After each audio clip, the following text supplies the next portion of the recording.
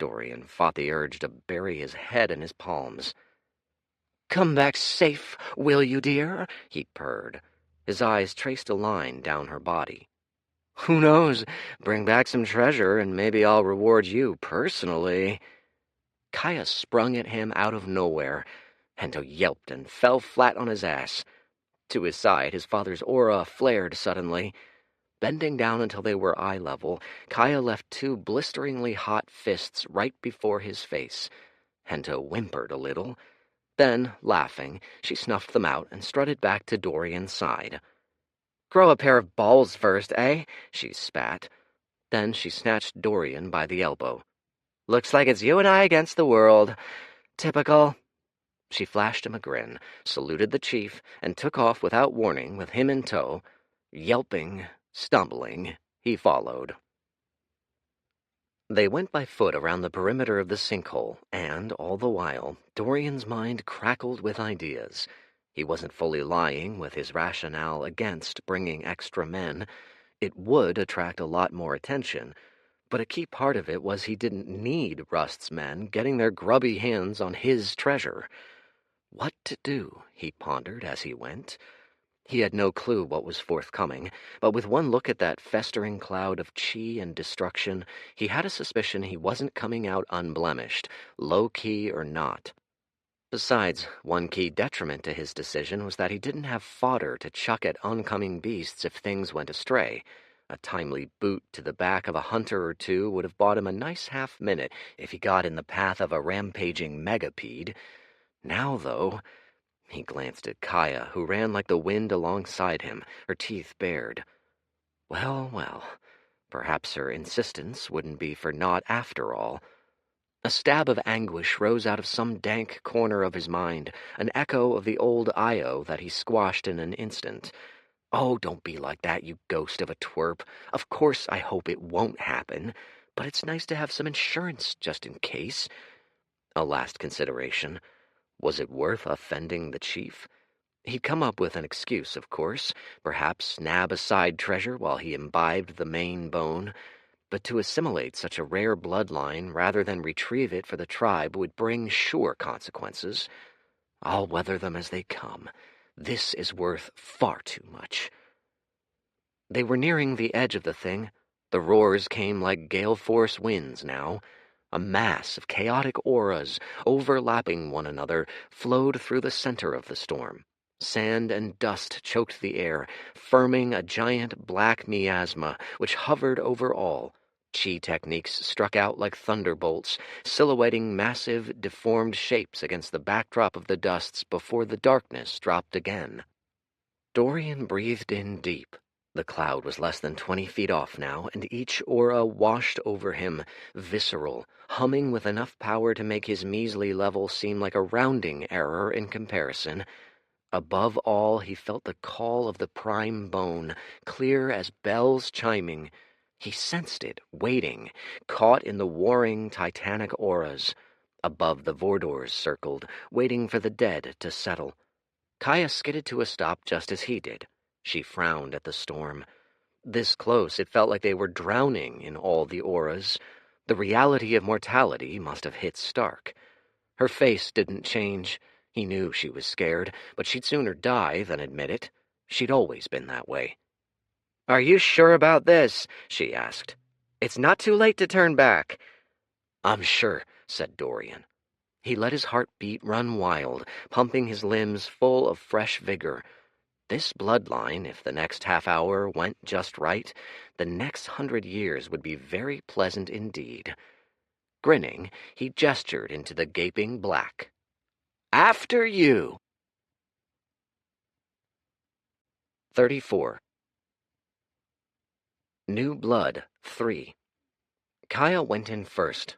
Dorian could decipher a few general things about the black miasma before him, and he sensed auras all around.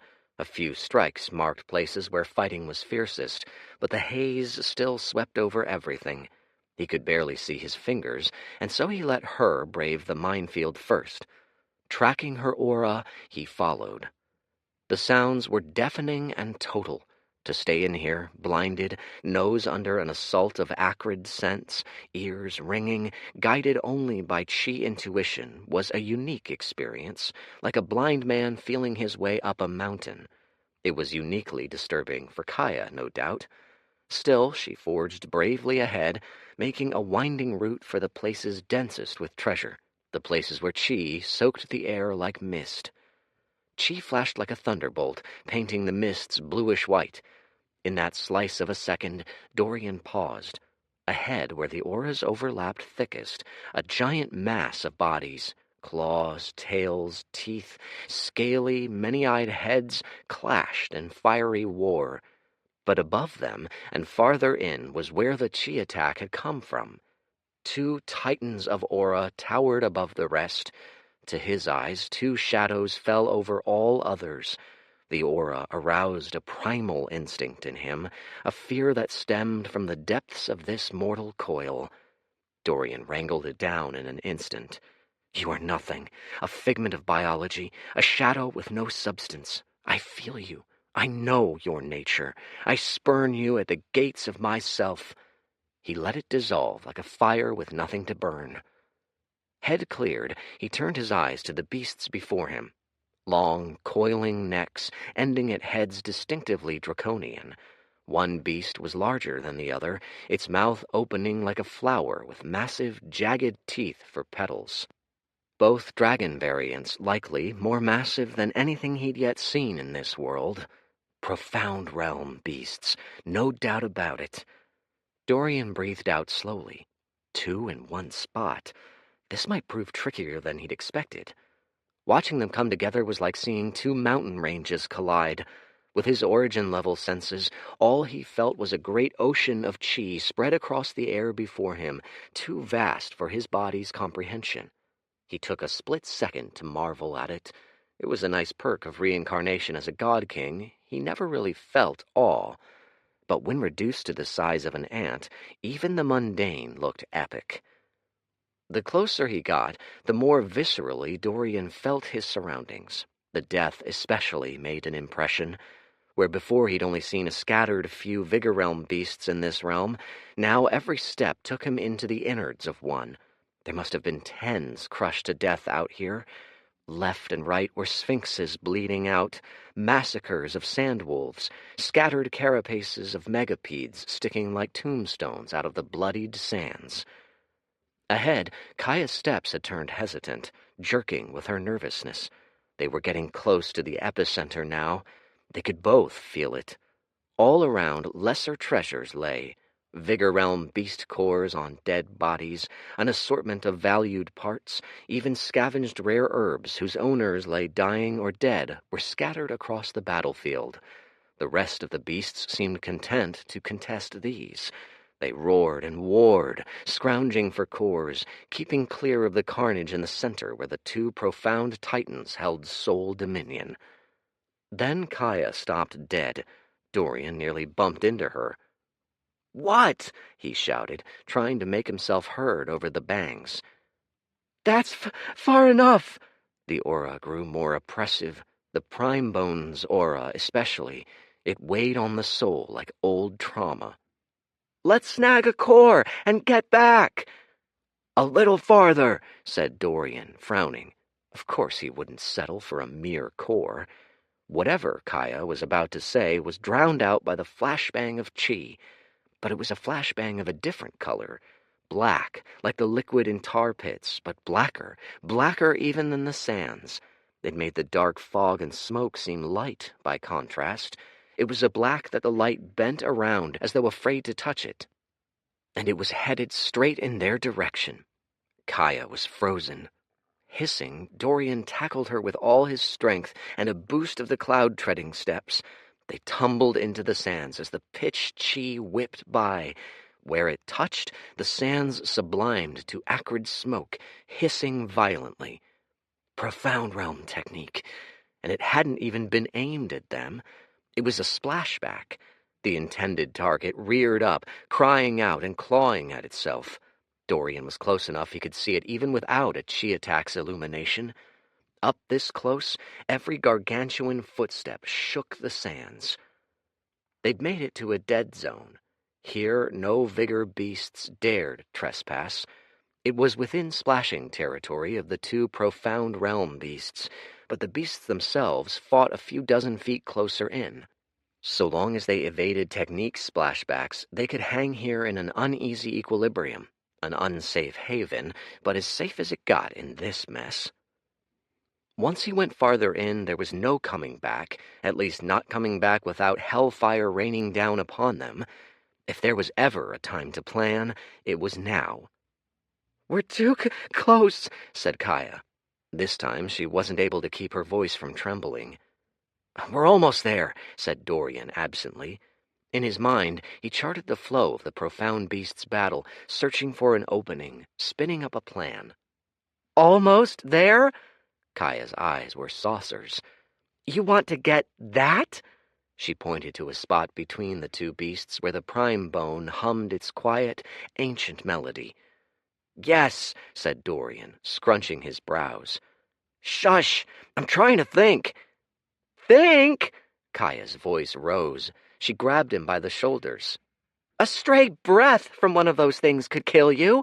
We almost just—" She stumbled on her words now. "Get a core and let's get out of here," she said at last. Her breaths came in quick spurts. Nearby, another explosion rocked the sands, and this time she couldn't suppress a yelp. Her hands trembled uncontrollably. Every muscle on her body was tensed. The fear was getting to her. "I have a plan," snapped Dorian. The bare-bones outline of an idea had come to him. He wasn't sure at all its success. There wasn't much time to think. The only thing he was sure of was that he wasn't giving up that damned bone. He was this close. From his interspatial ring, he pulled out a heart-quickening draft. Kaya stared at it, incredulous. "What are you—" "Stay here," he said. "I'll be right back." Then he winked at her. It was meant to be reassuring. She was rooted to the spot. It took her a second to process his words. "Well, wait!" But he'd already dashed into the fog. In a second, he was gone. He was true to his word. A mere 2 minutes of mad, cloud-treading steps boosted sprinting later, he'd went and come back. Kaya was on the brink of losing it. "Don't you dare do that again," she hissed, blinking fast. Her eyes were bloodshot. "Do you know how—" "No time," he said, still panting hard. "Here." With a tap of his interspatial ring, he brought out an assortment of pills. He pressed a few to her palms. "Swallow." "Huh?" "It'll boost your chi generation for a little while," he said. He took the pills to his lips and downed them in a gulp. "Long enough for me to get in and out." She looked at him like she'd never seen him before. A dozen feet away, a worm shrieked as a technique brought it down in a shower of blood. "Chief would be happy we got even a regular core out of this. Why—" "Look, sis," said Dorian. He stared her in the eyes imploringly. "I'm not getting out of here without it. We're this close. The battle's winding down. We don't have time to argue. Do you trust me?" The answer should be no. To you or anyone, I should be in way over my head. But I have a feeling I know what you'll say. She hesitated. Then, gulping, she nodded wordlessly. "Good," said Dorian with a grin. "Here's what I need you to do." He glanced up to the fight. It seemed it had reached a turning point. One profound beast had latched on to the other and rained down heavy, scything techniques. The other roared lustily, returning fire, but it was a fading effort. "Keep the path clear," he said. "I'll be in and out. When I come back, we'll escape to the skies. Before then, I'll run back on a set route. You'll feel it coming. If anything gets in my way, blast it. Get it out of the way." He held her gaze. "Got it?" She nodded again, eyes narrowed. "I hope you know what you're doing," she said. "I hope so, too." Then he dashed into the storm without another word. There were too many variables to plan for, too many attacks that, if going slightly astray, would mean the end of him. He didn't cycle or use any technique in this first part. Emitting no aura, he let himself go undetected in the fog.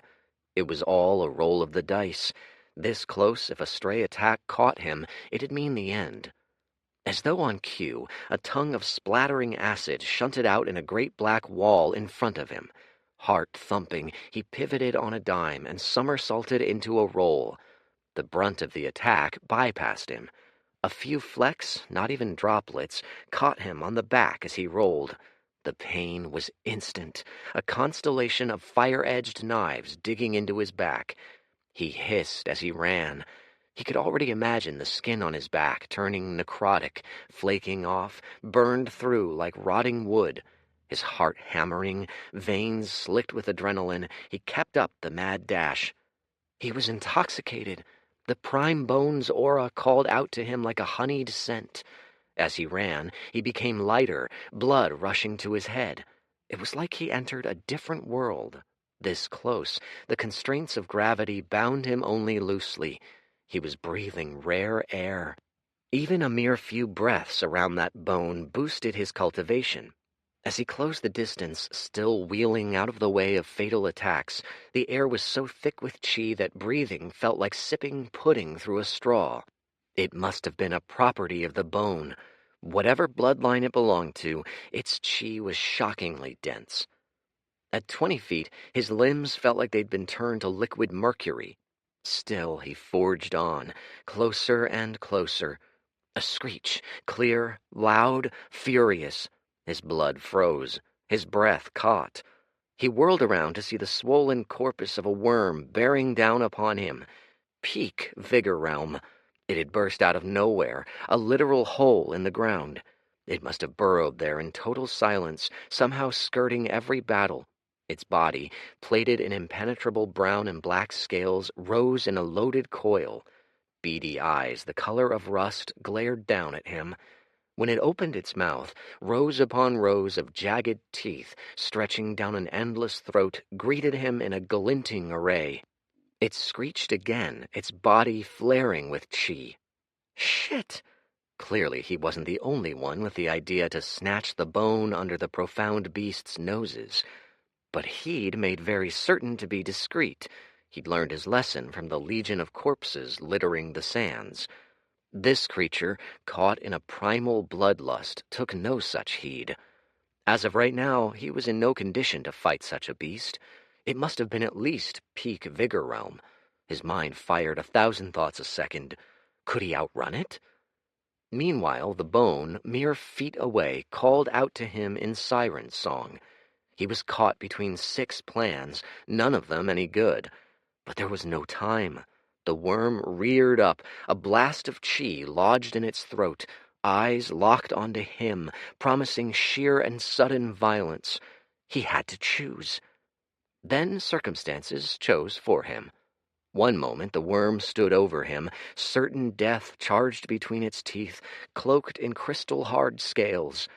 The next, it was blasted in a rogue wave of toxic black, blacker than tar, and Dorian stilled. The poor thing didn't even have the chance to scream. It whirled and flailed about, smothered in the oily black. It clung to the worm, molding to every inch of its body like a cocoon. The only sound he heard was the strident hiss of acid, so loud and so endless it seemed like the forlorn cries of a dying beast. In mere seconds, the figure of the worm dissolved like an ice sculpture in a furnace, melting to nothing. A Vigor Realm beast reduced to slag. Just like that. Dorian swallowed, his heart sinking, and glanced up. He stared into slitted yellow eyes, cold and pitiless as the moon. 35. New Blood 4. It was a sensation he'd never get used to, in part because he'd gone so long without it. That feeling of smallness, nearly stifling, hit like a shock of cold water to the face. Then it settled in on him, cloaking him like a straitjacket, making stones of his limbs. A lesser human might have fainted on the spot. As it was, he had to scream at his limbs to move. His body's instincts had all gone haywire. The great beast, some kind of flood dragon by the looks of its phosphorescent scales, its angular face and sleek build, flicked its head, its maw creaking, holding back a throat full of toxic death. Before a flash of volcanic red pummeled it upside the head. The blast was sudden and so violent it felt like the world was ending. Dorian was nearly thrown over by the aftershock. He glanced to his left and saw a drake rising from the sands, gushing gray blood from a litany of wounds. An eye was poked out. The other smoldered with hate. It bellowed so deeply the sound seemed to rattle around Dorian's bones. Then it leapt up, spewing liquid fire, and the world was washed out once more. Dorian's eardrums felt like they'd been punctured. All he heard was static and a shrill whine, then an unnatural silence. The attack did, however, draw the flood dragon's attention, and with it went that chest-crushing pressure. Dorian could breathe again. He took the chance and sprinted instantly for the bone. In his head he kept up a count, not of footsteps but of heartbeats. There was a certain trap he'd sprung. He needed to make certain he got the timing just right. Now he was close enough to see it clearly. It was a scale nearly the size of his palm, a deep ocean green, glowing like a gemstone in the dying light. What little light there was slipped and slid off its polished, curved surface. There wasn't a scratch or chip on it. It was thin as a nail. It arrested the gaze, hypnotic. Its surface was like the sinkhole itself, a gaping, vast maw you couldn't help but be drawn into. Its presence was another kind of pressure, not a blunt, heavy weight, but something more insidious, under the skin. So thick his lungs strained at the effort. It took great hacks to drag in the air now. Still he went, sweat pouring down his head, blocking out the chaos all around him. Only one thing mattered now. The last 3 steps seemed to take an eternity. Behind him, twin explosions rocked the world. Then he reached out, shoving his hand through the air. This close, it felt like his hand was repelled by a magnet. The closer he got, the slower his fingers got, the more they trembled. It was an infuriating slowdown this close. It was seconds spent he could not afford. He felt his heart thrashing in his chest. How long might that drake distract the flood dragon? His hands clasped around the bone. In an instant, he drew it into the interspatial ring. Its colossal presence and aura, shunted into another dimension, vanished instantly. In the same motion, breathing fast, he whirled around wildly. Burning all his chi into the cloud-treading steps, he sprinted like a madman. He made it 5 steps before he felt a crushing presence descend on him again. Behind him, there was the sound of a massive body thumping against the sands, a profound realm aura flickering, half dead. Ah, hells. He didn't turn around. He didn't make the mistake of looking into the thing's eyes. It was much easier to keep running now that he'd already started, even as his legs stepped out and bent at awkward angles, even as the weight on his back stacked up. From behind came a screech like thunder. Ahead he saw Kaya's face, pallid in a swarm of smoke. She yelled something beyond his hearing and threw out a tongue of flame, not as an attack, he saw, but like an escape rope, something to cling on to. Half a heartbeat later, every hair on his back stood up. Intuition screamed at him to leap aside. He felt the shadow crane over him first, saw the outline of one massive head rearing back. Throwing himself forward with all his might, he grabbed for the rope. Kaya hauled it in one smooth stroke. From behind him came a sound like a wave crashing. He heard liquid steaming and hissing and sloshing. Droplets of it scattered across his back, drilling into him, so hot it tested this body's limits for pain. He bit back a scream. He didn't even feel the tongue burning his hands as he rocketed through the air, pulled by Kaya's yank. A second later, he stood by her side, panting. There stood the flood dragon. The drake's fallen body lay unmoving behind it. Its eyes were locked straight onto him. With only so much space for liftoff, Dorian was sure he wouldn't make it. Where is the trap? Had he timed it wrong? He counted the seconds off in his head all this time. Any second now it had come. "Run," whispered Kaya. Her face was a mask of horror. She bit down on her lip hard enough to draw blood. She twisted her expression into a forced scowl. Her trembling hands lit up with flame. A braver or dumber man would have thought about it. Dorian didn't need to be told twice. Poor, dumb, brave Kaya charged the profound realm beast, burning her bloodline to its fullest. Dorian kept running, estimating the takeoff, counting down the seconds in his mind. No, it isn't enough. Mid-sprint, he went for the nearest large dune instead, a new plan popping fully formed to mind. Out of the corner of his eye, Kaya leaped up like a shooting star. She shone like hope. A battle cry flew from her lips with such sincerity Dorian almost believed it. She was a burning, white-hot dot against the night. Then the flood dragon batted her out of the sky with one derisive paw. She hurtled to the sand like a skipping stone, bounced 4 times off the sand, each one accented by the sickening crunch of bones breaking, and settled at last in the dust. She didn't move. Half her limbs were bent the wrong way. Her chest was a mess of gore and bone. Blood gushed out from her mouth like a fountain. Her body lay splayed out like a broken doll. Her eyes stared blankly, uncomprehending. All the while, Dorian had torn into the dunes. Suppressing a wince, he kept digging. His sweat dripped into his eyes now, down his chin. Just a little more. Where's that damned trap? There was no hiding from this profound beast, least not behind any dunes. The only way was to suppress his aura, to cut off the use of any chi techniques, bury himself in one and bide an inkling of time. Just enough time for his would-be trap to go off, assuming it hadn't malfunctioned already, that is. If it did, he was done for either way.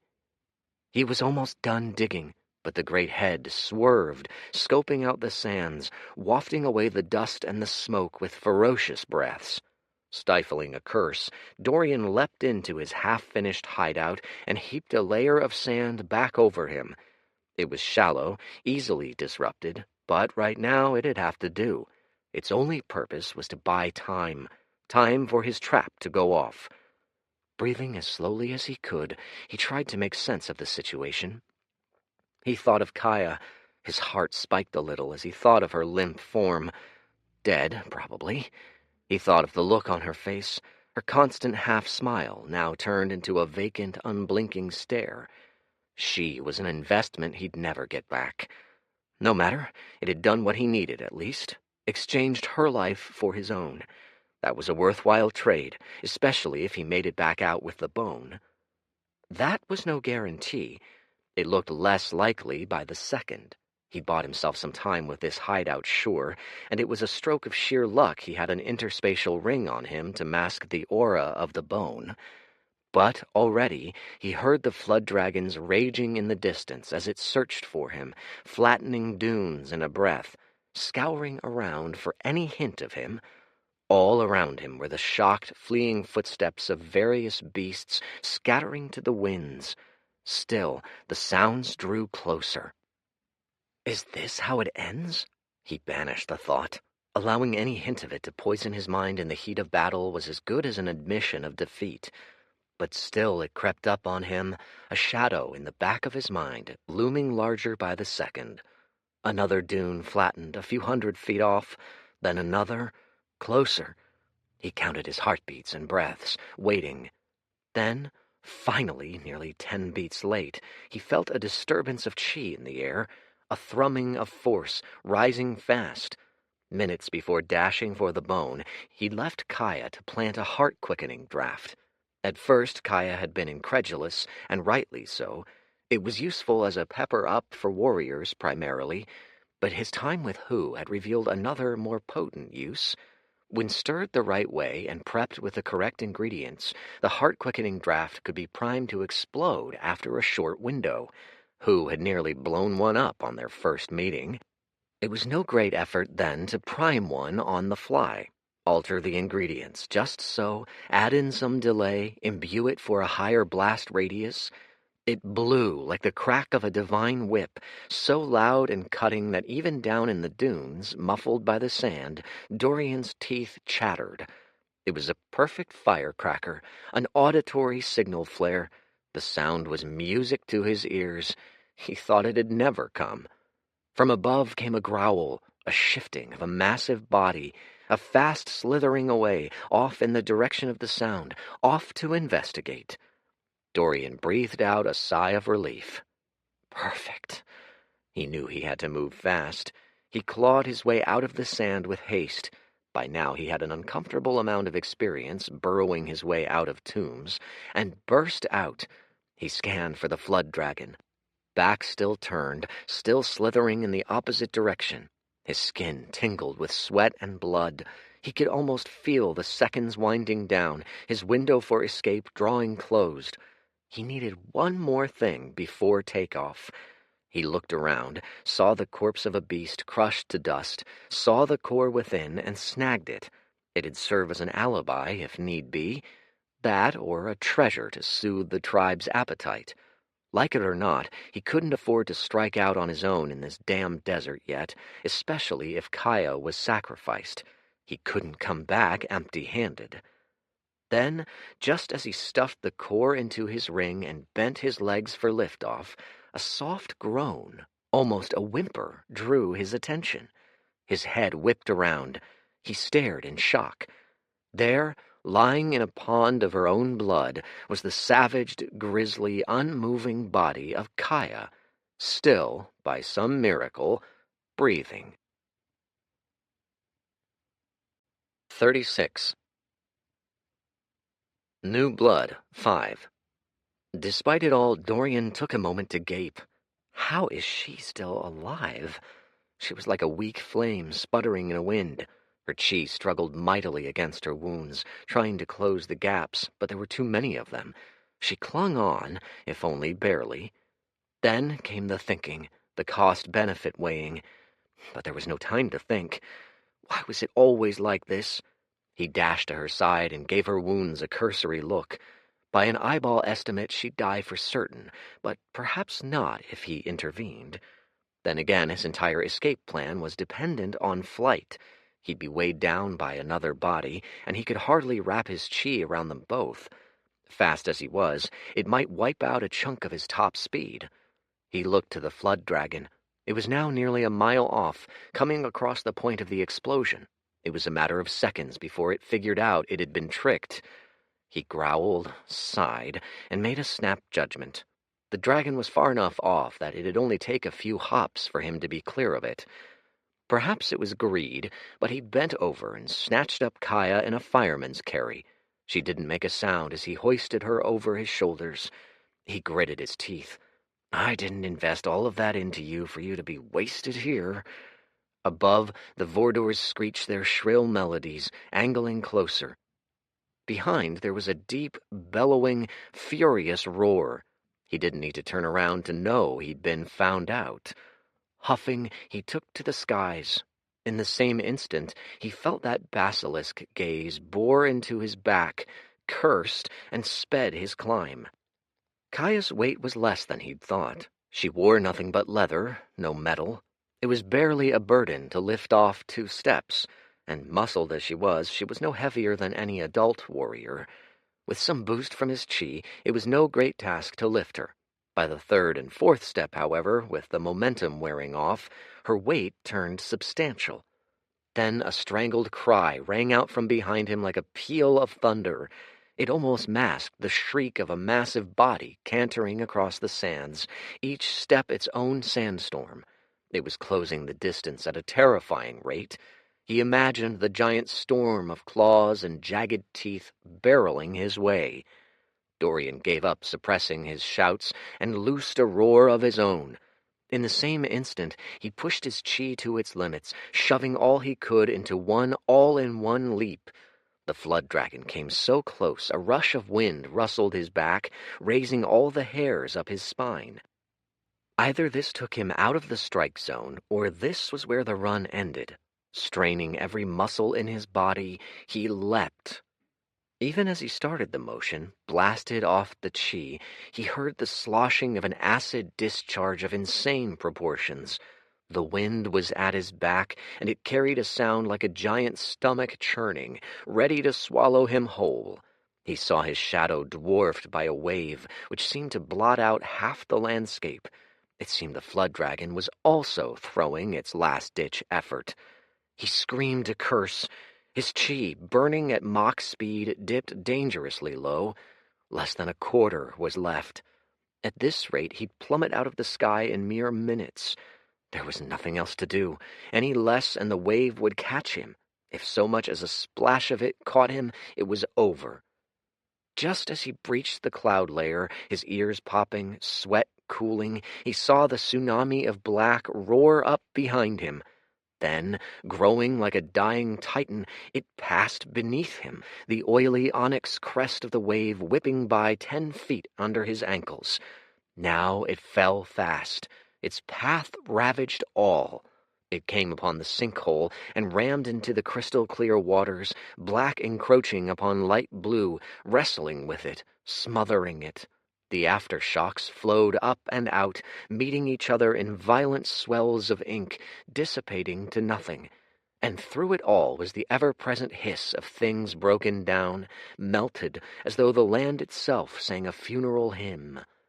Dorian met eyes with the flood dragon one last time. It opened its mouth to screech. He didn't stick around. Instead, he dashed high into the cloud layer and was gone. He touched down half an hour later, totally spent. The tribe had left without them. Dorian's mouth felt very dry.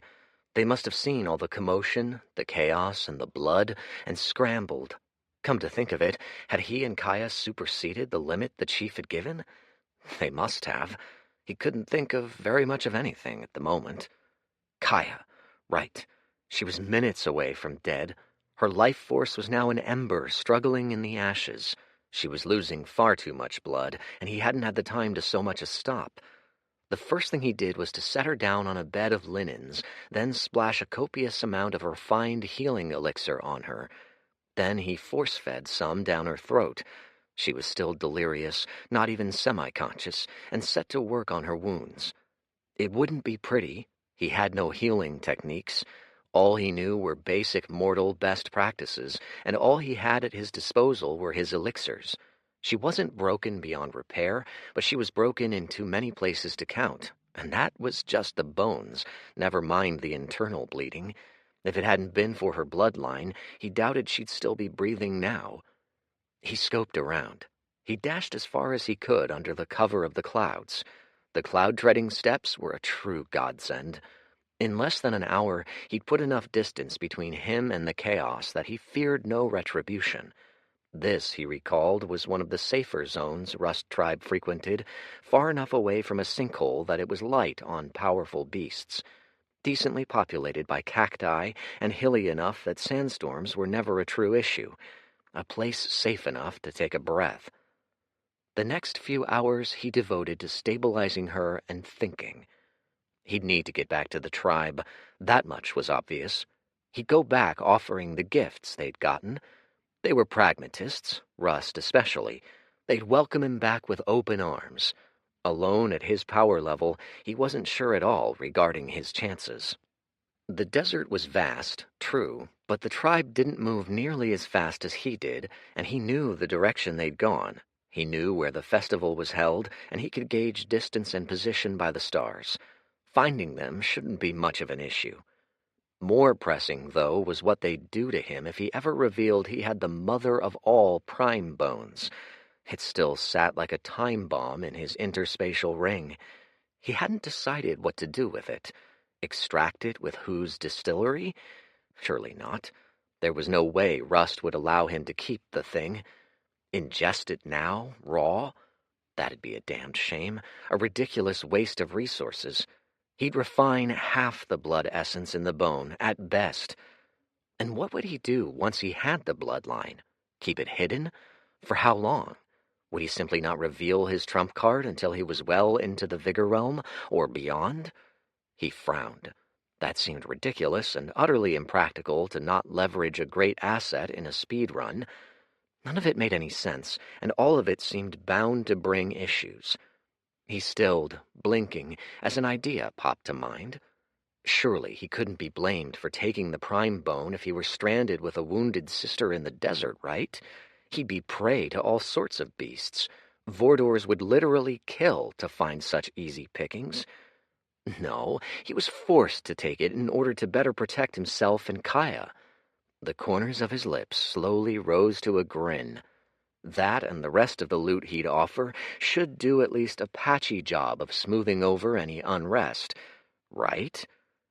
It was a shaky story, no doubt, but the bone burned a hole in his ring.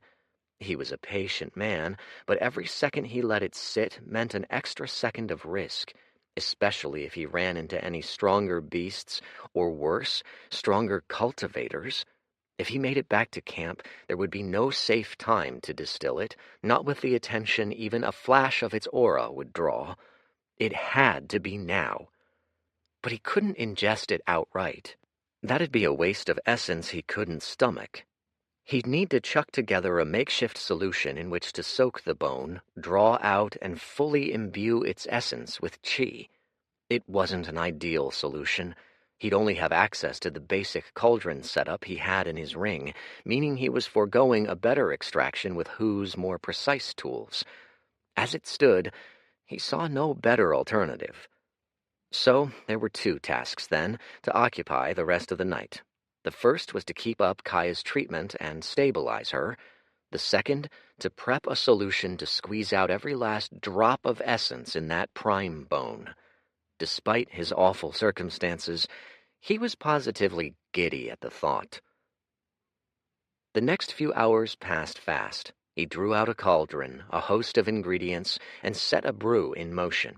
He fed himself a few elixirs to replenish his strength.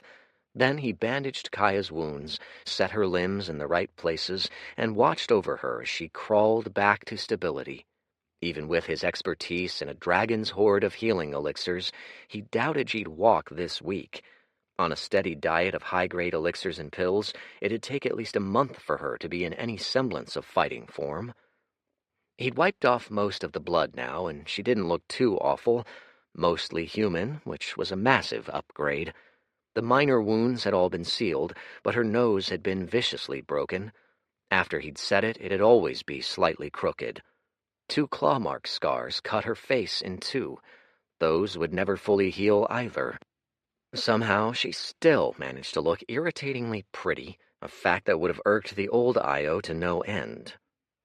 All the while, he had been careful never to remove the bone from his ring, keep it in open space for a prolonged stretch, and it'd definitely attract the wrong herd, and just a flash of it at an inopportune time might send some ghastly beasts his way.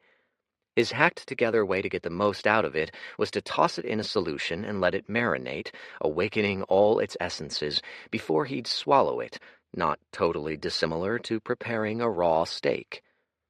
At the 6-hour mark came the crucial time. The solution was done. All that was needed was to place the bone in it. The first thing he did was to leap up almost 1,000 feet, scanning the surroundings for any concerning spirit beast. None but a few Vordors in the distance. Good.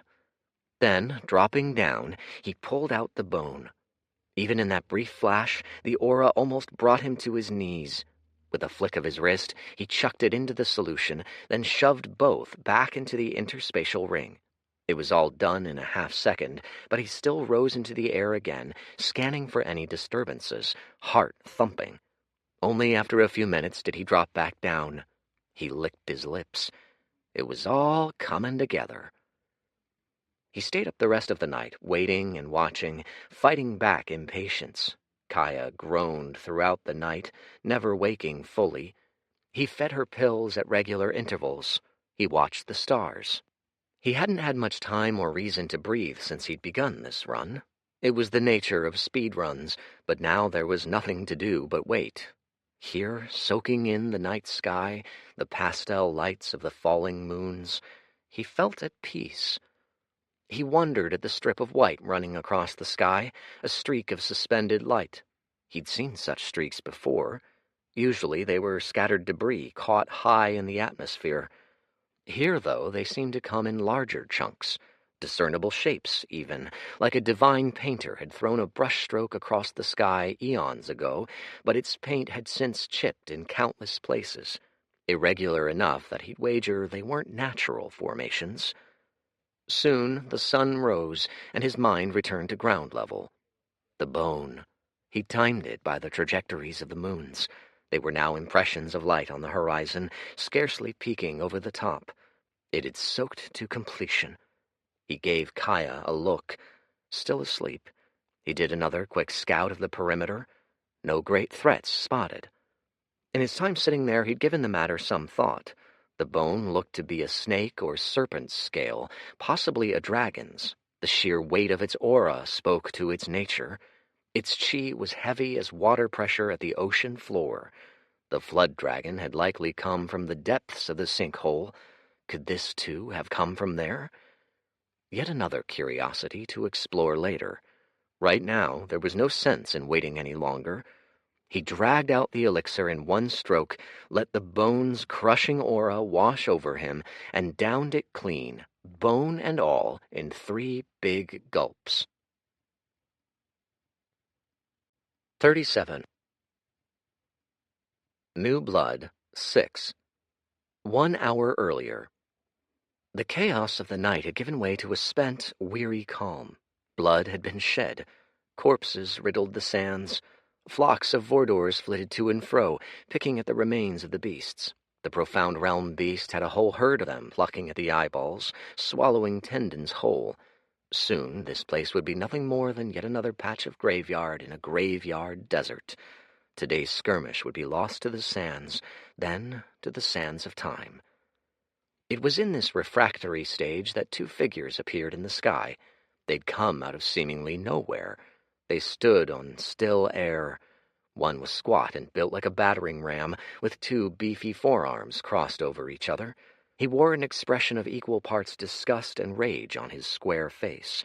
His lips twitched under an impressive, bristling mustache. The other was a young man, dark-haired, pale, thin, with thick black rings under his eyes. He was dressed plainly.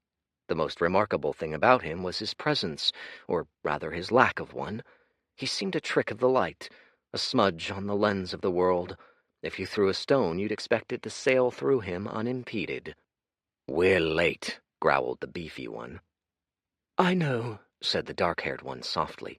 The beefy one wheeled on him, gnashing his teeth. "I knew it," he said. His eyes sparked fiercely. "Those nomads cost us the time we needed. You insisted on stopping to talk things through. They're ants, Nijo." Nijo shrugged. "Calm down." "We should have slain them where they stood and carried on." Nijo sighed. "They weren't at fault." To his side, the beefy man's arms curled into fists. "We've lost a god's bone," said the beefy man. His lips curled into something approaching a sneer. "At times like these, some fire would do you good. What would your father have done, "I am not my father, Elder." Nijo cleared his throat gently. "Besides, he's ordered us not to make a commotion. This is a covert mission. Search and retrieve."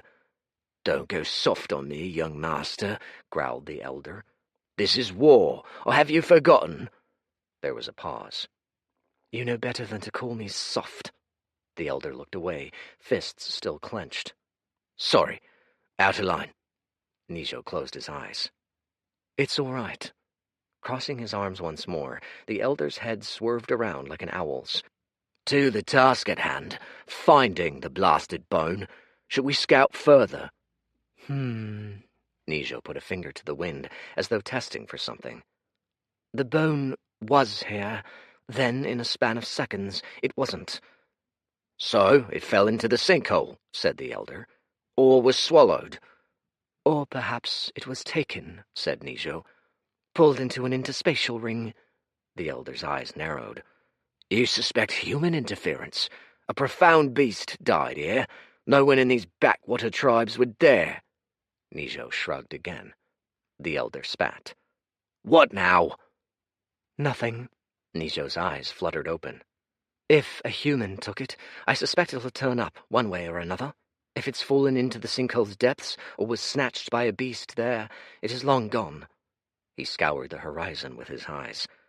There is no sense worrying about things we can't control. The trail ends here. All else is speculation. So what? The elder gave him a rough look. That's it? Are we to return to the master empty-handed? For a few seconds, Nijo was silent. Then he pointed to the sinkhole. Its waters recovered their clear state. The ink blots of acid were being whittled away to nothing. The creature that spewed that attack lies within, he said. Look. The elder grunted. I see it. A few hundred feet in, nestled in a shelf of vibrant, multicolored, twisting corals, was the flood dragon, its scales shimmering a translucent, warbled blue. It seemed to blend into its surroundings, dissuading the eye. Only a discerning gaze could have picked it out amid the sinkhole backdrop. Then its eyes shot open, as though it had felt their gazes. Nijo stared into its cold gaze for a second. He saw them widen. We've missed the bone, said Nijo Ugok. He gestured to the beast. For the first time that day, a tired smile graced his face.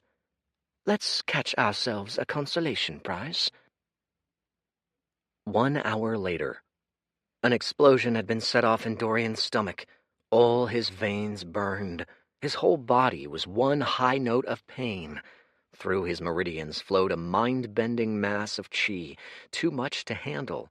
He felt his body strain with the weight of it, a container stretched to bursting. He bit down on his tongue to cut off a rising scream. He cycled as fast as he could, shoving himself to the brink. Chi gushed into his core. He felt beyond bloated, and still the chi kept coming. Level up, origin level 5 to 6. At some point he'd started to bleed in his mouth. Only belatedly did he realize it was from biting his tongue. There was nothing for it. No preparation could have saved him from this moment. The only thing to do was to cycle and try to hold in the chaos tearing up his insides. For a moment there was only cycling and the pain ebbed and rose and ebbed once more as he cycled, desperately trying to relieve the stress. His skin cracked under its weight. He couldn't help the aura seeping out of him, so ponderous it distorted the air around him like a heat wave. The more he cycled, the more his limbs filled up with new weight. The heaviness of this chi felt different in person. At this stage of the origin realm, its weight was already crushing. If he was right, he'd need a physique with the strength to support it. He felt the bone's essences unraveling, seeping into his body. Level up, origin level 6 to 7. Chi leaked out of him now in big swaths. He couldn't help it. Any more and he'd literally combust. What he didn't let out was the bloodline essence. He clung to every last drop of it, letting it permeate his skin and bones and muscles and body. It was an out-of-body experience. His sheer pain had already set his consciousness at some fixed point outside his body. Now it felt like he barely inhabited his limbs at all. There was a monumental change underway across all aspects of himself. Limbs lengthened, bones crackled, grew denser, stronger, longer. New muscles, tempered and hard, filled his frame. His old skin shed off him like a snake's. New skin, smoother than river stones, took its place seamlessly. He felt like he was being slowly transmuted into a precious metal, heavy, dense, pure, without blemish. At last, that scrawny physique is gone. He smiled. He smoked like a bonfire. Impurities left his body in big, acrid tufts, dispersing into the air. His talent ratcheted up in huge leaps. This was the formation of a pseudo-vigor physique. Usually significant physical changes only occurred in the vigor realm, but an exception was made for bloodline users. Even in the origin realm, they attained physiques beyond a mortal's grasp. What sort of physique was it? Now that he was assimilating it, the bloodline felt distinctly serpentine.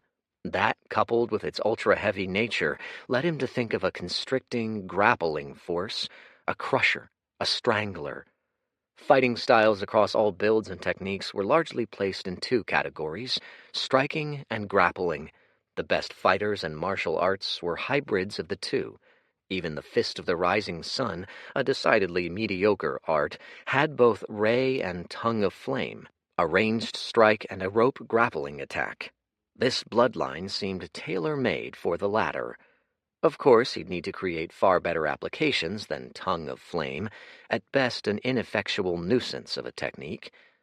But there were other things there, too. There was a consuming, spreading darkness to this chi, a heavy death aspect. Dorian flexed his fingers, dropping a bit of it to the sand. It sank into the dunes like a stone falling into a well. Only now did Dorian realize he'd sunk up to his hip in the sand. He looked down as he cycled, faintly amused. Likely the originator of this bloodline dwelled deep in the sinkhole, where its weight was less of a hindrance. The more he drew in, the less his chest felt like it was about to burst open, the easier he breathed. He never stopped a diligent cycling pattern. He'd drawn in the bulk of it. The last of the chi felt like a block of cement in his gut, but he slowly chipped away at it. He had full confidence he'd reduce it to nothing soon. Level up! Origin level 7 to 8. His eyes snapped open. He could devote his mind to the world once more. Kaya still lay there, totally out of it. The sun had reached midday. He frowned, looking around. Huge flakes of skin papered the ground, but that seemed to be the extent of the aftermath. He'd been careful to rein in any of the bone's aura as soon as he could get a handle of it, and this far out in the desert, the only ones to pay any attention were small fry, vordors and sandwolves. Neither, it seemed, had gotten wind of him. Had his scouting the perimeter paid off? Then a shadow fell across him from directly above him. He looked up and frowned. The biggest Vordor he'd ever seen made lazy arcs in the sky, eyeing them with undisguised hunger. It must be at the Vigor Realm, at least. Tip to tip, its wings could smother Rust Tribe's biggest tents. If Dorian had to guess, this was one of the winners of the sinkhole battle. It had likely gorged itself on prime cores and meat. Now it was back for more. Dorian cycled his chi to its fullest and unleashed his aura. It wasn't naked and undisguised like the bone had been in its natural state. Within him it was reined in. Still, it sent a sharp warning to the beast. Stay back. There are powers at play here you know not. The big Vordor froze. Then it squawked fiercely, whipping its head from side to side as though to shuck off the weight on it. It eyed Dorian again, and he knew he'd only succeeded in angering it. In one smooth move, Dorian yanked himself up from the sand. His blood churned fast in his veins. Somehow he didn't feel nervous in the slightest, facing a creature at least a half-realm above him, a creature that would have likely crushed him mere hours before. As he stared up at it, he even felt a vicious smile working at his lips. His bloodline, unleashed, sang to him, craving violence. To his surprise, he was the one that struck first. He felt the difference of his new bloodline the instant he kicked off cloud-treading steps. It was a strange counterbalancing act. On one hand, his new physique was practically an anchor. The technique had to work doubly hard to lift it the same distance. On the other, his chi was orders of magnitude denser than it had been before. The same amount burned granted him threefold the output.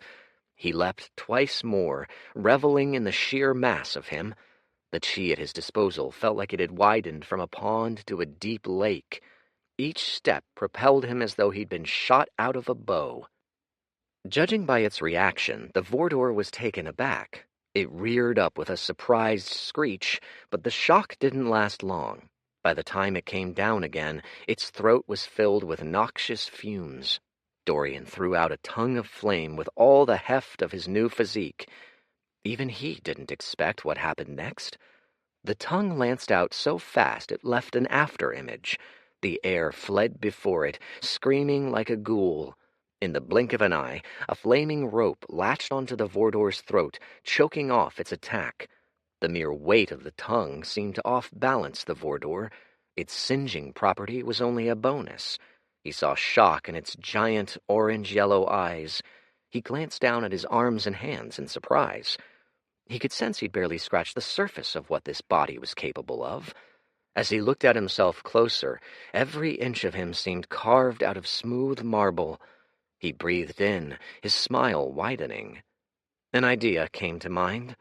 He looked up at the struggling Vordor and gripped tighter on the tongue. This would either end the fight in a stroke or fail spectacularly. It all depended on if his newfound power was as ridiculous as it seemed. He put all his muscles into it and yanked. The Vordor strained its hundreds upon hundreds of pounds of muscle, furiously trying to break free. It didn't stand a chance. The pull sent it diving at Mach speed. It looked almost comical, a colossal, feathered black blur streaking for the ground. It cratered into the sand head first, spraying tidal waves of sand in all directions.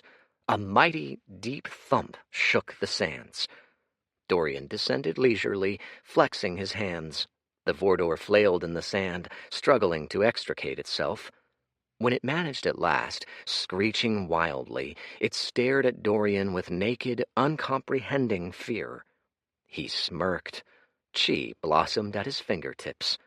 He'd underestimated himself by far. He'd have a ball of a time unraveling the mysteries of this bloodline. For now, first things first. It was time to break in his bloodline. He was due for some target practice. 38.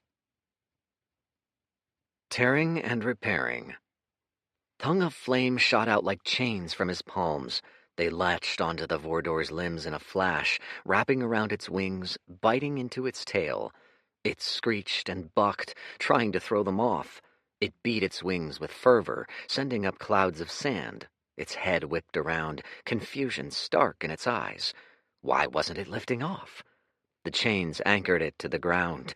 They were so heavy that they made each flap of a wing a serious effort.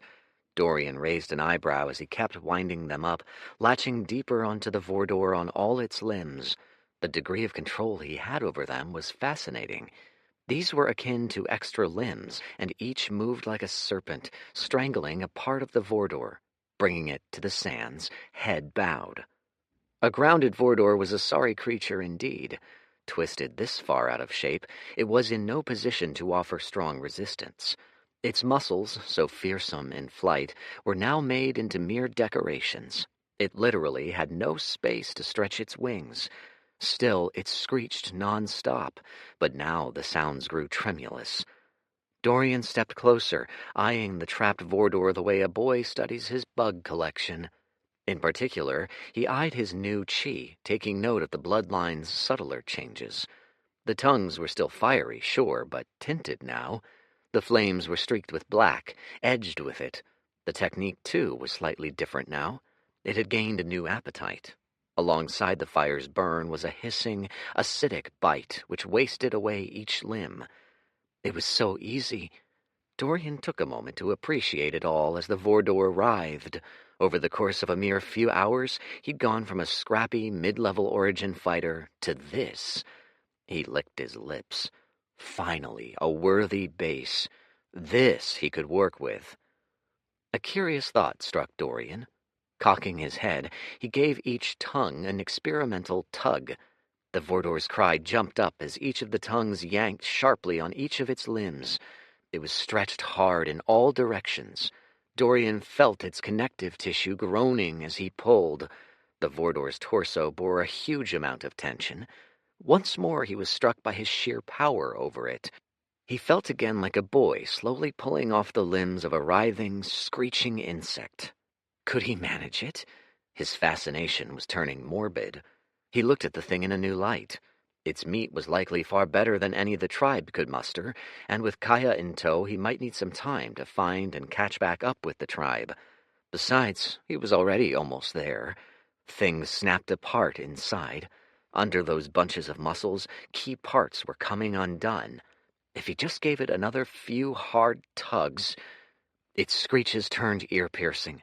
Grimacing, Dorian snaked another tongue around its throat to shut it up. It couldn't even writhe. Soon the tension on it was so high it could only spasm. As he kept it up, Dorian felt his chi reserves fast depleting.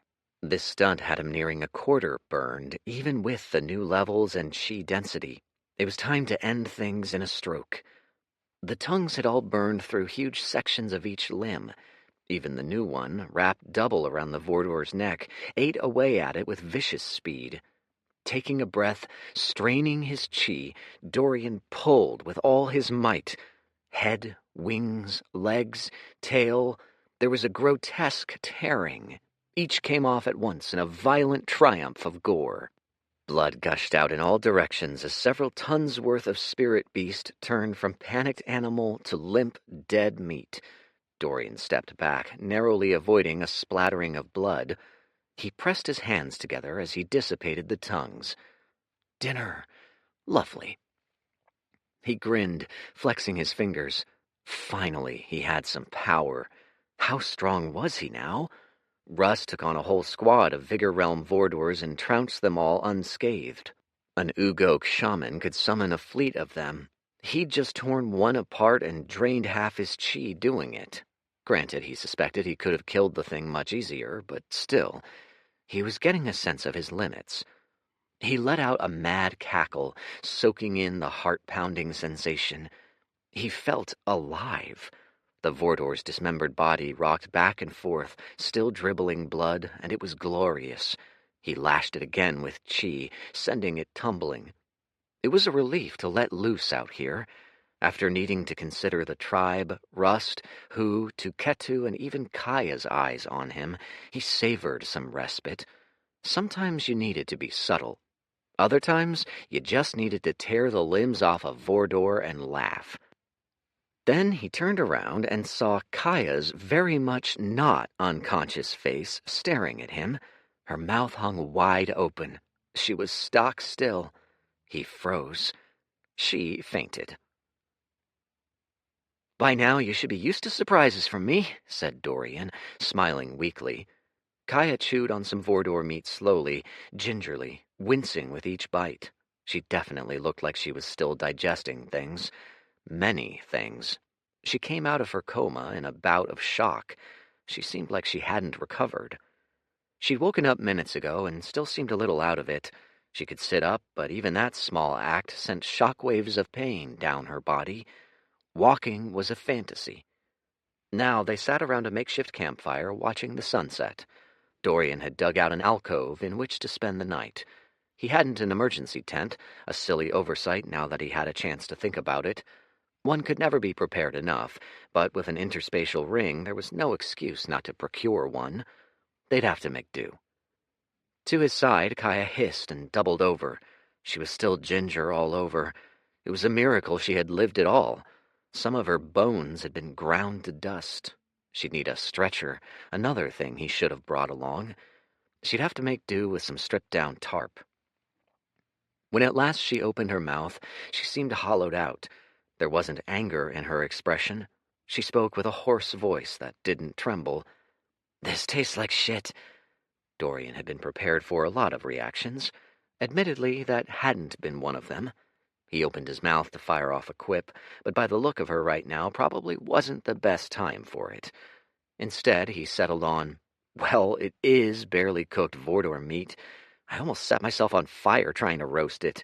You can hardly expect a 2-course meal from the head cook." They sat in silence. Kaya kept up her chewing. Taking her cue, he started on his own burnt Vordor steak as well, digging into it with his fingers. A scrap of dirty cloth was his plate. "I'm surprised you haven't picked up godly cooking skills in the past week, too," she said with a sardonic glance. He pretended not to hear. "Hmm?" She tried on a cheeky, pained grin, grimaced at the effort, and returned to chewing. "Nothing." More silence. "So," she looked at him, swallowing the last of a chunk. "The prime bone, you went and absorbed it while I was out." "Yep." She gave him a once-over, looking at him funny. Besides the muscles, he was taller than her now. She looked like she was having some trouble with it. Huh. What? Nothing. It's just, you were just, and now you've went and, I don't know what to say. You just tore apart that thing with your chi. What? She made to scratch her head, winced at the movement. He held up a hand. Stop moving. You'll only make it worse. I know, she scowled, then slowly grabbed for another chunk of meat. I'm just cranky and confused. It's a lot to swallow, all right? Really? He eyed the chunk. Doesn't seem like that big a portion to me. She treated him to a deadpan stare, which was good progress from her blank stare. See, I was just trying to soothe your shock with dumb humor, he said. Ugh, I already regret jumping in front of that dragon for you. Groaning, she raised a hand to her temple. Should have just let you... Wait, hold it. She frowned and pressed her fingers to her head in small circles, like she was trying to massage out the truth. I jumped in front of a dragon. For you. Yeah? You left me stranded in the middle of the desert. Her voice rose. She looked like a big realization hit her all at once. Then you came back, didn't explain a whit, and charged a dragon. What the hells were you thinking? He hadn't meant to charge the thing, but she hardly looked in the mood for technicalities. She looked pissed. The only thing stopping her from being more was probably her physical condition. Time for wet blanket mode. He looked down, feigning a guilty look. I'm sorry. You didn't. She spluttered. Her face reddened fast. You could have gotten me killed. Both of us killed. I wasn't thinking straight, he whispered. He bowed his head lower and hunched his shoulders in to appear small, vulnerable. I felt the bone and, I don't know, I got really excited. He swallowed. I'm sorry, he said again, voice trembling. A weak finish. He'd let it hang there. Perhaps it'd soften her up. He looked up. She'd barely softened at all. If anything, she'd gotten more pissed. Drat. I'd beat your ass if I could move, she snapped. He looked down again, thinking hard, and slapped together a quick plan B. His shoulders shook. His body trembled fast. He hunched over even farther. I don't want you to die, he whispered. That, at least, was true. She rolled her eyes. I'm not gonna die, idiot. When he looked up at her again, his face was pale. His lips quivered. He sniveled softly. He'd even managed to squeeze out some water for that on-the-verge-of-bawling look. That did the trick. One look, and something deep in Kaya melted. Her face was still stuck in a severe scowl, but she turned away with a sigh. You know what? Forget it. Just, she said, massaging her temples harder. I'd feel a lot better about this if I could hit something. He said nothing. Things were already in motion, he could tell. If he kept the silence there, she'd be the bigger person. She always was in their dynamic.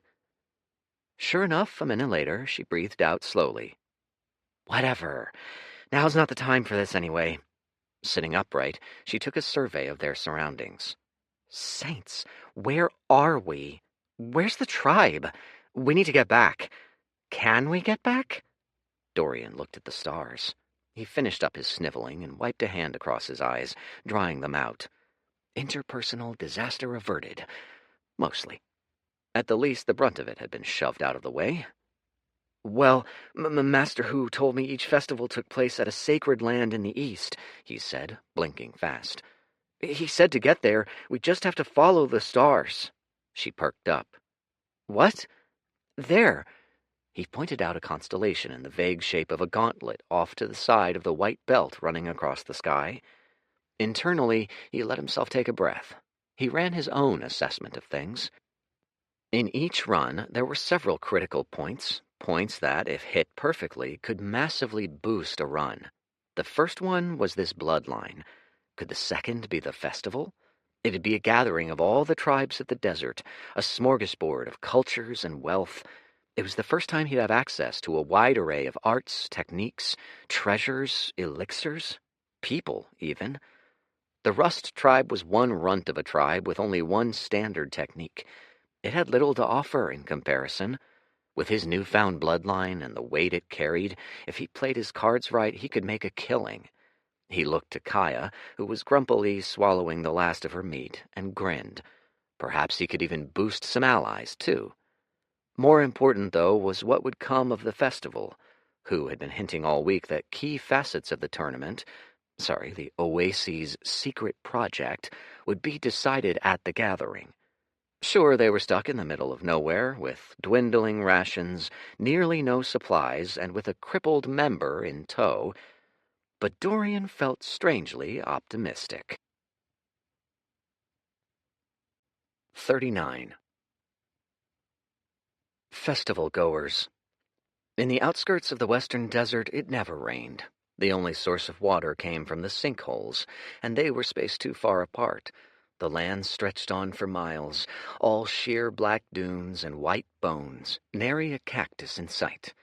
It was for this same reason most every sinkhole was dominated by spirit beasts. The ones humans had managed to convert to oases, located in the center of the western desert, were all in a certain radius of each other. A league, a safety net of their own kind. But out here, beasts reigned. The outskirts were more scarcely populated than the rest of the desert. Only 24 lesser tribes called this zone home. All of them steered clear of the outskirts' major beasts, eking out timid lives in the shadows of bigger beasts. All except one clan, the only major tribe among them. From the harshest of environments came the toughest of people. The Narong clan held a strong claim as the desert's most brutal. One would know a clan member by sight. Their skin shone like metal, slicked with light and hard to the touch. They treated their skin like metal, too. The martial art they cultivated tempered them with other resilient substances, sharpening bone with bone. On the morning before, they set out for the festival. 200 youngsters were arrayed in a field of flat sand. It had been the Narongs for centuries. Major clans typically only migrated once or twice a year, and only to set locations. This one was an ancestral ground. It was studded with tall bones which jutted like tree trunks out of the sands. They were arrayed in man-made formation, spaced evenly apart, one to a man. At the front of the formation of men and bone was a severe-looking, bearded elder. Every 10 seconds he barked out a phrase. The warriors kicked out in sync. 200 voices yelled out. 200 shins collided full force with pillars of bone, cracking sharply. They pulled back as one, ready for another set, not a scratch on them. Most of them were in the upper echelons of origin. The few at the front ranged into vigor. Each of them seemed carved of livid stone, and not a shred of fat adorned their bodies. One man at the front stood apart from the rest. He was not the tallest nor the most muscled, but he had an aura about him unlike everyone else, so sharp that just looking at him might cut you. Every inch of him was tempered to a fine shine. His elbows and knees were polished like knives, honed down to sharp points. Others took whetstones to knives. He used them to polish off every ordinary curve. When the Narong had been assaulted by their own Ugog shaman, he'd been the one to cut him out of the sky. Young Master Narong, pride of the Narong tribe, looked out at the rest of his warriors and nodded. "Narong!" he cried out, voice low and clear. "We march for the festival tonight!" He was answered by a thunderous round of cheers and clashing limbs. There was only one place in all the Izod desert where it snowed. High up on a sandstone formation called the Izod Plateau, stretching hundreds of miles across. The climb up to its lofty heights claimed countless victims. To live there was even more treacherous. It was the site of one large sinkhole and nothing else. The fighting among spirit beasts often devolved to bloody chaos. There the temperature dropped far past freezing in the winters. Like with the Narong, men who lived here were molded by their climes, made strong by them. The major tribe which ruled these parts was the Yalta. No one else dared brave these heights. On one tall cliff at the far east of the plateau stood 3 men laden in heavy furs and scaled boots. Each was an upper echelon of the Yalta tribe. With severe expressions, they watched the snowy plains below, where a man did battle with an adult worm. The worm towered 4 men tall and was flush with the vigor of its namesake realm. It bore its massive body upon its foe, mounds of muscle bulging, straining against its flesh. Such a squeeze would have reduced the most powerful of Origin Realm fighters to meat paste. Even vigor combatants risked death, but a closer inspection would have revealed that this wasn't a crushing at all. The worm squeezed with all its tons upon tons of muscle to no avail. It met total resistance. This was a wrestling match, and it was held to a stalemate. Then, slowly, its coils were pried back, stretched away. A sphere of pulsing chi made its presence known at the center of the squeeze, shoving back with equal fury. At the center of it was a man, but the term was almost inaccurate. He seemed like a creature of a different species. 8 feet of well-corded muscle, chi blazing along each inch of limb. A fearsome bloodline gushed through his veins. He wore his impressive set of muscles like a suit of armor. He set his body against the worm's, going strength for strength. He was winning. The worm recoiled as it felt itself overcome. Its eyes were wide with shock. Likely it had never been overpowered once in its long, violent life. Failure brought with it a fresh sense of fear. It gave a shuddering cry. The men on the cliff nodded in satisfaction. "Good enough," grunted one. "It'll do," said another. The third, the tallest and most decorated of them all, gave a curt nod. An undercurrent of knotted power emanated from him, suppressing every aura around him. The other 2 inclined their heads in clear deference. They leapt as one from their posts, blasting off into the skies. Their bodies made wide parabolas in the air. After several seconds, they landed feet from the spectacle in a flash of snow. "It's time, young master," intoned one. The man's eyes snapped open. His eyes locked on the speaker, even as he held back the worm with his bare hands, wreathed in pure white chi. It seemed to take not even the slightest effort. "So soon?" The leader stepped up. "Training is done. We leave for the festival at dawn. Stop playing with your food and finish it," he snapped. The young master nodded his massive head once. It took 3 full seconds for the meaty slab of a neck to bend down, then bend back up all the way. Then he leapt out of the bind in one fluid motion. The worm's eyes tracked him as he went, bloodshot. He somersaulted to a standing pose. Every movement was shocking. Despite his massive stature, he seemed to control his body down to the muscle fibers.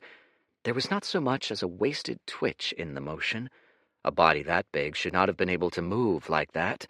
It seemed an affront to physics. The worm, meanwhile, darted its eyes between the 3 men and the young master. Slowly it came to the realization that, despite its long-standing stature as a ruler of the desert, in present company it was outmatched.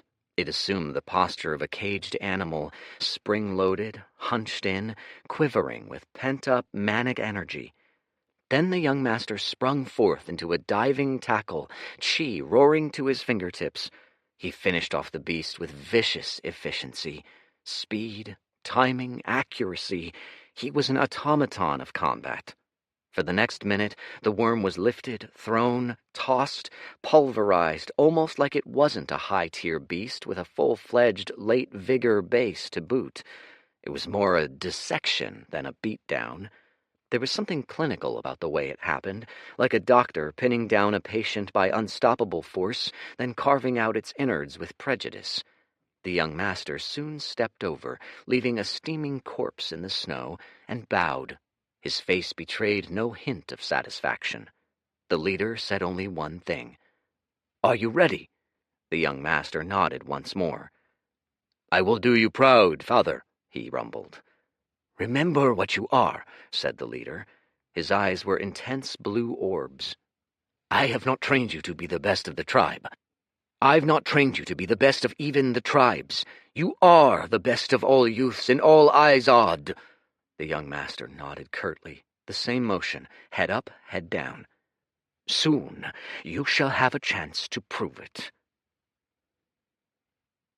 In another corner of the Izod Desert, a small tribe of stragglers, misfits thrown out by their own tribes or oases, formed their own ragtag bunch of 50. Their chief was a swashbuckling lad of 17, but his youth was no measure of his wisdom. Underneath a carefree temperament lay a pragmatist. There were certain measures misfits needed, he knew, certain risks that people like him had to take to keep up with big-name clans. Among them were drinking raw beast's blood or cycling self-destructive techniques. He'd even gotten his hands on an art of a darker, more sinister variety. This art he'd happened upon by sheer chance. It was the one thing that kept his tribe alive in this cruel desert. It drew power from forbidden sources in other realms. On his forehead, he'd gained a new mark, a golden infinity. Weeks ago, he'd intercepted a courier. It was then he heard of a marvelous festival, a gathering of all tribes, and something juicier besides. At this festival, it was rumored, the participants of a grand tournament would be decided. A tournament joint hosted by all the oases, a tournament the likes the desert had never seen. It was a chance the chief could never pass up. He, too, ambled his way over to the festival, his heart full of hope, joy, and other such flammable emotions. This was the case across the desert. Tribes of all sizes and bents headed to one gathering point, as though falling down a gravity well. A merchant tribe traveling from oasis to oasis, selling goods. A tribe whose forte was archery, snipers of the desert. A tribe of warrior women who selected only the most fit men as mates. 100 tribes of warrior men thirsting for glory and treasure, and many, many more, all converged on one point. It was the Midsummer Festival, the most momentous occasion of the year for all the desert's tribes, even in ordinary years. It was a place for trade and merriment and joy, true, but also a place of demonstration, valor, martial prowess, a place where names were made famous and untold prizes were won. This year, its stakes would prove higher than ever. 40. A hard reunion. Dorian was patient. You had to be, at his age. He could stomach silence. It was good in moderate doses, but too much grew tiresome fast. As he stepped through the skies, scouting out a wide perimeter and taking a winding route toward the constellation, Kaya faded in and out of consciousness on his back, groaning and shuddering. She was still in that sleep most of the day phase of recovery. He groaned with her, the sounds fusing to one discordant note. For the 100th time, he lamented that it was a pity living things couldn't enter interspatial rings. All around them lay sand, stretching to the horizon and beyond. After a few hundred dunes, they all started looking the same. The desert was deserted. One could go 50 miles and think they'd make no progress in any direction. The land certainly gave no indication. This far from a sinkhole, spirit beasts were few and far between. So there was nothing to entertain him, really, but his own thoughts. That was when the trouble always started. As an immortal, it was impossible not to get used to monotony. He could distract himself with simple pleasures, sure. He'd gone spans of 10, 20 years, even centuries on nonsense. As he went, his cycling, burning, and searching were all relegated to rote maneuvers in his mind. He lost himself in thought. To be alone with one's thoughts was all right in these small doses. For now, springing along this desert, he'd be perfectly fine. When the doses stretched to millennia, that was when things got dicey. Existential ennui, that other dastardly old foe of his. It was only ever possible to forestall the emptiness of existence for so long. As he ran along the endless desert, heading seemingly nowhere, his mind inevitably wandered to that other endless desert. Life. You were done for if you didn't have a thing. For most of his old pals in the Zenith realm, it was state-building, leading empires, conquering worlds, setting against one another in endless wars. They might have claimed higher reasons, but it was all a front in the end. All that bloodshed was a desperate defense against boredom, a distraction from the void. It wasn't really all that complex or interesting. Nothing was at a certain stage. It was why he had trouble taking anything in these tiny lives seriously. He had trouble taking any inhabitant of even an upper realm seriously, much less these lower realm self-important specks called man. In the end, that was all they were, atoms in the void, top to bottom. No amount of power let anyone escape the indisputable fact, and you didn't need to live 100 years to realize that everyone born alone dies alone. What was a life ended or a life saved, really, in the final calculus? He'd seen uncountable lives come and go, and for what? Was there, in truth, any more value in a human existence than that of a speck of dust? In the end, they were all the same. For much of his first run, he'd clung on to some vague belief that life mattered. Hell, he'd ascended one life after dedicating centuries to raising a full-fledged multiversal church. Years upon years upon years ago, he might have considered his current state vicious. He snorted as he went. There was no viciousness to him, no malice. He didn't care enough for that. He'd simply learned not to romanticize tiny things of no significance anymore. That was all. The only thing was to live despite it all. Everything else was a coping mechanism. On his back, Kaya groaned. Shrugging, he kept her up. It might have been a vestige of his old body, but he'd taken a bit of a liking to her. But she was, in truth, no better than the rest. In the blink of an eye, she'd be dust. The multiverse would roll on, and still nothing would matter. What else was there to do, really, but screw around? As he saw the sun's last rays flicker out in the night sky, he settled to rest. He plopped Kaya down, got out the cauldron, and set to preparing the rest of the Vordor meat. It'd be gritty, grinding work. As far as he knew, he was the only god king who debased themselves with trawling through the guts of mere vigor realm beasts. His peers would likely consider it beneath them to start all over again. Why return to the hell that is weakness? For him, it was always a chance to start over. It was the one thing that returned him his purpose. And really, wasn't that all that mattered? He ran out of water.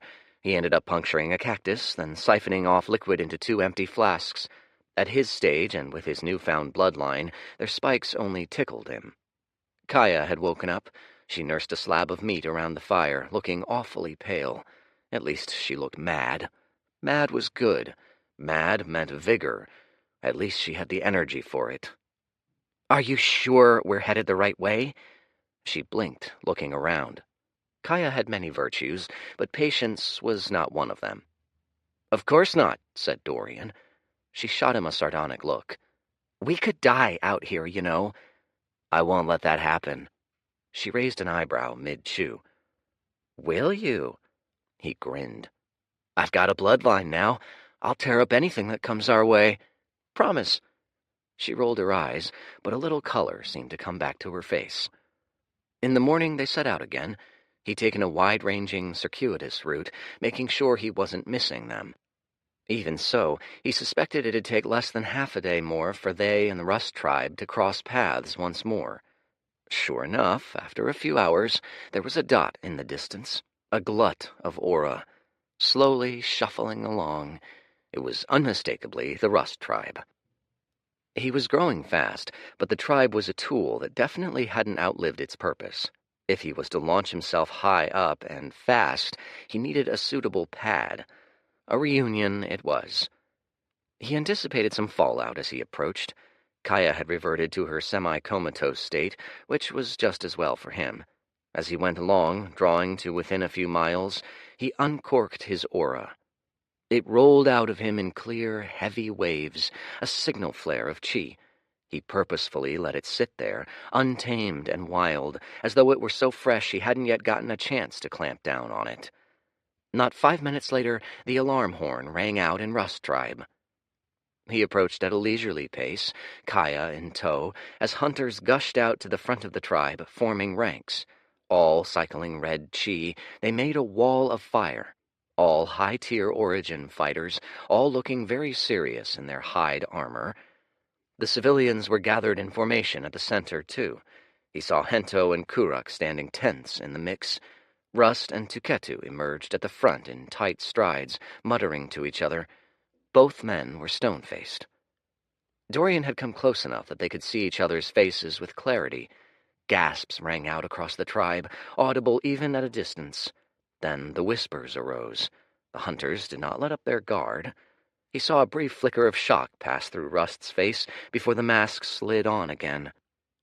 Then Rust unleashed his own aura, cold, steely, resisting Dorian's, shoving back, creating a pocket of space over Rust Tribe. Another flicker of surprise. He must have felt his bloodline pressured by Dorian's.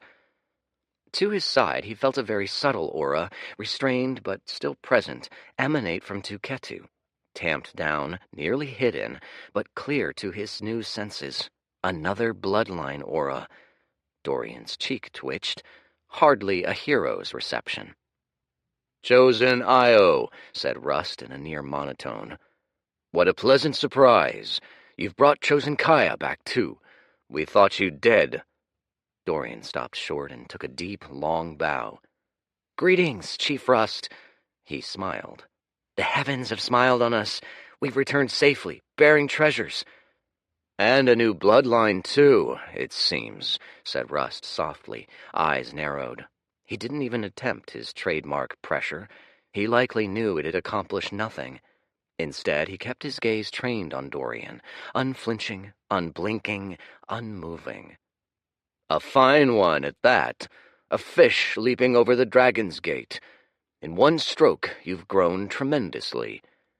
To his side, even Tuketu looked a little tense. His face was marred by the slightest of frowns. "This disciple just got lucky." Rust cocked his head a few degrees. "Evidently. It is the presence which the two profound beasts ward over, is it not? A prime bone." "That's right, Chief." "It must have been quite some luck, then." His tone was thick with suspicion. He looked at Dorian like he'd been thrown a puzzle he couldn't crack. "Yes." Tuketu piped in. A little grin quirked a corner of his mouth. "And you've taken the bone for yourself, disciple," he said, slowing his words as he went. The emphasis rested on the last word. "Such a bone might have been a huge boon for the tribe, especially as a bargaining chip during the festival." Dorian nodded, smiling back. He'd expected they'd try something like this, with how he'd shown up. His relationship with Rust Tribe had reached a strange, critical point. He'd need to drag it back from the brink as things went. If he was to rely on the tribe, he'd rather a warm relationship than a mercenary one. That was for later. For now, he'd need to show just the right amount of spine. "Of course, Master Tuketu," said Dorian, dipping his head. "I was coming back to deliver the bone to the tribe, but I couldn't find you when I returned." He blinked rapidly, wide-eyed. "Stranded with my injured sis, I was forced to take the bone to fight back against spirit beasts. I hope you understand, sir." The subtext, "You left me behind. You're at fault here, too." Now that he had some leverage, he could push back some. "Don't try to run me over." 41. Tribal Ties. Dorian left Kaya with the healers alongside a slew of other injured. In Rust Tribe, many wore multiple hats. The bulk of them were gatherers moonlighting as healers. The injured were carried aloft on cots, 2 to a person. He left them and went to marching alongside the rest of the tribe. Some distance separated him from his supposed compatriots. As he walked about, he seemed to repel them as though magnetically. They scrambled away, some looking on with awe, some with fear, none quite knowing what to make of him. Given how he'd shown up, it was amusing but not bemusing. He kept marching, whistling a low tune to himself and thinking. Then, hours later, the head of the caravan, a cohort of the chief, Tuketu, and a few other elders, called a halt to the march. The tribesmen now milled around, setting up bare-bones tents and living spaces, unpacking the necessities for a night. The 3-man unit sent to haul Who's stuff looked dead tired at the end. After lugging sacks upon sacks of nonsense, all who had declared irreplaceable, they looked beyond relieved to be dragging up tent poles.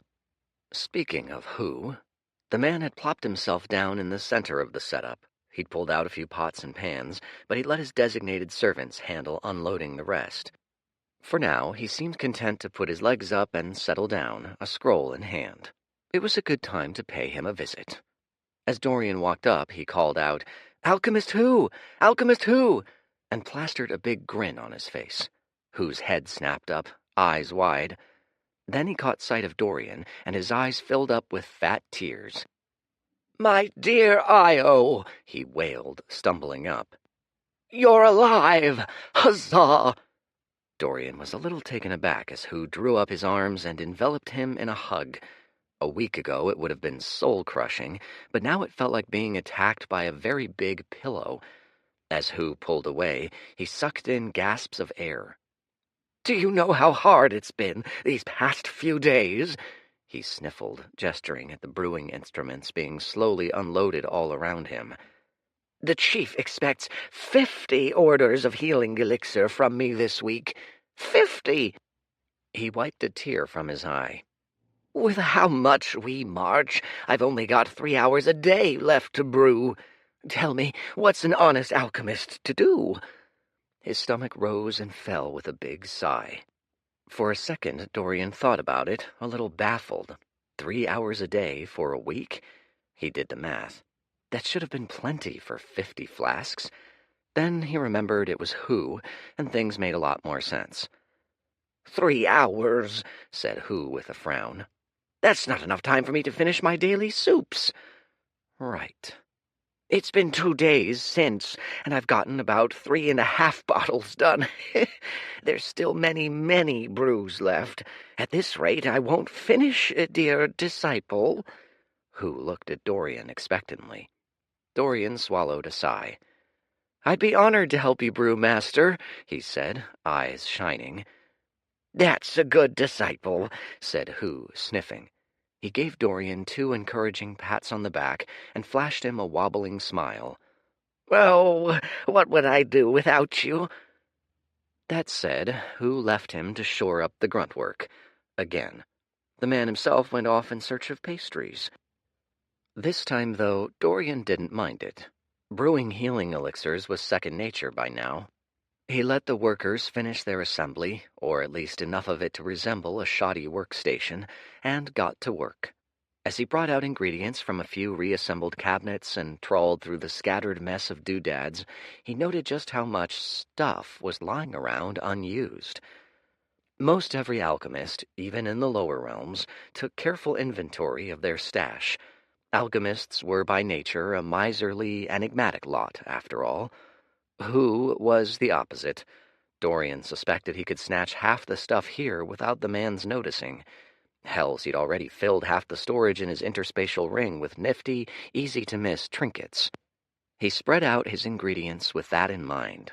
This, plus all the gathering the tribe had done, meant there were plenty of ingredients extra. The easiest, most efficient way to the heart of a destitute people, he'd long learned, was through their bellies. Give them food and festivals.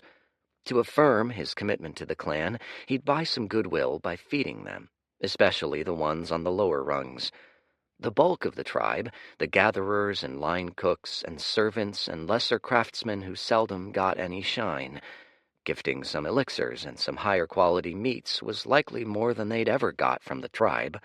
For Dorian, one of the upper crust, to show such largesse meant something. Dorian was fast. He'd brew for Who, sure, but he'd also whip up some cauldrons for his own plans. In this little lull stage before the festival, it was the first of many preparations he'd make. "Master Who," he called over his shoulder with a grin, "can I buy some ingredients off you?" A small investment could go a long way. Night dimmed to midnight. He visited Kaya briefly in the wards after his brewing.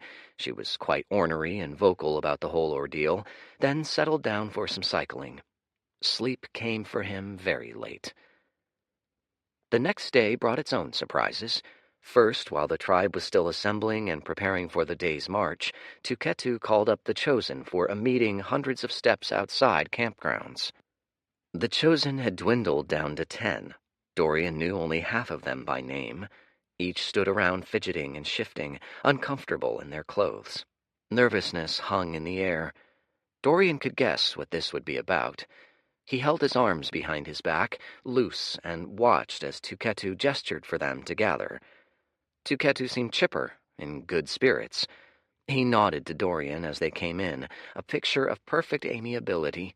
If Dorian didn't know better, he would have guessed the man was up to nothing at all. But suddenly skyrocketing up the tribe's power rankings wouldn't come with zero consequences, surely. He expected someone to put him in his place, or try.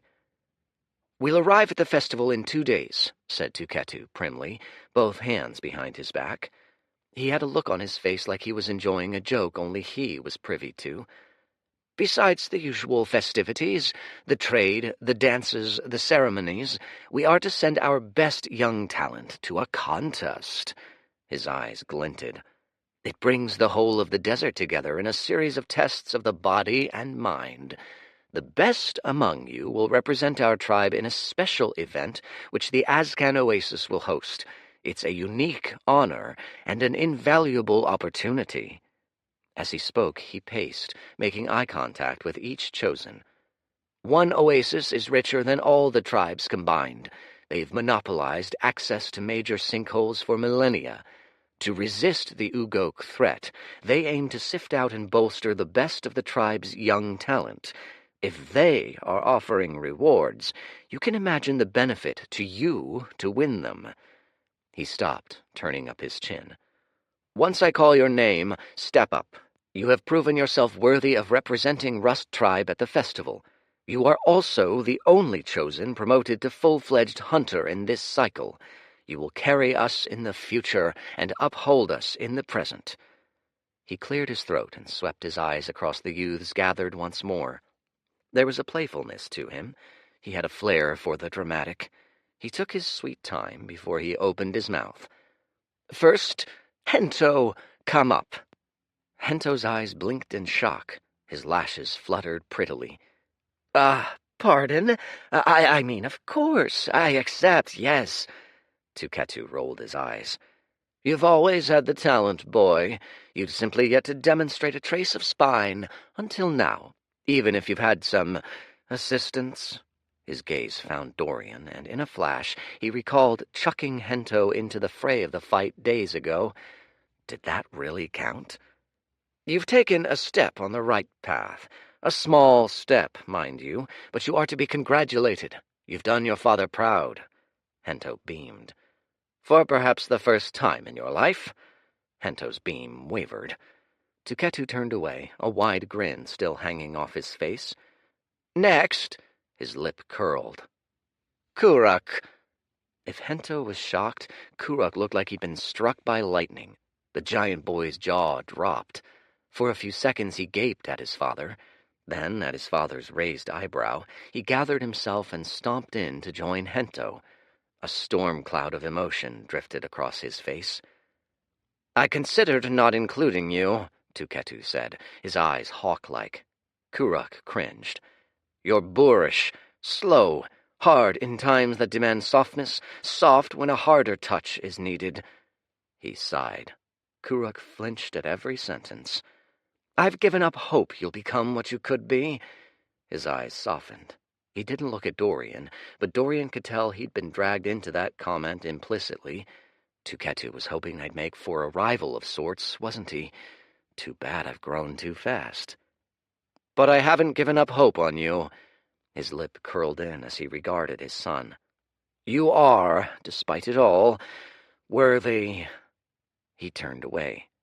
That seemed the extent of the praise he was willing to offer, but Kurak beamed anyway. Something told Dorian it was the most praise he'd heard from his father in a while, perhaps ever. In the next few minutes, Tuketu called up another. Dorian let the names and the words slide over him, scarcely paying any attention. A suspicion wormed its way up his chest, a prickle of annoyance. Would Tuketu actually snub him? It would be a coward's move, a way to artificially cut him down a few notches while he was still riding high off the new bloodline, a way to put him back in his place. It'd remind him of his position in the tribe's power hierarchy. It'd also annoy the hells out of him. He wouldn't, would he? Tuketu called up someone else, and Dorian's annoyance started to sour. Every run was a delicate balance. Hit certain key points at just the right times in just the right circumstances, and he'd flourish. But getting derailed by external events was the far more likely outcome. It wouldn't be the first time he'd gotten screwed over by an overbearing administrator too eager to maintain the status quo. Then, "Lastly, Io," said Tuketu softly. "So, just mind games, then." Eyebrows raising, Dorian hopped up like any excitable young man would.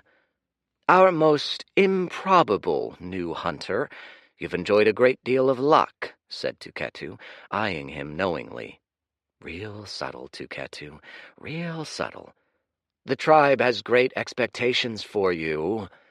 Dorian held Tuketu's gaze as he bowed. There was a subdued but clear sharpness to the man's gaze. "Many thanks, Master Tuketu."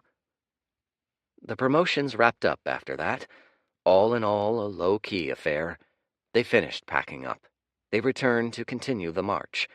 Courtesy of his ring, Dorian had nothing to pack or prepare. Instead, he could devote his mind to figuring out just what that encounter had been about. There was some friction between himself and Rust Tribe leadership, clearly. Still, he was too valuable an asset to hold back. He suspected it might lead to some issues he'd need to paper over. At the rate he was growing, it'd likely cease to matter soon regardless. He was always going to decouple from Rust Tribe at some stage.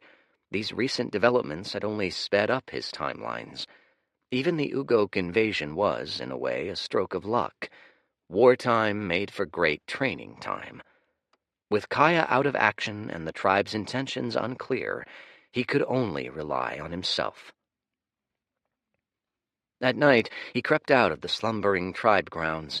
Then he took to the skies with quick steps. He ran until he'd put enough distance between himself and the rest of the tribe that there was no detecting his unleashed bloodline, even from afar. In a clearing in the sand, detached from it all, he let it all out. Bloodline pressure choked the air, thickening it. The mighty majesty of it poured out again in waves. Dorian rubbed his hands, licking his lips. It was still unmolded clay. Excellent clay, true, but without bespoke techniques of its own, techniques that made full use of its properties. His bloodline's true potential, even its true nature, were unknown to him, until he dug them out, until he molded this bloodline into a true weapon, a system of techniques which cohered into something all-encompassing and absolute. It was time to fashion his own bloodline martial art. 42. Yama's Chains. The first step to designing a fitting martial art was to understand the nature of his chi. To start, he'd need to catalog his new bloodline's properties. His chi was edged black as obsidian. It was steeped in decay. It sank into whatever it touched, rotting skin and flesh and bone alike, burning away even layers of stone. It didn't poison like acid. It poisoned like time. It was a force of withering. It was also heavy as all hells. That was the first thing he'd noticed about it, and it was only made more apparent each time he moved. Every step took him half a foot deep into the sand. Cloud-treading steps would be more aptly named cloud-stomping steps by how much he plummeted after each ratchet up. If he had to wager, it derived its weight from its origin. There was a resonance with it from deep within the sinkhole. Perhaps it was shed off some ungodly giant serpent dwelling in its depths. Regardless, to do anything but crushing with this was folly. Kiting or ranged strikes were out. Far, far too slow. To best leverage the weight, power, and destructive potential, he needed to fight as the serpents did. He'd lean deep into grappling. He'd drown his victims in ash. For such a task, the first technique he'd make was a basic one. Every grappling art always made use of handles, tools that latched on to the victims, established a connection with which to thrash them about. Handles came in all forms. Some, the most basic of them, took the form of ropes. Others fashioned them into massive hands, easy to manipulate intuitively.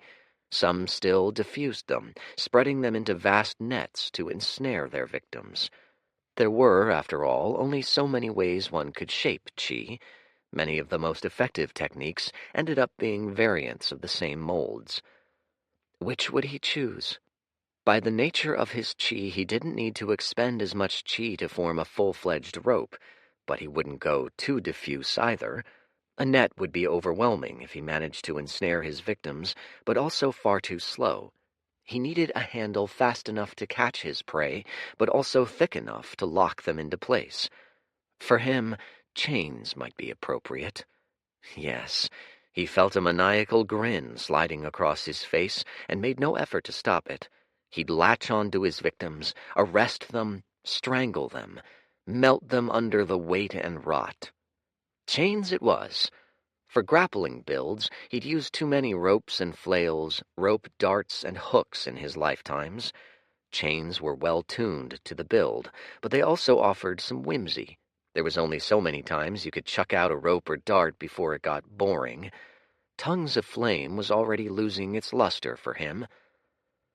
That was how he spent the rest of the night, expelling chi, fashioning it to chain-linked shapes, testing their integrities, reshaping them again.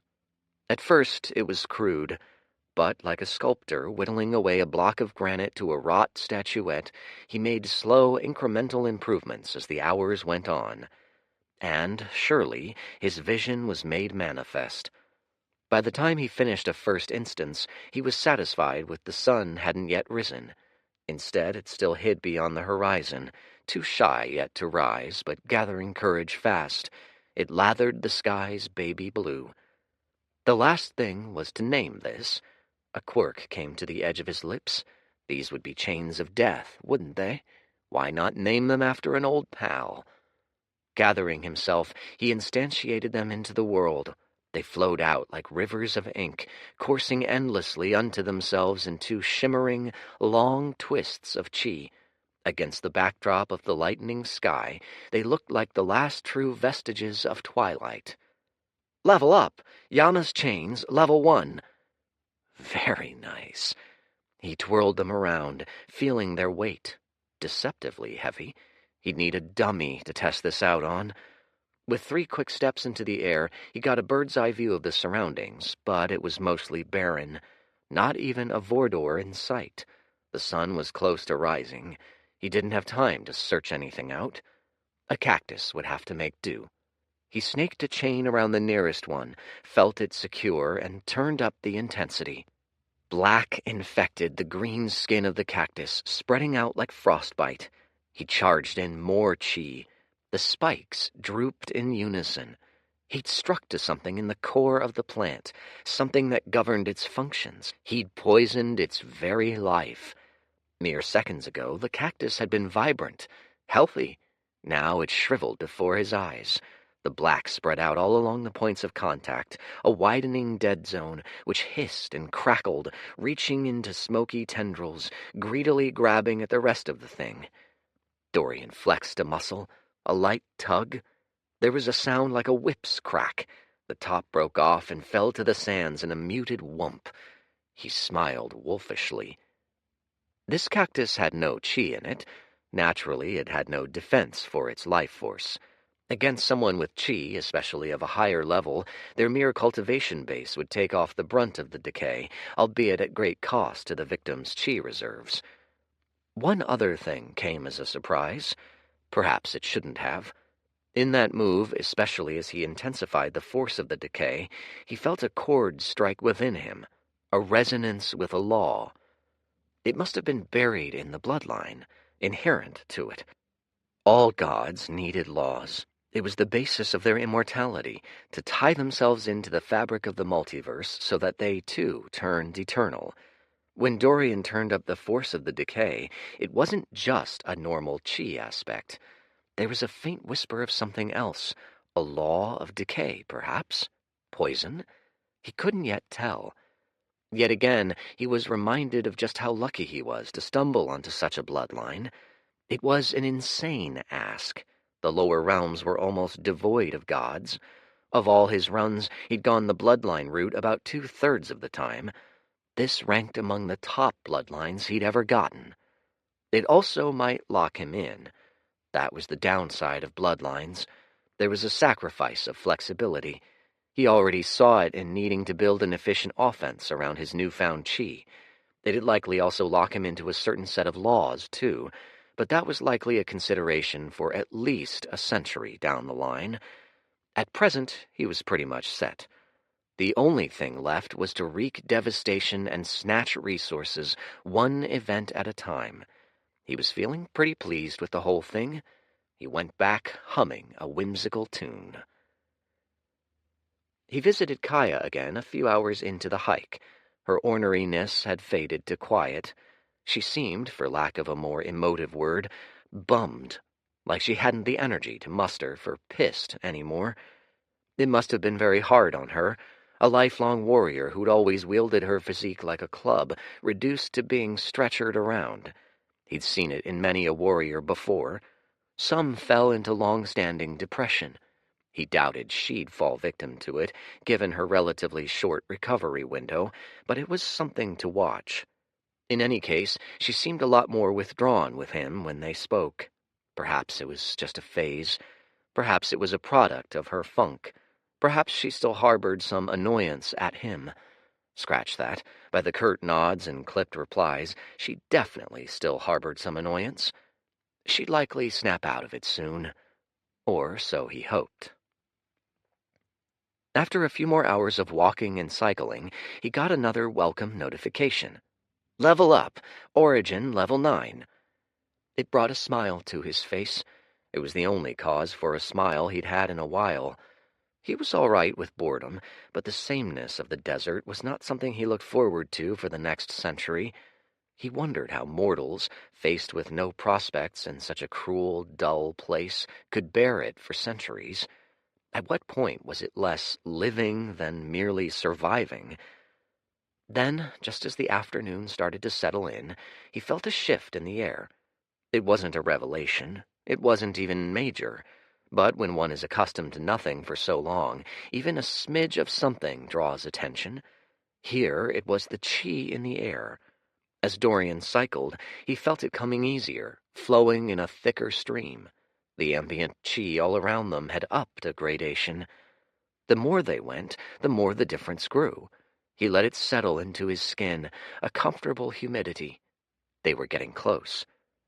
Soon, Chief Rust signaled a halt to the procession. He turned to face the assembled tribesmen. "We set up camp here," he said in his trademark drone. "Tomorrow, we make the final march to the festival. We end early to allow for final preparations and to grant you all some rest." He surveyed his tribe coolly. "I needn't remind you all that this year, more than all others, is critical. Feast well, barter well, win well. The survival of the tribe may depend on it." It didn't take long for Dorian to pitch a small tent, but they'd settled down early. The day was only half over. He thought of returning to Hoo's to stock up on more elixirs, when a tribesman, one of the foragers, walked up to him. Chosen Io, sir," squeaked the boy. "Master Tukatu calls for you. It's about the festival and the hunt. All the hunters are gathering up front, sir." Sure enough, a small but burgeoning crowd of the tribe's most elite fighters formed at the front of the caravan. Frowning, Dorian went to join them. Tuketu stood a body length away from everyone else, greeting each new arrival by name and tight-lipped smile. When the crowd had filled out, he spoke in a slow, measured cadence. "This week will be among the most fruitful weeks of training of your year," he said softly, eyes glinting. "The festival takes place at the solstice. It is a time of unparalleled chi density. A cultivator's dream environment occurs, but for a few nights only. This you know." He paused. "If the oases augurs right, however, this year's festival occurs at a time of unparalleled potency. You see, dear hunters, this year the moons cross paths. This year the energies of heaven and earth will overflow the air." His voice lowered a register, grew soft as the hunters around him all perked up. "What's that mean?" said a scruffy hunter at the front. "I don't know," said Tuketu with a shrug. He smiled. "The last time a festival coincided with such potent cosmic phenomena was centuries ago. We know nothing of the event, save for this." He looked side to side. "Things get strange when the heavens fall." Frowns and murmurs all around. "What's that supposed to mean?" "I don't know," said Tuketu again, cheerily. "I suppose we'll find out together. Maybe the chi will grow so dense it solidifies to mid-air blobs. Maybe the energies of heaven and earth form living mirages. Maybe we're all driven insane when the moon's eclipse. Or maybe it's nothing at all. Maybe it's simply a few days of unusually good cultivation. I make no hard claims, except that our next few days will turn out rather interesting, I expect." That said, he waved a hand in dismissal. "Rest up, hunters. We've great and terrible things ahead of us." But just as the bulk of the group turned to leave, he held out a hand. "Kuruk, Hento, Hanska, Nakai, Io, our newest hunters, stay back. In preparation, I have a special assignment for you." 43. The Eye in Team. "Our rations are running thin," said Tuketu. His eyes glinted in the waning light. "We may have restocked on resources, but we've only 2 weeks of meat supplies. Nothing debilitating, mind you, but the tribe tries to stay at least a month ahead." He cleared his throat. "Your first assignment, to hunt down and bring back a Vordor, adult, preferably, late origin realm. With the rest of our stock, it will suffice for a week's worth of meals." Then he gestured to his side. "You'll be accompanied by Hunter Alok, one of our finest, a worthy guide. He knows more of the hunter's task than any of you. Listen to him well. The desert is unforgiving, after all, especially to those with reason to feel overconfident." Right, I wonder who that might be. Hunter Alok nodded. The man was tall, wiry, and didn't look much older than the rest of them. His hair was cut in a mohawk, giving him an even younger look. Late origin, too, but Dorian sensed a coiled nature to the chi within him, dense, full of energy. He looked around at them like a shepherd tasked with corralling a young flock. "Let's make this fast," he said in a raspy drawl. "Any questions?" said Tuketu, running his gaze across each one of them. Nobody said a word. Hento looked somewhere between anxious and excited. He'd taken to twirling a strand of hair, feigning a look of calm. Kuruk seemed like he always seemed these days, at least a little pissed off, but hiding it all behind a crinkling of his nose. The other newbie hunters both seemed wide-eyed. They were fresh recruits, and they looked too much the part. "Good," said Tuketu. He licked his lips. "Dinner's in 5 hours. Cooking starts in 4. Return before then, will you?" He paused. "Oh, and congratulations once more, new hunters. You've exciting things ahead of you." Throwing Alok a nod, he turned and left with both hands clasped behind his back. "Well then," said Alok, unsmiling. "Shall we?" Spirit beast densities were highest near sinkholes, so they set off in the direction of one nearby. There wasn't much talking. Hento and Kuruk didn't much like each other. The newcomers had little to say to them or Dorian, and Alok was content to scour the horizon wordlessly. Dorian needed to play this right, he knew. This was a routine exhibition. He was nearly certain Alok was sent along as much to observe him, the new unknown quantity, as he was to aid them in their new hunt. Now that he did have some power, he was inclined to stretch his arms a little, throw his weight around, establish himself somewhere in the tribe's hierarchy. Near the top, sure, but not so much that he made Tuketu and the chief antsy enough to take serious action. There was also the matter of the team and his new brethren. Dorian was by nature suspicious of team play. It was all a charade in the end, after all. Teams functioned because they were a net positive for each individual. At his age, pretend concepts like loyalty were wines drunk only by fools. But it was in his best interest to get the rest of his team, and the rest of the tribe, drunk. Metaphorically, and perhaps literally. This awkward silence wouldn't do. Ever since he'd returned, he felt people looking at him as though he were some unhinged weapon. Even Hento, who usually paid him special heed, kept quiet. When Hento looked at Dorian, he was a little tense all over, tight. His gaze lingered on Dorian a little longer than usual. Must have been the new bloodline, or maybe his whole transformation had gone a step too far for his comprehension. The whole time they walked, Dorian pretended not to notice, until he abruptly whirled around and looked Hento straight in the eye. The pretty boy yelped and took a half-step back. "What you looking at me for?" Dorian grinned. "I got something on my face." "No," stammered Hento a little too quickly. This was new. Even when Dorian had bested him, he hadn't shown fear. "What's wrong?" he said, stepping in. He cocked his head curiously. "Is it maybe this?" A sliver of black drifted over a finger. It hissed as it met the air. Hento yelped and stepped back.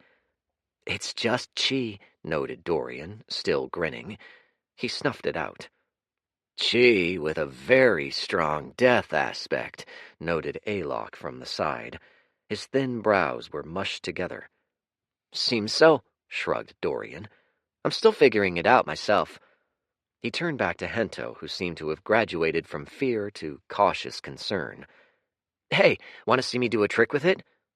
"I'm very much fine, thank you, dear," said Hento. He'd wrestled back control of his vocal pitch, but still couldn't arrest the bit of tremble. "Really?" said Dorian, raising an eyebrow. They kept moving along, spotting nothing. "You're still scared this easy? Thought you'd gotten that patched up." "Scared?" huffed Hento. His pitch had run away from him again, disappearing somewhere far in the upper registers. "Of you? Ha!" He flipped his hair. "I don't much care how many bones you find. To me, you'll always be a pipsqueak." His body language said otherwise, but Dorian let things drop. At least the weird tension had been broken. "Shut up," snapped Kuruk, glaring at them both. "We are on a mission. Less talk, more hunting." "Oh, stop it. What do you know of hunting, you oafish lump?" snapped Hento. Kuruk spat at him. Hento sidestepped it with a hiss of disgust. Kuruk resumed scouting the horizon. "Well," said Dorian slowly, "maybe you've both got a point." "Huh?" said Hento. "We're hunting Vordors, aren't we?" Dorian looked around at them one by one. "Maybe we've got to focus, but we should come up with a plan first." "Plan?" Kuruk snorted. He crossed his arms. They looked like two fat hams stacked atop one another. "This is fighting, not your playtime with Elder Hu." So Kuruk was likely a lost cause. Dorian doubted he was thinking very hard about what came out of his mouth, not that he thought much to begin with. This Kuruk still seemed ready to shove on anything Dorian said. "Right," said Dorian with a smile. "But we should still have some idea what we're all doing when fighting time hits, yeah? We'd make for a lousy team otherwise." "Team," growled Kuruk. "Just stay out of my way. I will do it myself. Less thinking, more doing." "Actually," Alok cut in, "I was about to suggest coming up with some team strategies.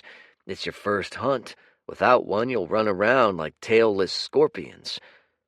"Let's put it to a vote," said Dorian amiably. "Hanska? Nakai?" The two looked surprised to be included. He knew what they'd choose, of course. Alok had weighed in, and he'd taken the upper hand by reaching out first and remembering their names, even if he still couldn't say which was which. It was always good to maintain the appearance of democracy. It was, after all, how all democracies went about things. Appearances mattered most. I'm for a plan." "Me too." "Are you in?" Dorian looked to Kuruk's reddening face. "You know, Master Tuketu always says the tribe that comes first—" Kuruk spat again. "Shut up, runt! I know what my father says," he rumbled. He hesitated. He looked to the rest of the team, plus Alok. "Fine." "Great. Here's what we'll do." It was half an hour before they came across the first Vordor. As luck would have it, it was a 2-for-1. It feasted on one of its own kind. The dead one was half eaten, half burnt. They crept up to it, weaving their way around dunes until they were within 100 feet of it. Dorian put 3 fingers to his lips for silence. Then, slowly, he unspooled a small llama's chain around a finger. With his other hand, he held up a fist. The Vordor's head was still down, its back turned to them. It was time. In one fluid motion, he threw the chain. The chain barely made a sound as it flew. Even winnowed down, it carried good heft to it, and so it fell in a wide, slow arc. No shrill whistling or low groaning of air. The Vordor's head only snapped up when it had fallen to within 10 feet of it. By then, it was too late. In the blink of an eye, it fastened around one of the Vordor's legs. The pain struck it immediately. The smoking as skin was turned to smoke in mere instants. Hissing, beating its wings, it tried to pry off the chain, but it had already latched onto the leg like a prison manacle. The Vordor tried taking to the skies next, but found itself anchored by the weight and the string. "Charge!" shouted Dorian. The rest of the crew didn't need to be told twice. 4 auras flamed up in Shi.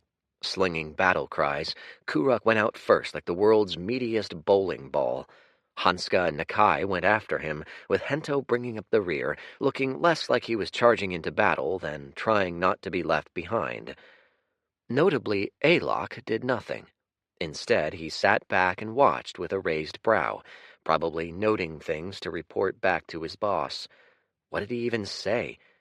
As the Vordor turned in alarm, preparing an attack to greet its new assailants, Dorian tightened another chain around the Vordor's neck.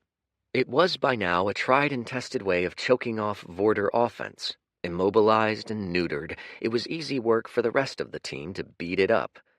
Of course, Dorian could have taken it down himself, likely with ease, but doing that wouldn't grant him affection, would it?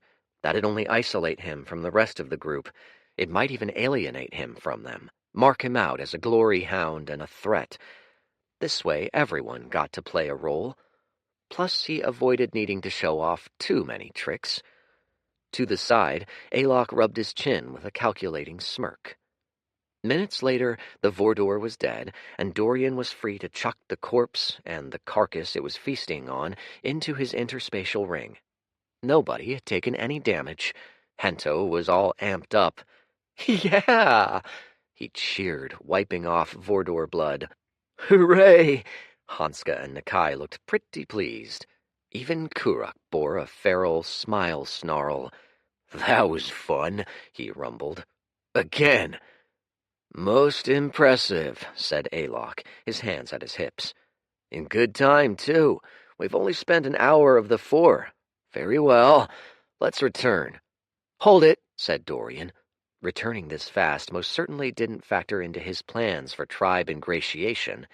He glanced around in a circle. "Why not keep up the hunt? We've got some time left to kill, and we seem to do pretty good as a team." He threw up a grin. "It's the day before the festival, right? It's time to celebrate. Let's hunt us enough Vordor to fill a feast for the whole tribe tonight. What say you?" 44. A taste. They overshot their aims. Hours later, they ended up returning with 5 Vordors in tow. Dorian played the anchor while letting the others unleash on their victims. It was, all in all, a very effective strategy. Almost too effective. After being stuffed with 3 full-grown adult Vordors, Dorian's interspatial ring was just about filled up. He guessed it was a low-grade ring, to be expected of this realm, and of this tribe especially. These rings were basic. Throw things in, take things out, suspended in a small space. The more advanced rings allowed for things like compartmentalizing, live settings, even time dilation. At their most powerful, he'd seen interspatial rings act almost as their own self-sustained worlds. This one, meanwhile, wasn't even big enough to be a sufficient meat locker. So they had to drag the last 2 back by hand. Kuruk and Nakai hauled one, and Dorian, Hento, and Hanska took the other. All the while, Dorian felt Alok's gaze trained on him. By the time they returned, the sun was bisected by the horizon. Dorian, leading the group on their way, took an indirect route on purpose. He dragged it in an arc around the periphery in full view of the camp. Tuketu was waiting at the east side of camp alongside a full crew of cooks and the head chef, each of whom stood in front of an assortment of pots atop fire pits. Their instruments were crude, big knives and skewers mostly. Seasoning was non-existent.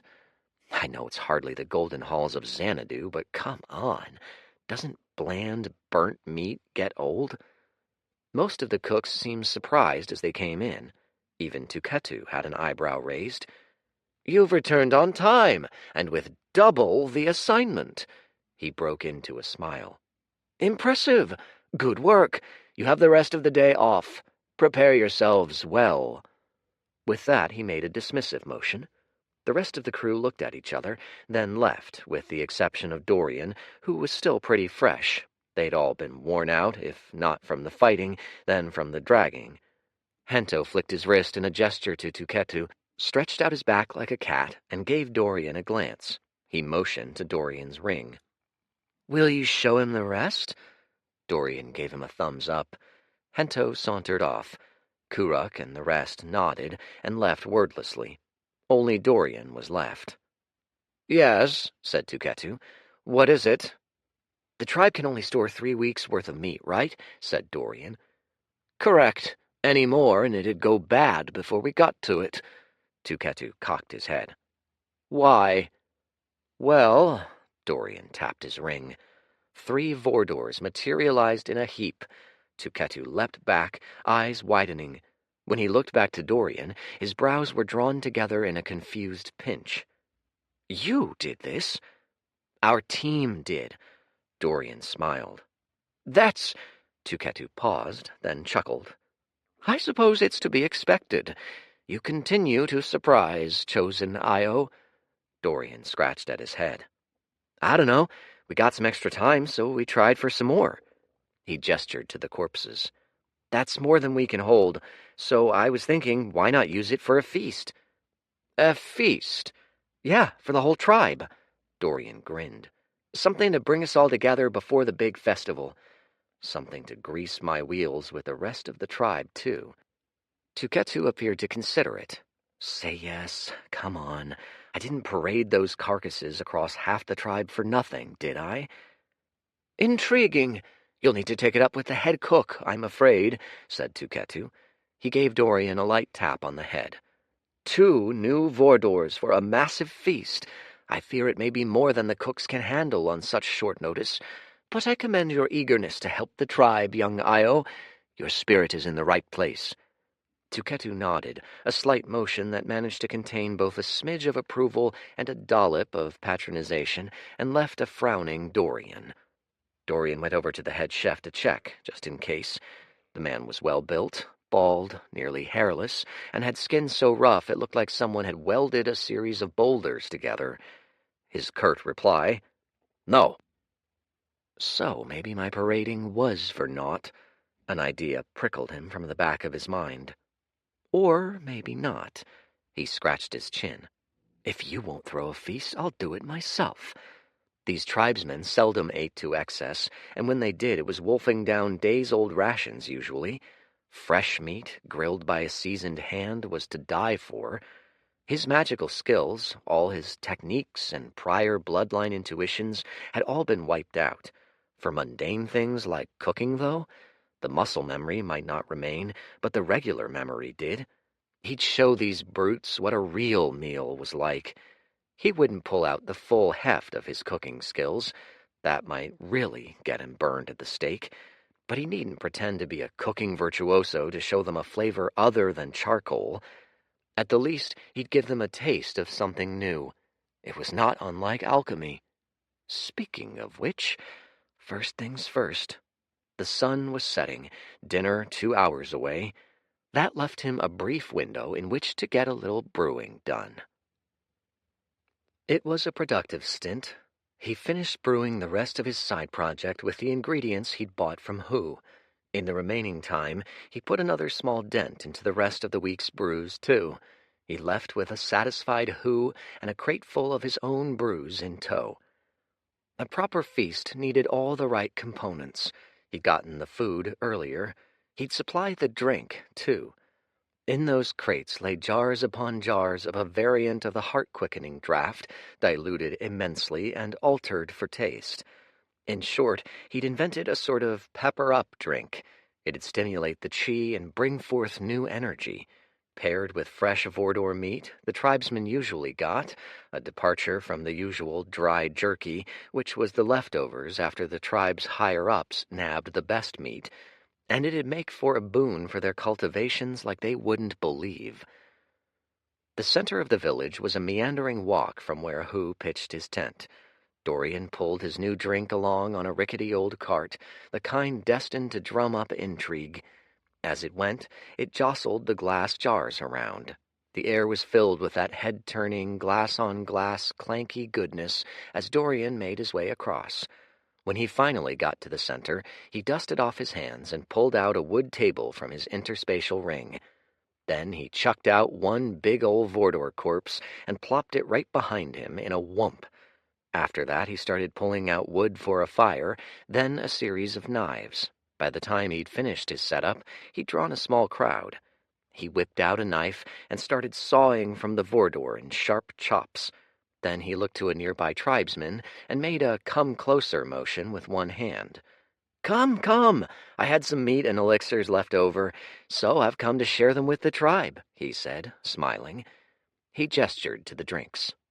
"Want some?" Chief Rust's spare tent was even more bare than usual. All his trinkets had been taken down and stashed, his valuables locked away. Only his bookshelves and desk adorned the space. A trickle of waning sunlight broke past the door flaps, and the walls of the tent glowed a warm orange-red in the light. Outside, the bustle of the evening filled the air. 3 people filled the space, the chief himself, Tuketu, and Alok. Alok near the end of an account of all he'd witnessed that day. The information only left Rust more confused. Tuketu nodded and hummed, nonchalant as usual, but Rust could tell something weighed on his mind. "Nothing unusual," said Alok. "He fought more unselfishly than I'd expected. The powers he'd shown were great, but not shocking. I suspect the best of our hunters would still have our way with him in a straight duel. A talent, but raw." Alok's chest was puffed out, his head held higher than standard. He might have been the wrong man for the job, thought Rust. Sharp as he was also still young, close enough to Io's generation that a competitive streak might arise, cloud his judgment. Somehow, Rust suspected the boy was more dangerous than he let on. "Thank you, Hunter Alok," said Tuketu, inclining his head. He turned to Rust. "Have a riddle. A boy comes from nothing. He spends years as a lackey. He's an object of ridicule and summarily trampled on. Then, by a stroke of luck, he discovers heaven-sent talent. He ascends the ranks very quickly with the tribe's help. He's designated a possible, nay, probable, tribe elder in the future." "A meteoric rise," intoned Rust. "For an unknown quantity. A combination of note." "Then he chances upon a bout of heaven-sent luck once more," said Tuketu softly. "He snatches a prime bone of stupendous strength. In 2 weeks he's risen to hunter, and he's deserved it. What are the odds?"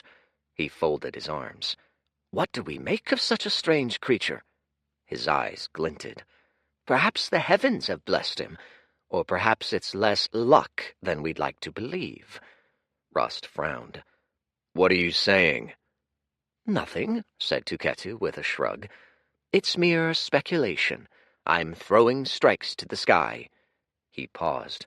"It is strange, though, what all has happened and portends to happen.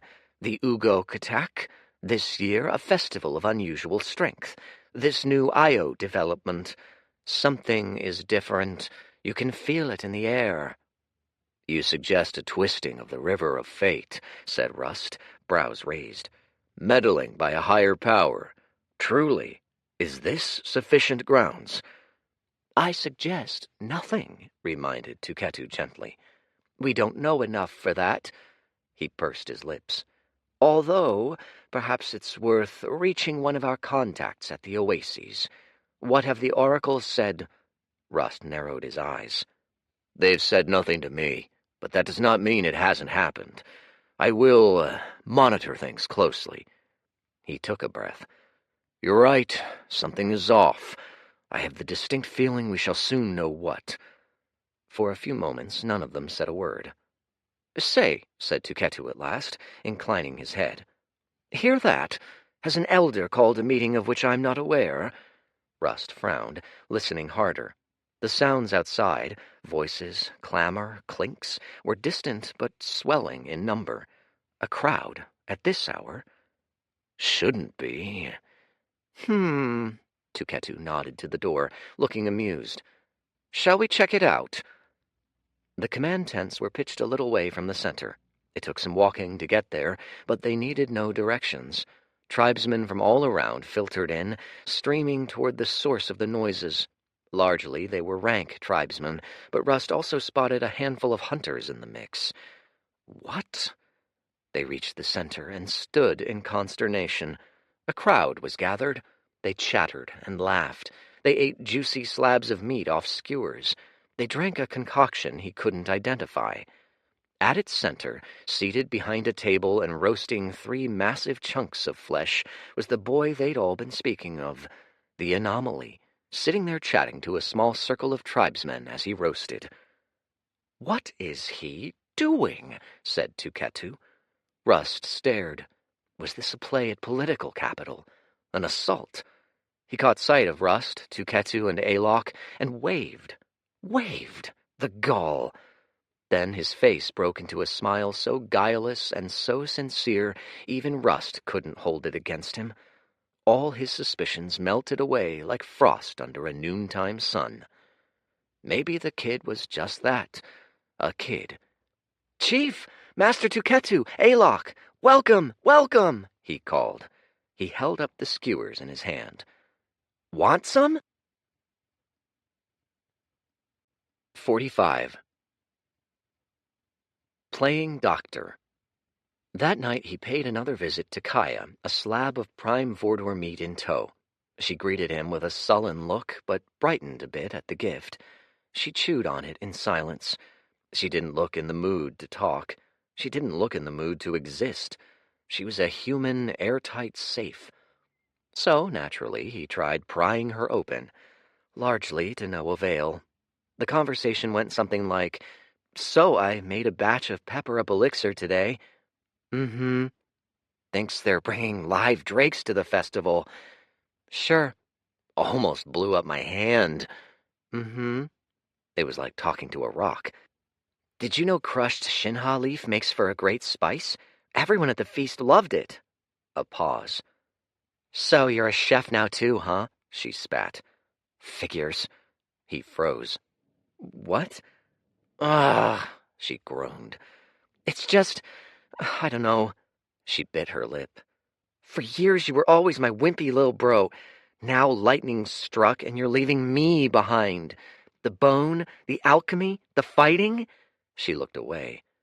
Hells, it'll take some getting used to, okay? He feigned a crestfallen look. You're not happy for me? Startled, she glanced up. Of course I am. Her mouth formed a moo. This isn't me, sorry. I'm stressed, I guess. You didn't deserve that. Frowning, he leaned forward and caught her gaze. Why are you stressed?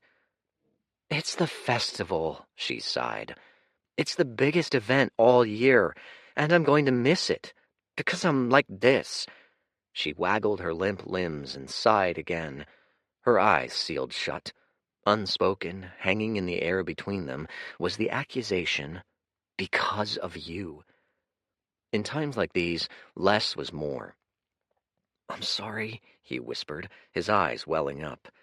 Before she could react, he leaned in for a tight hug. Bah, I'll be fine, she said. She spat at the sand, then reached up to ruffle his hair. Listen, I'm a fighter. It's all I'm good for. Now I'm sitting here staring at the dunes all day. It's like, what am I even doing, you know? Funnily, I do. More than you'll ever know. Mm-hmm. Now I gotta watch you morons fight while I can't move a lick? Her hands curled to fists. Yeah, he said, pulling away so that their eyes met again. It's not fair. You're right. He stopped himself. He was about to launch into an extended speech to cheer her up, but he was still Io the boy, not Dorian the God King. Io couldn't do that. It was these little tendencies he had to keep in check. These subtle places were always where cracks in a facade wormed in. So he settled on a lame, I'm sorry. Oh, shut up, she snapped, and grinned weakly to show she meant it half playfully. Then her eyes found the horizon again, unfocusing into the distance. Tuketu made me a hunter, you know. Really? When? Last night, and I can't do a thing with it. Pisses me off. The thing to do here was to keep asking, to get her talking, digging into the emotions, to play the role of the understanding listener, just as the world-weary barkeep took on the woes of embittered patrons until it was all out in the open. To speak her rage was to let it out, after all. It'd be the best thing for her. Yet again, he was held back by his numbskull identity. Io wouldn't do that. Io would sit here, lengthening the awkward silence until she was forced to break it. Once more he lamented this form. He'd need to cultivate a new identity as soon as he was free of this godforsaken place.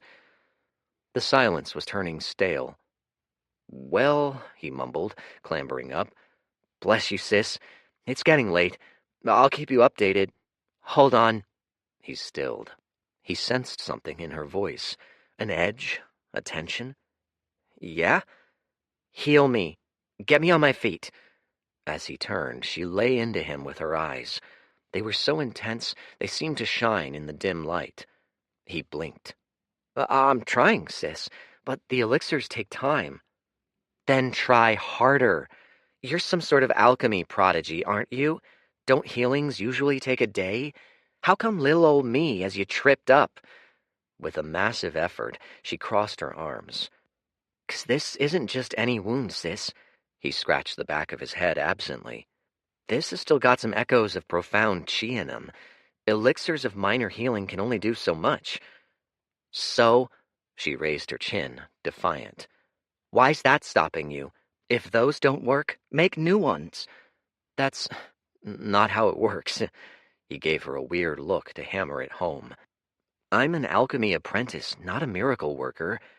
She gave him a side-eyed glance in return. Isn't your whole thing making new elixirs? Well, healing elixirs are more complex, he hedged. They change you at a physical level. The ones I've given you so far only speed up the body's natural healing processes.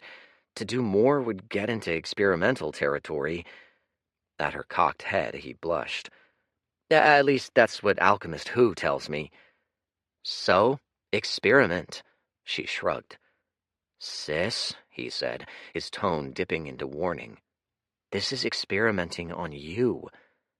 And? One brow arched. What do you mean? Said Dorian, matching her frown with his own. What if I screw something up? It's your body that'll pay the price. Don't care, she said. Her gaze was fevered. This is the biggest festival in decades, right? If I miss it, I'll never forgive myself. She stared him down like a hawk homing in on a mouse. So, what'll it be? He considered it. If he went with his fullest capacities, he doubted she'd be injured seriously by anything experimental he made. She was essentially offering herself up as a test dummy. Interesting. It was beyond strange to experiment on one's own sister, but perhaps they could come to a mutually beneficial arrangement after all. He nodded slowly. I'll see what I can come up with.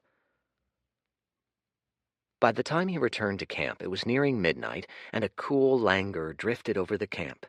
People were sleeping or moving to sleep, growing slower, more labored. Everything was winding down. Soon it had all ground to a halt. If ever the desert neared peace, it was in these liminal hours, straddling this day and the next. He settled down to cycle some before drifting off. Not 5 minutes in, however, he sensed something outside. A presence, muted, but at the least at the high end of the origin realm. He frowned. At this time of night? It was moving closer and fast. More concerning, it tried to hide its approach. He bolted up. A dollop of chi filled his palms. In increments, straining not to alert his would-be attacker, he stood. He kept cycling as though he'd noticed nothing. His stance, on the other hand, was primed for immediate violence. The presence had now made it to a step outside his tent. It stood there, hesitant, gathering an attack, perhaps, planning infiltration. Whatever it was, he wouldn't give it a chance. He struck first. He burst out of his tent in a blur, ramming straight into the trespasser. She was tall, human, and fell easily with a high-pitched shriek. In half a second, he had her grounded, his chi shackling her utterly.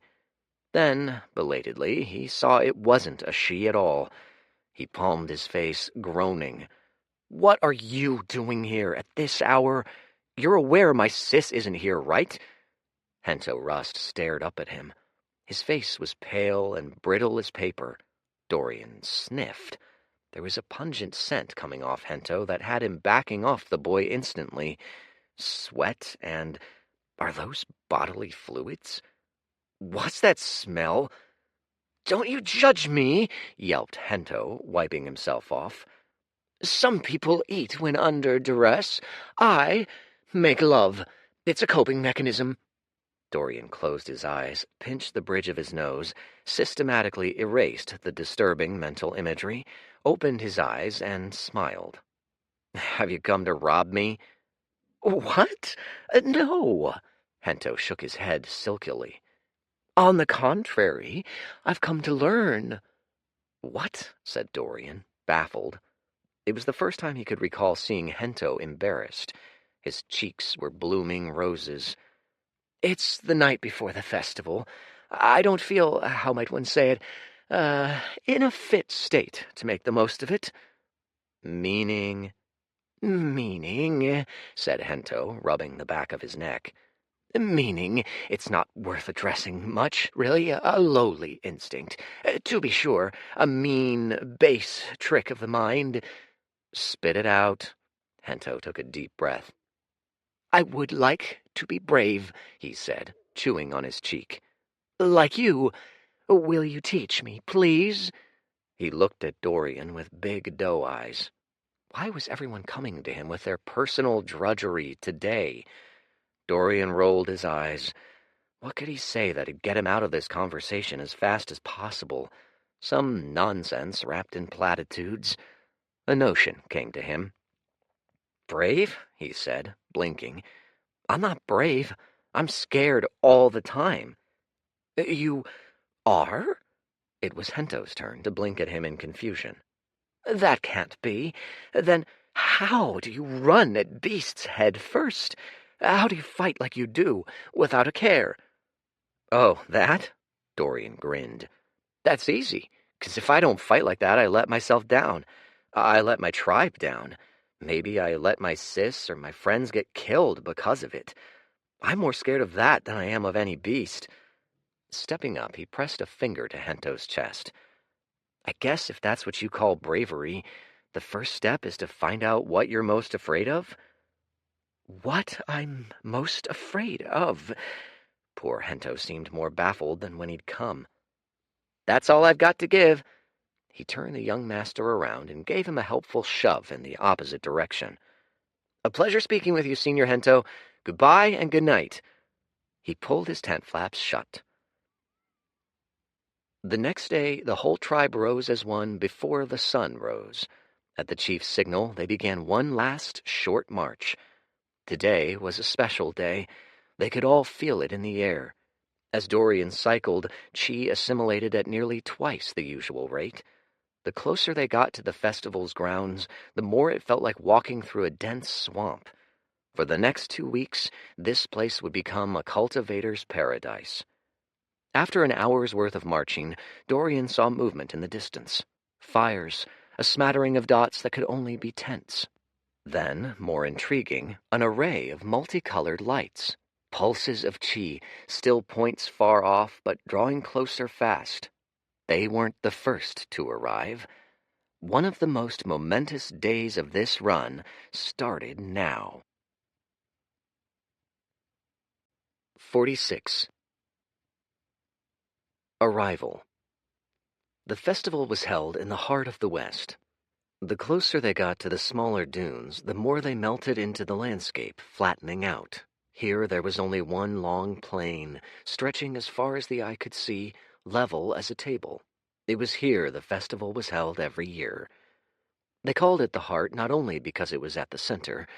There was also a thrumming quality to the sounds, as though it were alive, pulsing beneath the feet in a constant rhythm, so subtle and so metronomic it slipped beneath notice most times, the same way every breath isn't registered. A background hum of power.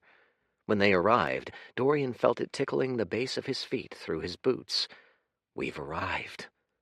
Tribes of all garbs and colors milled about, separated into vague districts which were arrayed around the heart in a loose circle. Most were smaller in size, equivalent to Rust tribes, and they'd staked out grounds a ways away from the center. So far, one tribe arrived that stood apart from the rest in both quantity and quality. Men and women who looked like moving bronze statues, slick and sharp, clad in satins that Dorian had only seen in Who's exotic collections. The Narong tribe, Io's patchwork memories supplied. They seemed hard at work, pitching their tents and unloading a plethora of dried meats. So were the rest of the tribes. Thus far there was little mingling. Each was in the midst of heavy preparation, busy as anthills. If Dorian had to guess, maybe a third of the tribes had arrived. The festival hadn't yet started. There were others, too, that didn't seem to fit any of the tribes. They seemed like enforcers, men and women in white and gold cloaks, which flowed down their bodies like rivers of silk. They were clearly set apart from the rest, and only by the opulence of their wear. It took Dorian a half-second to identify what it was. The cleanliness, the smoothness of skin and clothes, the way in which they moved, more grace than tautness. These were no natives to the rougher parts of the desert. They patrolled the grounds in intervals, wafting between tribes and stalking around the center. At their arrival, one walked up to them, a man whose gray hair was tied back in a smooth bun. His aura was suppressed, but by the man's physique, Dorian could tell the man was at least low vigor. "Welcome," he said to Chief Rust. Even his voice was smooth, pleasing to the ear, each syllable slipping right into the mind. "My name is Shen. I am of the Azcan Oasis, and I am one of this year's festival organizers." He tipped his head to Rust in greeting. Not a dip, not a bow, the barest minimum of a gesture of recognition. "Might I know the name of your tribe?" "We are the Rust tribe," said Rust, a picture of neutrality. "I am Chief Damien Rust." "Rust tribe." The man pulled out a scroll and consulted it for a second. "Ah, your grounds are marked out, there." He gestured to his right, where a few 100 feet away there lay a flag with one scripted rune planted in the sands. "As a lesser tribe, you shall have access to 45 tent spaces of standard size as living spaces." Then he gestured to the center of the flat plains, where a corresponding flag stood. "Within the heart, you shall have 10 tent spaces for commerce. Understood?" Rust nodded curtly. "Good," said Shen. He scanned the crowd briefly. Dorian felt a wave of chi pass through him, then abate. Shen nodded, satisfied. "Today, at sundown, the commencement ceremony for the festival takes place," he said. "I advise you prepare well by then. May the heavens favor you." With a nod, he left. Rust turned to them. "We have today," he said. "Make the most of it. Unload our resources. Though this festival differs from the rest in scale, its format it remains the same. First we trade, then we compete. At day's end, we feast." As he spoke, he walked back and forth before them. Gatherers, smiths, alchemists, ready your goods. You've all rationed well for today. You've got until sundown to present your best work at the heart." He opened his mouth, then stopped, tilting his head. He looked like he was listening for a tune nobody else could hear. Dorian heard it too, not by ear, but by soul. The thrumming in the sands was rising fast, from background hum to low whine. "Interesting," said Rust in a monotone. He turned to eye the center of the plane's heart, where a basin the size of a meteor crater lay carved into the sand. "It's come early this year." Frowning, Dorian strained harder. He honed his senses and tapped a foot on the sand. The pulses hitched, heartbeats thumping erratically, rising in number and thrown spurting off rhythm.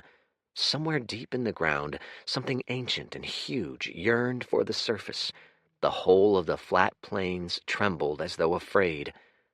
Dorian barely had time to register it all when the basin burst clean open and a geyser roared to the sky. For a second there was only white brine and the deafening, cavernous sound of hundreds of tons of water breaching and crashing and breaching again. Each droplet of it was full of chi, a wealth of deep sinkhole energy shooting 200 feet into the air, flecks of liquid casting shimmering rainbows in the light.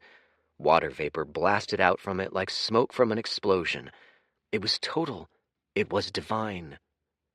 "The geyser of lost souls," muttered Tuketu. "Never ceases to amaze. The next 4 days are the only days of the year it blows." Ancient tribal legend had it that the tribes were called back by their ancestors each year for a reunion at this very point, that the liquid, so the story went, were the eager spirits of lost loved ones rising for the one time a year when they were loosed from the underworld.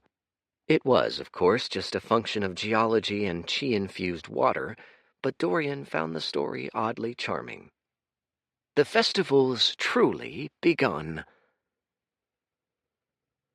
Rust Tribe had moved into the setup and preparation phase. For the next several hours, gatherers and metalworkers and cooks and the rest moved to and fro, setting up tents for trade, unloading chests. At the very center of it all was the geyser. To the side, Azcan representatives set up a big ring of awkward contraptions to harvest the water. Crude artifice. It looked like a bucket with legs, catching and keeping excess from the geyser's fiercer outbursts. No doubt these artifacts would be stored in interspatial rings, then shipped off. The Azcan had stationed itself as the monopolizers, and as far as Dorian could tell, nobody, including the new arrivals, 2 major clans, sought to challenge them. The perks of being a hegemon. Dorian had no doubt that liquid was a huge boon for alchemy. Whatever the case, he was plenty satisfied already. The chi density here was shocking. On previous trips, Io hadn't had the opportunity to really appreciate it. It felt like he'd been returned to a middle realm, a god's realm, with the amount of ambient chi soaking the air. The closer they were to the geyser, the thicker the chi got. It was no wonder the major tribes got the closest spots to the heart. Even from a half-hour's worth of cycling, Dorian was already on the brink of breakthrough. He took a cursory stock of the rest of the arrivals. Just from the chi signatures, he could sense some strong folk and strong resources. Artifacts peppered the landscape. At least 3, likely more, profound realms were around the grounds, hidden from sight. He'd likely know them better as the day went on. The same went with the rest of the tribes.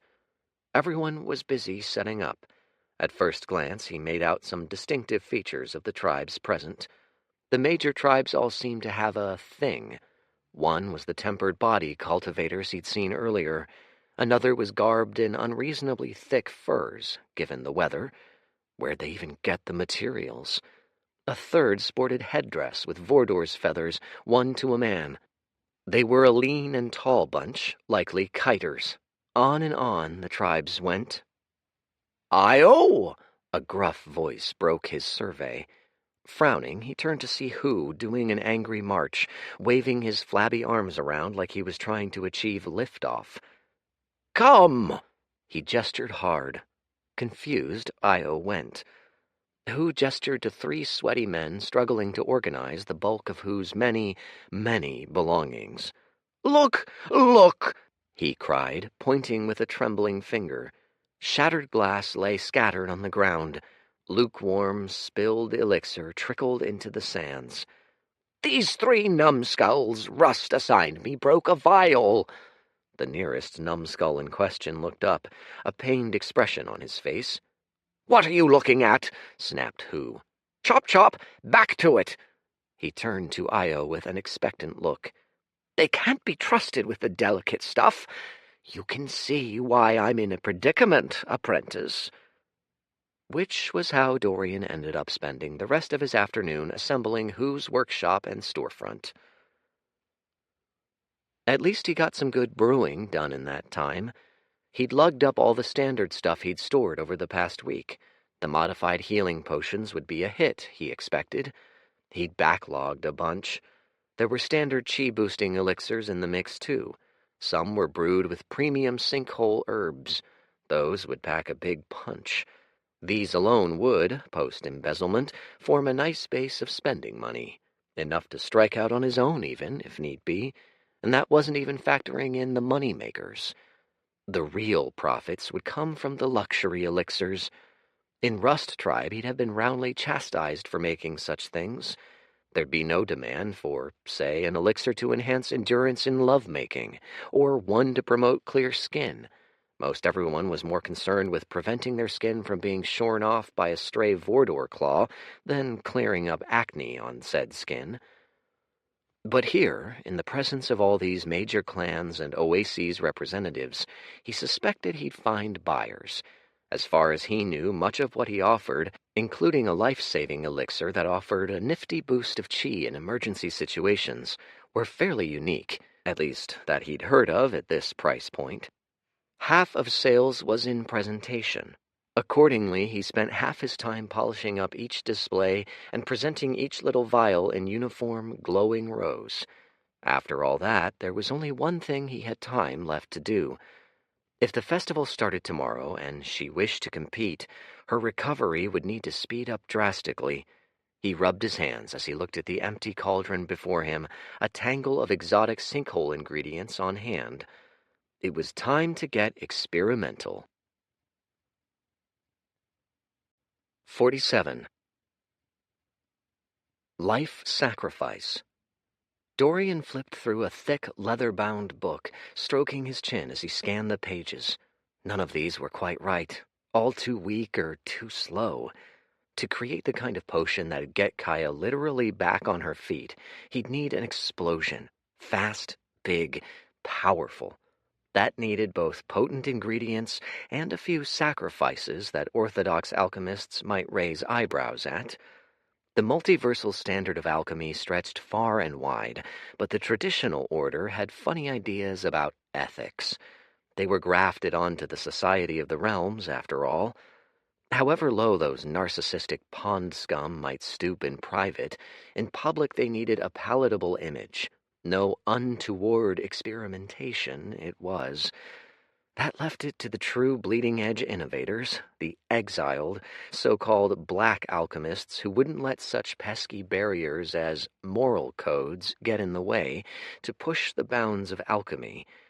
It was frowned upon, for instance, to create elixirs that harmed the user. Those veered too close to poison territory, and the stuck-ups on the council would never condone such a thing.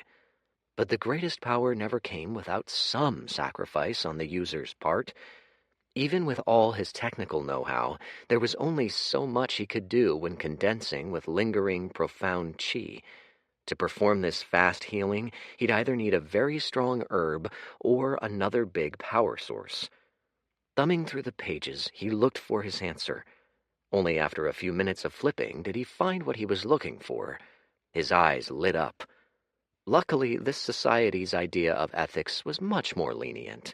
Such considerations were much less prevalent when most of the collective headspace here went to, run away from that big toothy spirit beast trying to eat me, or some similar variant. It might have been different in the oases, which he gathered were walled human strongholds. But out here, outside of outright murder or severe disfiguration, alchemists didn't limit themselves to their inventions. "Devil's Promise," whispered Dorian, scanning the ingredients. That was the name of the elixir. It likely came from some poor radical sod who'd likely lived in some hole in the ground, traveling with a tribe much like this one, before succumbing to any number of tragedies and disappearing from the annals of history, but not before leaving behind this one critical sheet. It promised an elixir granting the user a sharp uptick in chi circulation for a price, the sacrifice of 1/10 of their lifespan. All in all, it was a very stupid elixir. The benefits granted would have been recouped by a week's worth of normal cycling anyway. The extraction of life was hilariously out of proportion, but it did offer him one critical insight. As he imagined the interacting components, the aspects layered atop one another, a lock clicked open in his mind, an explosion of memory, a mechanic who had lain dormant resurfacing. "What luck," said Dorian with a grin, spreading it out against the workbench tabletop. Sure, Kaya didn't need extra chi circulation, and sure, this elixir was stupidly wasteful, but those things could all be fixed. The idea was what he was after, converting life force into fungible energy. It was the basis of most blood magic.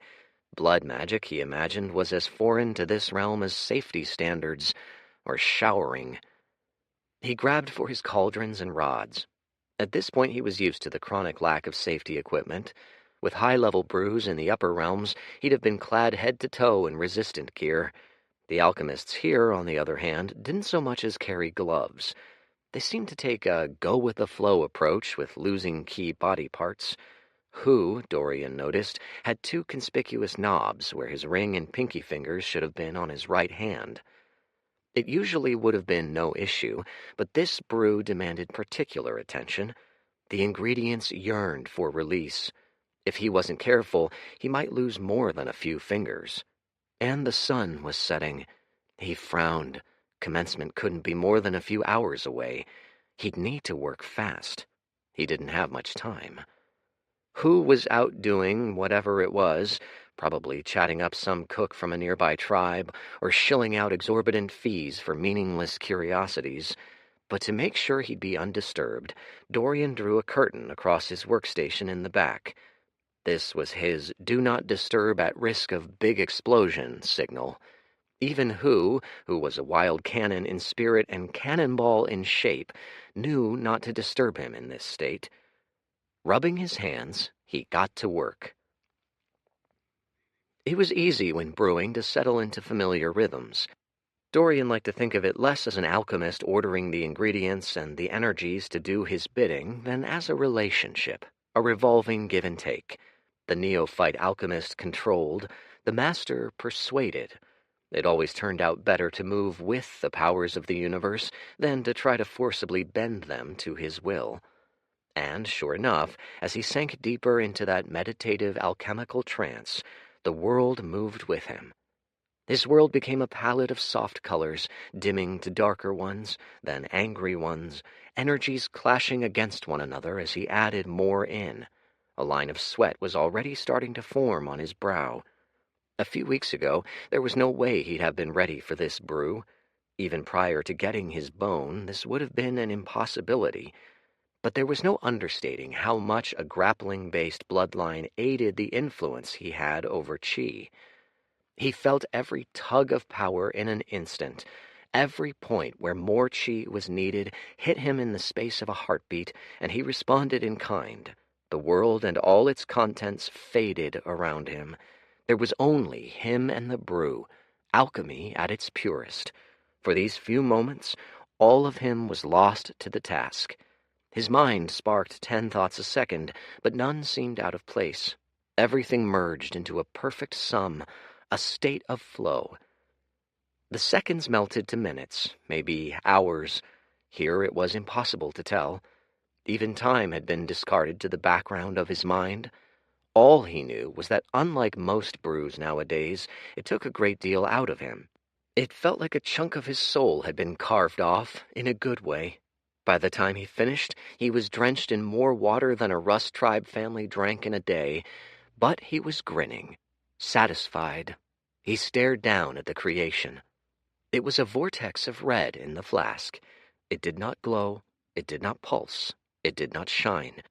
There was no hum of power to it, no remarkable undercurrent marking it as a liquid of distilled power. It looked less like an elixir than a vial of inert, dark blood.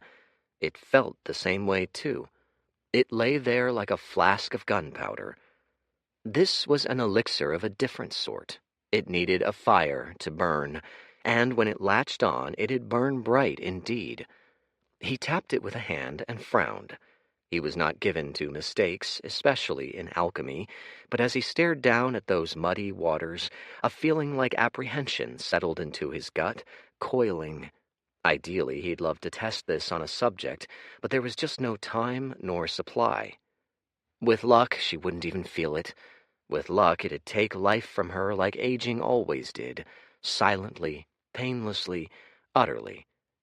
Gathering it up, he breathed out. The task was done. The world outside trickled back in, the sounds of people milling outside, new smells tickling his nose. There were more here than when he'd entered his mental cocoon. He snatched up the flask and made for the tent flaps and set eyes on the gathered tribes of the festival. There were too many to count. There must have been thousands, of all garbs and power levels and amounts and tones, all camped around the central geyser. For a moment he was disoriented. Somewhere, hiding in this mass of flesh, was his competition. It was clear even from cursory inspection that these fighters were of a whole different tier from the runt in Rust Tribe's training programs. To Dorian's right, tattooed youth walked by, flanked by a cadre of lackeys, his mid-vigor realm cultivation base flaring nakedly, pridefully.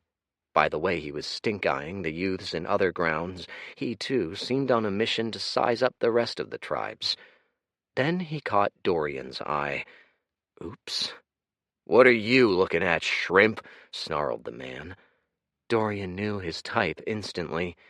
This was someone looking to start trouble, someone who wanted to flex his status, establish himself at the top of the hierarchies early. In other words, a moron. "Me?" said Dorian, scratching his head. "Oh, I was simply admiring your markings, sir." He gave them another once-over, eyes widening. "They feel so powerful, and they look so well made. It must have taken ages." "Humph," said the man, his lip curling up. It wouldn't have been possible to arrange the muscles on his face into a smugger smirk. "As a matter of fact, they did. Bet you've never seen runes like this in your dust life, have you?" His smugness morphed to undisguised disgust as he scanned Dorian's body. "What worm's hole did you crawl out of?" "Rust Tribe, sir," sighed Dorian, bowing his head. "You're not getting a rise out of me. Try the next moron over, maybe." He gave the man's clothing a yearning once-over. "I wish I could have been born into a tribe like yours." He wrinkled his nose. "All I do here is chuck out wastewater all day." He sloshed around the dim elixir. He'd seen one of them eyeing it. No repeats of Kuruk and poo. "It's miserable work." "Wastewater!" The man's nose wrinkled, waving a hand. "Ugh!" Not 10 seconds later, he was on his way to harass someone else. Nice. Shrugging, Dorian kept on his way to the medic's tents. It was time to give Kaya a gift. Well, he thought it was a gift. It could very well be the opposite, depending on how she took it. "It's done," he said as he pulled aside the entrance flap. Kaya bolted upright, then winced at the sudden movement. There were dark circles under her eyes. "Hmm?" "I've made it," he whispered. He looked at the elixir with clear doubt. He exaggerated his hesitation. "Listen, sis, this is pretty experimental. I can't be sure what'll happen if you—" "Shut up," said Kaya. She snatched it, gave it a squint, thought about it for about a half-second, and downed it all in a gulp. "Thanks, lil' bro," she said, smiling. She gave him a hearty pat. "Hold on," she said. Her blinks were labored. "I'm so tired. All of the—" Her slurred words cut out. Her eyes sealed shut, and she collapsed in a heap. She was out like a snuffed torch. Dorian instantly checked her for a pulse. Still there, just sleeping. Then he stood, rubbing his chin. She'd be fine. There was chi at work in her, working a slow circuit around her body. Just how well it'd work out remained to be seen. He crossed his arms as he thought. Sure, this would take a chunk out of her lifespan, maybe a few years, but the gains in lifespan she'd make from cultivation, and especially the resources she stood to gain at the festival, vastly outstripped the sacrifice. Or maybe he was just pointlessly justifying it to himself. He put a forceful stop to that line of thought. Setting all that mental clutter aside, her health wouldn't be the only positive to come out of this. In a sense, he was glad she'd opened him up to this way of thinking. Was he really optimizing the run, taking full advantage of all he had? This body was strong, but not optimal yet. Not by far. The path of body cultivation contained upgrades far beyond this. Chi cultivating, too, rose to far higher strata. His talent was likely the highest in Rust Tribe, but could he claim the highest in all the desert? All the world? Likely not. His bloodline was only a hasty extract from one prime bone, after all. There was much more purity to go, talent to be claimed. He scratched his chin. What was his lifespan, estimated? 200 years? Perhaps it was time to make use of all his resources. 48. Commencement. The sun straddled the horizon, casting a spectrum of orange on the assembly ringing the festival grounds. Every year, it was the largest gathering of peoples to grace the western Izod Desert. Tribes large and small met in this hot spot of chi. Over the years, it had transformed to a hot spot of glory and wealth, too. This year it was different. For one, the gathering had grown in number. The Oasis Network, the 7 hegemons of the West, had reached out extensively. The people present here numbered in the tens of thousands. This year's festival doubled as recruitment to counter the Ugok threat, clearly. As Dorian glanced around, all he saw were hardened, restless bodies. Rust Tribe was one small link in a massive chain of humanity. At the center of the gathering stood a collection of men and women set apart by their dress. They bore differing colors, presumably representing differing oases, but each seemed to belong to a different species than the rest of the dwellers of the desert. These were fine-boned folk, clad with unnaturally smooth skin, bearing teeth whiter than bone. High-level Vigor Realm fighters who had long since shed the impurities which made up base man. One stood apart from the rest, white flowing hair in locks down to his shoulders, wearing a robe of the kind of spotless material which screamed understated wealth. His face was flawless, almost archetypal, as though he'd been assembled from a composite of beautiful faces to form the most uniform of them all. His nose was modest but strong. His jaw jutted just so. There was nothing too much or too little about him. He was ageless and nearly sexless. Dorian distrusted him on sight. "We are all now assembled," he said, making a cursory sweep of the grounds. He spoke with the same lilting dialect that the other representative, Shen, had used to greet Chief Rust. "Good." A smile broke across his face. "A warm greeting to you, friends of the desert." As he spoke, his voice was projected out, though without any trace of chi. It was just the work of his lungs, and it seemed to cost him no effort. He spoke like he was taking a verbal stroll. "Welcome to the commencement ceremony for this year's Midsummer Festival." A wave of raucous cheering filled the air, filtering in from all sides. The major tribes, Dorian saw, seemed to cheer the loudest, as though they knew something he didn't. To his side, Rust and Tuketu gave polite applause. Kuruk looked sulky as usual. Hento stood tall, smiling bright, though Dorian could tell by the tightness in his face that he was a jumble of nerves. Conspicuously absent was Kaya, who was still out cold. She might not wake until the next morning. The man waited for the cheers to die down, weathering them with an unflinching smile. When at last they did, he spoke again. My name is Zhang. I represent the Azcan Oasis, this year's festival sponsor. He closed his eyes, nodding. I am proud of this rich desert tradition. It is a time of unity, a time when all us disparate elements of humanity can, for a few nights, set aside our differences and defer the cruelties of the world till the next week. For today and the days that follow are a time of celebration. Of course, he and his Oasis cohort could set aside the cruelties of the world however much they wanted, holed up in their walled cities. The rest of them quite literally weren't afforded the luxury of sleeping well at night. Other than the few organizers, there didn't seem to be any of the Oasis folk present. This time his words drew a slightly less enthusiastic reception. It was a little rich to speak of desert-wide unity when his people did not care to attend. By his beaming smile, he didn't seem to notice, or perhaps it was that he didn't care. We shall feast, trade, make merry. This year shall feature all the usual hallmarks of a festival, but with a key difference. His eyes gleamed merrily. As you all know, we are under threat. Not I, not merely the Oases. We, the whole of the Western Desert, perhaps the whole of the Izod Desert. The Ugok clan has unified the north. As we speak, they sweep east and west. Now his eyes narrowed. They come for us, and they will do nothing so benevolent as merely conquer.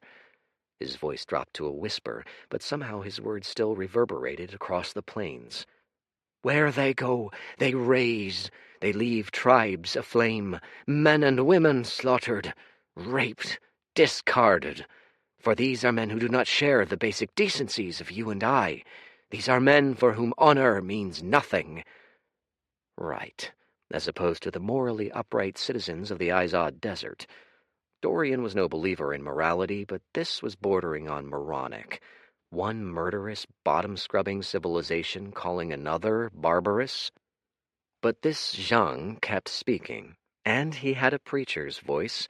He knew how to modulate his tone, when to raise it to inspiring heights and drop it to fearful, hushed lows.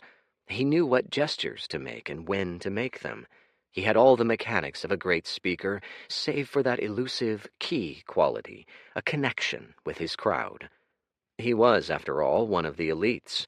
He didn't seem to have made even an effort at empathy. If Dorian was amused by how out of touch he seemed, it must have stuck out sorely to the rest of them. But as he spoke, his words floated into their minds anyway, finding purchase with smooth, rhetorical hooks. They have gone against the will of the heavens, said Zhang. He let the phrase sit for a beat. They come riding Vordors. They come commanding worms, and spiders, and all manner of horrid beasts.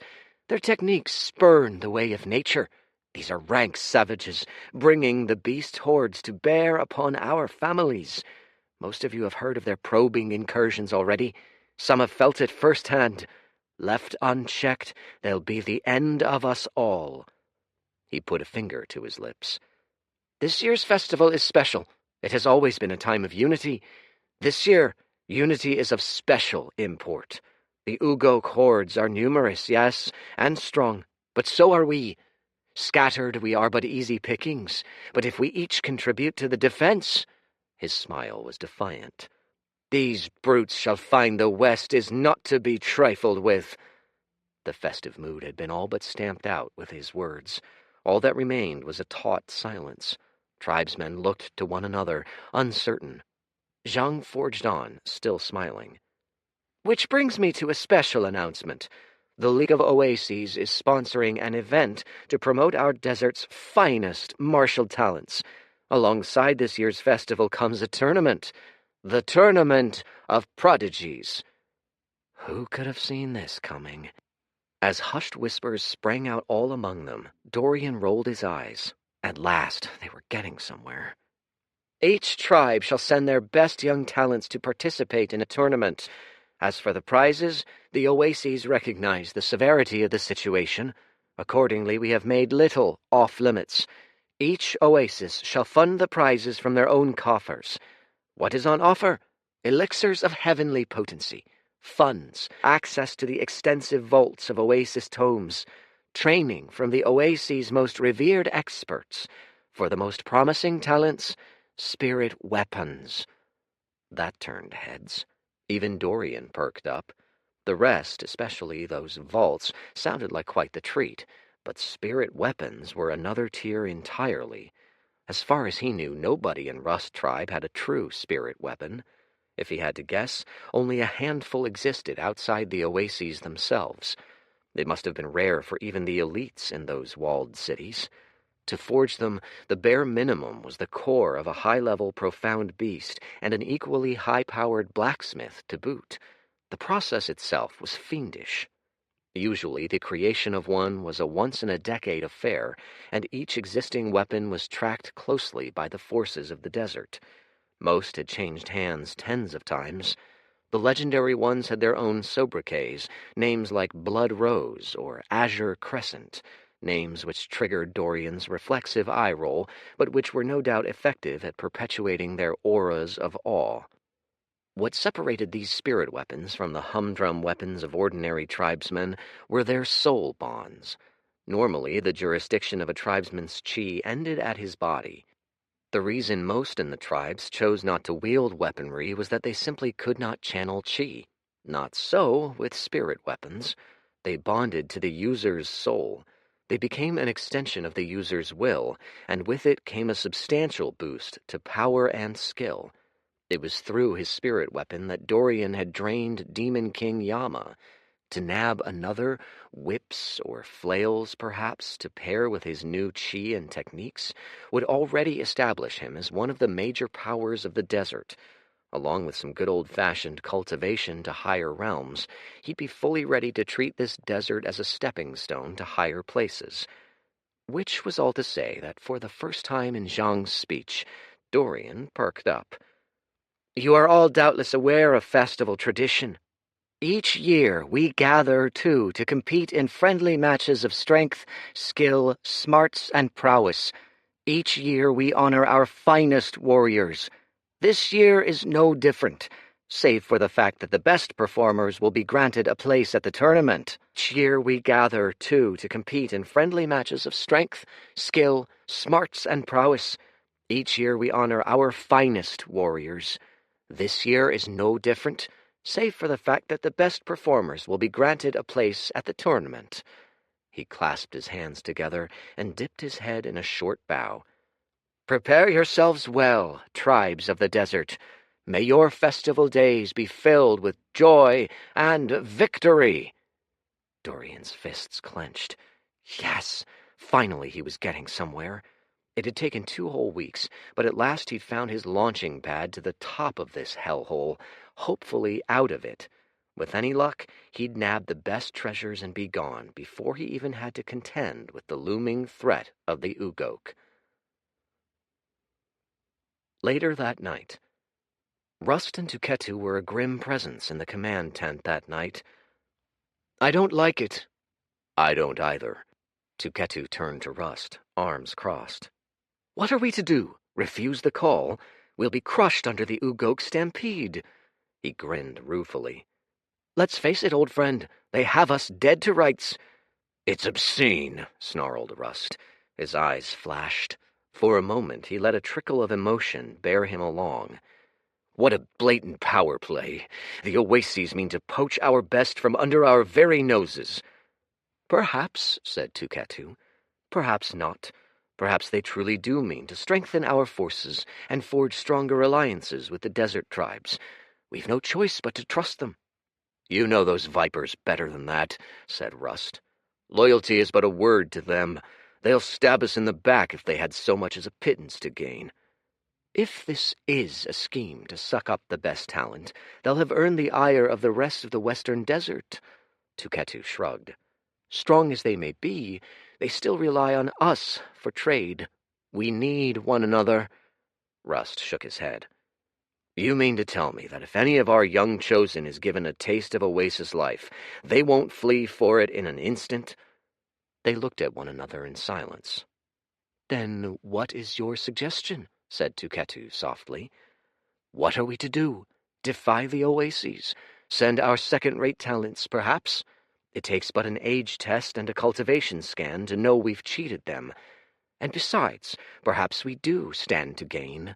The tribe that wins the festival gains the prizes, after all." Rust stared in stony silence. "That Io boy," he said at last. "There's something off about him." Tuketu looked surprised. "Of all our chosen, him. He's the least of our worries." He licked his lips. "I was most impressed with his feast a few days ago. He's shaping up to be a model tribesman. What's your concern?" For a moment, Rust stood stock still. "He's rushing," he said softly. "He's moved too fast, too much. From your observations, the testimony of those who'd seen him before, something does not add up." "Sometimes," said Tuketu with a wry grin, "you think too much. The boy's had strokes of monstrous luck. He's got a good head on his shoulders. That's all there is to it." Rust shook his head.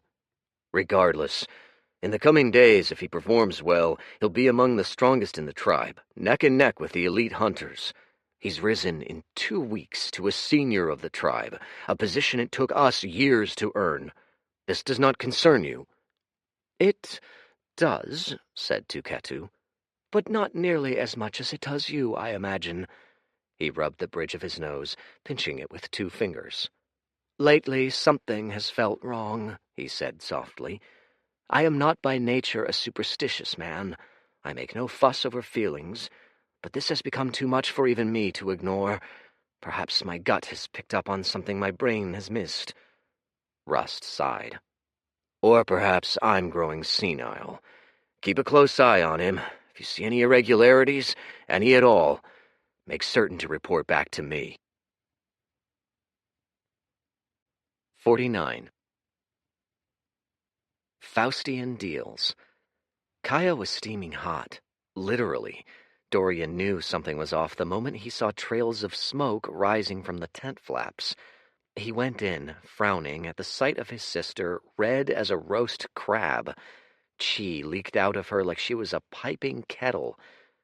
He made to check her vitals, then froze. The closer he got, the more volatile her aura felt, like even the slightest touch might set off a chain reaction.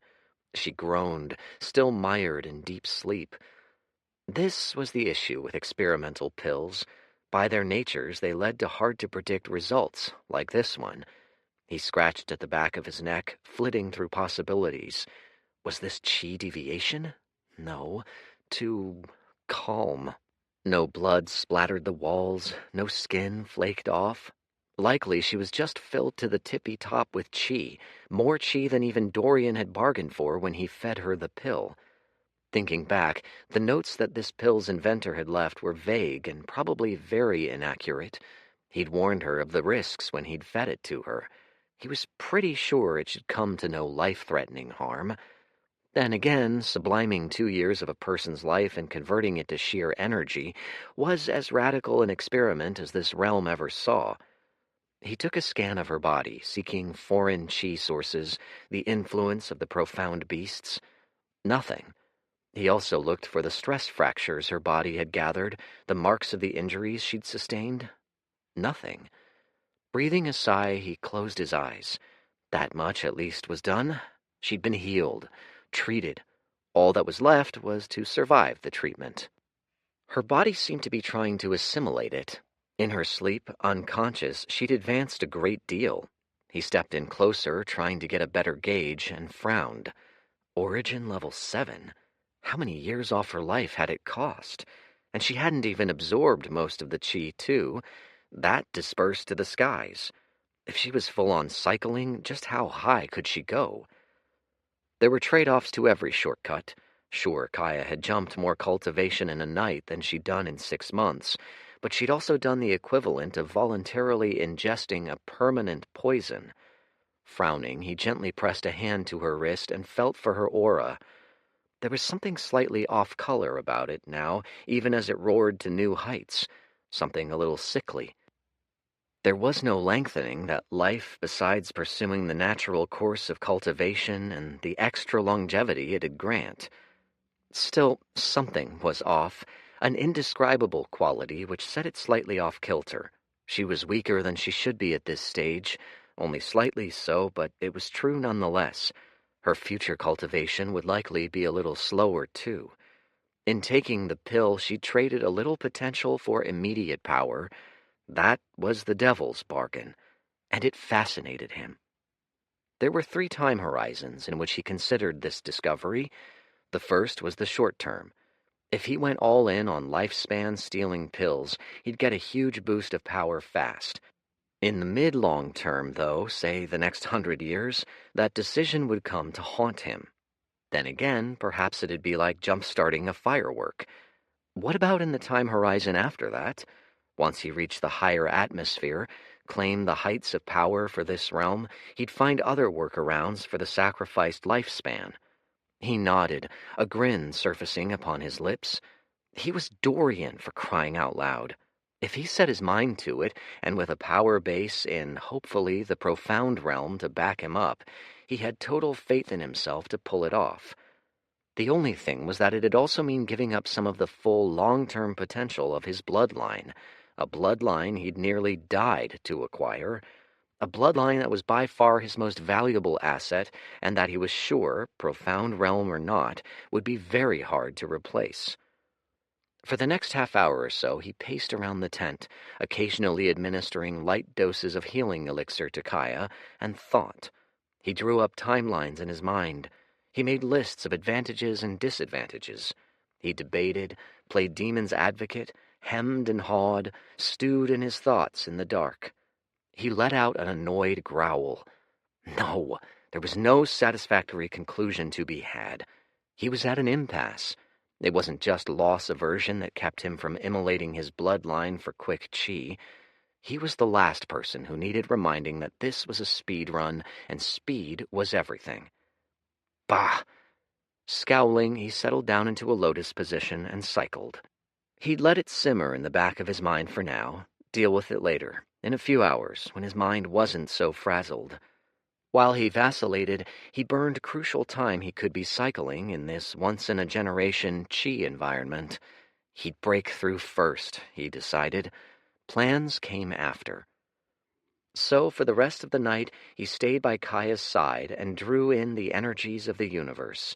It was, as always, transcendent. He felt almost drugged each time he cycled, but that wasn't quite right. That implied tampering with the mind and its faculties. Instead, he felt opened to the universe, at one with it. Considerations of flesh and of bodies melted away, leaving only him and the world.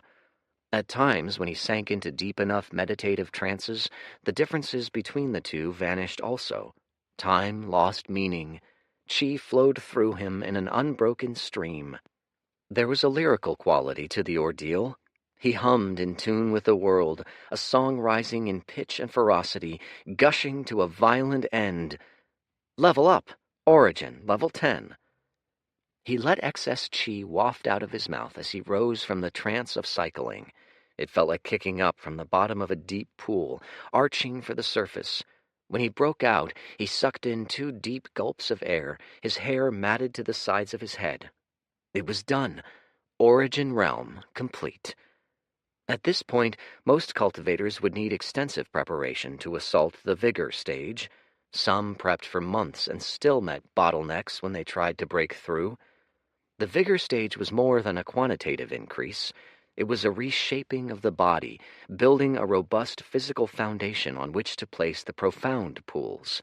With his bloodline, though, he shouldn't have any setbacks. All there was to do was to assault the barrier. Even from a cursory scan of his competition earlier, he could tell he was late to the party. Most of the scions of the major clans had already made deep inroads into the vigor realm. Nearly all possessed fierce bloodlines to boot, not to mention all sorts of protective treasures Rust's tribe had never seen before. Among the weakest tribes, like Rust, he might be a standout talent as he was, but to snatch a tournament slot he'd need more power, and fast. Against a fighter with a good bloodline, he had no assurances against even mid-stage vigor cultivators right now. He stood, shaking his limbs loose, and glanced at Kaya's prone form. Still asleep and snoring loudly, too. Good. It seemed the worst was over for her. She'd recover in time. Swinging into a wide backstretch, he exited the tent. Outside, the night still swamped everything. The only sound came from the geyser of spirit liquid, its defiant roar a constant beat against the blackness of the sky. Even from here, 100-odd feet out, he felt its spray caressing his cheeks. As he looked at it, he lost himself in thought. The question of the life-stealing pill surfaced in his mind again, like a knot that refused to untangle. At last, he sighed. He couldn't go through with it, at least not fully. In the longest time horizon, diluting a god's bloodline would only drag him down. It was important not to become drunk on short-termism. Most men were far too prone to it, and he was no mere man. He'd not fall prey to such mundane mistakes. Still, though, perhaps he didn't need to go all in. What if he only traded a small chunk of lifespan away? If his estimations were right, big if, to be sure, Kaya had only sacrificed at most a decade of her life. By now he'd come to the very tip of the origin realm. If he wanted to compete, nay, assure success, he'd need to cross the threshold, and it wasn't happening tonight. Not without a little extra help. He squinted at the moon's paths across the skies. How many hours did he have? 5? A little more? After that, the first trials would start, and he'd start a step behind, too. Unless... His gaze dropped slowly to settle on whose tent. Tomorrow they'd be running an alchemy shop out of it, hopefully to great profit. But there was still time between then and now. Enough time to cook up one more pill, and with it, one more advancement. Rust Tribe was among the weakest of the tribes present, but it was not the smallest. That distinction went to a tribe known only as the Dregs. Its members were a cobbled-together collection of those thrown out by bigger clans, misfits and the outcasts come together. They wore torn-up cloth clothes and boots made of old hides. Some wore no shoes at all, letting the calluses on their feet do the work. Half of them had their front teeth missing. Nearly all were missing some body part or another. They numbered not even 50, and by all rights they shouldn't have even been here. When the summons came to all the tribes of the western desert, however, one man insisted they come. His name was Pearl. It was his Dreg name, assigned to him after he'd been stripped of his birth name by the clan that had kicked him out. He led the Dregs, and now, as the night wore on, he was deep in discussion with his loyal underlings. They sat around a small fire in a small tent, their small, dirt-streaked young faces flushed by firelight. Pearl sat at the forefront, smiling broadly. Unlike the rest of them, his face wasn't marked in the slightest by wrinkles or dirt. His skin was smooth, too smooth, inhumanly so. His eyes seemed to shimmer like crystals, and if you looked into them, you got an impression of unending depth. But the strangest thing about him was the mark on his head, a golden infinity which glowed with its own eerie light. Were someone of a high enough tier present, they would have been astounded at the sight of him. For while the rest of the Dregs were squarely in the lower echelons of the origin realm, this boy had cleared well over the boundary of vigor. It was a feat that should have been impossible given his meager resources. It was a feat that might even invite suspicion. How was it done? Theft of precious materials? Band tactics? A deal with a demon, even? In this case, they'd be right on all counts. "Well," he said, his voice clear as a bell. "Is the scouting done?" A wave of nods flowed around the campfire. "Yes, my liege," squeaked a girl. She couldn't be more than 15, and she looked at Pearl with complete devotion. "Good." He steepled his fingers and leaned forward, eyes glistening. "Then tell me about the other competitors. Tell me who I'm up against." 50. Golden Boy. Pearl nodded to a girl in rags whose hair resembled a pigeon's nest. "Ray, you're up." The girl nodded, licking her lips. "I went to see what the Narangs got," she said. She was young, barely a teen, yet her voice was so hoarse it could have been a grandmother's. I got myself a few robes and played pretend as a servant, cleaning. I saw them practicing. She stared deep into Pearl's eyes. They're sharp, real sharp. I saw the young master, the one you told me to look for. He sliced a block of worm hide straight in half, with just his elbow, like that. She licked a finger, then drew it across the air in a slash. Pshh! Great work, Ray, said Pearl, ruffling her hair. She preened under his touch. Did he feel strong? Very strong, said Ray. Pearl paused. His eyes took on an intense light, shining like cold stars. Stronger than me? Pearl smiled easily. Don't you worry. Tell me the truth now. Yes, just a little. He felt... She took a breath in. I'm not strong enough to tell. He felt real strong, way into Vigor Realm. Late, like... Her brow furrowed as she grasped for words, found none. That's all right, said Pearl, flashing her his bone-white teeth. You've done well enough for tonight. Rest. She thumped back down onto the sand with a grateful nod. For a moment, Pearl thought quietly, eyes closed, letting the low cackle of the fire fill the air. Young Master Narong's long been a rising star, he said softly. Of his many brothers, he's carved himself out as the heir apparent. These past few years he's made great strides. Like all Narong, he practices the body cultivation technique, the art of 4 points. It aims to mold its user into a lethal weapon. At its height, a touch soft as the flap of a butterfly's wings is enough to kill a man, or so the legend goes. As he spoke, he surveyed the haggard faces gathered. Adopted or not, they'd become his family, reliant on him and supportive of him, sticking together through thin and thinner all these years. He nearly felt his heart beating in sync with theirs. If what you say's true, he's jumped yet again. I'd wager he thinks he'll win this year. Quite a hassle, that one. He chuckled, waving a hand. Who's next? Cog? His gaze fell on a meatball of a teen. Of all those present, he was the only one with any fat to him. It reflected his past. He'd only recently been booted out from a lofty position in his tribe on counts of embezzlement. The dregs had been more than happy to take him in. Went to take a look at the Yalta, he said evasively.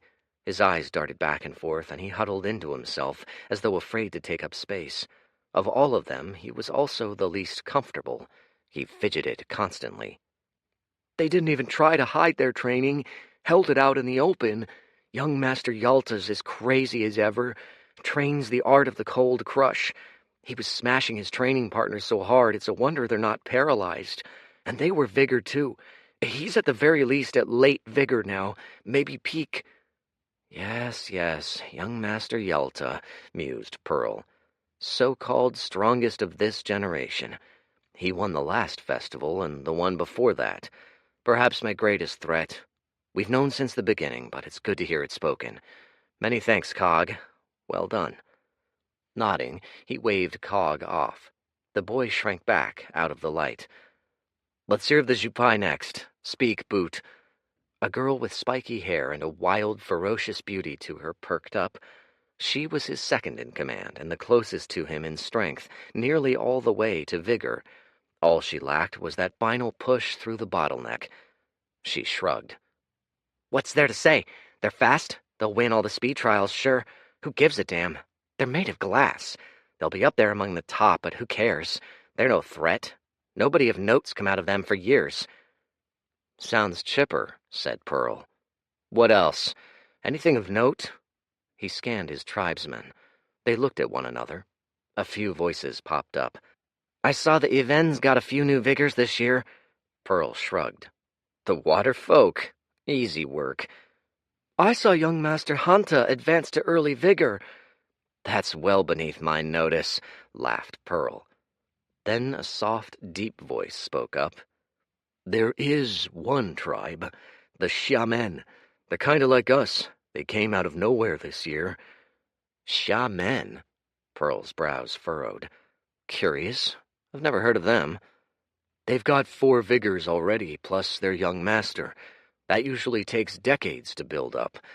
The weird thing is, I asked around, nobody knows them. Nobody knows what they practice even. Can't find any history on them. Pearl's eyes narrowed. Now that is noteworthy. He scratched his chin. Nah, I can't recall them. Very curious. Braggs, Violet, follow Wing to their camp. If they make it past the elimination rounds, I want a full report on them. Nods all around. Pearl broke out into a blinding grin. Very good. That's enough for a night, I think. You're all welcome to head on out. Sleep well, my loves. Each of them nodded back to him. A few bowed deep. A few affirmations bubbled up. Get 'em, Pearl, and I believe in you, and the like before they filtered out the tent flaps.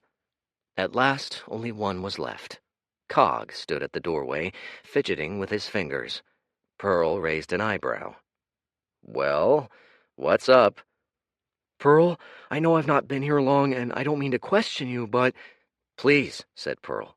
He strode over to Cog, his hands on his hips. Don't feel stressed about it. You know me, I'm not one to take offense. Ask away. Are you going to... Well, that is to say, everyone's really high on you. Really, really high. They all think the world of you. But that is... Do you really think you'll win? Said Cog. His face flushed. Wait, that's not how I meant it. I mean...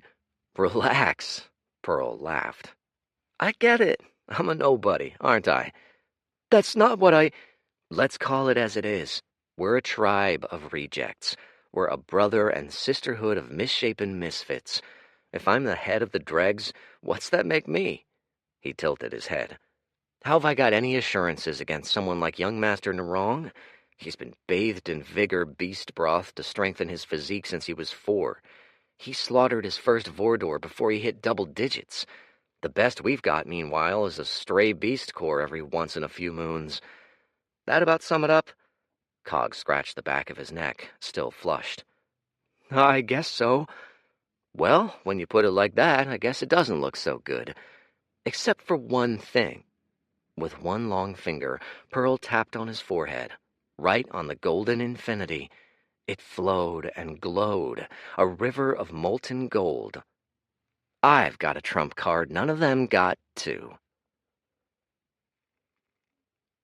Late that night, alone in his tent, Pearl took out a flask. It was a concoction made of rare sinkhole herbs, brewed over months to a perfect pale pink solution. It could only be taken on special nights, nights when the moons were close together, when the barriers between realms grew lax, when two spirits from vastly distant realms could brush against one another, almost touching. He downed the solution in one big gulp. He was out nearly instantly. His hands went soft, his head limp. He flopped bonelessly to the ground, limbs lolling in all directions. His soul no longer captained its form. Instead, it was thrust somewhere high above, somewhere in between. The mark on his forehead burned brighter than ever, the river of gold within churning in frothing rapids. He found himself in a void space, a shared illusion between him and someone else. It was not his space, and he could do nothing but wait. He was weightless, a floating soul. He didn't feel anything out of the ordinary. He felt nothing at all. Human conceptions of taste and sight and sound were lost to him. He existed in an alternate mode. So, when the other joined him in the space, he neither saw nor heard him. Rather, he only felt, and it was a sensation akin to staring into the vast ocean at night. The soul was massive on a scale his mind was not equipped to fathom. He tensed up. In this space, a mere thought could crush him, leaving his real body a soulless husk. The thing had only one request of him. Tell us of your progress. So he did. He sent the thoughts telepathically, slowly, in great detail, and the soul stayed silent, listening. All the events of the past few months were relayed, every minute impression of all he'd met. When at last he'd scraped out the last of the insides of his mind, a huge sensation of satisfaction was transmitted to him. So strong was it that he felt like he'd been caught in the midst of a large, exulting crowd. Pearl didn't understand what this being wanted of him. He didn't understand his role in its plan, nor did he care to. All he knew was that he'd struck a bargain that had elevated him from common street rat to a would-be prodigy of the desert. That was good enough for him. Like always, the being had only one more thing to say. "There is a trespasser in your world." It was a phrase that meant almost nothing to him. "Should you notice anything far outside the norm, contact us immediately. That is all." Also vague, frustratingly so. For once in this years-long relationship, his curiosity got the better of him. "What am I supposed to look for?" A silence, then, "You will know it when you see it." He was flummoxed. "You haven't given me much to go off. What if I don't catch it?" This time the sensation he got was a flicker of annoyance, just a wisp. It still hit his psyche like a hammer blow. "Do as you are told. Do not worry about the rest. You are not our only agent." Later that night, while Pearl was still spread out against the sands, his mark started to glow a peculiar white hue. A conduit, ethereal and gossamer as a silken string, stretched up from the mark to a realm unseen. Power flowed like water. Nearby, a very different sort of power beset a dark-haired boy. He sat cross-legged, unmoving, his body glistening with sweat. The air around him was charged and thick with trembling chi. Each breath was labored and choppy. Chi steamed off his body in big clouds, but more still was cycled into himself, into his core and his muscles, forcing out the impurities of man, a cleansing of his physique. His aura felt like a rising wave, washing over all around him, only gaining in speed and size as it surged towards some invisible yet mighty dam. Nearby lay a freshly emptied flask. With one hand, Dorian wiped the sweat from his brow. If his calculations were right, that was 2 years of his life and potential liquidated into sheer chi. There was too much boiling in him to ride it out.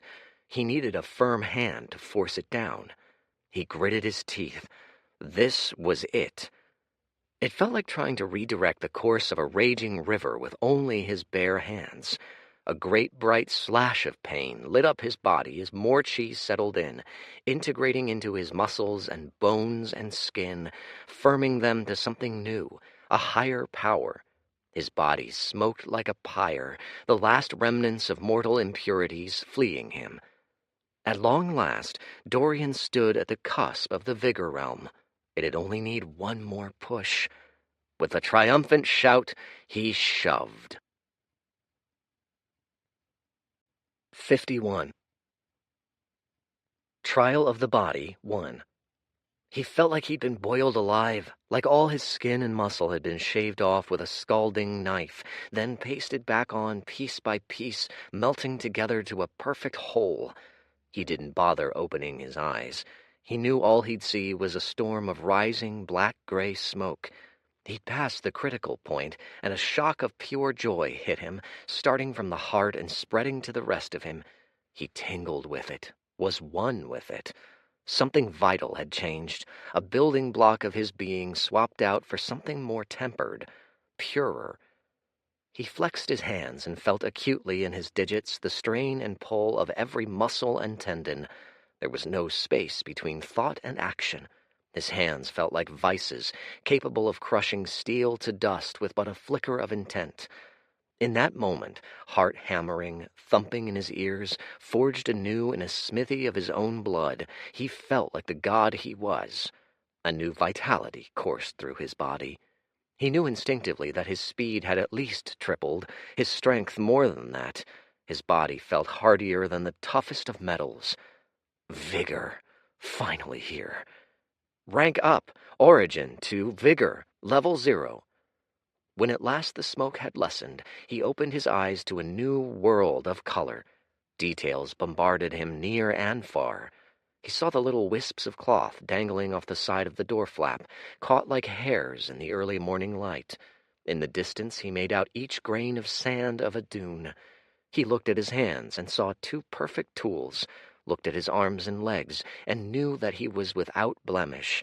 His hair was blacker than the depths of a tar pit, and his skin felt like silk.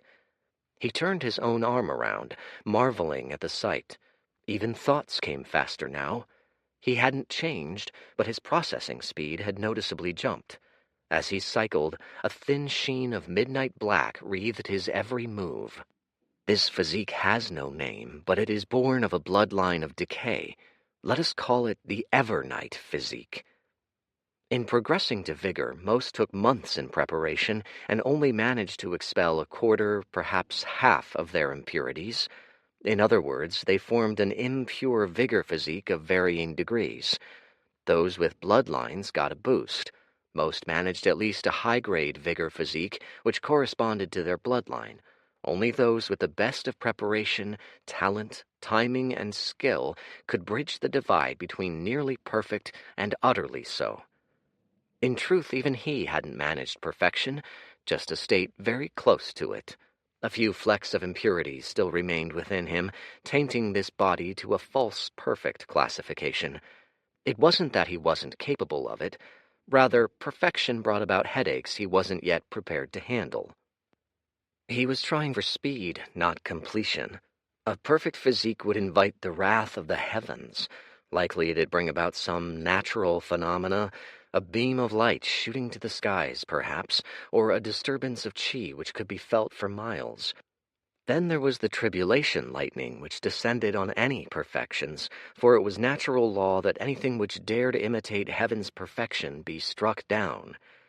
Incidentally, the law was declared by one of his most annoying acquaintances, a neurotic crone of a god-king who ruled his own angelic domain and grew jealous any time anyone, across any realm, tried for perfect status. The higher level the perfection, the more tribulations it invited. It was an artificial way to limit the number of the highest tier of powerful beings in existence. God-kings were no different than anyone else at the top, perpetually paranoid that someone younger and stronger would come to displace them. Dorian chuckled as he flexed his hands and feet, willing himself up to a standing pose. Effortless. He cycled his chi, bringing upon himself a load which must have totaled the weight of 10 men, and dashed out the door flaps. The air was crisp to his ears and skin. The sounds of his feet driving against the sands, the chatter of people in the distance, far and near, the deep thump-thump of a Vordor's wings beating softly somewhere high above. Even the geyser's note gained texture, stretching from a background crash to a tremulous, cavernous roar. It was like all his senses had been jacked up to feverish points, yet his mind could handle it all. It felt like he'd entered into a higher state of consciousness, an elevated state of being. He felt borne aloft by phoenix feathers and angel's breaths. Smiling widely, he went to check on Kaya. By now she'd awakened fully. When he pushed through the doors, she was cross-legged, deep in a cycling session, taming the last of the wild energies in her core. The aura she radiated indicated the 8th level of the origin realm, a seismic leap from mere days before. Sensing a disturbance, she sat upright and spun toward the entrance. Her eyes widened. "Io?" "Morning," he said. "You're finally up. How was the pill?" "It was—" "Wait." She frowned as she scanned his hair, his face, his arms. "What happened to you? Did you—" "Break through to vigor? Yep, just last night." He let himself in and plopped down unceremoniously. "What about you? You seem a bit stronger, too." "Stop! Stop! Hold on!" Kaya's frown threatened to spill over on either side of her forehead. "You broke through to vigor. Like that." "Yes," he said, shrugging. "I was cycling, and it just happened. All of a sudden." She stared at him silently for a long time. So long he felt uncomfortable. He said. "So, did the pill work?" "Worked just fine. Better than fine, actually," she said absently. Her brows pinched together. "Wait, you mean to tell me you passed one of the biggest bottlenecks just like that?" "I guess, yeah." He scratched his head. I think it's to do with the bloodline. It might have smoothed things over. She was quiet again, brows scrunched together, mumbling softly to herself. For a second, he was worried he might have broken her. Hello? Shut up. When she opened her eyes again, she looked almost exasperated. Of course you broke through to vigor in a night. God's sakes, of course. I really shouldn't be surprised by this nonsense anymore. She snorted. That's it. I'm over being shocked. From now, you can tell me you're the Dweller reincarnated, and all I'll do is smile and nod. She crossed her arms, a small smile at her lips. Vigor realm, eh? Saints, you're all grown up. Her frown returned. Nope, still not clicking. How the hell's... I've been cycling day and night these past few days, sis, he said, willing a blush to his cheeks. I suppose it's paid off some. After I saw how strong the other competitors were, I figured I'd have to... Competitors? Kaya paused. Right, the festival. It's the day of the first trial. What are we doing, standing around like two headless worms? She snatched him by the arm. We've got to go. Where? To Ketu, she snapped. He still thinks I'm lolling in some healer's cot. If he's finalized the festival team by now, I'm done for. As it turned out, Kaya was right. Tuketu was in deep conversation when they burst through the doors of his tent. He glanced up at them, brows raised. Chosen Io, you're early. And Chosen Kaya, too, a welcome surprise. Shouldn't you be recuperating, dear? I'm all healed up, she growled, grinning fiercely. I'm here to fight. Are you now? Tuketu strode up, a curious light in his eyes. He gave her a once-over, then nodded to a spot beside him. Throw a flash palm. Let me... Ha! A blast of light and heat, a scattering of sand. Tuketu hummed. So you are. He tilted his head a fraction. Might I ask, weren't you barely walking a few days prior? How have you come this far this fast? She jerked a hand toward Dorian. It's all his fault, I'm afraid. Brewed me an elixir that had me burning up for a day or two, but I'm all fixed up now, ready to go. As though to certify her readiness, she flashed Tuketu a thumbs up. I see. Tuketu's eyes were turned to him again. He had a knowing look to him, which set Dorian a little on edge. Well, you've both come at the right time. I was just speaking to your fellow festival teammates on what comes next. He jerked his head to the corner, where Hento fidgeted with his cuffs. He gave them a shaky wave. To his side was Kuruk, standing stone-faced. We've not much time until the trial, said Tuketu. He nodded to Dorian. I planned to brief you alone, but this will do too. Come, we've much to discuss. Hours later, the competitors all stood in ranks, spaced across a large field which stood opposite the markets, separated by the geyser. Each team, most of whom fielded no more than 5 members, was marked out by a flag with an insignia. Some, the wealthier of the clans, wore matching uniforms. First in the day came the trials, and all the festival-goers had come to spectate. A mass of people pressed up at the edges of the field, thousands strong. To Dorian's side, even Kaya was a little pale. She'd likely never been at the center of such a huge spectacle. Hento, meanwhile, had nearly devolved into a nervous wreck. He looked to her with pleading eyes. Good luck, kiss, he simpered, which at least brought some color back to her face. She gave him a hearty slap in the face instead. By Hento's blushing, it seemed to have the same effect regardless. Kuruk's knuckles were clenched so tight his fists nearly vibrated. At the very front of them stood Zhang, the elder of the Azcan Oasis and this year's festival organizer. He seemed very pleased with himself. Behind him was a massive swath of shimmering air.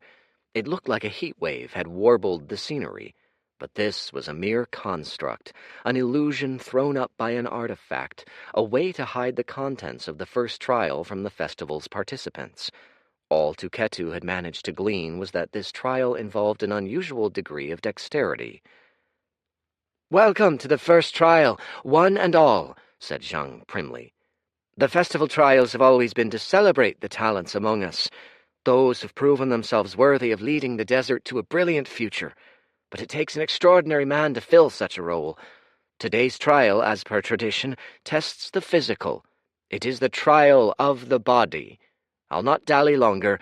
Assistants, if you will." The shimmer vanished. The scene faded.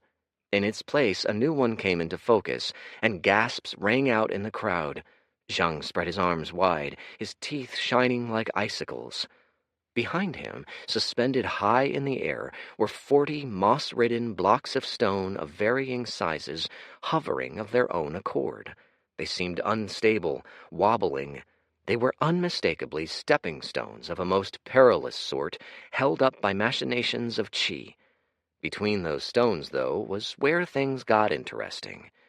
Battle axes groaning on chains, swinging back and forth. Thin, long sections of metal slicked with oils, a section of tiles that disappeared and reappeared in a set pattern, fire blasts to harass participants, spiked balls and arrow traps spread out along the length of the thing. It was obscene. Even Dorian was taken aback at the sight. Are they trying to kill us? Someone like Kura can take 3 steps and get his head lopped clean off. "The rules are simple. Fastest through wins," said Zhang. His eyes glinted. "But that alone isn't enough of a challenge, is it?" He gestured beneath, where an array of crossbows lay on the ground. Each sported a deep red rune. "Each competitor will receive a dark fire crossbow loaded with a single arrow," he said. "For added fun, each of you will have the chance to shoot the others out of the sky." He smiled to them all, looking for all the world like a kid with a new playpen. "Let's begin, shall we?" 52. Trial of the Body 2. First came registration. Each of the contestants stepped up to one of a line of Azcan representatives, offering their palms. The representative then deposited a crystal ball, an artifact which sent a pulse of qi through the user to check for some basic vitals, things like age and qi response. The brighter the ball's glow, the higher the talent. Standard stuff. He saw a series of teens go before him, all receiving glows of around a candle's strength. Every so often, though, the ball would shine like a morning star, a youth of great talent surfacing. Usually these were the young masters, groomed from birth and given the best bloodlines. All around them, the crowd of spectators milled restlessly. The competitors were directed into seemingly random groups of 10 after their registration. The tribes were all divvied up, spread out. The other Rust competitors had already gone ahead. Kaya and Hento got bonfire gleams, which meant high-grade talent, or so a stick-like Azcan representative had intoned in a reedy voice. Kuruk had gotten a sputtering mid-grade glow, a result which drew a low sigh from his father. Among the competitors, it seemed the median grade. To his left, there was a sudden commotion, a flurry of exclamations. Dorian turned to find a mountain of a man clutching a crystal ball. Between his 2 thick tree-branch fingers, it looked like a mere marble, albeit one shining like the sun in miniature. "Young Master Yalta," said the representative before him. "Talent! Peak!" With a grunt, Yalta chucked it back and stalked to his cadre. Dorian scratched his chin and gave the man a closer look. Albino, hair like dirty snow, a body so dense with muscle it overflowed to places where it shouldn't be. His face was thick and made of harsh, brutal squares. Square nose, square jaw, square, sheer cheeks. He made no attempt to mask his aura, which spoke to either foolishness or brazen confidence, and so Dorian could easily read that the man was far up in the vigor realm. He might have even passed the viscera refining stage, meaning he was at least 3 major levels ahead of Dorian's initial stage. A ferocious bloodline lay in his grasp, too. It was no wonder he'd won the last festival. Even for Dorian, dealing with him would be no trifling matter. Dorian would need to keep an eye on him. First impressions didn't always make for the surest of judges, but by an eye's glance the man seemed like a doofus. At least there was that. Dorian's turn soon arrived. A heavy-set representative told him to hold out a hand. "You'll feel a slight prickle of chi. Don't resist it, let it circulate fully," said the man, whose hairy brows reminded Dorian of writhing caterpillars. "I will." As it went up his arm and around his core, Dorian turned his mind to strategy. There was a time and place for showing off, but this was not it. The qualification rounds should be reserved for just that, qualification. There was no sense in revealing his cards before the main event, the tournament, which gave out the vast majority of the goods. For now, then, he'd do just poorly enough to eke out a low, inconspicuous finish at the festival while doing just well enough to sneak above the qualification threshold. He'd not shine too bright. This plan was foiled almost immediately when the crystal ball in his hand promptly morphed into a blinding exultation of ivory light. If he wasn't in vigor, the heat would have scalded his fingers. The Azcan representative's brows shot all the way up like a butterfly breaking free of its cocoon. "Isle of Rust Tribe," he said. "Talent! Peak!" 100 pairs of eyes were trained on him in an instant. The whispering began the instant after. Cringing a little, he nodded perfunctorily to the representative's instructions and walked over to the random group he'd been assigned. All of them were looking at him like he'd grown 3 heads and a tail. So much for inconspicuous. Registrations done, Zhang took the stage once more. "The trial of the body is split in 2 parts, a trial of speed and one of strength. For the first part, we've taken the liberty of organizing you into heats for the race. There are no more than 2 of the same tribe in one heat, so as to discourage cheating. Needless to say, cheating of any sort, including interfering with any other competitor's race beside the officially sanctioned option," here he nodded to the crossbows, "is strictly disallowed. I hope I've been clear. The objective is simple. You shall all be ranked based on the scores you achieve in both sections. The top 128 in the trial of speed advance to the trial of strength. The top 64 ranks in the trial of strength shall advance to the second day of the trials at this year's festivals. Everyone else must try their luck next year." That set off a smattering of heated conversation all around. Dorian saw wrinkled foreheads and white-knuckled hands in droves.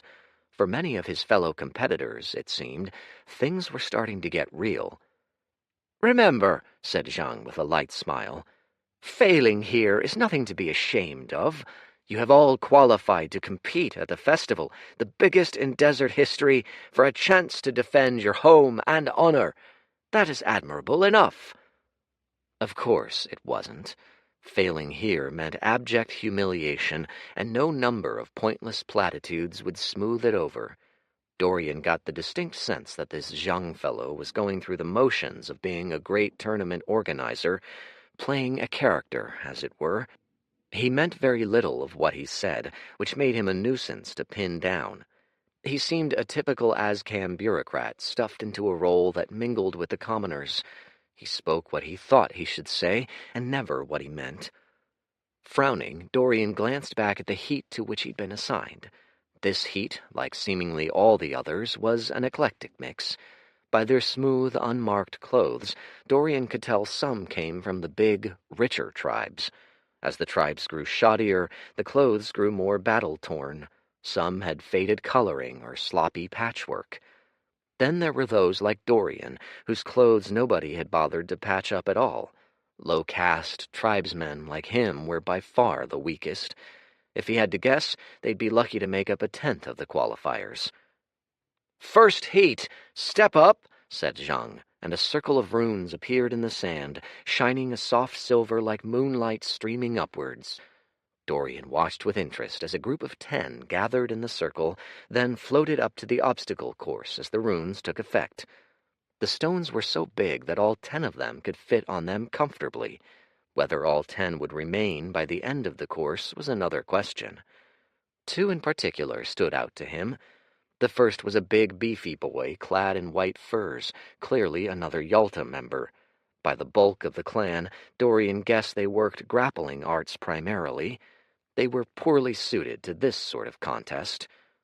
The other person of interest was nearly the exact opposite, a lithe, thin, pretty boy, clad in white, form-fitting silks slipping around him like streams of air. He stared down the 100-odd feet of scything blades and spike traps and falls and plumes of fire with an expression of placid calm, like it was a stroll down a hometown street. "Begin on my signal," said Zhang. He paused, letting the space be filled by the clamor of the crowd, the jostling, everyone edging for a closer spot. Then there was a sound like a peal of thunder, and they were all off at once. The lithe youth shot out like an arrow from a bow, kicking off sheer air. A chorus of surprised shouts came from all around Dorian. He cocked his head, one brow raised, as the youth twirled around blades and dodged arrow traps with an acrobat's grace, breezing through like a spring gale. He moved so fast he made the rest of the group seem like they walked through mud. In scarcely 20 seconds, he'd cleared half of the obstacles. Now he'd been slowed down some, entering a field of spiked lashes and needing to navigate them with care. Still, he was literally running away with the competition. Dorian let the gossip from all around him flow into him. One could gather a surprising amount of intelligence by simply eavesdropping in a crowd. "The poor sods, up against young Master Zhaopai this early. That's the skywalking steps, their signature technique. He's sure to claim #1. Dorian tuned back out. Skywalking steps, eh? He could say with near certainty that his cloud-treading steps had originated as a bastardization of this technique. With his modifications, his technique would likely hold a decent edge. The issue was his chi, heavy and thick.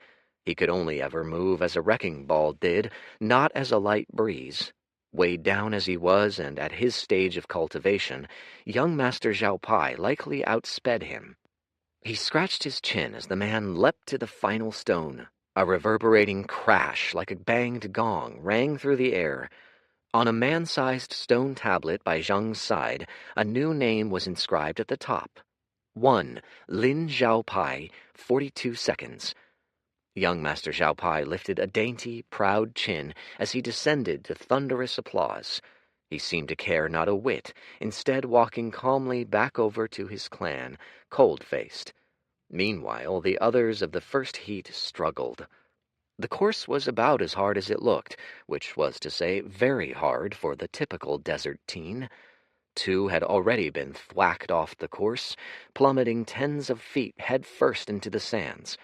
At ground level, a group of healers were stationed to fix them back up. Of the 10, Dorian estimated perhaps 3 would finish the course, much less would do well. His judgment was only further affirmed when the Yalta clansman, seeing himself fall behind, tried to discreetly shove the person in front of him off the stone. There was a flash of black chi, a horrid scream, and suddenly the Yalta man plummeted from the sky. A second later, his severed hand followed him. Gasps spread all around. Dorian looked in Zhang's direction, where he first felt that black chi appear. Zhang's lips were pursed. No cheating. Point taken. The number of competitors numbered in the hundreds, but the heats were fast. Soon a list of names started populating the ranking stone. The Zhaopai tribe, which seemed the speedsters of the bunch, claimed 5 of the top 10 slots. The rest went to young masters of the bigger tribes. Dorian paid only fleeting attention to the lot of them. There were still too many here to be worth parsing down to form a profile of potential competitors. He only took note of those who really caught his eye. One was a certain young master Narong. Dorian knew to pay attention to him just by the whispering that started once his heat came up. He shot off like a throwing knife. By foot speed, he was only a fraction slower than young Master Zhaopai, but he had the unique advantage of being a human sword's blade and seemingly indestructible. It must have been a perk of his vigor physique. If Dorian had to guess, he'd long cleared the mid-stages of vigor. He moved with speed and precision. Where young Master Zhaopai would skirt around obstacles, Narong simply sliced straight through them and kept moving. He ate 2 fire plumes to the chest unscathed. He ended with the number 1 spot and descended to massive cheers. He almost lost it the very next heat.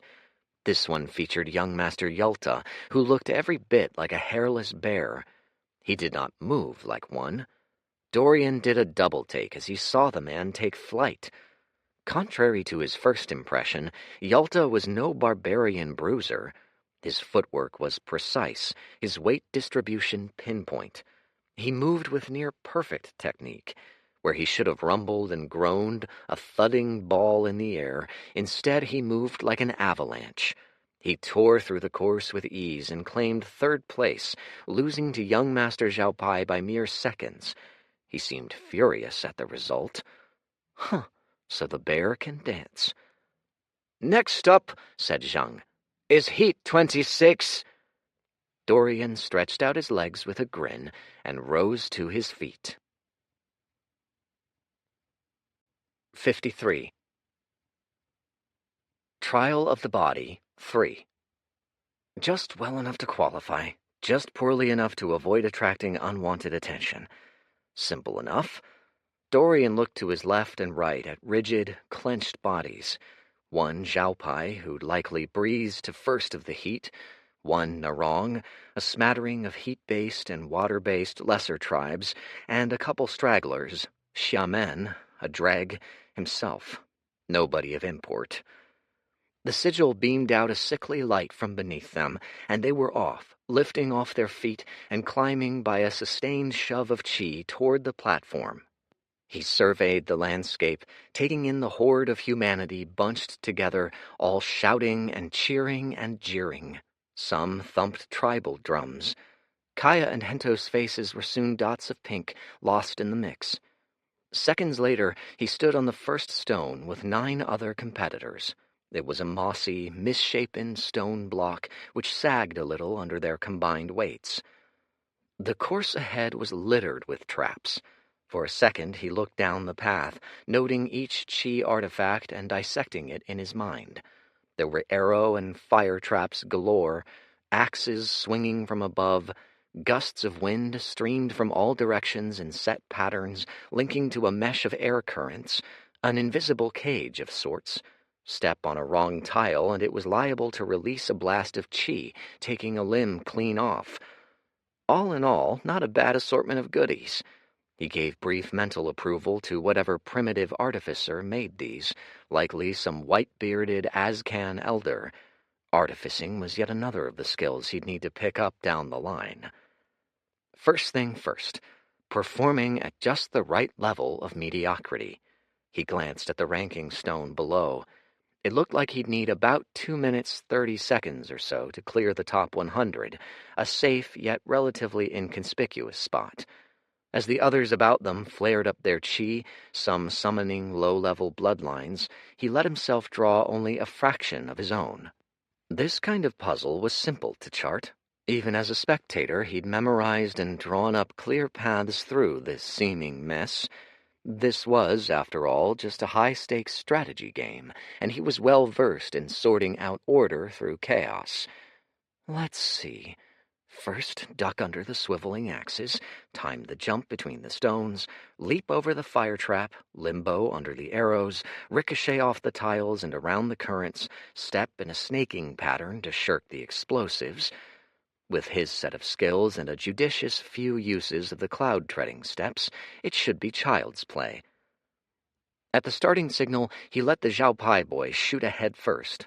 He let himself be lost in the shuffle, one of many bodies straining to a run, lapsing into predictable and purposefully slower paths. He felt light as air as he did. He slipped under a scything curve of an axe, caught a reflection of himself in the gleam of the blade as it passed, tap-danced over a minefield of traps, moved with a languid fluidity like he was going for an evening stroll. Soon they'd cross the halfway point without incident. Indeed, this first trial would have killed him 10 times over if he were some hapless, low-level runt like he was just a few weeks prior. But to his current him, piloting a thoroughbred of a body, it was as easy as a game of stepping stones. Then, about 3/4 of the way through the race, it happened. something which pierced his mental model so suddenly and so inexplicably he almost didn't react in time. An arrow screeched up at him, moving with such speed it must have been fired by at least a mid-vigor. Its arc was so vicious and true he could scarcely believe it was meant for him. He was just one amid a pack, a nobody. There was nearly no time to think. He acted on instinct, contorting his frame and bending over with all his might. The arrow whipped by, far too fast for comfort, carving a white-streaked path through the air. It was so charged with chi that shockwaves scattered off it as it darted by him, throbbing angrily. To either side, his fellow competitors screamed in shock, scrambling away from the danger zone. What was that? Either a cosmic stroke of stupid luck, or a cosmically well-timed attack. Then the floor fell out from underneath him. In almost the same instant, a wall of scorching heat materialized from above. To the side, 9 pinpricks of spear-point chi were shot out in an instant. He felt all these things in a rush, his chest constricting, eyes widening, mind straining to the peak of its capacity. Time slowed. A series of realizations flashed through him, whip-quick, as his heart leapt to his throat. First, that arrow was cleverer than he'd thought, cleverer by far. Somehow it had triggered a trap, then another, all at once. It was an arrow with a contingency plan. If it couldn't hit him, it had at least hit the things behind him. He found himself stranded mid-air with nothing but emptiness beneath him, besieged on all sides by fire and spear-point, and he had a fraction of a second to come up with a coherent plan before he was turned to minced roast. Second, this was an attack. It had to be. There was no other way. He still had not a clue why or how or when he'd even made such a powerful enemy. None of it made any sense. Yet here he was. Third, there was only one way out of this. There was no more time for thought. He acted. It was impossible to get out unscathed. It was too late for that. The only way was to minimize the damage. First, he leapt off the air with cloud-treading steps, dodging the bulk of the spears. Then, with one hand, he drew up 2 Yama's chains to catch the brunt of the flames. His body flared up in pain as artifact chi slipped through the cracks and drilled into his flesh, drawing motes of blood. Spurts of chi flame singed his chest, reddening the skin. It felt like he'd been branded by a poker fresh out of the forge, but he'd made it out without any serious injury. With his other hand, he chucked out a 3rd Yama's chain, latching onto the bottom of the nearest stone, and he gritted his teeth as a 4th realization flashed through his mind. There goes the last of my plans on anonymity. Desperate times, desperate measures. He swung. It was not unlike swinging from a vine in a forest. In a flash, he'd flown a wide arc. Below, he heard the rising shouts, the clamoring in disbelief. At the end of the swing, he let go, letting momentum carry him up and over the next stone. He dropped to a knee, panting and manic, but alive. What the hells was that? Then he looked up, saw the backs of 6 people in front of him, and realized precisely where he was. That was a nearly 10-second delay. 3 unfortunate souls had perished by a trap almost certainly meant for him. The rest roared ahead to the finish. It was his own fault, really, for choosing to sag this far behind. Choosing to feign mediocrity for the sake of anonymity meant he had nearly no room for error. At this rate, he wouldn't make the cut for the top 128. Screw it. He dashed for it. Chi flared to his feet. His eyes brightened as his mind flew through the rest of the route, mapping out a new path. He took off like a comet. Air shrieked by. He kicked off a stone, twirled around 2 slashing swords, rushed between jets of flame, fueled by a raring propulsion of thick bloodline chi. If there was one strength to his mystery bloodline, it was that it was jam-packed with chi and dense as all hells. It was a fuel beyond all fuels, and now he was burning with nearly all his inhibitions removed. In 4 more steps, he'd outstripped the 3 in front of him, leapt through a ring of fire and knives, and ground to a halt on the final stone. He'd flown like a meteor, for a few seconds streaking as fast as some of the Xiaopai, a signal flare of black chi. He finished 4th in his heat. He glanced to the ranking stone, scouring the list for his name. Had he made it? A pit opened in his stomach as he got past 30, 40, 50, 60. At last he found himself, and he let out a breath.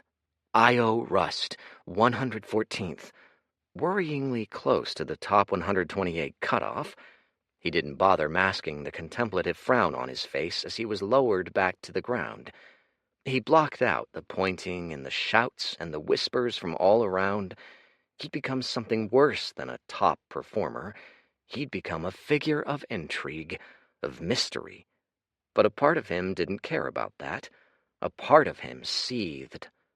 Kaya rushed up to him as he touched down, shouting, "Are you okay? Do you need a healer?" He waved her off and started to pick his way back to Rust grounds. Kaya followed like a mother hen. "I blocked most of it. The rest are skin wounds. I'll be fine," he said. Then his eyes narrowed. "Did you see who fired that arrow?" She matched his frown with her own. No, it went by way too fast. Are you sure you're fine? It didn't hit you or something? You look like you've been pulled fresh out of an oven. You smell like burnt rib and your hair's all charred black." 3 patient assurances later, she was finally convinced enough of his well-being to leave him to his thoughts. He was aware as he went back to the Rust section of the whispers and stares leveled at him from all around as he waded through the crowd, flowing around him the way ripples follow a boat as it glides through a lake. Was there motive? None to his knowledge. Rust tribe had no serious enemies. Jealous retribution from within? But where would they have access to an expert of this caliber? Nowhere. It'd have to be either Tuketu or Rust. He frowned. He supposed there was a marginal possibility that Rust had felt threatened enough by his power in the tribe to take action. If so, sabotaging him in a very public manner like this was a very stupid way to go about it. There were a million different ways besides causing him minor injury and forcing him to nearly lose a qualification round. Besides, wouldn't Kaya have seen if it had been fired off so close? He thought for a few minutes, scanning the crowd for any suspicious characters, before deciding there was no use thinking on it further without gathering more evidence. There were 5 heats left, he saw. On average, 3 from each heat slid into the top 128, which meant he'd need some luck if he was to keep his spot. Kaya's turn soon came up. She gave it her all the whole way through, and had no sudden targeting to contend with. She finished in the mid-70s. Hento came up after her. He'd been on some self-improvement binge as of late, cultivating late into the night, actually practicing his forms and sparring. It seemed something had kicked him out of his foppish languor. He finished 86th. Kuruk was in the 3rd from last heat. Nobody in his cleared the top 128. He fell far outside of it. So far he was probably doomed save for a top-tier strength finish in the trial of the body. He went in stone-faced and came out with equal expression. It was like he'd expected it and had walled himself off, had resigned himself to his father's berating. Dorian let himself relax a little as this trial wound down. He'd had some luck. By the end of it, he was on the cusp of qualification. He'd been shoved down to 124, but unless half of the last heat qualified, he was safe. Of them, he eyeballed, maybe 3 would make it. 2 Xiaopai disciples, a vigor-strength boy from some random tribe. "Final heat! Step up!" said Zhang, baring his pearly whites. 54. Trial of the Body, 4.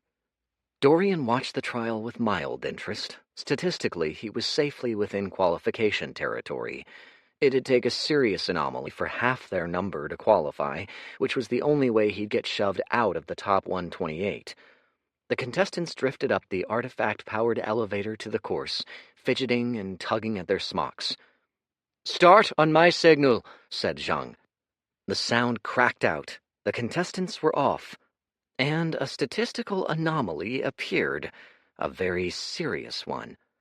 He sensed it first before his other senses took notice, an upwelling of chi so sudden it felt like the fabric of the universe pinched in on one spot. Alarmed, he looked up to see a vigor boy from some no-name tribe bursting to the brim with chi, so much that his skin seemed to smoke gold incense. A chorus of shocked cries rippled through the crowd. It was a wonder one vigor could contain all that pent-up power. It was begging for release, warping the air around him like heat waves. But that wasn't what drew a sharp intake of breath from Dorian. He felt something nobody else did. He was sure the tournament organizers, even the profound realm ones, were only privy to the surface facts. A great deal of chi stuffed in an unremarkable body. A curiosity, an abnormality, not a massive red flag. Dorian knew better. That chi was borrowed, and borrowed from somewhere impossible, a plane beyond the one in which they all stood. The nature of the chi struck him like a slap to the face. Its energy was ancient and awesomely potent. It felt like staring into the core of a dying star. This was not a mortal's chi, but a god's. This chi outstripped that of everyone present by at least 3 entire realms. Save for a handful of beings, it outstripped everyone in this entire plane by 1. It was a tiny quantity, likely smaller than would fit on the head of a pin, which was the only thing preventing the boy from combusting in a shower of gore and bone and saintly fire. Even so, its presence meant that this boy was akin to using a firework in a paper airplane flying contest. How? Dorian's brows couldn't go any higher. He felt as though his head was slowly being filled with wet sand. Gods almost never meddled in lower realms. To do so invited backlash from the heavens. To do so in this stupid, flagrant, public way was so inexplicable Dorian could scarcely believe his eyes. Someone had handed that firework to an infant. When the race began, the boy made no attempt at subtlety. He looked like he was barely in control of his muscles, much less his chi. His face was a grin stretched so wide it seemed freakish. He flew out like he was shot out of a cannon, straight out, blisteringly fast, his chi leaving a wake of golden flame behind him. There was no evasion, dodging, strategy here. He simply barreled through it all. The whole of the course broke off on his skin, the blades of axes shattering to 1,000 iron pieces against the sheer force of the chi, arrow traps steaming to nothing. 5 seconds, beginning to end, was his time. It took 2 more for Dorian to pick his jaw off the ground. The boy turned around, smiling like he'd played a silly prank. There was a vast and total silence as the rest of the crowd processed what just happened. Even Zhang seemed at a loss. Then the crowd broke into a deafening uproar.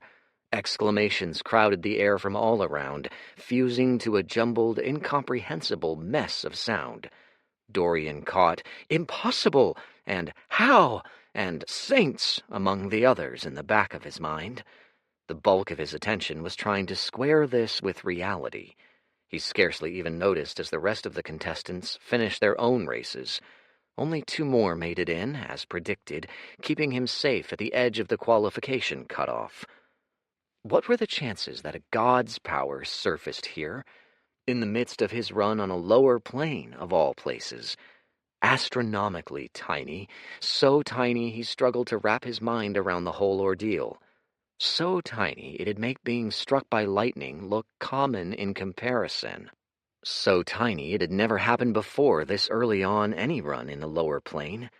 The only times he'd ever encountered God's energies in lower planes were within specific, well-fortified shrines placed at strategic spots where the distance between planes was thinnest, and even then, each instance was a carefully planned affair.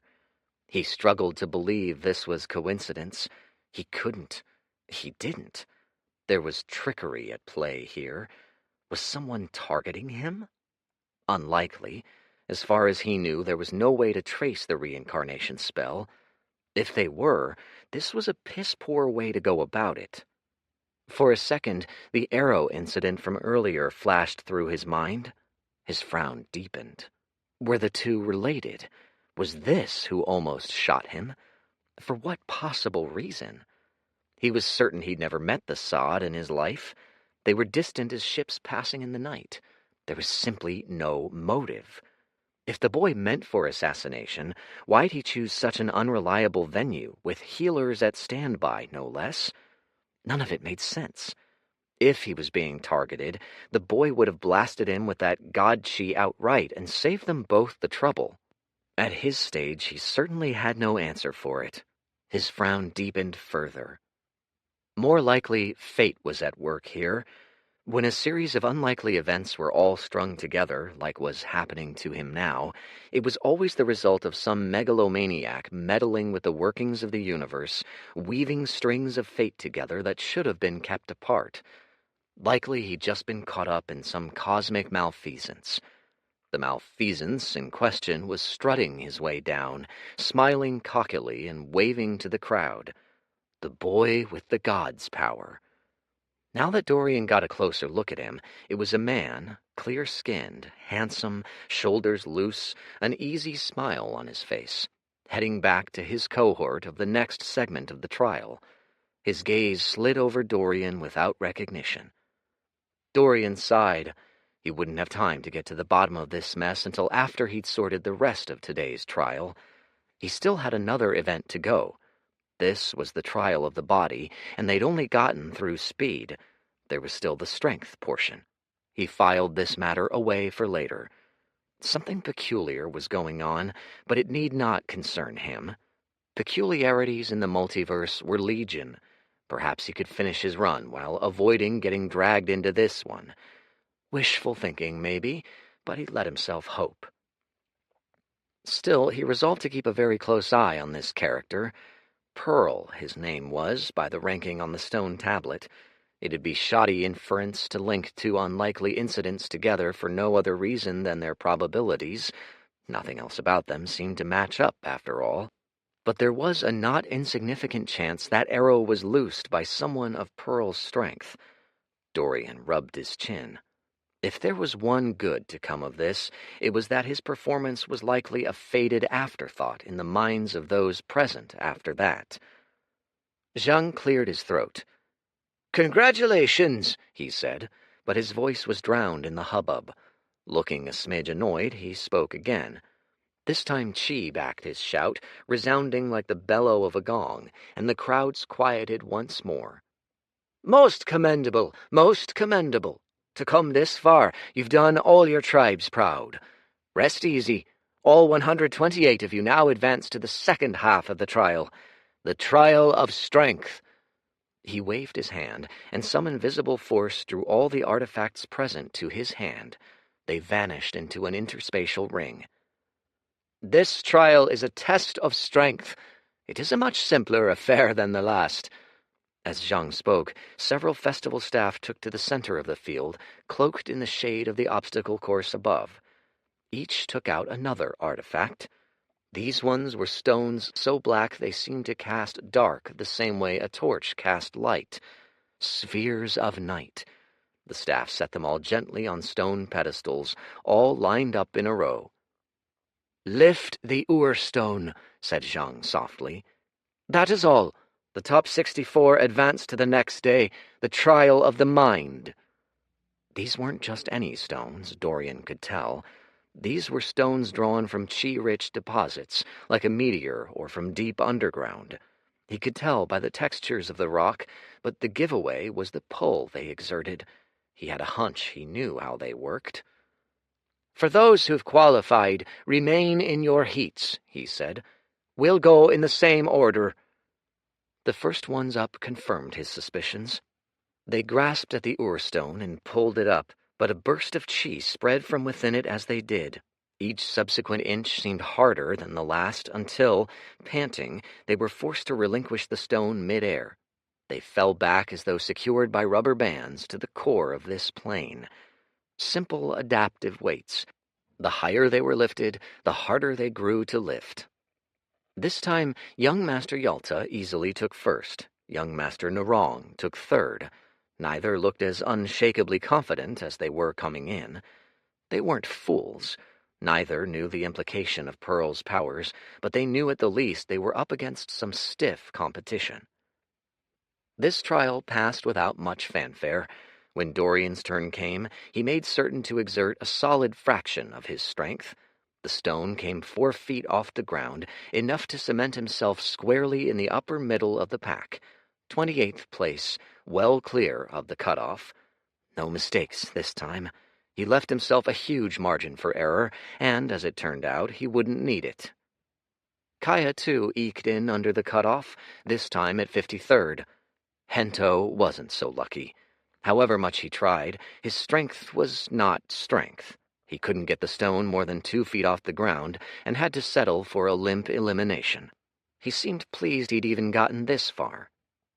"It's all up to you two," he said with a pained smile as he wiped sweat off his brow with a shaky forearm. "Do qualify for me, won't you, dear?" Pearl brought up the rear once more, but this time he didn't drag out another strand of God's chi. Either he had none left, or he was conserving himself for later contests. Either way, he landed 8th of the pack. He didn't need higher, as he'd made his point. He'd certainly be the center of attention for all the other competitors as they planned for the morrow. Thus ended the first trial, with far more questions than answers. Between his sneak attack and this anomaly performance, something odd was afoot. Little did Dorian know, this was only the beginning.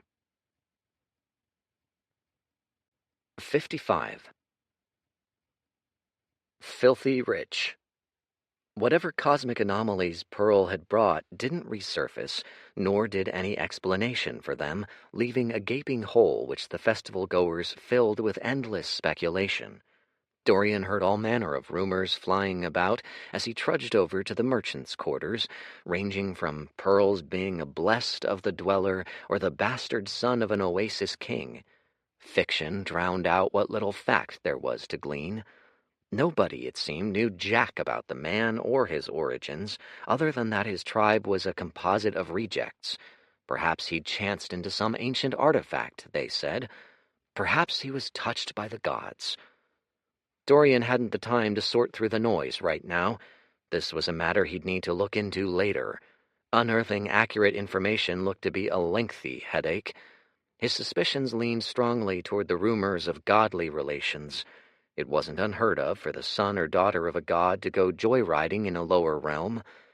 Or perhaps this was the foppish young master of some godly sect, stripped of his cultivation and banished here by his family as a means of building character. Explanations swirled about in Dorian's mind like shipwrecked sailors in a whirlpool, struggling to stay afloat. Neither sounded likely.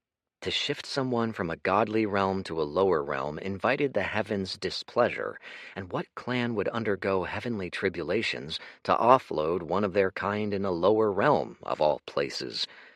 He had no answers, and he suspected nobody here had them either, save for Pearl.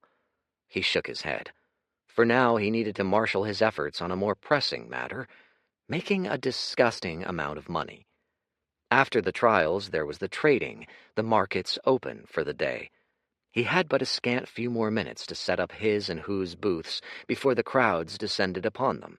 As he picked his way across the grounds, eyeing tents and canvases inflating, tables of all manner of goods dragged out, from jerky to polished sandstone armor. Who struggled to fix a tent pole to the ground when Dorian found him. Dorian raised a brow.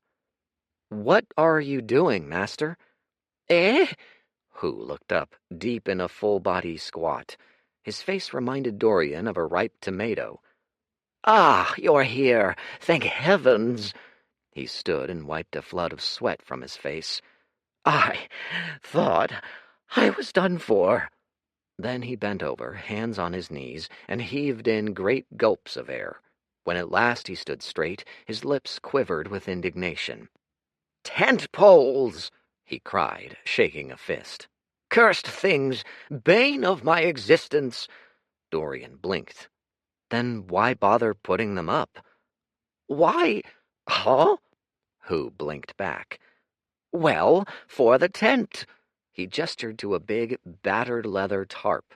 Next to it was a stone sign that read "Elixirs for sale" in drab, scraggly writing. It was one of the least appealing things Dorian had ever seen. Then why bother putting up the tent? Why not leave it all out in the open so people can see him? Who looked taken aback. Why, preposterous! As he spoke, he inflated like a pufferfish. What shall we do? Lay them all there as though in a street food stall? What if some ruffian nabs an elixir? Ruffian? Dorian looked around. The marketplace was already laden with patrolling Azcan guards. Surely they wouldn't try something here. Whose nose wrinkled as he shook his head. It simply isn't done, boy. You'll soon learn that we alchemists have our ways, our traditions. We aren't the common riffraff selling, He eyed a stall in the distance, nose wrinkling. Sinkhole shells and dingy trinkets. We are alchemists. Our position demands a certain respect, prestige, as it were. Uh-huh, said Dorian, unconvinced. He glanced to the sagging tarp of a tent canvas, which Hu was about to set up. This is what prestige looks like. My! Hu stood upright, blinking. Is that an undertone of sass I hear, apprentice? How strange! A smile took up his face. I hope your trials showing hasn't puffed you up. Ha! No sass meant at all, lied Dorian with his own grin. I was simply thinking that a little break from tradition may be in order. Hu's smile shifted to a quirked line. Go on. After my success selling the modified healing elixirs, I had some ideas on how to fix up our stall, ways to get more money, like last time, said Dorian. At Hu's uncertain look, he added, just for today. If it doesn't work, we can do it the old way for the other 3 days. Hu mulled it over, tickling his chin with a hand, then cast a baleful look at the other 3 tent poles. That seemed to decide it for him. Bah, all right. You've done well so far, apprentice. You have free rein for a day. Impress me. He gestured to the half-finished setup and collapsed into a soggy heap. I won't let you down, said Dorian with a smile. A sharp, ravenous smile. The first thing he did was to scratch out the dull "Elixirs for Sale" sign, which drew a reaction from Hu that sounded like a very old camel slowly dying. He cut out a strip of hide canvas, strapped it over the sign with rope, and scratched on in bold capital letters, Master Hu's superb elixirs, finest in Izod. Check out our new and exotic brews. Flash sale.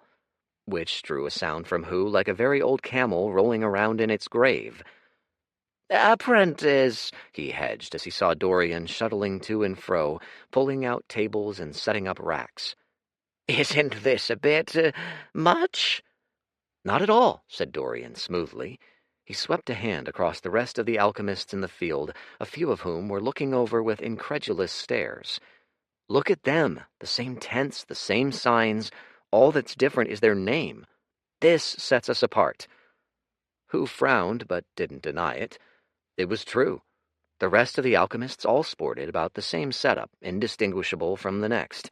A worn leather tent, perhaps a sign in fancy, pretentious writing denoting it as an elixir shop, and nothing else. Presumably this was all that was needed in their tribes, since they were the only alchemists there for every other day of the year. They held a monopoly. In a competitive market, it was woefully inadequate. The only way they survived, Dorian surmised, was because they'd come to some tacit agreement to stick to the old ways in lockstep, an informal cartel held together by twin forces of tradition and unoriginality. All the better for him. Amid this sea of browns, his setup would snatch the eye. Everything was open air, arrayed in inviting stacks. Each elixir put up, from the shocking blue-white ultra-strength healing elixirs to the roiling black dragonbone growth elixir, sported its own attention-grabbing look. Dorian had allowed none of them to be inert, still, and colorless. If they were, then he modified them till they gained a cosmetic shine. For instance, the first instance of the elixir of lust had come out with a dull, dark green, mossy look. After a few enhancements, the equivalent of sprinkling in food coloring, purely cosmetic, it had taken on a throbbing red hue. By the time he'd gotten everything set up, their stand was a sparkling carnival extravaganza in comparison to the rest of the competition. At the end of it, Dorian could hear chitters from the other alchemists nearby. He caught more than one mocking sneer. Hu was so mortified he'd taken to hiding behind a back rack, which only covered half of his girthy frame. "Are you certain this'll work?" he hissed at Dorian, his eyes darting wildly. Dorian ignored them all as he put up a finishing touch to the display, a table up front with another tall sign which read, "Free samples, come all." Then the customers flooded in. It took a few minutes for them to trickle over, past the confectionery stands and the armories. Rust Tribe, as a small tribe, had been given stands in the back end. Dorian stood up front with a light smile, ready to receive them. It started slowly. At first, the whispers and the muttered speculations far exceeded the actual customers. There were giggles and raised brows, sure, but nobody seemed to know quite what to make of them. Word of mouth spread like wildfire. "This was a mistake," moaned Hu. "Oh, Give it some time," said Dorian easily. He shot a fetching smile at a dark-haired lady nearby, who looked at their stand with vague interest. By the looks she was giving, she seemed more interested in him than his goods. She was dressed in colorful, clean wear, likely the daughter of a tribal elder. Next to her, a few of her friends trailed her. "Good day, madam. Looking for high-grade elixirs? We've got all sorts, from healing to cosmetic, sure to surprise and delight." "So I see," she said dryly, nodding to the sign. Her smile was tinged with amusement. Teasing. "Say, is this a circus or a store?" Hu had gone behind a back counter to bury his face in the sand. Dorian kept smiling. "We like to keep up a fun facade, true, but I assure you, our products are the best in the desert. Care for a free sample?" "Free sample? Like a food stand?" At least she seemed amused, if not convinced. Behind her, one of her friends giggled. She came closer. "Very well. What do you recommend?" "Well," Dorian scratched his chin, "for a lady of your bearing, why not try the Draft of Bliss? It's among our finest creations." "Draft of Bliss?" A dainty, arched brow.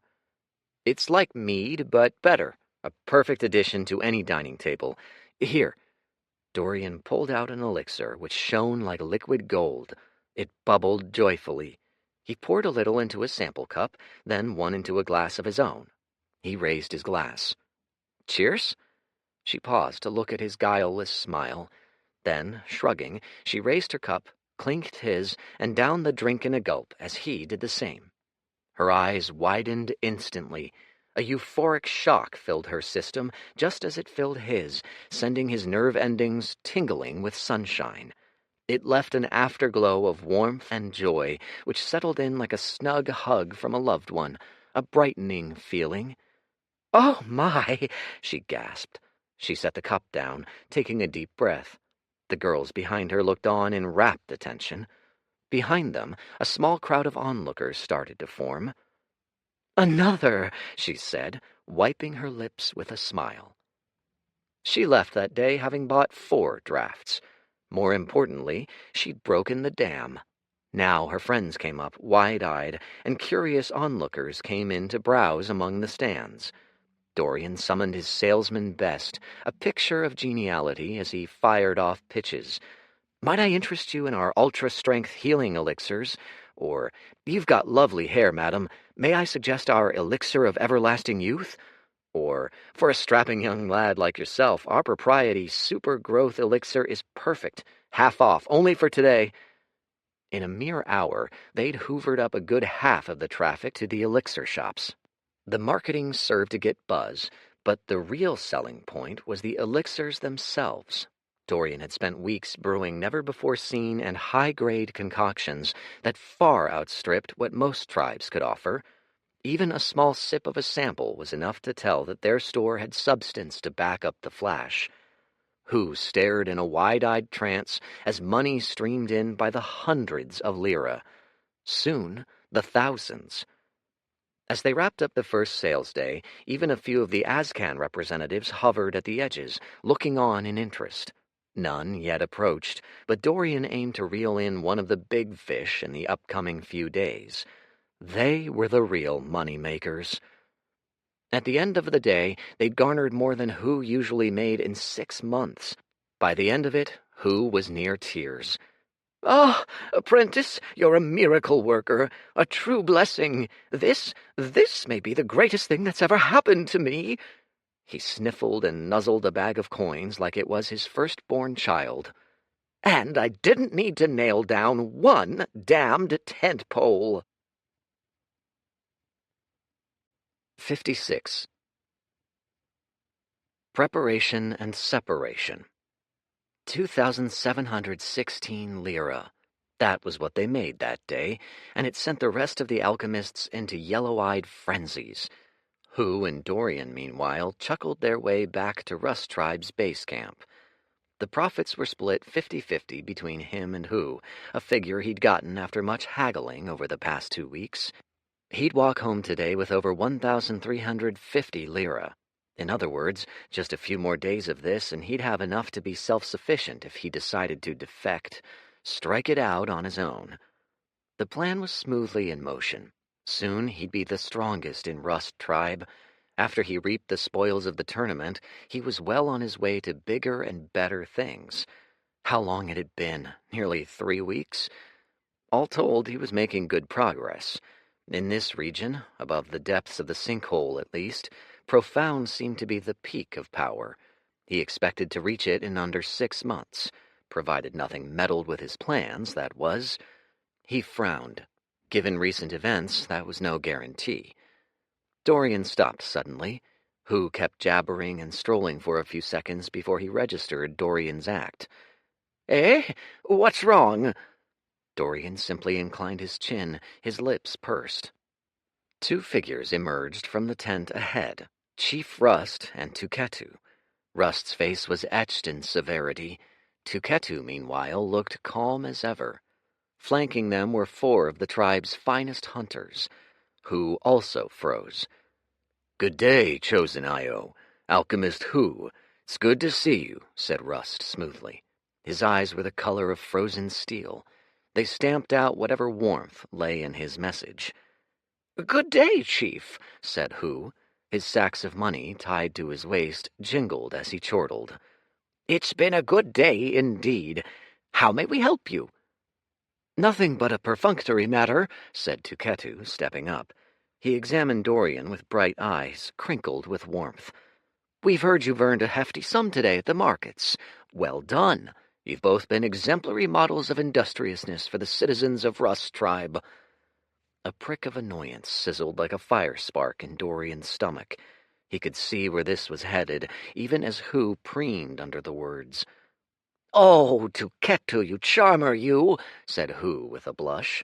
"Naturally so.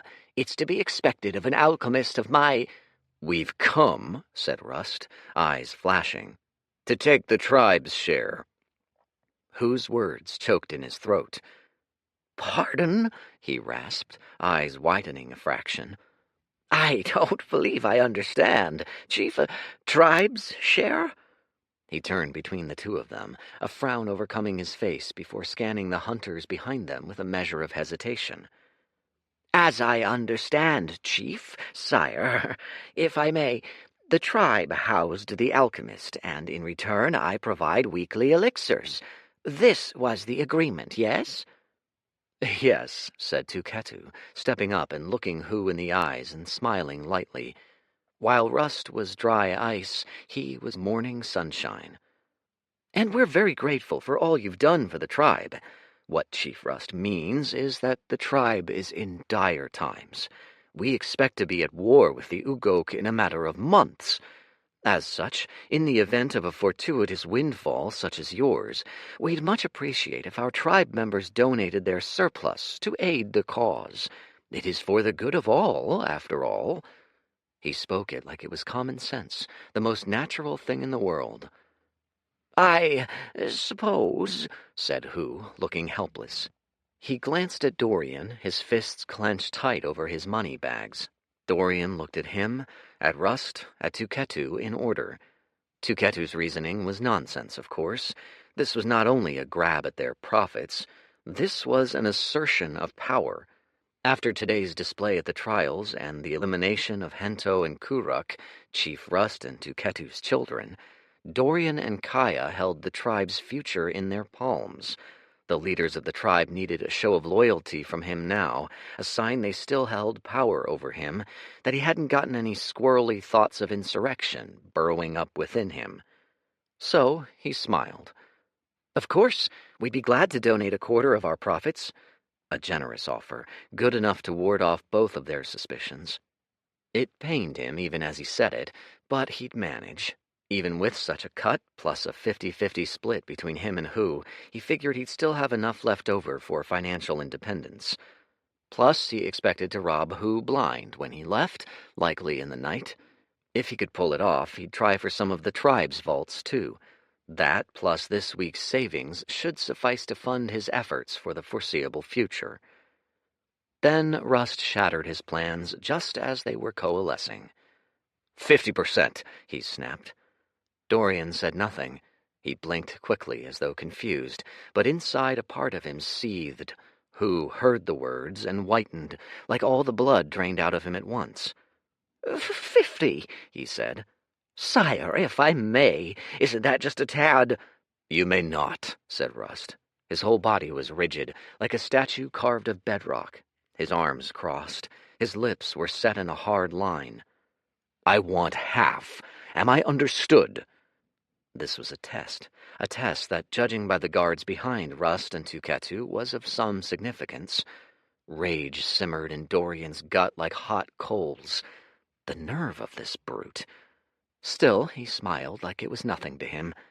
"Of course, we'd be honored to help the tribe," he said. "Here's my share." Calmly, slowly, he untied 2 of the 4 bags at his waist and tossed them over. Rust caught them with a flick of his wrist.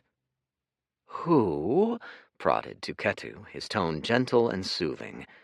Shuddering, Hu unclipped his own and handed them over. He looked as though he'd been forced to dig his still-beating heart out of his chest and was giving up the bloody remains. Tuketu's smile grew celestial. "My sincerest thanks for your contributions. The tribe will remember this." "Oh, I'm sure. So will I." Rust Tribe hadn't outlived its use. Dorian kept reminding himself of this as he stalked back to his tent, 2 money sacks lighter. By now he'd diffused a good chunk of his rage, so that all that remained in his gut were hot, charred coals. As he walked through the doors of his tent and plopped his belongings down, he sighed. There was a schism forming between him and Rust Tribe leadership, one which, if left unaddressed, might grow ugly. Rust likely hadn't banked on both Hento and Kuruk getting knocked out right away. That also meant leverage was on Dorian's side. He and Kaya were the ones dictating whether all of Rust Tribe reaped the rewards of both the trials and the tournament. It was sticking a poor bandage over an open wound, perhaps, but he'd be gone before the wound really started to fester. At least he should be gone by then. He hoped. The next disaster to avert on his to-do list was the matter of Pearl and the mystery of the sudden god powers. In the distance, he heard drunken cries as the night's festivities started to take hold and saw a constellation of lights and fires marking out the tents. No doubt the bulk of the festival-goers would be out drinking and dancing the night away. The competitors had no time for such revelry. If they were smart, they'd spend tonight game planning and either cultivating or in deep sleep. It was a good time, then, for him to do some covert scouting. It was the work of a quarter of an hour to trundle himself up in some dark, nondescript leathers, ordinary gear he'd bought at the market with a fraction of his earnings. When he exited the tent, he was like any other festival-goer. He kept his aura on a tight leash and stepped, in shadow, in the direction of the Dreg's tent. The first thing he noticed when he arrived was that it was irritatingly well lit. Torches were placed within hundreds of square feet of it in all directions, illuminating the sands. To stay hidden in the dark here while listening in was futile. Further, the paranoid bastard had set lackeys on patrol in front of his tent, manning the door flaps and keeping a sharp eye out. Likely for people like him, trespassers sticking their noses into their business. From afar, Dorian could make out shadows moving, hands gesturing in heated conversation. If he could snatch but an hour's conversation, he was sure he'd be an invaluable step closer to unraveling this enigma. Amusingly, he wasn't the only one with this idea. As he scanned the dunes, he spotted no less than 6 agents, likely of other clans, hidden, straining to dash in closer while remaining hidden. It was forbidden by festival rule to interfere with other competitors in off-time. To trespass on their territory might raise the brows of the organizers. So they were all stuck here at yet another dead end. This whole day Dorian had gotten zilch from eavesdropping. It seemed Pearl was smart enough to shut out spies from approaching too. Dorian scratched his chin, then shrugged and turned. This was an issue he needn't crack tonight. He'd let it settle, see if any of the other camps snagged important information, and reassess another day. For now, he simply returned to his tent. By now Kaya was deep in meditation. He did a double-take. Had she been here earlier, when he first came in? He smelled alcohol on the air and frowned. Lying in the sand were 2 pitched-over bottles. He looked to the partying in the distance, then back at her and rubbed the bridge of his nose.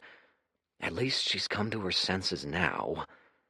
Settling down to a lotus pose, he submerged himself in his mind and called to the burgeoning energies of the world, which thickened the air like mist. Tonight was an especially good night for cultivation, one of the best of the year. Sensing the flow of his body, he got to work. The vigor realm involved constructing the perfect physique, an evolving base on which to support all future cultivation endeavors. Each minor level here was a major leap in power. It was time to tackle the first level of the vigor realm, purifying bone. It proved a productive night. After downing a series of boosting elixirs, he channeled chi into his bones, letting his bloodline do the hard work of forging his body anew. It was yet another privilege of bloodline that they came with their own inbuilt paths to their physiques. Normal cultivators needed bespoke techniques to carefully guide their chi to form vigor physiques. While he didn't manage a breakthrough, full completion of the bone purification stage, his body was still noticeably denser by the break of dawn. He was certain his bones had exceeded the hardness of iron. There were few things he'd encounter on a daily basis that had a chance of breaking him.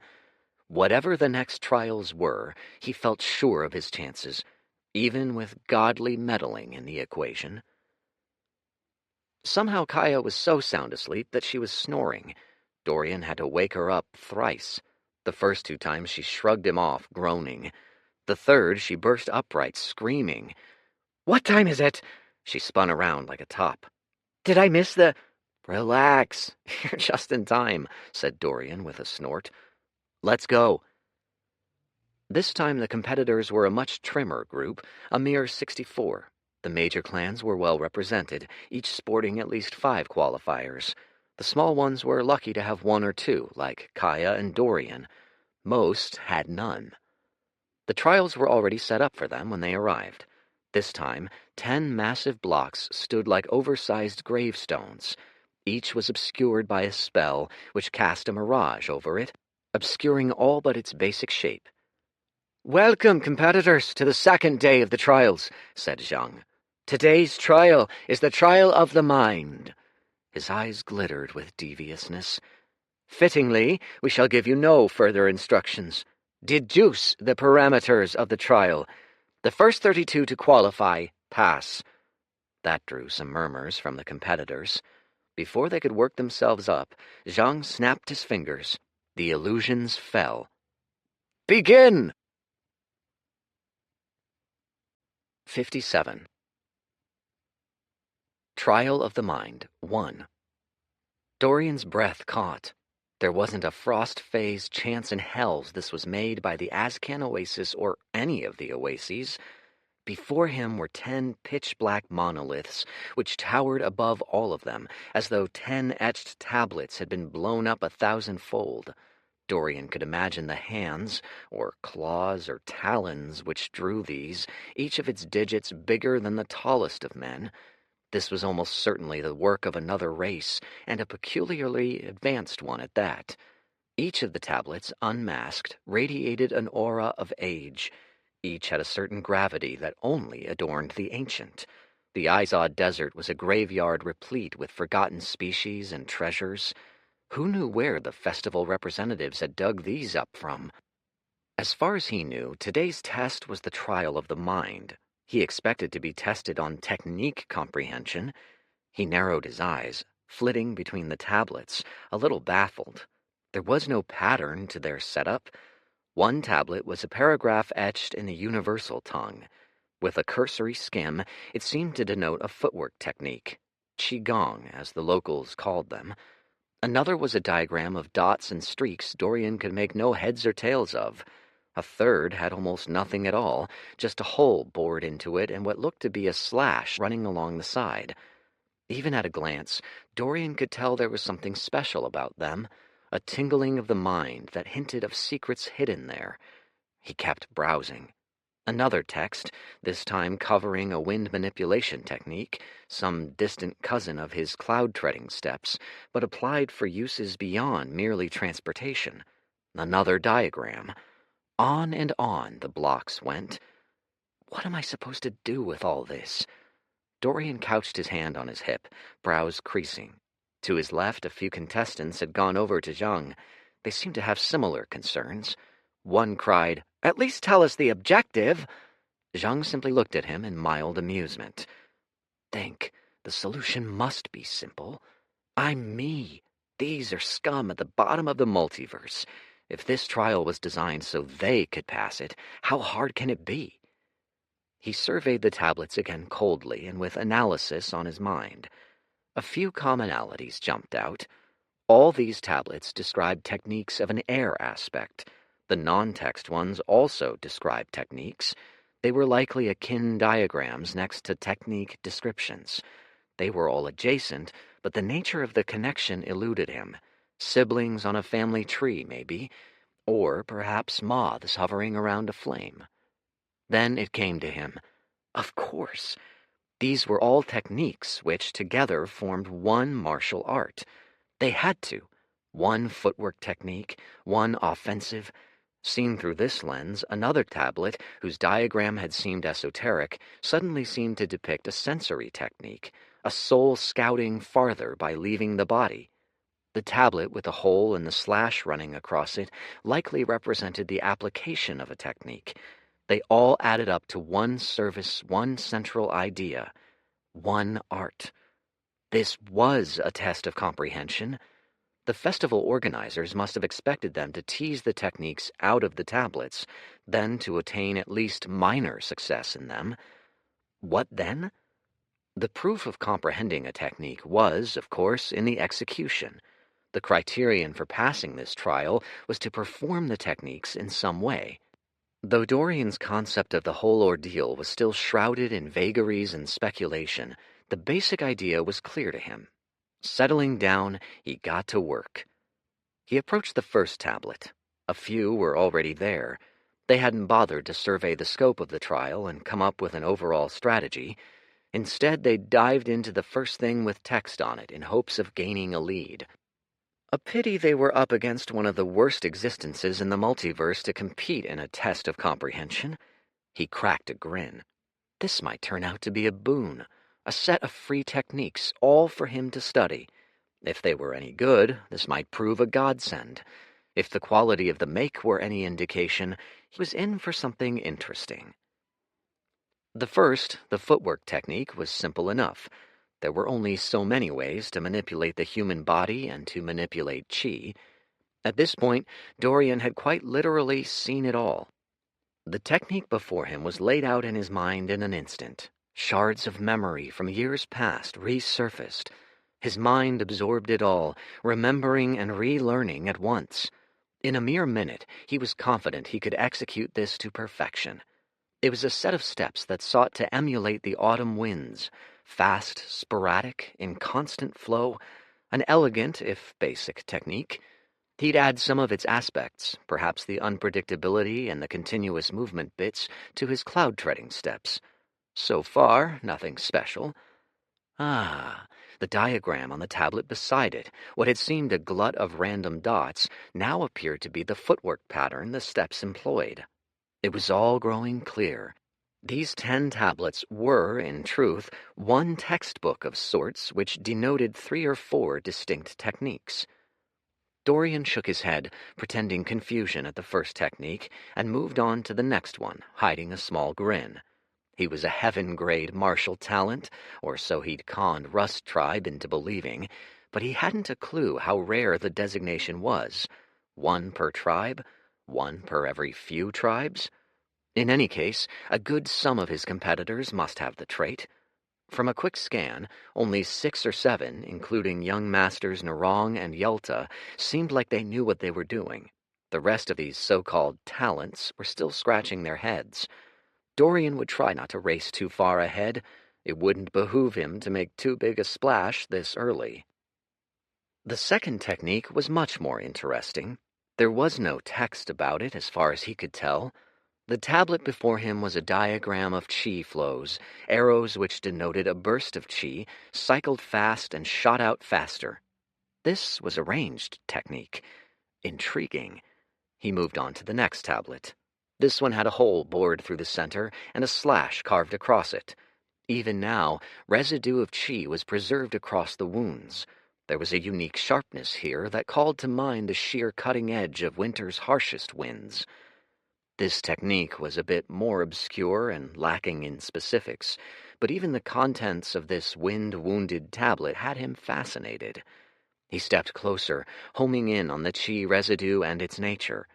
It had somehow managed to, in effect, add the lightness, speed, and sharpness of a wind aspect technique to a semi-solid chi projectile. Dorian's own chi, tainted by the sheer weight of his bloodline aspects, would never manage such lightness nor speed. But the concept of the technique was worth investigating. Where this technique was like an arrow, his might work as a slingshot. With practice, it might prove a valuable addition to his arsenal. "A marvel, isn't it?" said a smooth voice from beside him. Dorian blinked, turning to face some young master whose face was a flicker in Dorian's memory. He'd registered this man at some point, but knew next to nothing about him. Must be a nobody. "Are you speaking to me?" The man smiled. 2 dark rings hung under his eyes, giving him an almost sleepy look. It lent his smile a feeling of weariness. He was very pale and thin as a waif, strangely so. His body seemed to have no presence at all.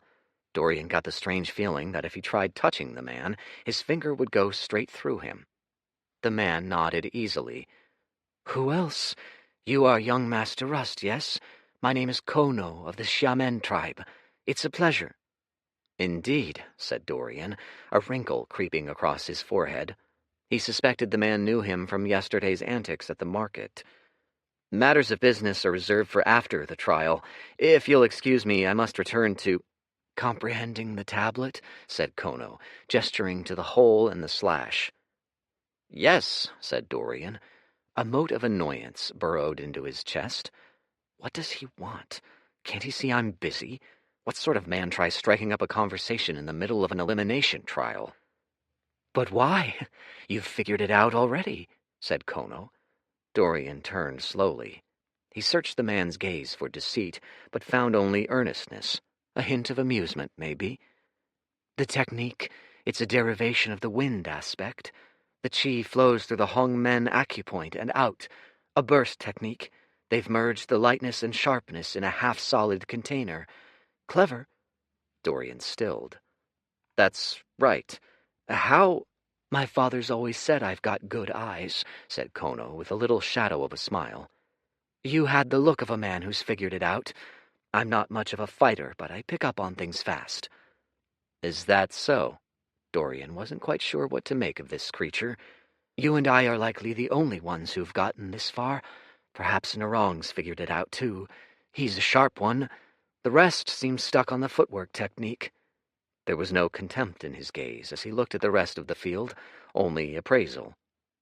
Pardon my rudeness, said Dorian slowly, but why are you talking to me? Here Kono paused. Shall I be honest? Very well. I'd like to know you better. I don't understand you, he said, blinking arrhythmically. The rest of my competition I understand. The top young masters, the middlers, even Pearl. But there is something off about you. Dorian hadn't a clue what was happening. This Kono character couldn't actually suspect anything foul, surely. I don't know what you mean, he said honestly. He'd given little reason for scrutiny, surely. His performance was squarely middle of the pack. The first hint was the way you moved in the first trial, said Kono. You were more assured and leisurely than any of the others, like you'd mapped out the whole course and were stepping through it accordingly. I should know. It is also what I did. So, I planned ahead, said Dorian, a frown coming on in earnest. He caught on to that? What horrible luck. Then you unveiled your bloodline and sped through the rest with ease, said Kono softly. Most curious. A top-quality bloodline from a lower caste tribe. Most haven't noticed, but I'd wager yours ranks in the top 3 of all those present. Am I right? You've held yourself back in these trials, mused Kono. Even now, your comprehension is much faster than you let on. I'm led to think you've got more hidden. Perhaps your secrets extend further than even the trump cards of the top young masters. Dorian's muscles tensed. He felt the hairs on the back of his neck rise. Whoever this man, boy, whatever, was, he was too observant for his own good. She rushed to his hands. Please be at ease, said Kono with a little hoarse laugh. I mean no harm, only curiosity. He took a step back, his smile wavering. Perhaps I've been too abrupt. I've let my curiosity get the best of me. I'm sorry. I'm not your enemy. If anything, I should like to be friends. Dorian's head spun. True, he had been indiscreet at points, but it'd take a borderline madman to pick out all of them. This was very weird. Pearl was very weird. His being attacked in the first trial was very weird. It all swirled about in his mind, a maelstrom of possibility. Nothing made sense, and yet he had a hunch it was all connected somehow, stitched together by ethereal threads of logic. Then a thought struck him like a shock of lightning. In this first trial, were you the one who attacked me? 58. Trial of the Mind, 2. Kono's face dropped like an old, wilting sunflower. Please don't take it as an assault, he said softly. I meant no harm. I meant it merely as a test. Dorian's blood ran cold. A test, he repeated. The words were bitter on his tongue. A test. His mind spun. He'd thrown out the question as a probe. He'd not actually expected the man to reply honestly. Was it honest? What possible reason could he have for admitting it? Dorian felt a headache coming on. You're upset, said Kono, shrinking back. Very perceptive. This conversation has not gone as I'd meant it to. Kono bowed deep, all the way to the waist. I am sorry.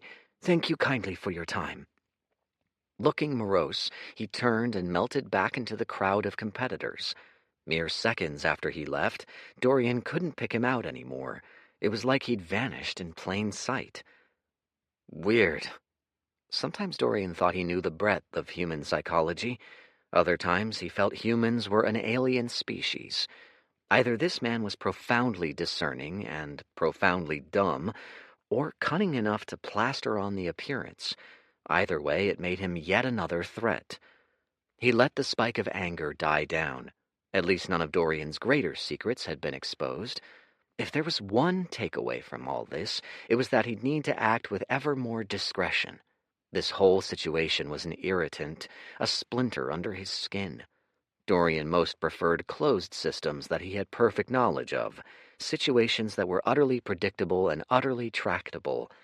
This trial had been blown open 20 different ways. It unsettled him, but even more unsettling was the fact he had no intelligence network nor allies here.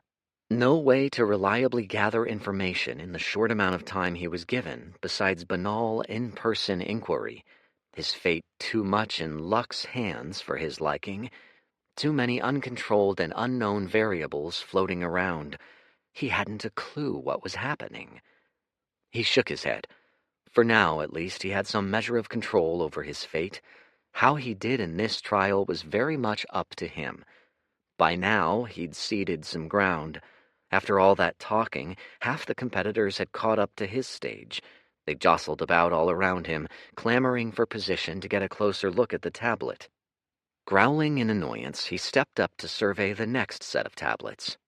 A conception of the overarching martial art hidden in these tablets congealed for him. This was an art centered around evasion, movement, and long-ranged striking. It was a kiting art, somewhat akin to the Zhu Pai's, but with more offensive potential. From the last few tablets, he'd gotten the movement technique, which doubled as defensive evasion, as well as the offensive one. What next? Only a handful of young masters had made it to this stage, Kono of the Xiamen, Narong, and Yalta included. Their brows were all furrowed in deep thought, save for Kono, who looked at the tablet like he was sharing an inside joke with it that nobody else understood. Dorian dove in. This one seemed to center the mind.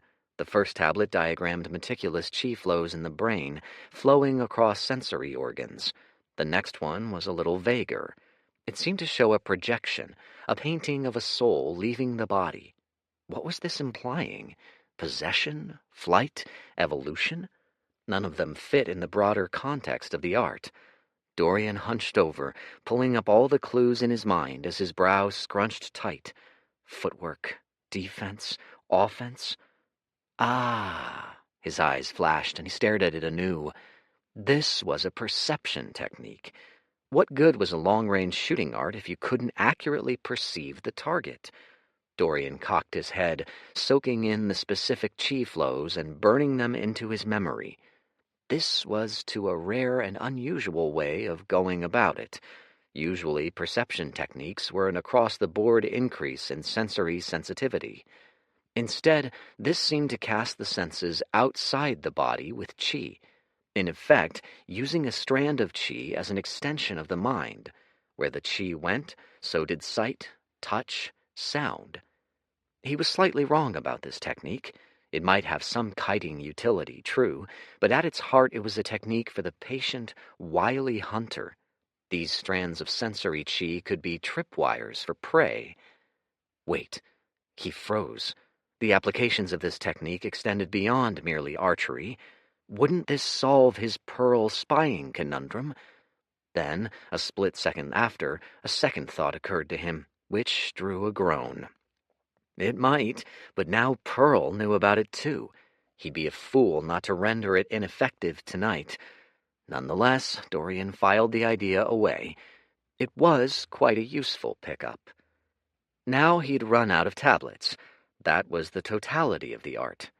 He looked around, confused. What now? To the side, Narong, one of the only other finishers, had made a beeline straight for Zhang. Now he was demonstrating the techniques one by one for him. First the footwork, then the ranged air arrow, and last the string of perception. They weren't done perfectly. Heavens knew Dorian could make his movements seem like a rank amateur's, but even so they should have been enough to pass this sort of trial. Zhang didn't bat an eye. Dorian crossed his arms, content to observe. As far as anyone else knew, save for Kono, a strange and inexplicable anomaly, he was as stuck as the rest of them. Perhaps he hadn't even comprehended one tablet. He was determined to finish nice and inconspicuously in a middle-of-the-pack slot. So he'd observe, let the trailblazers show the way forward. And show they tried. Yalta soon finished, and he went to work on what Dorian had considered a second possibility. The art was about firing long-range missiles, right? Perhaps it was about using all the tools in conjunction.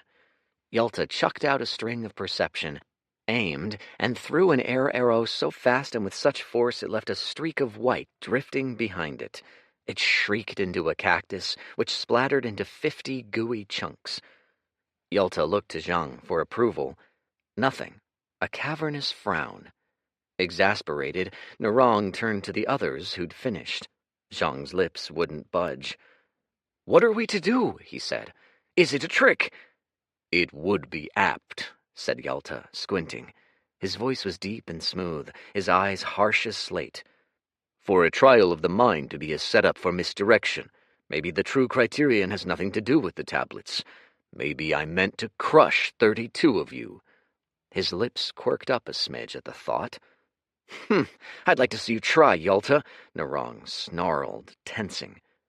"There's no need for unpleasantries," said Kono, spreading his hands with a wan smile. "Perhaps the answer is under all our noses."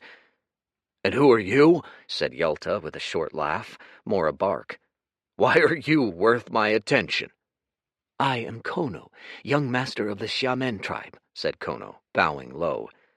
"I'm but a man with a humble suggestion." "Spit it out," snarled Narong, jutting out his chin. It was so sharp it reminded Dorian of a spear point. "If this is a marksman's art, perhaps we ought to aim for a target," said Kono. "I've tried that. It did not work," said Yalta. "Not simply any target, one which is chosen for us." Yalta swept his arms around him, tracing the curves of the dunes in a panorama. "Where, pray tell? There's nothing to see." Kono's smile was enigmatic. "Precisely." It took a half-beat. Then Yalta and Narong's faces lit up at once. "Of course," said Yalta. "Saint's sake!" snapped Narong at the same time. In unison, they cast out thread after thread of sense chi. They threw them in seemingly random directions, left, right, forward, back, cascading the world in a net of chi. Dorian cocked his head at the sight. Kono was content to observe them with his haunting owl eyes, until... "Aha!" Narong froze. Then, in one fluid motion, he yanked out a chi arrow, stepped into a crouch, and launched himself off the qigong technique. In the same instant, he put the heft of his entire body into one concentrated thrust of a throw. He bent backward like a taut bow and released all of him at once. The arrow vanished in a flash, up and over a dune. A beat. Then there came a hearty thunk of air striking wood. It was muted, inaudible to the untrained ear, but all four of them were vigors and straining their attentions. From the side came a clearing of the throat. "The first qualifier," said Zhang, "is young Master Narong." Narong sauntered off, chin proud and high. He gave Yalta a snide glance as he sauntered past. "Lucky," Yalta pronounced. He sent out his own probing thread in the direction of Narong's throw, then promptly shot his own arrow off in a lazy, half-hearted throw. Another hearty thunk. "Young Master Yalta qualifies." Yalta looked over Kono and Dorian, mainly Kono, as though committing their faces to memory. Then, wordlessly, he turned and left. His body must have weighed 300 pounds, but his steps made barely a sound on the sand. "I guess that leaves me," said Kono with a shrug. His entry followed a few seconds later. Slowly, he blinked at Dorian. "What are you waiting for?" Dorian didn't reply. Instead, he scanned the crowd, searching for a familiar bob of hair. Their antics had gathered a small but rising audience. Found her. Kaya was still deep in thought at the first tablet when Dorian tugged at her arm. What? Come, he urged. He bit his lip as two other thwacks resounded, two other passing entries, accompanied by an announcement from Zhang. No time to explain. He dragged her to the edge of the trial grounds, where the rest of the competitors had gathered by now. This was the limit to which the competitors were restricted. It was also where a good half of those remaining launched air arrows indiscriminately through the air, trying to land a shot. The rest, Dorian guessed, were out of luck. They probably hadn't even caught on to the task. Unfortunately, that rest included Kaya, who, for all her martial talents, never stuck much to book learning. She was still red in the face, likely a mix of humiliations, first from her inability to glean much from the text, then from being pulled all this way with no explanation.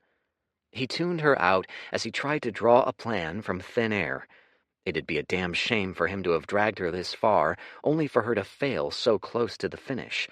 He glanced around. Tournament officials watched them all closely, on standby to report successes to Zhang. Then an idea struck. 59.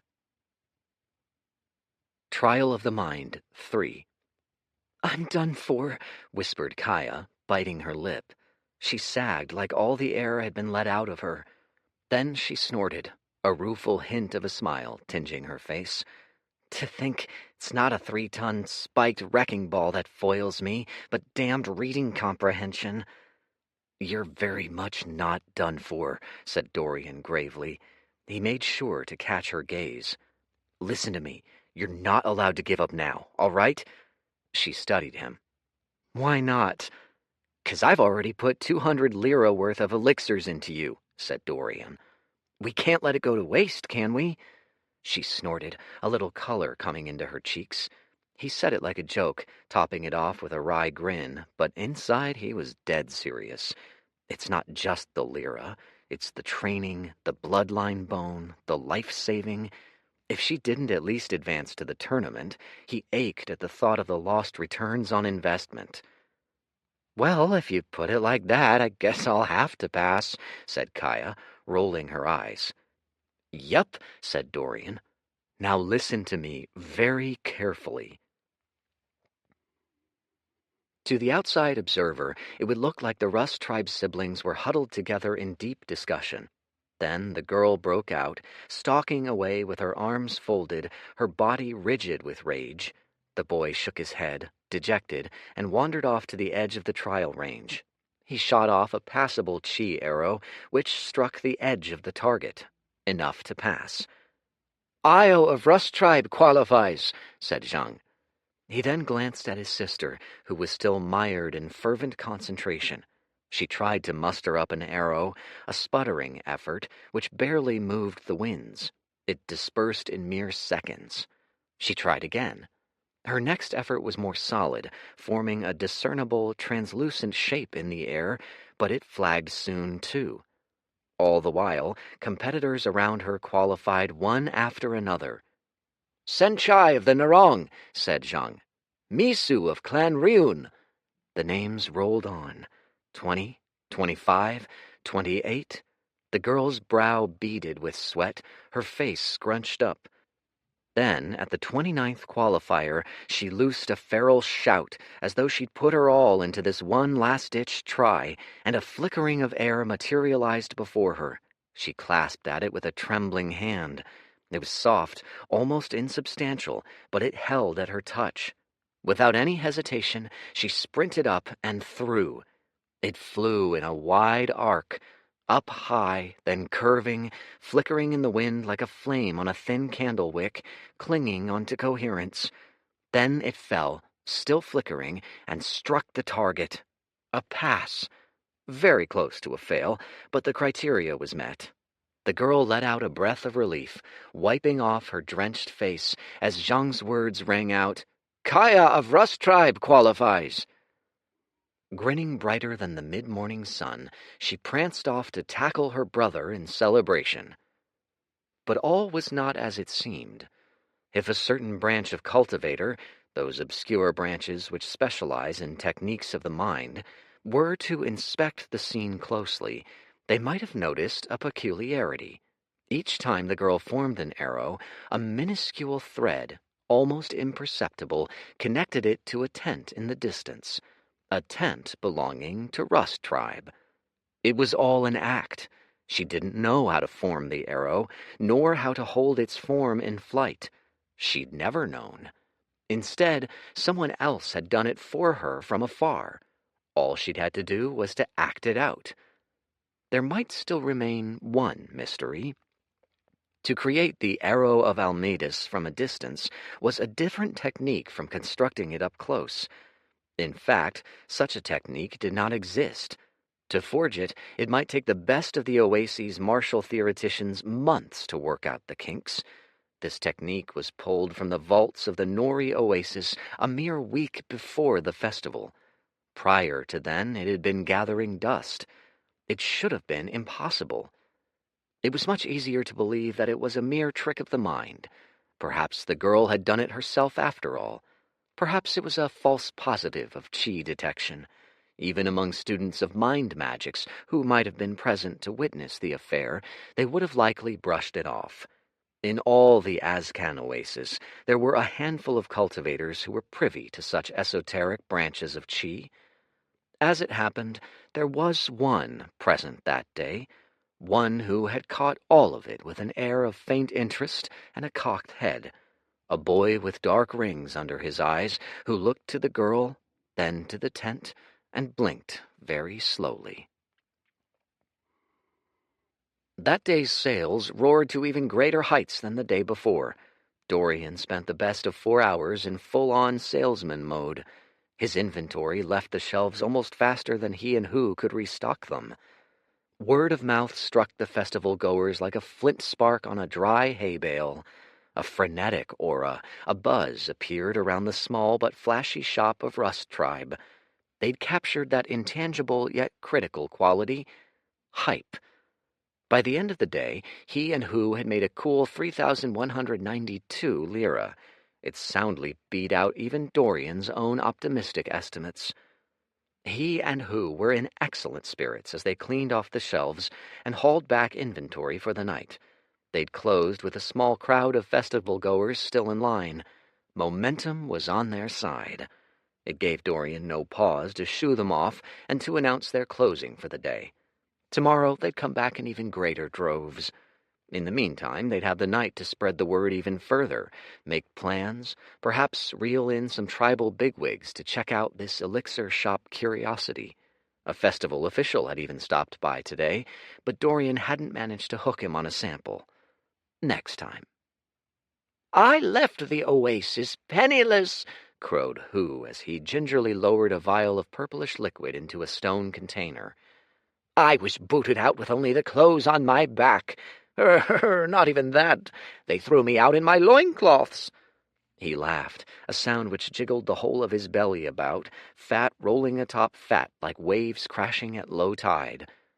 "Ever since, I've had to muck around in this dreadful backwater tribe, grinding out a meager simulacrum of a life. Bah!" His eyes sparkled as he stared at the hefty bags they'd made. "No longer. A few more days and I'm free." Dorian smiled back. "Oh, I feel the same way. If only I didn't need to pay that... Ah!" Who jerked his head around a full revolution, scanning his surroundings. Then, leaning in with a conspiratorial whisper, "If only we didn't need to pay that blasted tax." His jowls jiggled with righteous indignation. "It's theft, I tell you." Then he paled a bit. "This, stays between us, of course." "Of course." Dorian's voice also dropped to a whisper. "You know, perhaps we don't need to pay it in full." Hu scratched his chin. "Apprentice, are you suggesting insurrection?" By the look on his face, he didn't like the sound of it. Hu was balding, middle-aged, and more blubber than man. He was no spry revolutionary. Besides, Dorian could imagine no use for him in a fight, other than perhaps rolling him down from the top of a dune and watching him squish all those unfortunate enough to fall in his path. "Of course not," said Dorian, injecting a soft, soothing coo into his tone, the sort a hunter might use to try to coax a frightened rabbit into his trap. "Nothing so drastic. Rather, what if we fudged the numbers some? We've overshot even my optimistic sales estimates.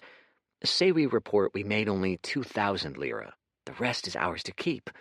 He tapped his lip in thought. "Done across the rest of our days here, we'd jack up our earnings, perhaps double them even." "The tax evasion," Who went even paler. He paused. "In the oases, that is the most heinous crime. The penalties are harsher than for murder." "We're not in the oases, and how will Tuketu and the chief know? We've told nobody our earnings, and I make up prices on a per-customer basis. Even if they audited our stocks of elixirs, they'd find no definitive proof." Hu was at an impasse, torn between his strong instincts of greed and fear. He worked his impressive jaw slowly as he thought, but Dorian had a feeling which would win out. "All right," he hedged. "But I'd be careful not to fudge the numbers too much. Something about that Tuketu fellow spells trouble. He's always sniffing around. He's got strange eyes, that one. Feels like he sees right through you." He shuddered. "Leave it to me," said Dorian with a smile. "Neither Tuketu nor the chief will be any the wiser." Sure enough, Tuketu and Rust greeted them as soon as they returned to camp. "Congratulations on your victory at the trial," said Tuketu as soon as he spotted Dorian. He was a picture of confidence, relaxed, poised, warm. "You've done the tribe proud once more." "It's my honor," said Dorian with a low bow. Rust cleared his throat as Dorian bent back up, and an apologetic grimace came over Tuketu's face. "Ah, yes, there is the matter of the tithes." Dorian unclipped 4 sacks of coins, evenly proportioned. He handed 2 over. "Of course, here they are." Tuketu held the 2 offered, feeling their weight. "I hear you two have had quite the day in sales. The chief and I heard the clamor from all the way back at camp." "The depths and the heavens have smiled on us," said Hu, affecting a humble blush. He shuffled his feet, his eyes drawn to the ground. "Well, it was a good time meeting you both, but I've some choice bone soup dinner brewing at the old stove. I'll be off." "Wait." Rust stepped up with sharp, precise moves. He snatched the bag from Tuketu's hand, broke it open, inspected the coins within, felt its weight. Then he held out a hand, nodding to Dorian. "The other half of your earnings." Said Hu, frowning, opening his mouth to protest. "The rate is still half," said Rust smoothly. "I am simply conducting a verification. Hand it over." He wants to make certain we've not imbalanced our own bags for our benefit. Even as Hu looked around unsure, Dorian didn't hesitate. He passed over the rest. "Please, inspect to your satisfaction, Chief." Inspect the chief did. He weighed them, poking around within, glanced at them from all angles, and finally ended up selecting 2 of the 4 bags for the tax, one that Dorian had given and one he'd withheld. "Strange," said Rust. "Given the clamor, I'd have expected more." "We did too," said Dorian amiably. "As it turned out, lots came only to look, not to buy. The sum still surpassed yesterday's, thank the dweller. Is that all?" Rust looked to Tuketu. An embarrassed wince crept onto Tuketu's face. "Ah, just one more thing." He pointed to Dorian's right hand. "Your interspatial ring. I'll need it for inspection."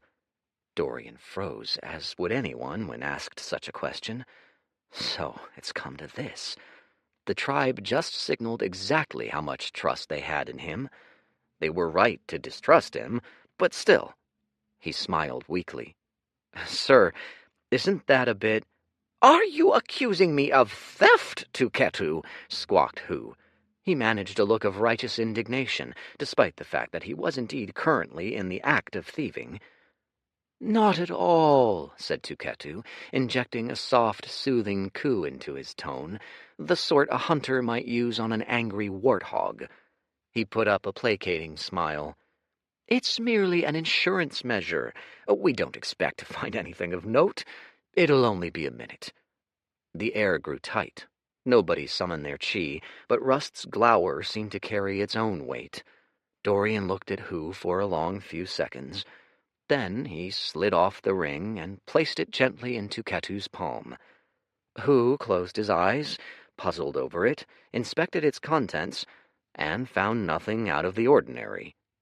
Because this wasn't the first time Dorian had evaded taxes. It wasn't even his 100th. He hadn't actually thought Tuketu would demand his ring, but in matters of such grave consequence, he had contingencies upon contingencies. "My thanks," said Tuketu, handing back the ring with a wan smile and a nod. "That is all. Good day." Tuketu turned to leave, but Rust wasn't finished. His hard gaze lingered on Dorian. "Chosen Io," he said, his voice clipped in his trademark precision. He spoke even slower than usual, drawing out the syllables. "It's been but 2 weeks since I've given you your title. In that time, the tribe has supported your rise wholly. It is the tribe that sponsors your entry to the festival. You are, above all, a Rust tribesman first. Remember that always." If his relationship with Rust Tribe's leadership were rapidly deteriorating, his following among the people hadn't waned. If anything, it had ballooned since he and Kaya had passed the second trial. He was bombarded with dozens of cheers the instant he set foot in the tribe's living quarters. At this moment, Kaya was busy entertaining a growing legion of fans, many starry-eyed Rust Tribe children, around a campfire. Dorian had better things to do with his night. He rubbed his hands as he settled into a lotus position, closed his eyes, and pulled out the description of the neat little arrow-aiming surveillance technique which the festival had so graciously disseminated. He'd spend an hour or two modifying this to meet his specifications. Then he'd drop by on his old friend Pearl's war camp and find out, once and for all, what in 9 hells the man was hiding. 60. God's Eye. 2 hours later, his tinkering finished. Level up. Eyes of Almedis, modified, level 1. Perfect. He teased out a thread of chi, which hung from his fingers like tendrils of liquid glass, turgid with energy. It was identical to the original sense probe technique, save for 3 key features. The first was its thinness and its muted, translucent characteristic. Unlike the original Eyes of Almedis, this melted into its surroundings. The eye slid right over it. The second was its range. This extended his perception nearly double the length of the original eye. The third was its sheer tractability. This thread responded to him like an extra limb. Unlike the old thread, which was cast out like a fishing rod, this was easily maneuverable. No doubt Pearl and his cohort had rustled up some defenses to the base form of this technique. Whatever it was, Dorian was now confident he could skirt them. He breathed a slow, smooth breath, eyeing the string between his fingers. He pulled at it, felt its presence in his mind. Taut, flawless. It was time. Donning his matte black leathers, he set off. He stopped when he spotted the barest of flickering light from Pearl's Dreg Tribe campgrounds and took in the scene. Like last time, a few would-be eavesdroppers lingered at the fringes of the camp, trying to worm in a spy thread. None found success.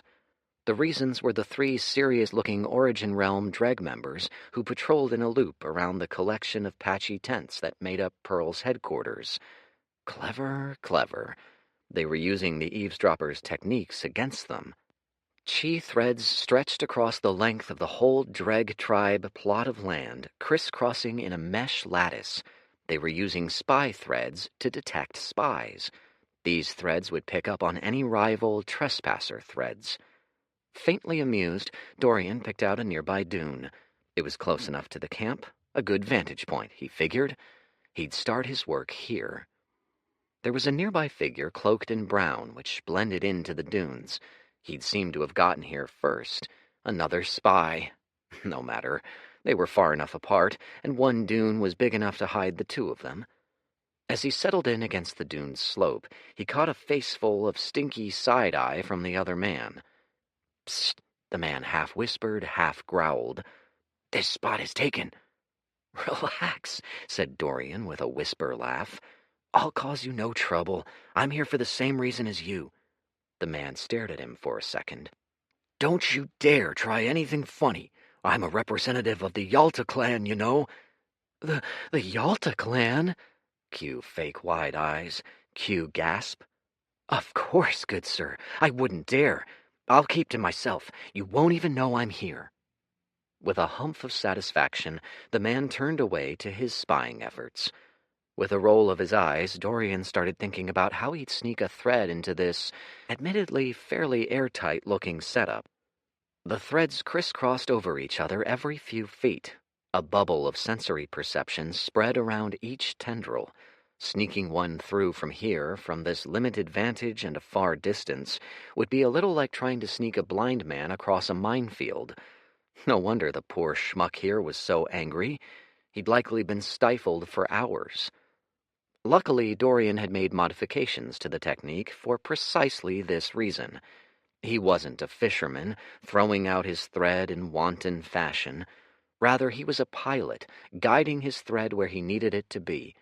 So he had an advantage the others didn't.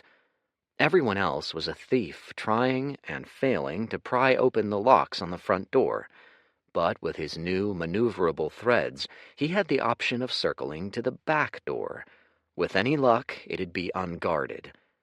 So he settled down, closed his eyes, and poured himself into a thread of chi. It took on his eyes and his ears and his sense of touch, a halo of perception which ran the length of the thread the way a magnetic field hovered around a very long, thin magnet. For a moment it disoriented him. It was an alien mode of perception, like his mind had been stuffed into some earthworm's body. But soon he shook it off and started to guide the thread. It dug into the sands, taking pains not to create any commotion, and burrowed deeper with each second.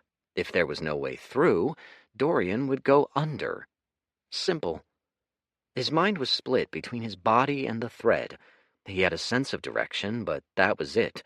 All else was coarse sand and the constant drone of churning grits as his thread burrowed its way across. So far, no trouble.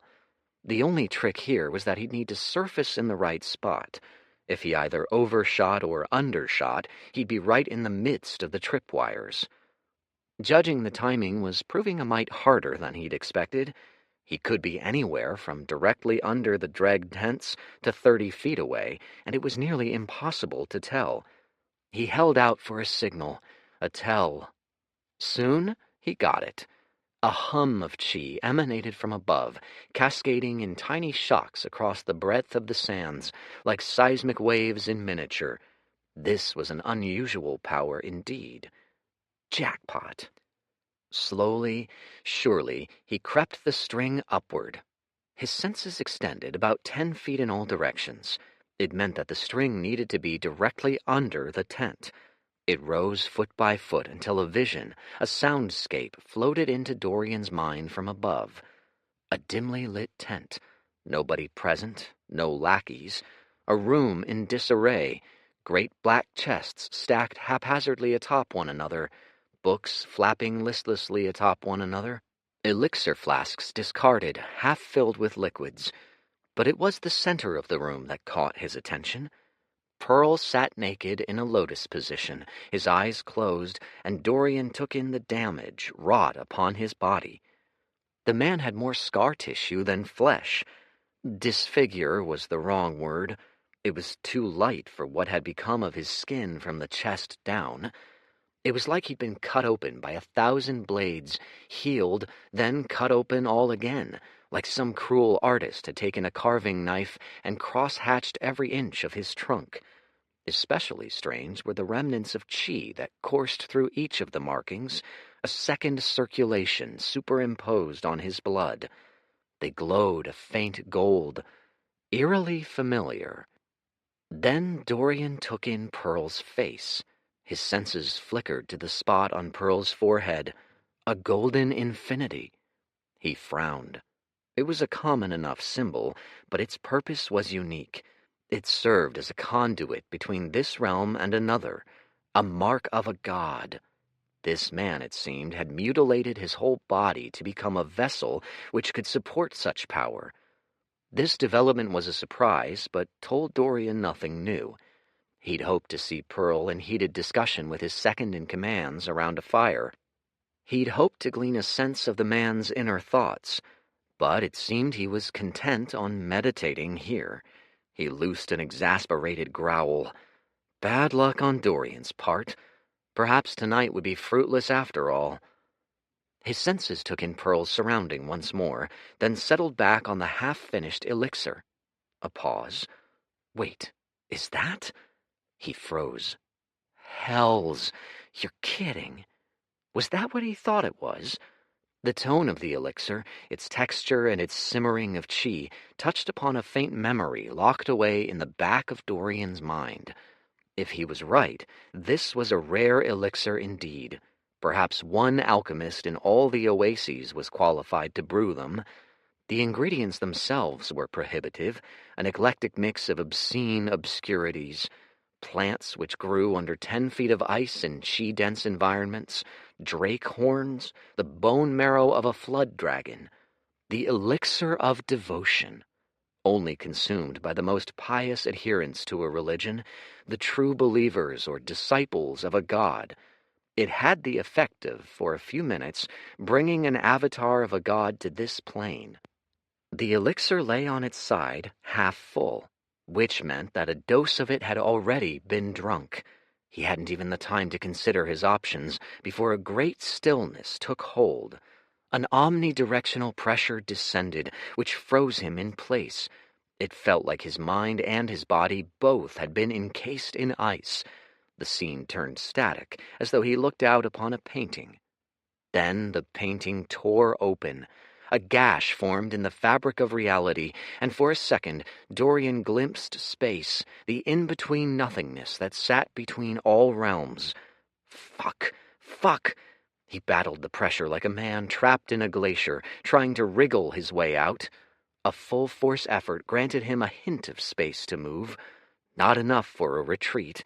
Whatever it was on the other end was coming through. It was the source of the pressure, the natural aura which wreathed a god. It looked like the world was leaking. A gaseous, wispy thing floated in, a dense, suffocating pressure radiating from it like heat. There was no physical form. To manifest materially would cost much more than a summoning. But even the extension of the soul of a god was enough to off-balance this realm, straining the fabric of the universe even as it stitched itself back together. "Master," said Pearl, collapsing to his knees. He touched his temple to the sands. "I have much to report." "Speak."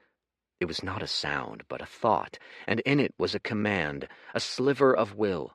It compelled his lips to open. "I've advanced past the second round, sire. I'll soon qualify for the tournament. It's as good as done. Soon you'll have access to the Oasis' inner sanctums."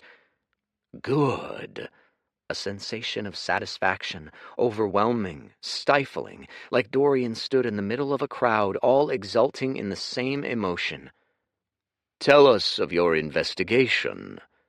Here Pearl grimaced. "I've not found anything definitive. All the other top contenders have strong alibis. Narong, Tianan, Yalta, they're all clean." Now a hint of displeasure. Just a hint, but it still nearly knocked Pearl over. It felt like the whole world was disappointed, a swamping of emotion. "I have some leads," he choked out. "Young Master Xiamen. He's strange. His clan's come out of nowhere in the past few months. He knows a lot, almost too much." "We know about Xiamen. It is not him." Pearl cringed. "I see. Maybe—" "Hold!" Pearl's words caught in his throat. His mouth refused his directions. His eyes fluttered in confusion. Then it was like a divine searchlight bore down upon the world. Spiritual sense, the eye which sees all. Dorian's heart dropped to his stomach. It swept the grounds around Pearl, then farther out, taking in the crisscrossing tripwires and beyond. A gagging sound. Pearl had managed to work his lips free. I assure you, he sputtered. We're secure. I've put my best men on it. They've set up airtight surveillance. Dorian kept as still as possible. He willed his heart to slow. He barely dared think. This should not have happened. The odds were astronomical. A part of him was still in disbelief. The searchlight finished up its rounds, settling on the center of the tent. "Sire," gasped Pearl. "There's no need." The searchlight dropped straight down. Dorian's thread of perception entered its vision. It felt like he'd been put under a microscope whose scale he could scarcely fathom. He felt stripped bare, naked, seen at an atomic level.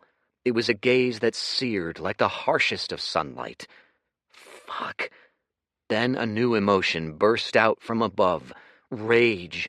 Total, swallowing Dorian up. He felt like a drowning man amid a vast and fathomless ocean. "Fool!" Pearl teetered, nearly blacking out from the force of the word. "We are not alone." 61.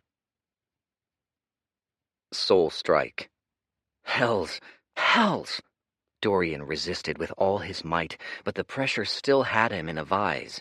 Sweat matted his brow, and his face turned pallid with effort. There were few things in this world that caused him real concern.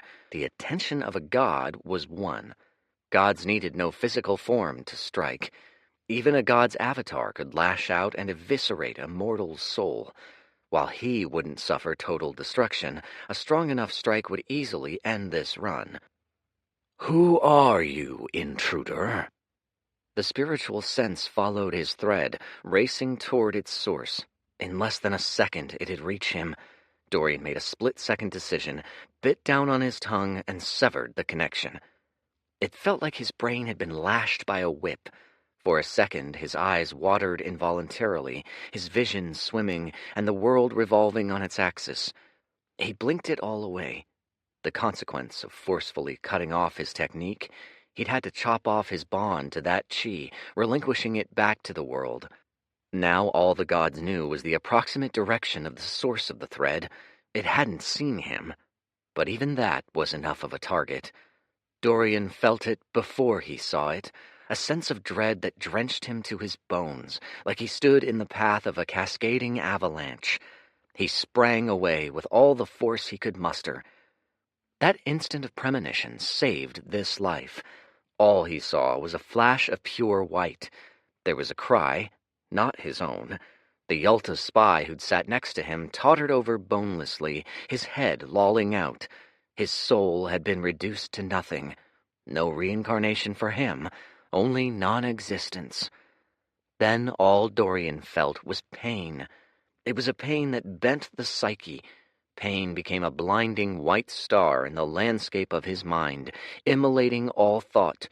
It felt like he'd been dunked in magma after he'd been stripped of all his skin. His world was pain. It was pain beyond the world, a pain which dissolved identity. A lesser mortal mind would have cracked in that instant. He gasped and bit down on his tongue to stifle a reflexive scream. Then the hot, primal tang of blood filled his mouth. It ended as soon as it had come, leaving behind only a relentless, throbbing ache. Horrible, but bearable. In its path, Dorian felt an absence. That strike had just grazed him. If he'd taken it head-on, he wouldn't still be alive. Still, it had carved out a chunk of his soul. Then Pearl burst out of the tent, screaming and scanning the distance. Dorian fled. Why did the world refuse to leave him alone? Why was the universe thrusting all these cosmic anomalies in his path on this run? He mulled the questions bitterly as he nursed his wounds. The first step was to stem his bleeding. He raided Who's stores and whipped up a quick solution, a bandage for the soul to stem the bleeding. It was a quick-fix brew with some of Who's rarer sinkhole ingredients, which finished in under an hour. His mind still bled, but it'd soon scab over. The throbbing pain remained, aggravatingly rhythmic, as though a monstrous second heart had formed in the center of his skull, which pumped acid rather than blood. He should be safe. There was no shortage of contestants who knew the surveillance techniques. They'd likely taught it to their clansmen, too. The god's spiritual sense hadn't yet reached him when the attack struck, and it had claimed a victim, the Yalta clan spy who'd been placed conveniently close to him. With any luck, Pearl and the god would think that they'd gotten rid of their intruder. Even so, it had become obvious that whatever vain hope he held out, he could not afford to ignore this Pearl character. Whatever plot the moron concocted, Dorian got the dreadful premonition he'd end up sucked in one way or another. Still, he had no answer to the pertinent question. What was a god doing here? What business could they possibly have? He downed another pint of mossy green liquid. It tasted of bile and rancid milk, but it still cooled his inflamed mind. Then he sat down, cross-legged, and devoted himself fully to recuperation. He called chi into him and dissolved into it, soaking in it, letting it sing to him, letting it mend him. He glanced to his right, where Kaya snored up a storm, curled against the side of the tent under a swath of furs. There would be no sleep for him tonight. By sunrise, the bleeding had stopped. The night passed without incident. Kaya was up early, stretching in the sunlight outside, every move a burst of raw energy. She hadn't a clue what had happened. He'd keep it that way. Pearl would be on extra high alert today. He couldn't let on he'd been injured in the slightest. So he walked out, pretending not to feel the horrid ache in his soul that felt a little like the worst hangover he'd ever had, mixed with a sensation of a molten nail driven repeatedly into his skull. "Morning," said Kaya with a bright grin. "You ready to be tournament qualifiers, you rascal?" She ruffled his hair. Weeks prior, she'd needed to bend over a little to do it. Now she reached up. "Yes, let's do our best." Bowing out of a stretch, she turned to him with sunny eyes. "Psh, what a limp response. 0 points for you." "Let's not get ahead of ourselves," Dorian said, donning a nervous grin. "Nothing's settled yet." As they set off to the tournament grounds, she slung a casual arm over his shoulder. "I wonder what it's like in an oasis," she said dreamily. "That's where the tournament's held, right?" "Yeah, if we pass this next trial." "Ooh, I can't wait." She did a little twirl. "I've had enough salted jerky for 10 lifetimes. Do you know they've got frozen snacks in the oases? As desserts, imagine. I bought one off a market vendor, a nice little sweet stick of red ice. Nearly sold my liver to get it. So worth it." "Mm-hmm," Dorian said with a nod. Then he got an idea. In a few months at most, Rust Tribe would outlive its use. Best to start sowing seeds of future plans now. "Seems like a real nice place to live, doesn't it?" "Live?" Kaya blinked. "I guess. Never really thought about it. We needn't move as much. We'd be in a chi-rich environment, safe, with all sort of access to better books, techniques, elixirs." "Boys." Kaya nodded in agreement.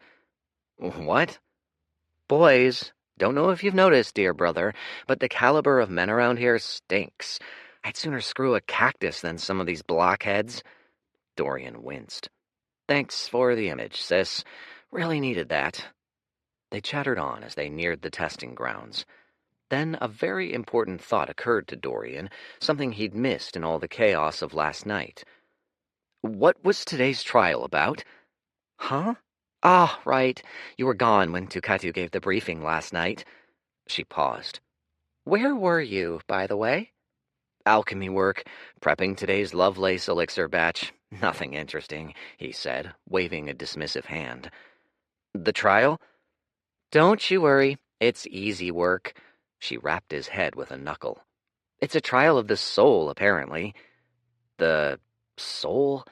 Dorian had a dreadful suspicion what that meant. "All they'll do is put you under some sort of soul pressure. The top 16 pass. she snorted. Just don't be a little wimp about it and you'll be fine. Soul pressure? Hells. Yeah, she gave him a big-eyed look. Why are you repeating everything I'm saying with that dumb look on your face? Are you still sleeping? Do you need me to slap you awake? No, he said hastily. Just surprised, is all. This could not possibly have been timed worse. To endure soul pressure with a whole soul was one thing. To endure it with a soul wound was another. It was not dissimilar to trying to hold back a raging river with a dam, which had a massive hole down the middle. A hole he'd need to plug with sheer force of will. Ugh, this is going to suck. As though on cue, a sharp pang of soul pain lanced his mind. He suppressed a wince. They waded through the Rust Tribe section. Kaya waved and smiled, drew cheers from little boys clutching fresh-bought flowers and middle-aged gatherer women alike. Nearly all the tribe turned out. Hento, Kuruk, Muata, and the rest of the Chosen formed a line at the front. A surprising chunk cheered them on. Even Tuketu and the chief stood at the forefront. Tuketu wore a calculated smile. Rust's face was stone. "Do the tribe proud," was all Rust said. Kaya, human bonfire that she was, threw him a fierce smile. "Trust us, Chief. It's as good as done." Then the 32 contestants all met up in the center, their backs to the clamoring masses. The group felt much thinner. Dorian knew most of these faces by sight, and a handful by name.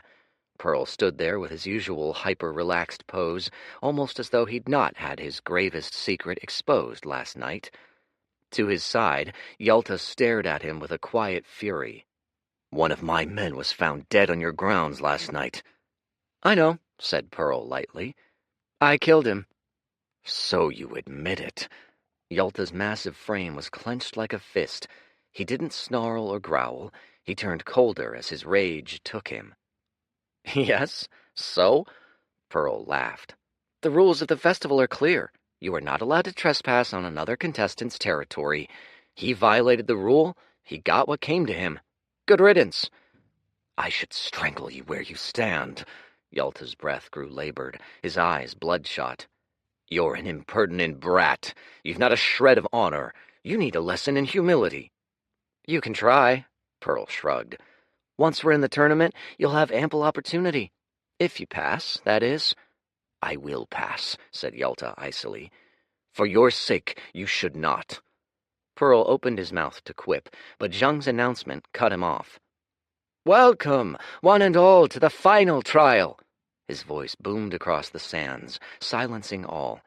He stood on a small stone dais at the very front of the crowd and the contestants. To his left was an onyx pedestal covered in black cloth. "This one is the simplest of all." With a flourish, he tore off the cloth. On the pedestal was a smooth, milky white stone no bigger than a finger. It glowed, but not with its own light. Sunlight lingered on its surface, as though unwilling to part ways with it. Staring at it gave an impression of endless depth, as though Dorian stared into the night sky. It also hit Dorian's soul like a mace. To stand in its presence was to carry an omnipresent weight. Dorian felt it everywhere, from his arms to his neck, to his legs, to even his soul. It felt like all his blood had been swapped out with liquid lead. Even from this distance, he staggered involuntarily. Blast that soul wound. A few of the competitors nearby bent to a knee, shuddering and dragging in harsh breaths. "This," said Zhang, "is the egg of a golden rock, a priceless treasure drawn from the coffers of the Azcan oasis. It grants countless benefits to those who consume it, from longevity to elemental affinity to a cultivation boost of pure chi. It purifies utterly. It is said that the golden rocks, among all beasts, are loved by the universe. He who consumes a golden rock egg will be loved also." 32 greedy eyes fixed on it in an instant. Dorian could practically hear the salivating. "Your task is to take it from its stand," said Zhang simply. "No techniques, no trickery. Grasp it with your bare hands. The 16 closest qualify for the tournament. The winner keeps the egg. Am I clear?" Frenzied nods. Begin! 62. Trial of the Soul. The golden rock reached godhood and maturity. After a century cycle, each rock ascended to a higher plane, but not before leaving offspring behind. Zhang was not wrong to call it a creature loved by the universe. In that egg lay a hint of the divine. It wouldn't only sharply raise cultivation, it'd also purify his body and add a fire affinity to his vigor physique's innate death affinities, meaning it'd supercharge all fire aspect techniques. It'd drastically enhance his talent. That spark of the divine would bend chi flows to his will, more than doubling his cycling speeds. Best of all was its regenerative use. Dorian couldn't assimilate the golden rock bloodline within. It'd clash with his own. But he could make use of the blood, laden with potent creative energies, to help heal his wounded soul. In other words, at minimum, it'd shave months off this run. With the way things were going lately, it might even save this run and give him a nice boost besides. Dorian gritted his teeth. It was hard to think under this blasted pressure, but he hadn't a doubt he could win this trial. He was wounded, but his soul was also qualitatively different from these mortals. It was simply a question of pain tolerance for him. It had hurt like the 9 hells, but he'd get it. By nature, he was a risk-taker, he knew. His judgment was often skewed by foolhardiness, which was why he tried to modulate the overpowering instinct to run forward and snatch the thing with reason. As Zhang raised his hands, ready to signal the start, Dorian was stuck in a dilemma. Thoughts raced through his mind. First was the obvious. To beat out the rest of the field would put him in a spotlight at a time when being known could very well spell serious trouble. Pearl and the god he hid would likely see him as just some mortal with a supernatural endowment of soul force. Or he might make a leap of logic and come to suspect that this strong-souled creature might also have the soul capacity to fashion and execute long-ranging surveillance techniques. The decision was made for Dorian almost as soon as Zhang said, "Begin!" All of them struggled forth in an instant. Yalta's nose was scrunched in concentration. Narong's face was a tally-mark frown. They moved like they trudged through a swamp. Every inch was a battle. Groans resounded, muscles clenched, teeth gritted. For everyone, that is, except for young Master Xiamen. Kono looked around with his big, dark-rimmed eyes, blinking in confusion, and then started to stroll. Dorian stared, incredulous. It was like the boy existed in a different space than the rest of them. He met no resistance. He might have been taking a casual afternoon stroll. Even Zhang looked taken aback. His bushy white eyebrows jumped up. In mere seconds, Kono had crossed a quarter of the distance. "How is he doing that?" groaned Kaya. She'd scarcely moved a foot beyond the starting line, and she was already sweating up a puddle. A third of the way, Dorian warred with himself. Go for it or not? He was running out of time. Halfway. If Kono went any farther, he wouldn't have a chance to catch up, all-out effort or not. He felt like he was in the first trial all over again. He was behind, struck by some out-of-nowhere chance occurrence, and yet again, this strange little creature was the cause of it. A spike of pain ripped through Dorian's skull, and the same decision he'd made in the first trial settled at the bottom of his mind. Screw it. He was done lying low. Whatever dangers there might be were illusory. The egg was real. Qualifying for the tournament was real. Worst case, the run finished. Perhaps that rogue god even got a clean shot off on him. He stopped caring. This run was cursed from the start. The only posture he could take was to go for it, risks be damned. He ran. In contrast to Kono's leisurely walk, he must have looked like a drunkard stumbling out of a bar. But instead of slumping and falling, he kept stumbling, carrying on his momentum and loosing a strained scream. It wasn't faked, and it helped his case. If there was a hot nail being driven into his head before, it now felt like a muscle-bound blacksmith pounded at it with a hammer. Dorian had pushed himself enough to know where the exact limit between consciousness and unconsciousness lay. Now he shoved himself to the boundary and straddled it for all he was worth. Kono barely registered him until he was barreling by. Dorian saw the boy's eyes widen as he passed. That was nearly enough to tip him over, but he forced his limbs underneath him and kept up the stumble sprint. The pain worsened as he got closer. He had to slow down some to keep from passing out. Everything else, the crowd, the others, the pedestal, the ground, faded out. There was a haze of mind-bending, reality-warping pain, and in its center, the eye of the storm was his target. He gave it one last lunge and gasped as his eyes blanked all white for a second. His hands closed around something round. It felt like holding on to a fireball. A warmth flowered in his chest. Yes! He opened his eyes and saw a stretched image of himself staring back from the egg's glossy surface. For a second, the world swam, black spots fizzing into his vision. He'd pushed himself too far. He couldn't hold the egg much longer. His mind was starting to curl in on itself. His interspatial ring had been left in one of Hu's chests for safekeeping. Competitors weren't allowed them in trials. Delay any longer and he might have greedy hands, Rust's or Tuketu's alike, snatching for it. All the while, his soul ached something fierce, taxed to its limit by this last stunt. He made a snap judgment, brought it to his lips, and swallowed it whole. Then he opened his eyes and saw Zhang's saucer eyes, his mouth hanging slightly open. Then the man collected himself and mouthed words. "Your winner, and the first qualifier of the tournament, Io of Rust Tribe." He heard none of it. All that existed was a distant ringing in his ears, and a new, frenzied glut of chi, which overflowed his gut, stretching up his throat, and his world wiped out again, swamped by a wall of sheer chi. He started cycling it immediately. The first level of the vigor realm was the purification of bone. Chi gushed down his body like flood rains down a dry riverbed. Carefully, he directed them to each of his bones in turn, supercharging them with chi, filling them so fully that impurities were forced from his body. It was a task which took all his mind. A slip up here could mean these energies ran wild.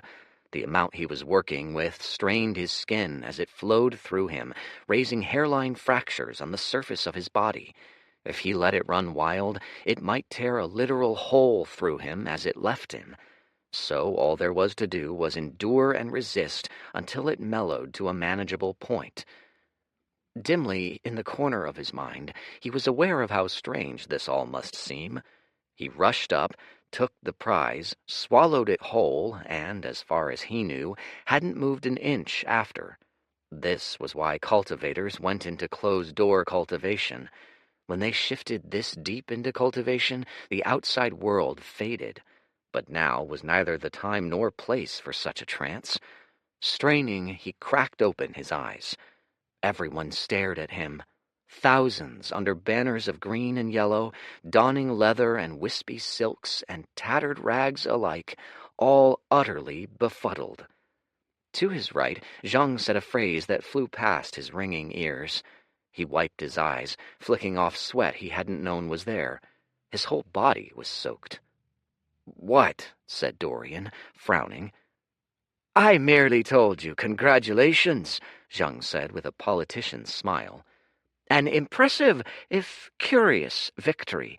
I understand you may be too preoccupied to hear it." The sounds came to Dorian as though underwater. Most of his attention was still split on assimilating the chi. He saw Zhang fish out one token. "This," Zhang intoned, "is your entrance token to the tournament. One moment." Then he traced a nail along Dorian's palm. Blood gurgled up. Before Dorian could react, he'd pressed the token in it. A resonance hummed in his soul, a new bond. Stepping back, Zhang nodded. "Present it at the Azcan Oasis in 3 weeks' time." Then Zhang raised his hand, and the crowd let out a wall of noise. He saw heads turning to each other, brows raised, arms folded, and incredulous looks. A wall of cheers and shouts and whispers struck Dorian. He looked to the Rust Tribe section and saw children hopping up and down. He saw Rust at the fringe. Even he couldn't hide his shock. Did Dorian detect in that gaze a hint of fear, even?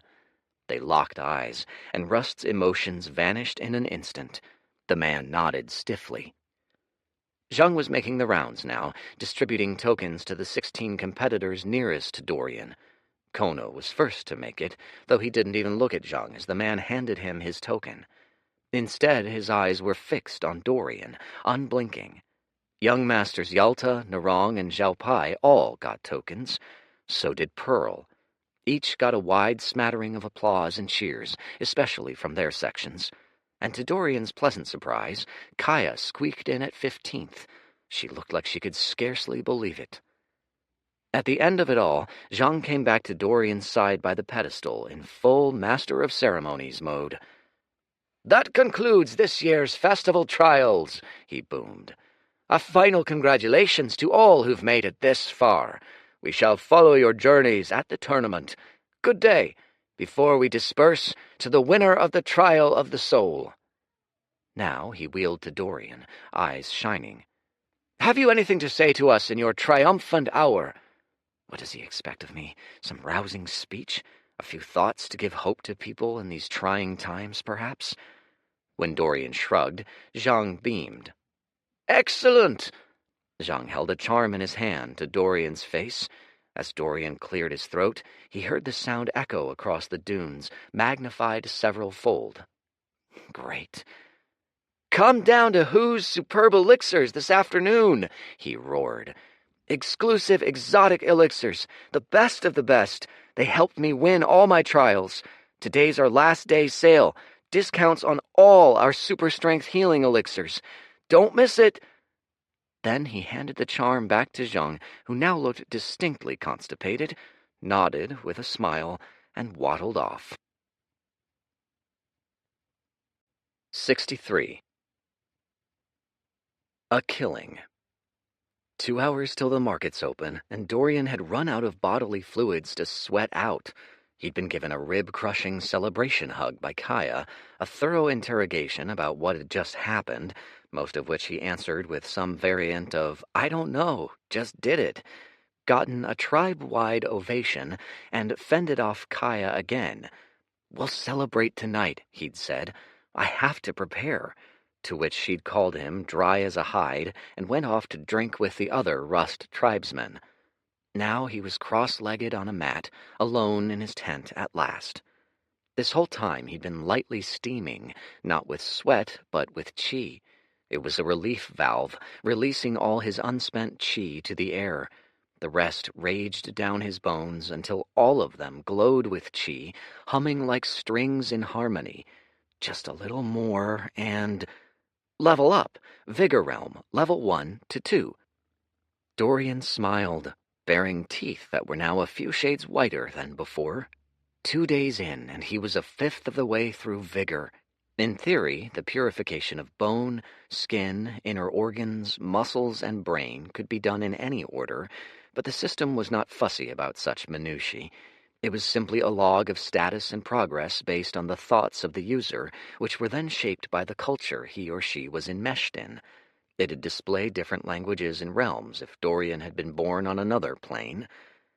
One of Old Man Fate's disciples, a fellow god king, older than Dorian by a few chaos cycles and a real stickler for organization, had snuck it into the laws which governed the multiverse. No mean feat. He'd been driven mad by the lack of codification across planes, or so the story went. They'd all been stuck with it ever since. After Dorian had returned, one of the first things he'd done was down a few elixirs made from rock lotus and chrysanthemum flowers, which boosted the soul. It also helped him dissolve the golden rock bloodline, a heinous waste of strong blood, just to patch up temporary soul damage, but a necessary one if he was to shave off a few months. His soul bandaged, his body pulsing with energy, he tackled the next of the Vigor Realm purifications. Skin. It'd be hours upon hours before he fully resolved the egg's energies. Even now they seeped into his soul and body, imprinting him with fire. His cultivation carried on uninterrupted. He'd half expected a fuming Pearl at his doorsteps, but it appeared he'd slipped beneath the man's suspicions. Hours later, Dorian had purified an arm's worth of skin and arrived to reopen shop at the markets. As it turned out, his marketing worked. The starting line was enormous, stretching and snaking in on itself so much it threatened to crowd out several adjoining stalls. To Dorian's pleasant surprise, he saw Zhang standing near the front, looking merry. Several officials from other higher-up clans were there too, no doubt to scout him out. None of their young masters came, save for one. Young Master Kono of the Xiamen stood still with his arms behind his back, eyes closed. Dorian frowned at him. Something about the boy still gave him a bad feeling, and with an intuition honed across millennia, Dorian had learned to trust his bad feelings. He let none of his thoughts show on his face as he opened shop. "Thank you for waiting, dear patrons, whose superb elixirs is now open for business." Salesman mode was on. As it turned out, he barely needed it. In the first half hour, Dorian was swamped with money. The free samples system, to a populace that had never seen the like, was like bait to fish that had never seen fake tackle. Add on to the fact that he'd won, and the reception was already fervent. Plus, news of the elixirs and their efficacy had had many days to spread. In his nights, Dorian had concocted as many exclusive brews as time allowed. Which was all to say that Dorian was making money faster than he would if coins literally rained from the sky. On top of the usual clientele, Zhang came in, snooped around, even tried a sample cup. He drank an enlightening potion with his pinky up, and promptly bought up a dozen. "This is extraordinary," he said. Then he paused, and in his eyes Dorian saw the familiar mechanisms of plotting and devious calculation. "You have true talent. When the time is right, you may wish to expand your horizons beyond the bounds of your tribe. When our paths cross at the tournament, I may hire you," he mused with a plastic smile. "I sense a fruitful relationship in our future, Io Rust." "I'd be honored," purred Dorian. But inside he was triumphant. He'd expected an offer to defect to the Oasis after he'd won the tournament, but the inklings of one here were a very good sign. Zhang didn't literally spell it out. He was too much of a politician for that. But for a man like him, it was almost as good as a formal offer. Dorian would need a place to go as Rust Tribe rapidly grew obsolete. Where better than one of the true powers in the region? The other High Tribe emissaries all bought a few potions. Narong clans almost bought a third of Dorian's healing potion stock. "Most useful for our training," the man mused. "We hone our limbs to be sharper than adamantine blades. We temper ourselves against the fangs of Emperor basilisks." Then he looked to Dorian for signs of fear, but all Dorian gave him was a smile with just the barest hint of contempt, and a "thank you for your patronage." Another peculiar customer was Kono. Rather than buy any in bulk, he took a potion off nearly every shelf and section. Some he only glanced at the description for. Some he didn't even look for the price tag. There were so many of all kinds, offensive, defensive, restorative, cultivation-boosting, pleasure-based, even cosmetic, that Dorian felt almost sheepish when he finally came up to check out. What was he playing at? "Young Master Xiamen, how nice to see you again," he said. "Do you plan on purchasing all that stock?" "Yes," said Kono serenely. "Far be it from me to dissuade you, but are you aware how much it'll cost?" "Not really," said Kono. He smiled like a child. Then Dorian brazenly quoted him 1,000 lira, which was about double what it actually cost. An outrageous sum by any measure. Kono didn't hesitate. He didn't even blink. Instead, he simply tapped his interspatial ring and drew it all out in 2 very heavy bags. Not even the top clans had the coffers to pay that much for such a purchase on a regular basis, surely. Kono didn't look strained at all. Dorian took the money with an incredulous stare. Many thanks. Kono nodded pleasantly, and suspicion struck Dorian. Might I ask why you've made such a purchase? Kono laughed. That's easy. Your elixirs are of superior quality. My elders and chief have told me to purchase some, that we might study them to discover their formulas. I see. That was almost certainly the actual reason why he'd bought them. It was a terrible reason, of course. Men smarter than any in this desert had tried and failed to reverse engineer his potions. But still, why would you tell me all this? It was like this earlier, too. You told me you attacked me in the trial. For what possible reason? For a few seconds, Kono thought, putting a finger to his lips. He shrugged. The world is filled with suffering and deceit. I try not to contribute to it where I can. It's all any of us can do, right? With a weak smile, he left. Watching him go, Dorian got the strange feeling he was being sincere. How did such a pansy idiot ascend to his role? In Rust tribes, such an attitude would have been beaten out of him very quickly. Strange. Even Pearl ended up stopping by, albeit near the end, when the sun was halfway through setting and the crowd finally started to thin. He bought nothing. Instead, he marched up straight to Dorian and gave him an appraisal, eyes narrowed. Dorian smiled back and let none of the tension in his mind infect his face. Welcome. How may I serve you, young Master Pearl? I'm not here to buy. I've just come to say my congratulations. You put on quite a display this morning. Well earned, well earned. Pearl held out a hand, grinning ear to ear. Many thanks, said Dorian with a deep bow. He pretended like he hadn't seen the hand. Of course, he couldn't risk shaking hands with this maniac. Dorian's soul was still in repair.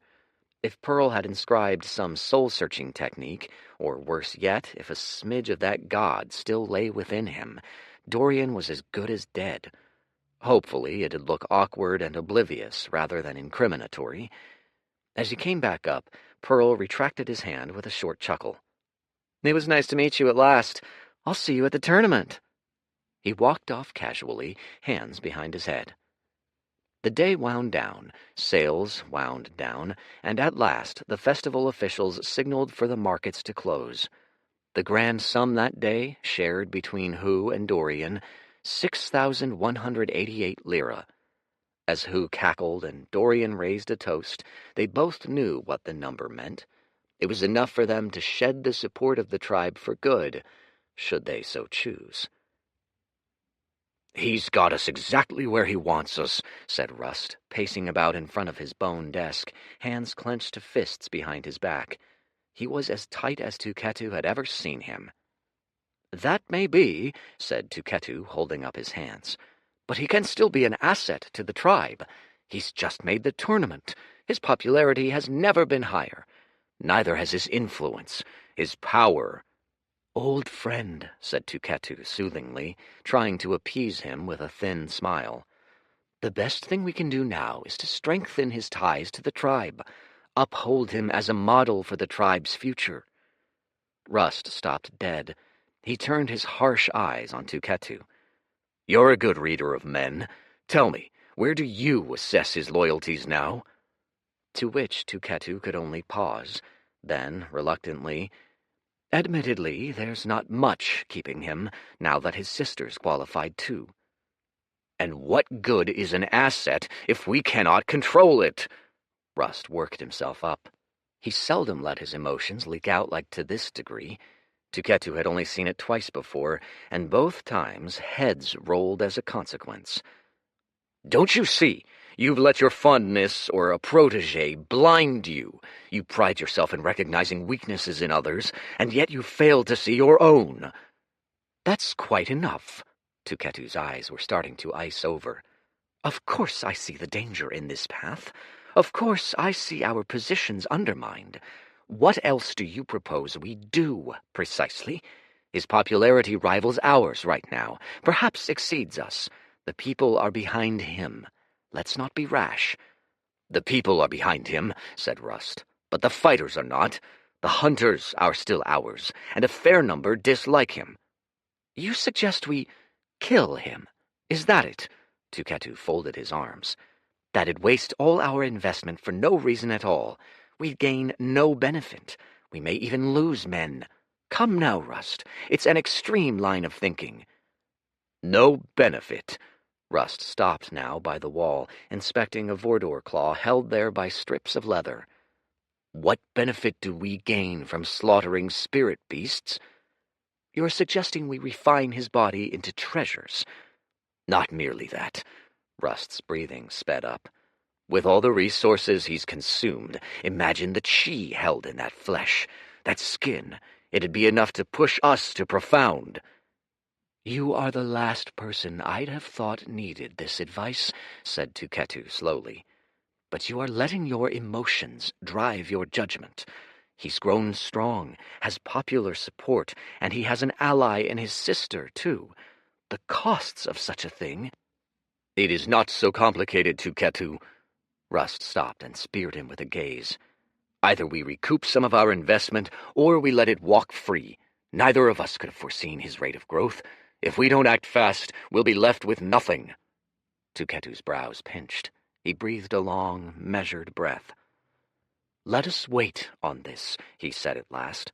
"We needn't come to a decision now, at least until the festival's over, when both our heads cool. This is a path we should not take unless absolutely necessary." Rust came up to him so their faces were inches apart, so Tuketu could read clearly the hard intentions in his face. "Well then," he said, "we've heard reports from Kuruk that he and Hu have made a killing at the markets today. Let us meet them now. We shall see if the boy truly cares for his tribe. We shall see if it's absolutely necessary." 64. Fate.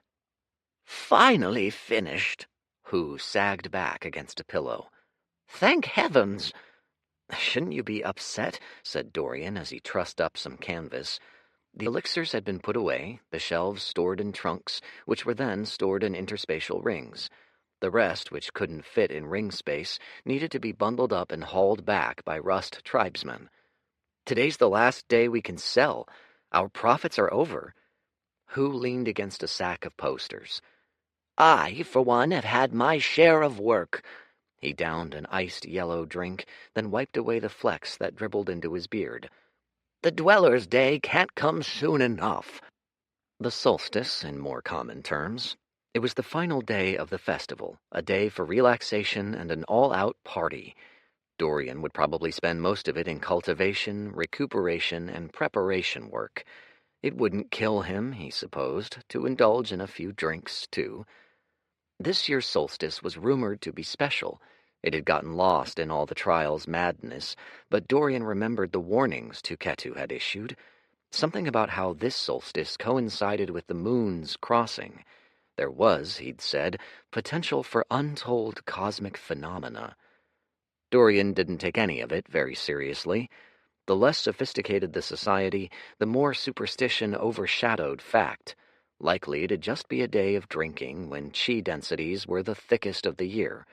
If there was a quota for cosmic phenomena this festival week, Pearl's entrance and shenanigans had already filled it. Dorian and Hu laughed their way back to camp when they were confronted by two predictable visitors. It was Rust and Tuketu once more. Rust's face was pallid, his lips pressed so tight they barely showed. Even Tuketu looked more terse than usual. "Chief Rust! Master Tuketu!" Dorian grinned. He did not bow. There were no customary greetings either. "What is it you're here for?" Not "how may I assist you?" Not "how may I help you?" As Dorian addressed them, he carried himself with a straight, proud posture. His tone was that of an equal, not a subordinate. It was high time, almost a month under these cretins, and he was done playing the grunt. To think, mere weeks ago, Chief Rust had him kneel as he anointed Dorian a chosen. Now he was wound so tight facing Dorian, veins standing purple against his arms, jaw clenched, that he looked nearly nervous. The passage of time was merciless. Tuketu inclined his head. "Greetings, Tribesman Io. The chief and I have come for the tribe's share of today's earnings," he said. Dorian had decided on his approach long before Tuketu came. They'd made such a killing today that any serious embezzlement simply wasn't believable. It'd be too obvious. So instead, he simply hit on what all of them knew, but none of them dared address until now. "Not this time," said Dorian cheerfully. "Our contributions these past few days are plenty. I've just won the trials for the tribe. Why not let me enjoy the fruits of my labor, eh, Chief?" That's... Tuketu's expression twisted. "Unfortunately, Tribesman Io, that isn't how we conduct—" "It's all right, Tuketu." To Dorian's surprise, it was Rust who spoke up. All the tension had seemingly left his body. It was like he'd come to a decision. He looked Dorian dead in the eye. "Is that your final decision?" "Yes." Dorian held his gaze without flinching. Then Rust did something Dorian had never seen him do. He chuckled. It was hoarse and grating and unnatural. Dorian wouldn't have been surprised if it was the first time he'd ever made that sound. "Then Tuketu and I respect your decision." He shared a meaningful look with Tuketu, then turned. "Farewell," leaving Hu and Dorian to look at one another in confusion. What was that all about? Very late that night, after Dorian had digested most of the rock's energies and had blazed his way more than halfway through skin purification, he succumbed to sleep. The stars twinkled innocently above. The moons, red and white, grazed one another, touching but not overlapping. In their intersection, a brilliant crescent of pink was birthed. It was a time when the distance between realms grew thinnest, when creatures from above could descend upon the world after a fashion. On this night and day, life and afterlife blurred together. Sometimes ghosts arose. Sometimes one could speak to a past loved one. In these hours, prayers became truths. None of these applied to Dorian. He had no use for anyone else. He had no one to seek out from above. He slept thinking nothing of the solstice. What he didn't account for was that someone might seek him. A sliver of intent from high, high above. A soul so vast that to enter this plane fully might collapse this reality in a stroke. A soul that had to resort to simulacra of itself to slip in unnoticed. It might have been the last soul in the multiverse Dorian expected, someone he hadn't thought about since the very start of this run. He awoke in the center of a lake. Its waters were a soothing, clear blue, and almost totally still. The only movement below the surface were the easy movements of silver-scaled koi. All he heard was the soft, pleasing hymn of the currents. All else was silence. Tufts of mist drifted lazily above, shrouding the horizons and the distance. He sat cross-legged atop a large raft of bamboo. To his side, perched in the center of the raft, was a small wood table. On it were 2 white china cups of tea filled to the brim, wisps of steam and chi drifting up from its grass-green veneer. Dorian recognized this place. It was one of the lake worlds of Uria, a place ruled by a god-king who'd outlawed violence. The god-king took care of this world like a gardener, rooting out all wickedness and tirelessly preserving its natural equanimity and beauty. One of Dorian's favorite vacation spots. Bemused, Dorian reached over the side of the raft and felt the water. Comfortably warm. The ripples from his finger were the only disturbance on the glassy lake surface. "This is a dream," he said aloud. He frowned, peering at the point where his finger touched the lake. There was an ethereal quality to all this. Mist didn't only obscure the distance. A faint, blurring mist shrouded his perceptions, too. And not my own. The illusion of calm shattered in an instant. A pit opened in Dorian's stomach. Astute. Dorian whirled around and faced the last person he wished to see. A regal nose, high cheekbones, a scarless face, and milky white eyes. A man wrapped in gray, flowing silks. The most striking thing about him was his hair. His beard and hair seemed to shift and shimmer constantly, blacks and whites shifting into each other, a yin-yang in constant motion. He groaned. Really? How'd you even find me? Luck, said Old Man Fate, smiling enigmatically. That or fate? Fate nodded to their surroundings. How do you like it? World 16, the Everpool. Your favorite, isn't it? He gestured to the tea simmering on the table. I've even made some delicious dragon heart tea. Drink with me. He picked up his cup smoothly. Well? Dorian didn't move, to which Fate shrugged. Your loss. He started to drink. A second later, Dorian scooped up a handful of water and, in one fast whip motion, threw it at him. It splashed all over Fate, matting his hair and drenching his face. He blinked slowly, finished the tea, and set it down. I was about to ask if you're as pleased to see me as I am you, old friend, chuckled Fate, wiping wet hairs from his eyes. But that suffices as an answer, I think. We aren't friends, Fate, growled Dorian, eyes narrowing. Puzzle pieces linked together in his head, the one-in-a-million chance encounters, the presence of a god, the perversions of fate. Why do you always insist on meddling in my affairs? Your affairs are the world's affairs, laughed Fate. The world's affairs are yours. We are all connected in fate. Deny it all you like. It won't cease to be true. Dorian opened his mouth to speak, but Fate preempted him. I know. I know that you know. I won't bore you with my platitudes. You'll forgive an old man his occasional ramblings, won't you? It's irrelevant. Besides, you've pegged me wrong. Fate spread his hands helplessly. I'm not the one interfering with the flow of fate in this plane. Oh? Dorian raised an eyebrow. Am I supposed to take your word for it? I'm many things, old friend, said Fate. He shrugged. I'm not a liar. A headache started in earnest, and not from Dorian's fast-healing soul wound. Stop calling me that, and say I believe you. If not you, then who? He frowned. Hold on, why are you here? Why am I here? I'll get to that, said Fate, his tone soft as a swan's feather. In the meantime, won't you have some tea? He jerked his head to Dorian's still full cup. Humping, Dorian squinted at it. This might have been a dream space, but real chi emanated from the drink. This space blurred the lines between construct and reality, an easy feat for a god-king such as Old Man Fate. Which species? Silverfang. Fresh? Time-stopped cellar? No prior freezing?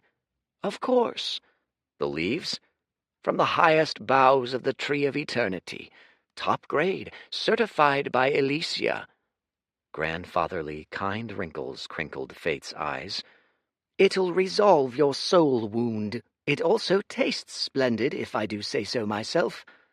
Still squinting, Dorian reached for the cup and brought it to eye level.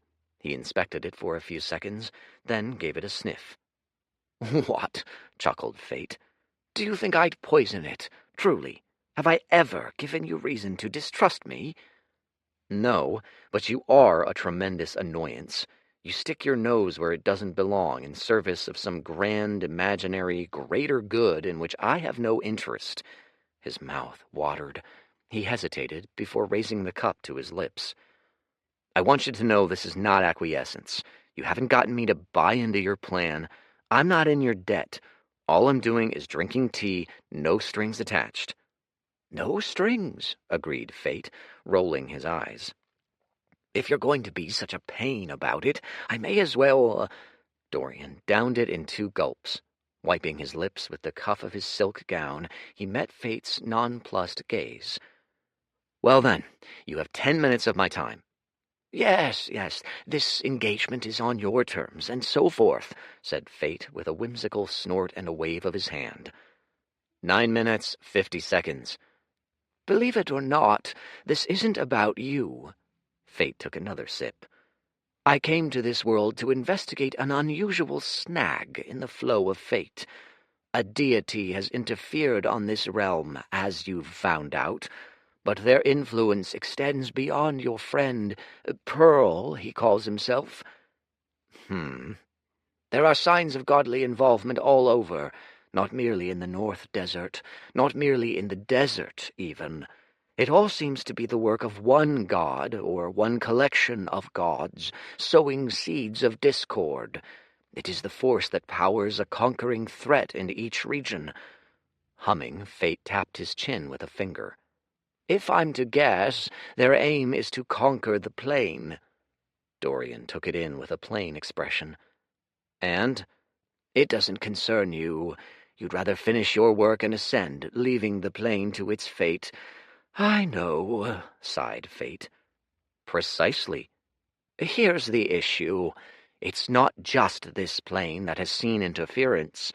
Of the 192 lesser planes, 40 show signs of tampering. 3 have already been conquered fully, under the rule of one empire. Fate's rheumy eyes didn't blink as he stared. His voice took on a preacher's quality, prophetic. I sense a shift coming, he murmured. A rise of a great and vast evil. A shadow falls over the multiverse. It stretches up from the lower realms, invading the planes of the gods and above. A lengthy pause, then, Refill my cup? Dorian tapped the white china handle. Fate shot him a dry look. There was a gushing sound, and Dorian's cup was full to the brim once more. I sense you aren't taking this very seriously. Remind me, said Dorian, grinning wryly. What was the occasion of your last visit to me, or the time before? To warn of an impending multiverse-ending doom. A faint blush filled Fate's cheeks. So I got the timing wrong once or twice. 6 times? 7, if you count this one. Fate raised an imperious finger.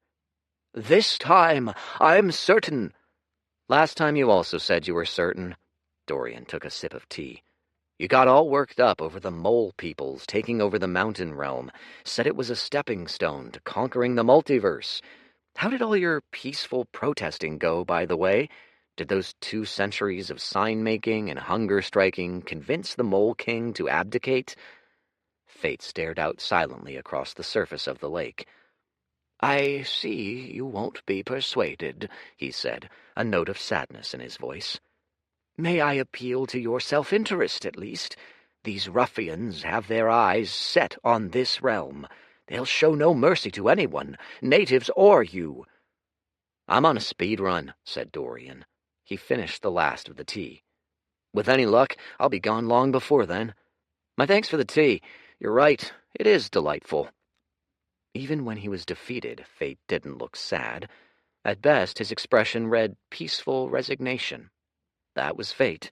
His emotions oscillated in small spurts around the same set point of gentle equanimity. Dorian could have hurled abuses at him for the next decade, and his face would read the same. Very well. At any rate, it was pleasant chatting with you, old friend, after all this time. All I ask, said Dorian, setting down his cup, is to be left to my own devices.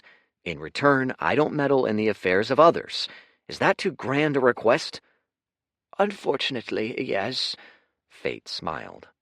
Anywho, we need not retread old ground. His eyes drooped shut.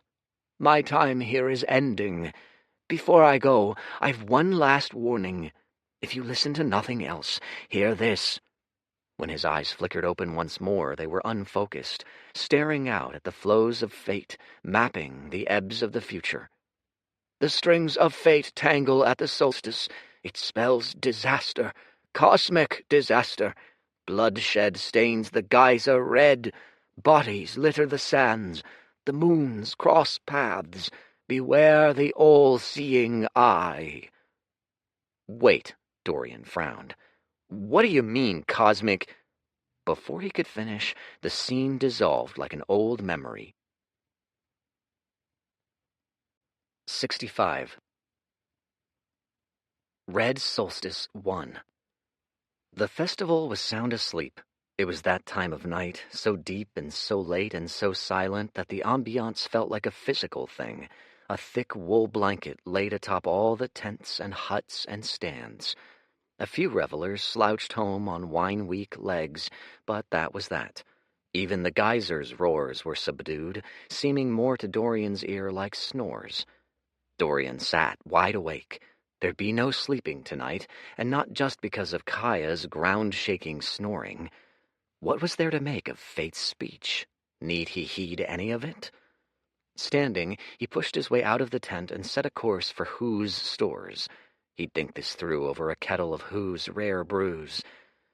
A few minutes later, he'd snuck into the alchemist's store tents, unpacked a handful of fangweed tea, and set the stuff to brew in a small iron pot over a small, flickering fire. All the while, he thought. By the time the tea had finished brewing, he'd come to a few decisions. First, whatever grand designs the other gods had on this world or any others, Dorian had no interest in them. That hadn't changed. Besides, he'd never been convinced of Old Man Fate's far future predictions. True prophecy was impossible, even for a god king. Dorian should know. His chief specialty as a god king was time, and the best future sight could offer was to present a vast array of possibilities. The multiverse was stochastic. All that said, the closer to the present, the easier it was to tease out likely futures. And though fate was senility embodied, he wasn't so far gone that he'd muddle up a day-ahead prediction, right? Cautious skepticism. That was the attitude Dorian would take, he decided. He checked his interspatial ring and made sure all his valuables were tucked safely within. He spent the rest of the night patching up the last of his soul. Then he went outside to meditate. The moonlight was especially intense today, a warm caress on his skin. The moons, overlapping, burned with vitality. Streams of chi rushed into him with each breath. Above, the sky was a wild tapestry of sharp purples and melancholy blues, and the stark white streak of debris was nearly corporeal tonight. In another life, Dorian might imagine it as a path on which angels trod. On nights like tonight, Dorian could see how mortals made their myths. This was one benefit of smallness. In this state, Dorian was capable of a sense of childlike wonder, a rarity for most deities. It was much harder to be in awe of the stars, after all, when one could pluck them from the sky. The evening passed. The sun rose. Dorian's body, marinating in the chi of the universe, bristled with vigor. Under the rising sun, his skin looked like that of the other vigor masters, pure, marble-like, supple and hardy at once. As he opened his eyes, he was greeted with a new notification. Level up, Vigor Realm, level 2 to 3. He met the sunrise with a smile. All was well, for now. You're not coming, said Kaya, a brow raised. She had a barrel of Northman beer under one arm and a garish fur hat on her head. Not this time, said Dorian. He waved. You have fun. I've some final training to do. He really meant, if fate's right and there really is some attack, I can't be caught piss-drunk. Kaya didn't press. Instead, she shrugged and simply marched out the door. A few seconds later, Dorian heard a loud whoop. It was the last day of the festival and the most unstructured of them. A few, like Dorian, chose to take advantage of the unusual chi concentrations to further their cultivations. Mostly these were elders or clan leaders who held the bulk of their celebrations in smaller, private circles. The rest of the festival-goers were embroiled in a sea of limbs and wines which ringed the geyser.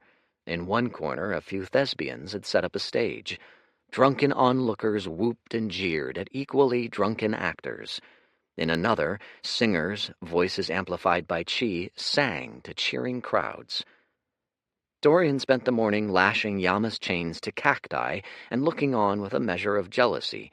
He hadn't been properly drunk in some time, and today was as good an excuse as any. But instead, he wrapped smoke chains around the bases of plants and watched them wither.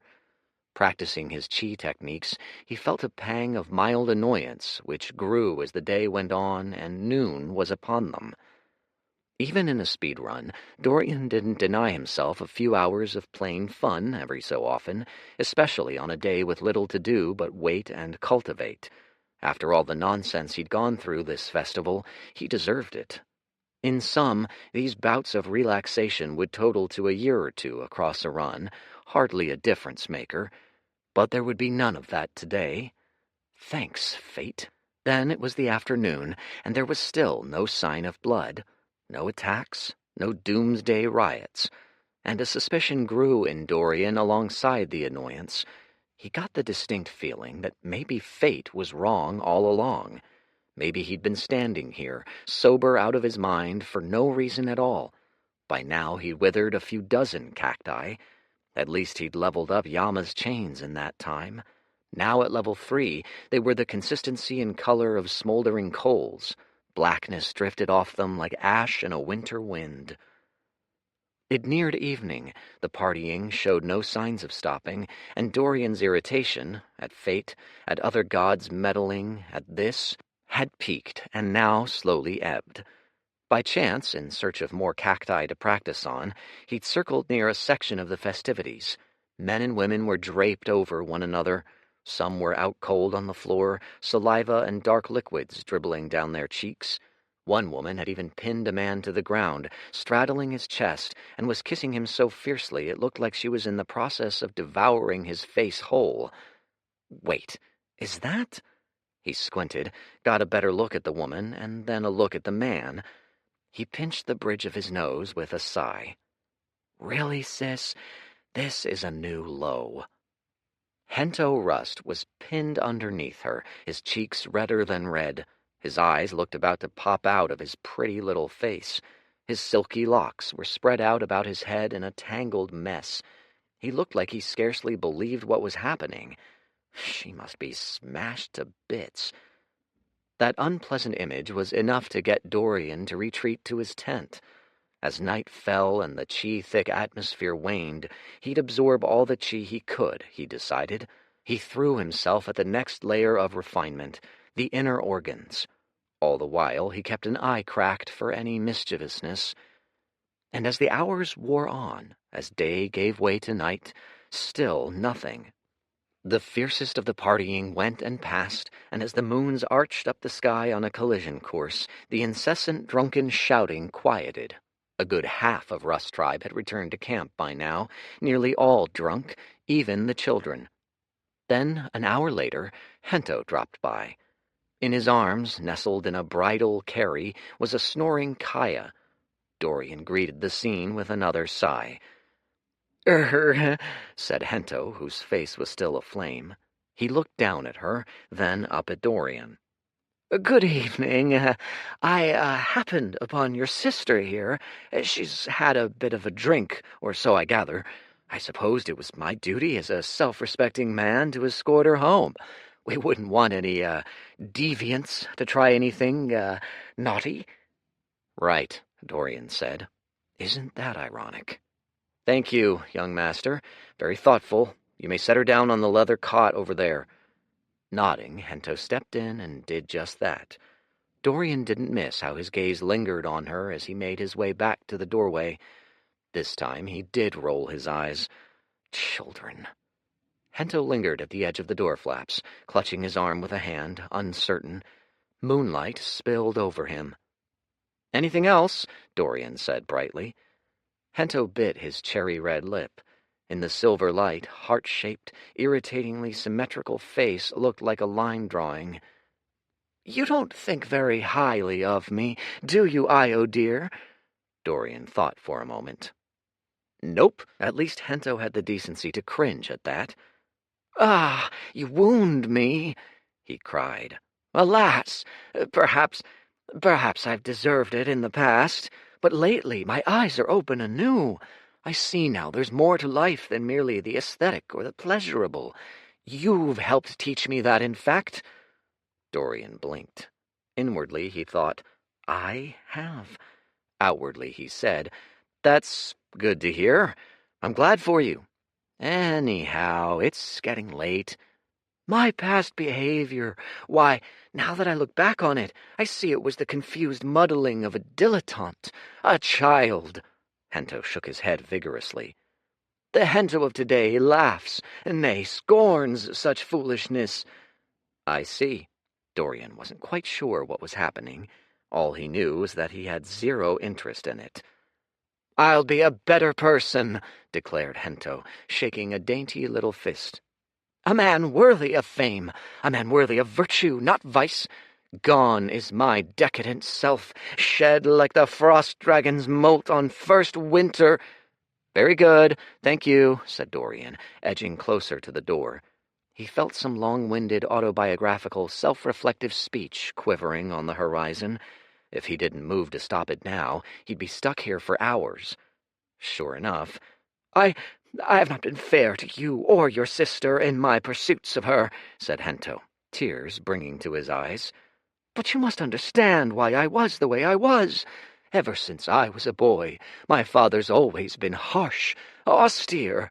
The aesthetic was my only escape from his— Good night. Dorian slid the flaps shut. For a second, Hento stood still, silhouetted against the tent. Dorian imagined the dumbfounded look on his face. Then, with a shrug, he walked off. The day came and went, and it was night-time, and Dorian wasn't sure what to make of it. Had Old Man Fate truly gone senile? The moons had almost finished their slow treks up the sky. Tuketu's old warning crept to mind. What had he said? Something about the twin moons crossing? Things get strange when the heavens fall. Dorian frowned. Surely not. The solstice is all but done. As they neared each other, he watched with bated breath. If anything were to happen, it'd be now. An awful premonition crawled up his spine. Surely not. The minutes trickled by. High above, the moons finally met, overlapping one another perfectly. Red and white, crossing to a perfect shining pink. A beat. Dorian heard his heartbeats thumping wetly, hot in his ears. Nothing. He let out a breath. Then a ripple of chi hummed from the heavens to the earth. Slowly, the ground trembled. 66. Red Solstice 2. At first it was a low, slow rumble, lost in the roar of the geyser. Dorian didn't register it right away. Only when he heard the click-click-clicking of jostled glass did he bolt upright, just in time to see a beaker of healing elixir topple from its perch to land mouth first in the sands. There it trembled with the ground, all its red gushing from it in spurts. Kaya was still inert on the ground. He leapt to his feet and burst out the door flaps. He scouted the perimeter for threats, then his surroundings. Nothing. Was it an earthquake? He closed his eyes, feeling for the tremors in his feet. In times like these, he wished he had spiritual sense to do an in-depth probe of all his surroundings. Instead, he had to rely on limited feeling. As the trembling rose, as voices cried out and bleary-eyed heads poked out of tents all around him, he mapped the rhythm of the sands. All he got was a sense of direction. The epicenter was in front and to the left. He turned to face the geyser, frowning. Around it, sand leapt up in jostling waves, dark yellow pinpricks bursting about in all directions, as though every speck of sediment had come alive. Was the epicenter directly under the geyser? How could it be? Out of the corner of his eye, a procession of festival officials burst out of a tent, a few still in silken bedclothes. A second later, a figure shot into the sky. It was Zhang, staring out at the rest of them and the geyser with a furrowed brow. "Do not panic," he shouted, his voice supernaturally deep and rich, boosted by chi to drown out the very much panicked cries. "Officials are investigating the disturbance as we speak. Stay where you are. Stay calm. We shall deal with it shortly." By now, the trembling had gotten so bad the festival-goers had trouble staying upright. It wasn't just shaking anymore. The ground tilted under his feet, careening from side to side, sending plumes of sand gushing back and forth, crashing over tents and uprooting cacti whole. Screams filled the air, louder this time. The sound of heavy thumps, then sharp twangs as tent strings were snapped from their moorings en masse, and objects of all sizes, beakers to hides to trunks to halberds, flew in all directions.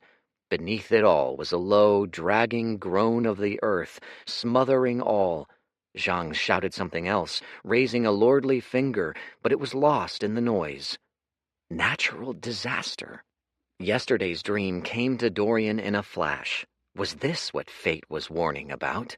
He tapped his interspatial ring. All his valuables were stored within. He was safe. Then he paused, glancing back to his tent. Almost all. Somehow, Kaya was still dead asleep. Before he had time to dash for her, the ground bucked beneath his feet like a stallion. He nearly fell over. He had to steady himself on his hands. Then, with a growl of frustration, he took to the sky with cloud-treading steps and surveyed the landscape with a grim eye. All the camps were in chaos. A mass hysteria had gripped the festival-goers. Warriors hopped up on chi, chucked techniques at random, and tribesmen ran to and fro, screaming and yelling, searching for a refuge that wasn't there. All the tribesmen knew what to do when struck by an enemy clan or beast, but this attack had no form nor face. In the desert there was nothing solid to cling on to, no shelter. All of them were clear out of their elements. From this vantage, it was like watching the panicked scrambles of an ant colony dropped in a lake. Add to it that none of them had ever felt an earthquake in their lifetimes. Dorian stilled. Then he searched through Io's memory again, just to be sure, his arms crossed. No memory of one. He couldn't recall reading of one happening either in Io's lifetime or any other. Were there earthquakes in this realm? Something wasn't right. Dorian felt it down to his bones. It unnerved him. Then Dorian noticed the dots in the sky. He'd been so focused on the geyser that he noticed them only now, and when he spun around, taking them all in, a spike of déjà vu struck him. He'd seen dots much like these weeks ago, only this time he had the eyes to make out the contours of feathers and slick black beaks in the far distance. Eyes that coursed crimson. A Vordor swarm, coming fast. But that wasn't all. Now that Dorian let his perceptions expand, he saw peculiarities in those shifting sands. The ground upended itself in streaks. It came from the distance in droves, drawing closer at a frightening pace. Something, many somethings, burrowed under the sands and made dozens of lines straight for them. An attack. Coordinated. It must be. Then a sound enveloped the world, devouring all else, a fathomless, distant rumbling, deeper than even the groans of the ground. It came from the depths of the geyser, rising fast in pitch and sound and scope. Dorian froze as soon as he heard it. With his eyes still fastened to the mouth of the geyser, he unleashed his chi. Yama's chains wreathed his arms and fell in long strands on either side of him, inky as night. All other threats were forgotten. That roar, he knew it with a certainty cold as the pit forming in his gut. That was no earthquake's roar. On instinct, he leapt far into the air, up and away. The roar rose to a crescendo. Now it sounded like metal screeching against metal, piercingly shrill. In that sound, Dorian heard seething rage. Something had to give. The sands ridged up, sending bodies tumbling down new dunes. The roar grew deafening, echoing madly. Cringing, Dorian thought back to last night, Old Man Fate's words. The old fucker was right. What had he said? Blood, tragedy, all-seeing eye? Above him, Zhang swerved around, grimacing. Underneath, several festival officials fled for cover, shrieking. A few had buried themselves under barriers and defensive chi treasures. Chaos. There was too much to keep track of. "Stay calm!" roared Zhang, and his body lit up with shining silvery white chi. This is all under control. Stay where you are." As though on cue, the geyser exploded. White water crashed out in all directions in a bone-rattling boom. A great mist tore through the air, blasting Dorian and sweeping past his hair. He was 20 feet in the air, and still a torrent smashed him with so much force he went flying, drenched head to toe. 1,000 screams were drowned in an instant. He spun, gathered himself, wiped the water from his eyes, and recovered just in time to see a head the size and color of a glacier emerge from the mouth of the geyser. He saw cruel, snow-white eyes, scales that flashed blindingly in the low light. Horns the size of parapets ringed its jaw, climbing to a mouthful of jagged teeth. Blistering ice-blue chi poured from its mouth as though it held a blizzard in its throat. Then that mouth opened in a blink, unveiling rows upon rows upon rows of those icicle teeth, stretching to an impossible size. Zhang didn't have the chance to so much as flinch before it closed around him with a sickening crunch. Dorian watched in a sort of incredulous shock as the rest of the beast emerged, translucent wings unfurling like webs of billowing frost. 4 scaled limbs, knotted with muscle, set next to an underbelly armored by thick ice plates. Its tail, a spiked whip of ungodly scale, was the last to come out. Frost dragon, beyond the profound realm, it must be. What rank? Earth? Sky, even? And this was no ordinary frost dragon, at that. This one must be centuries old, maybe a millennium. Its mere presence was like a dent in the world. So much pressure came from it that the air around it caved in, warping. The pressure struck him like a hammer blow to the chest. He had to fight to keep from toppling out of the sky. This was a creature impossible to fight, not at his stage. At the same time, the Vordors drew closer. The creatures burrowing beneath the sands were almost upon them. The men and women below had all lost their heads. Dorian whirled around, heart pounding. How this had gone so catastrophically wrong so fast he didn't know. He had to flee. Where was Kaya? The ground was a mess. Everything that could fall had fallen. He searched as fast as he could. There was no time. He'd need to abandon her. The thought sent a pang through him, but he suppressed it before he even identified the emotion. There was no time for sentiment either. By the state of things on the ground, whoever had ordered this attack had struck a fatal opening blow. Then the strangest thing happened. "Hi-ya!" went a voice. A beam of golden light streaked up from below. Approaching the frost dragon, it was so small it looked comical.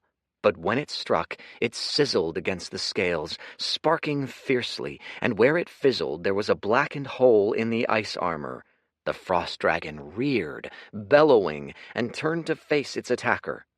Pearl stood there, a wild grin on his face. "Come!" he roared, another tongue of sun-gold chi blossoming on his fingertips.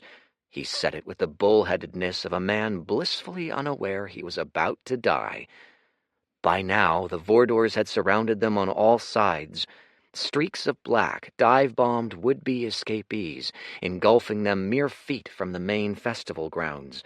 The sands burst open, and out poured worms big enough to swallow men whole, eyeless and clad all over in rough, brown, segmented skin. Their mouths were horrors of onyx black and sandstone yellow. There must have been hundreds of them, all in the vigor realm, circling from all directions. It was enough to seal off any possible avenue of escape. Panic buzzed in Dorian's ears, but he tuned it out by force of will. He felt like he'd been caught in a landslide. Where was there to go? What was there to do? It had all come so fast. This sort of attack didn't just materialize out of thin air. It must have been planned meticulously. The mystery felt like a mental itch he couldn't quite scratch. Shadows of knowledge hovered in his subconscious, begging to come to light. He gritted his teeth. Tch! In front, the frost dragon bellowed full-throated. The worms crushed in on all sides, opening their maws in near unison and tearing at the flesh of hapless festival-goers. The Vordors descended in rhythmic sequences, wings beating uniformly. The sight triggered a memory in Dorian's mind. In a flash, he knew who'd done all this. "The Ugok shaman," he said aloud. It was just like the last attack. He didn't need to overwhelm the enthralled beasts if he could strike at the one controlling them. But where was the shaman? Nobody was perched on the backs of Vordors. Nobody had come riding a worm. It took a tremendous degree of concentration to orchestrate an attack like this. Was he seriously to believe the shaman didn't maintain close range? Or stay in sightline of his beasts? No, the more likely explanation was that the shaman was among them. This was timed too well. Perhaps he'd been here all along, blended into the festival-goers, and only now, when everyone was properly drunk, properly vulnerable, did he tug on his thrall connections and summon his beasts to him. Who was it? There were thousands of people here, hundreds in the Vigor realm. 67. Red Solstice 3. Beasts crowded in from all sides, snapping off stragglers at the edges. The mass of humanity contracted as hundreds of men and women fled inward, but they couldn't flee very far. The frost dragon waited at the very middle, its neck ablaze with cruel chi as it charged an attack. Everywhere, blood gushed in fountains. Bodies fell in droves all around them, speared by worm fang or Vordor's beak. The ground had stopped shaking, but hysteria raged strong as ever. The emotion pulsed through hundreds of bodies in a relentless torrent. He saw it in the dropped jaws, the stifled screams, the mad rushing to nowhere. They'd all been reduced to animals, seized by their basest instincts, void of thought. The fighters among them were a little better, but even they'd been drowned in the chaos. There was no chance of mounting organized resistance, and Dorian still had no leads on the shaman. At this rate, it'd be over in minutes.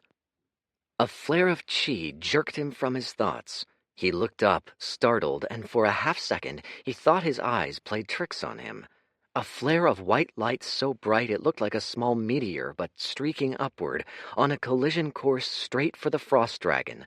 It shone with the strength of the profound realm. A tribe leader? But no ordinary profound had any hope of denting this monster's surface-level defenses. Sure enough, the dragon turned, derision etched on the lines of its massive face. It didn't bother raising so much as a limb to block. Then the meteor struck with the force of an extinction event. Bursts of red and gold fractured the world. Dorian raised an arm to shield his eyes, and a gale of heat singed the whole front of his body. The force of the boom sent his ears ringing. When he looked again, he saw the half-naked, panting form of a man who looked very much like young Master Yalta, but even bigger, more muscled and sporting a forest of hair from head to toe. Patriarch Yalta. To Dorian's surprise, the dragon had been knocked back a step. A chunk of its scales was half melted. But just as Dorian's hopes rose, harsh crackles filled the air. The scales glommed back together, hardening. In seconds they'd heal fully. His heart sank. Drat, there goes that try. All that was left was its simmering rage, primed to erupt. As Dorian crouched to dive for cover, another profound aura filled the air. He swerved to face it, staring, and saw a white-haired man take the scene. His beard and hair were both short, cropped to near nothing. He was a collection of brutal angles. Every inch of him had been sharpened to a pinpoint edge. To shake hands with him was to cut yourself in 20 places. Patriarch Narong! He yelled a high, short note, then blitzed in, his arms falling in slick arcs of light. This time the dragon took the strike seriously. A giant icy shield crystallized in the air. Narong's strikes flared against the shield, filling the air with shrill screeches. Dorian hadn't a doubt they were enough to cut any Vigor fighter clean in two, but against this shield they fizzed out. Then Narong had to blitz back. An instant later, an avalanche of chi froze the spot where he'd been solid. "Clan!" roared Yelta, his voice booming across the battlegrounds. "Gather in first formation! Secure the perimeter!" At the same time, Narong yelled a phrase in a language Dorian didn't comprehend. For the first time all fight, Dorian saw warriors rising from the ground to challenge the encroaching hordes. On the surface, Yelta and Narong's resistance might have done very little, but it had established a starting point, a line in the sand. We will not be trampled without a fight. The frost dragon, meanwhile, set its sights on Yelta. Its eyes narrowed in annoyance. Plumes of ice chi billowed from its mouth as a river of white blue flowed up its throat from its belly, and Dorian perked up in alarm. That attack could not finish. Yelta dove in once more. Narong was hot on his heels, but with a wave of its claws, the dragon summoned a hailstorm of ice chi. They were both forced on the defensive, summoning shields and strafing back. As they did, the blue-white rose, arching for the dragon's throat. Ha! To the left, a shock of yellow, a blink of light. It was a signal flare dropped straight into the dragon's eyes. It bellowed, rearing up, and unleashed its strike straight up. A blistering lightning storm of hail and vivid chi left its throat, diffusing into the bleak clouds. Almost instantly, snow started to fall. The flakes were misshapen, edged black. Sent to a grounded target, that strike would have transformed the whole of this landscape to an icy tundra. Dorian looked up to see the ethereal form of matriarch Xiao Pai flash by, trailed by wispy threads of her clan's trademark silks. Behind her, spread out all along the crowd, a handful of other tribal chiefs lit up with chi and leapt into the fray, screaming battle cries. At ground level, Pearl fired off another blast of God's chi, adding his own voice to the mix. The resistance was in full swing. On one end, the common warriors and hunters trying to hold back the worm and Vordor hordes. On the other, a dozen-odd profound chieftains and elders trying desperately to bring down a legendary beast a realm above them all. It was valiant. It wouldn't be enough. Dorian knew the difference between profound and earth better than anyone. The chiefs might serve as admirable distractions at best, but that was all. He could say the same of the common warriors. Already he saw the front lines starting to fray, saw worms crashing through and wreaking havoc in the soft interior. Many would die, but their lives served a useful purpose. It bought him time to try to end all of this. He tore his eyes from the central fight and soaked in the battlefield. He looked for signs of a shaman. Closed eyes, faces in deep concentration, a natural calm or mental strain. Whoever it was did an excellent job of blending in. None caught his eye immediately. Growling, he descended to ground level and dashed among the hordes of combatants, seeking suspicious signs. Still nothing. He scanned the crowd once more, then stopped on one of the hordes. He blinked. Rust tribe, all alone, hemmed in by 4 massive Vigor Realm worms, and their own flock of Vordors, too. For a clan of this size, it was overkill. Rust and Tuketu struggled to beat back the worms. The Vordors, meanwhile, were making mincemeat of the hunters Rust tribe had left. Frowning, Dorian rubbed his eyes, and a worry wormed up his chest. Where was Kaya? She couldn't still be. He eyed his collapsed tent and saw a bleeding figure pinned under, weakly flailing. She'd been so smashed from last night he'd be surprised if she could move without all that weight on her. Then he saw a line of jutting sand race in her direction. A worm! They hunted their prey through vibrations in the sand. One must have heard her fluttering heartbeat. In her state, she was worse than defenseless. He swore, turned to face the rubble, and swore again. His shaman hunting mission would need to wait a few seconds. "Ayo!" He paused. Rust had screamed the word. The man's eyes were bloodshot. He barely clung to his battle as he taxed his bloodline powers to their limits. All he could do was jerk his head in the hunter's direction. Dorian followed his gaze and winced. A Vordor had seized Kuruk by the arm. Another 3 dive-bombed the broken hunters. Most screamed, their faces half melted by Vordor acid, easy prey as the Vordors swooped for another dose. Without intervention, they'd all be finished in seconds. The choice was obvious. He could save Kaya or the hunters. He felt Rust's gaze burning a hole in his skull. He made his decision without a second's pause. He dashed for the collapsed tent, blasting aside the poles and the covers. Rust's rage-filled roar rang out behind him, but he forged on. Kaya lay half-conscious. In the chaos, she'd been buried under a lump of shattered glass and sandstone. As he found her arms and hoisted her by the shoulders, he was acutely aware of the tremors in the sands beneath, the way the sands shifted, ready to cave open at any moment. "Sorry, sis." He yanked her out by force. Even in her half-lucid state, she hissed, bloody scrapes opening up on her legs. Then Dorian dragged her to the sky, and not a second too soon. Hundreds of worm teeth reared up from the sands, clamped over thin air, and submerged once more. A second later, a horrid scream punctured the air. Dorian looked back to see a massacre where the last of the hunter resistance had been. Corpses lay so disfigured by acid none seemed human, their features sliding off their skulls. But the cry had come from above. Dorian glanced up to see that a Vordor had closed its beaks around the waist of Hento Rust. His cheeks had been drained of their rosiness, and his legs bent at awkward angles. Screaming, he tried to pry off the beak with no success. Then the Vordor bit down hard, all its peak vigor muscles bringing the brunt of its vice-like beak on Hento's spine. Hento's screech was fodder for nightmares. His gem-like eyes found Dorian's, and in his gaze, Dorian read a glut of pain, regret, and most of all, a childlike, naked terror. Then there was a sharp crack of severed bone, and Hento drooped. His body was broken in half. The light faded from his eyes. Still, the attack wasn't over. A black mist seeped from the mouth of the Vordor, ready to turn Hento's insides to liquid. Dorian didn't stay to see the aftermath. He fled, Kaya in tow, for the interior, seeking a space wedged between the two front lines. She was finally stirring, mumbling a gentle incoherence. He parked her under a makeshift tarp shelter alongside a small gaggle of civilians.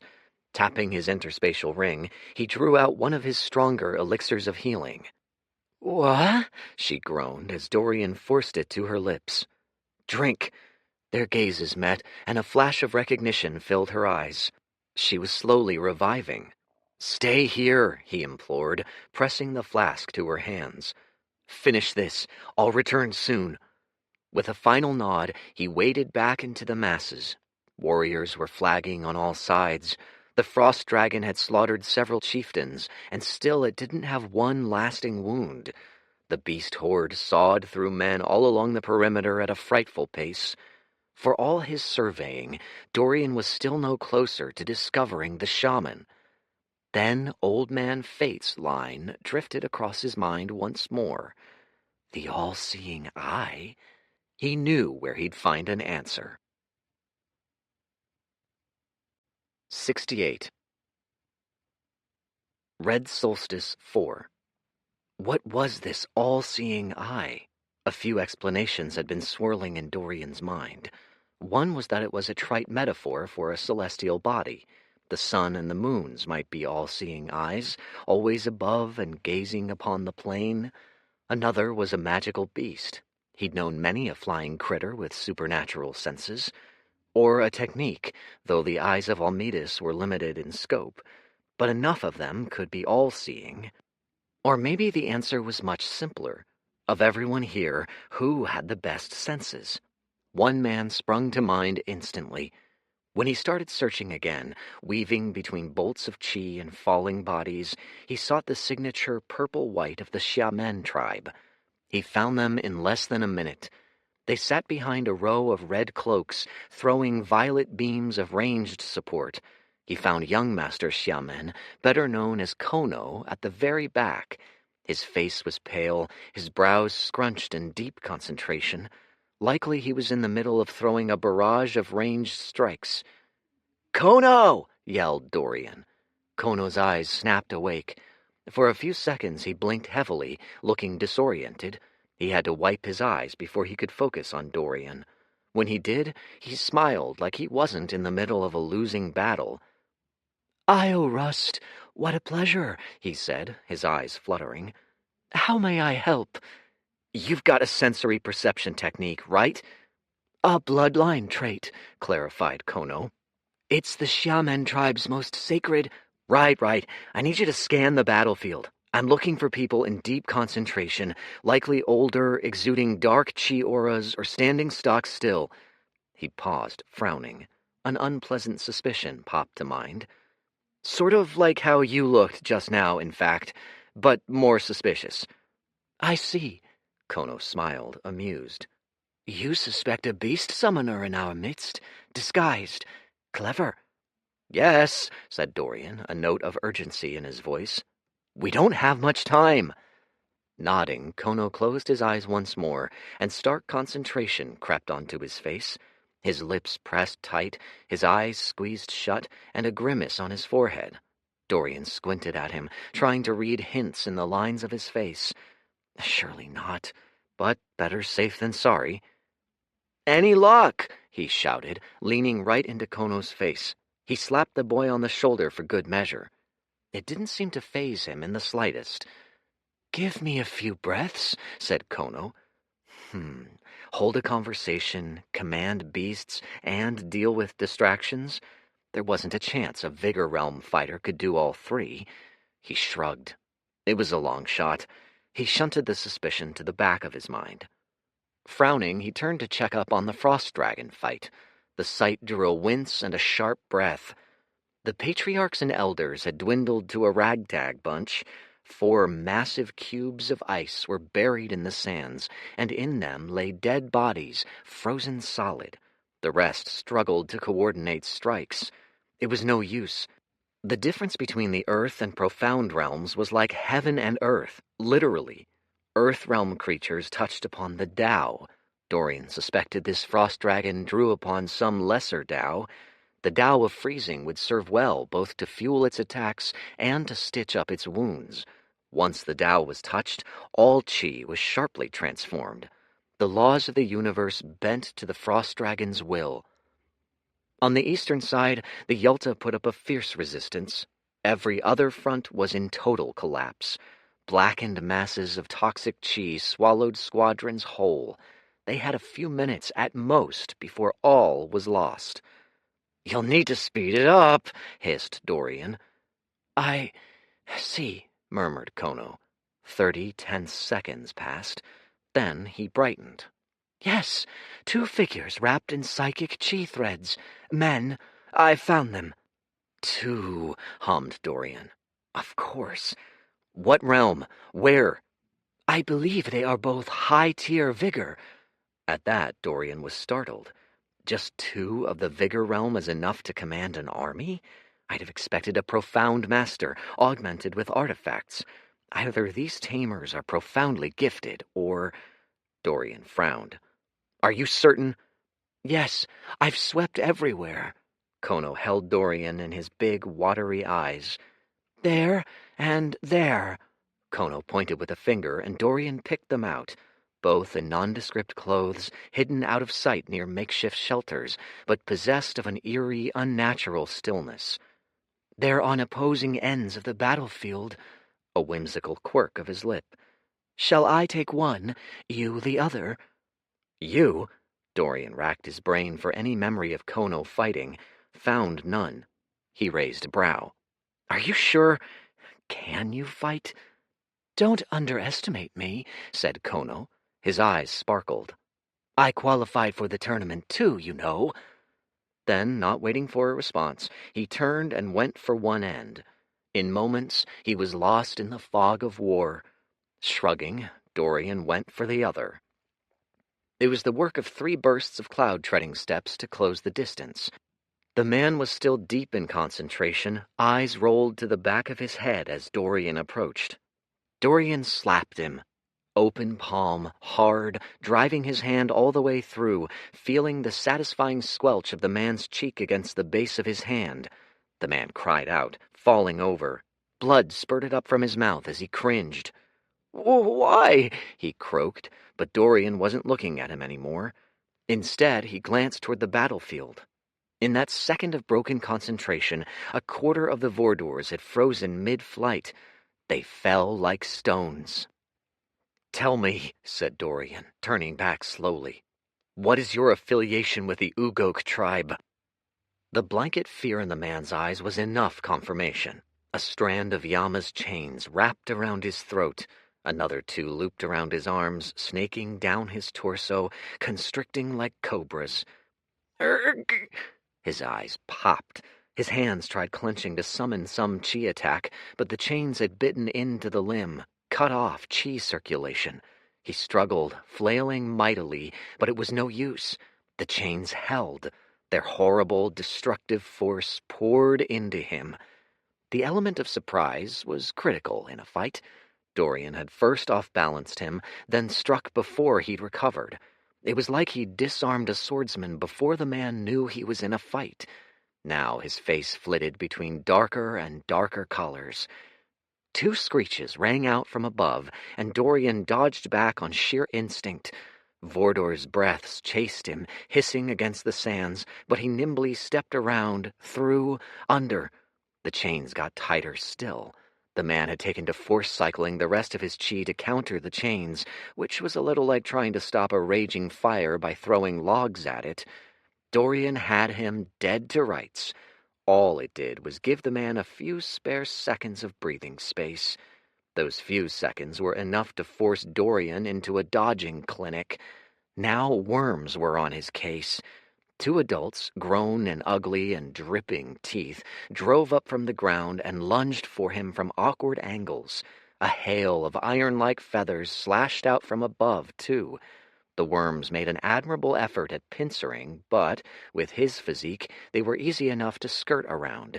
He made a snap judgment about the feathers. There were too many to dodge while he dealt with the ground threat. Instead, he manifested another 2 strands of his deathly chi, and Yama's chains became defensive, flickering back and forth in a cycle, deflecting the feathers as they came. Dorian grinned, acutely feeling the hotness of his blood. He finally got to stretch his muscles. He hadn't properly tested this vigor body in combat until now. It served him to perfection. He was almost disappointed when the shaman's head drooped.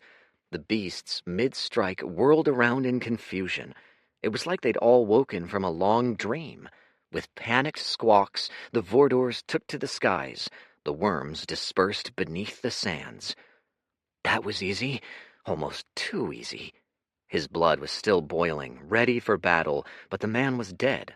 A nagging suspicion tugged at him. Could it really be 2 Vigor Realm shamans that had caused all this mess? But as Dorian scanned the battlefield anew, mass disarray had infected the spirit beasts. It was their turn for hysteria. Some, freed of their bonds, took flight. Others broke formation, crashing into their still-controlled counterparts. I suppose it's a success? The human warriors hesitated, befuddled. Then there was a cry in the distance, and the last of the controlled beasts plummeted and sagged to the sands. Kono had done his part, it seemed. Humanity saw the felled beasts before them and broke out of their stupor in a flash. Buoyed with newfound vigor, the men charged on all fronts. Devoid of order or strategy or will to fight, it was the spirit beast's turn to be beat into a wild retreat. With pained screeches, murders of Vordors fled, chased by fireballs and lightning bolts and wind arrows. It only took one charge to convince the worms, disordered and disoriented, to flee underground. That was that. Even the humans couldn't quite believe it. They looked to one another as though confirming this wasn't some illusion. Dorian felt their emotion. It was satisfying, relieving, true, and they'd sacrificed so much blood. Was Kono right after all? Doubt wormed in him. After near annihilation, to have it end just like that in mere minutes felt wrong. There was something anticlimactic to the ordeal.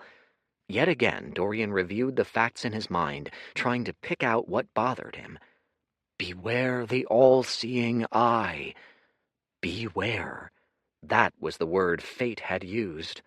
A gust of cold wind ran down Dorian's spine. He'd gone to Kono for help. The man had picked out the two Ugog operatives with impressive speed. Almost too impressive. This was the same man who, as a test, had attacked him mid-trial. A healthy amount of paranoia had kept Dorian alive all this time. Now alarm bells rang in his mind. Still, it didn't add up. If Kono was an Ugog agent too, why would he reveal himself to Dorian after the first trial? Why out his own tribesmen? Was it merely to gain Dorian's trust? The trust of the tribes, perhaps? Dorian frowned. It was far-fetched. There was a strange sincerity to the way Kono conducted himself that Dorian had a hunch was real. He'd be the worst person to send on a covert mission. Besides, he hardly seemed the part. The issue stewed in Dorian's mind, resisting him. Then a sharp bellow rose from behind Dorian, raising his hackles. He whirled to face the flood dragon just in time to see it gore a clan leader with one swipe of its massive claw. It roared, a sound so bludgeoning it felt like he'd been struck by a battering ram.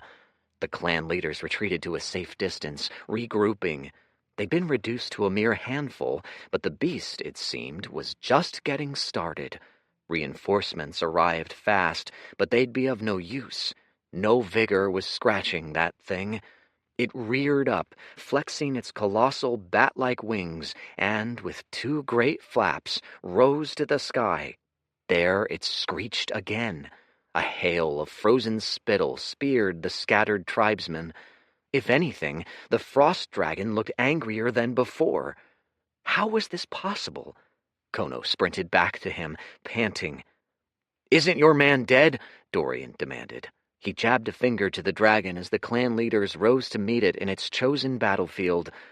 "Why is it still in thrall?" Two Vigor Realm shamans controlling a beast beyond profound by themselves? Of course it didn't add up.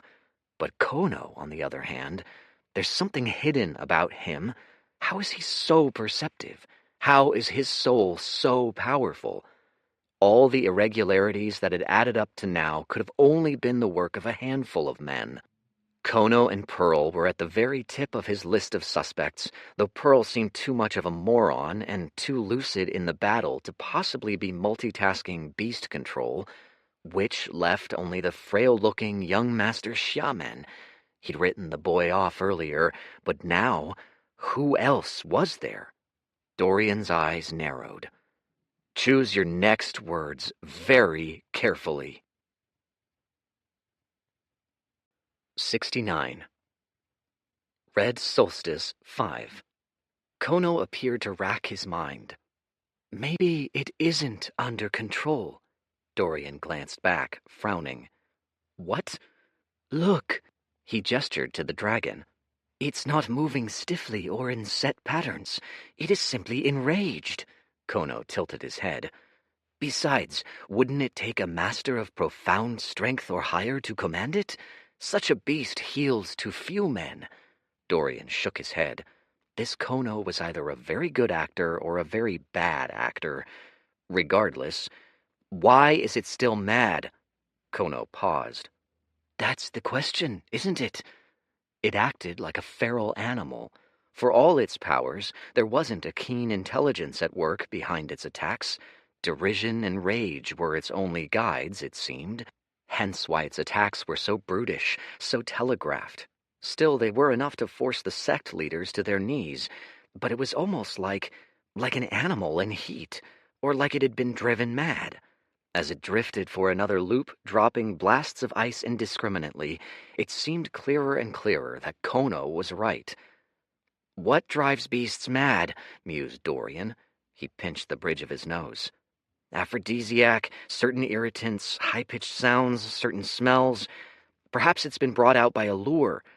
Or could it have detected Pearl's use of a god's energies which dragged it up to the surface? Doubtful. Or the answer is simpler than that, said Kono. He bit his bottom lip. This year the twin moons crossed. It was the first time in centuries, and on the night when Qi is thickest. On such nights, strange things happen. With a small sigh, Kono shook his head. I fear there may be no solving this. The only course left to us is to retreat. And you're confident it will not follow? Said Dorian. No, which is why some will need to sacrifice, to hold back the beast as the others escape. He closed his eyes. It's all we can do. As Kono spoke, the clan leader's moves grew more and more desperate. Yalta had a gaping wound torn down his chest. Dorian could see the muscles and bone under, and still he charged fearlessly into the fray. Narong bled in 50 places. It seemed he'd found out which was sharper between him and the dragon. Matriarch Xiamen lay dead. By her side, 7 other tribe chiefs were dead too. The hordes of Vigor tribesmen joining in, throwing up fluff strikes, were little more than tiny distractions. One dragon's breath mowed down the crowd. Then it swerved, flexing its mighty tail.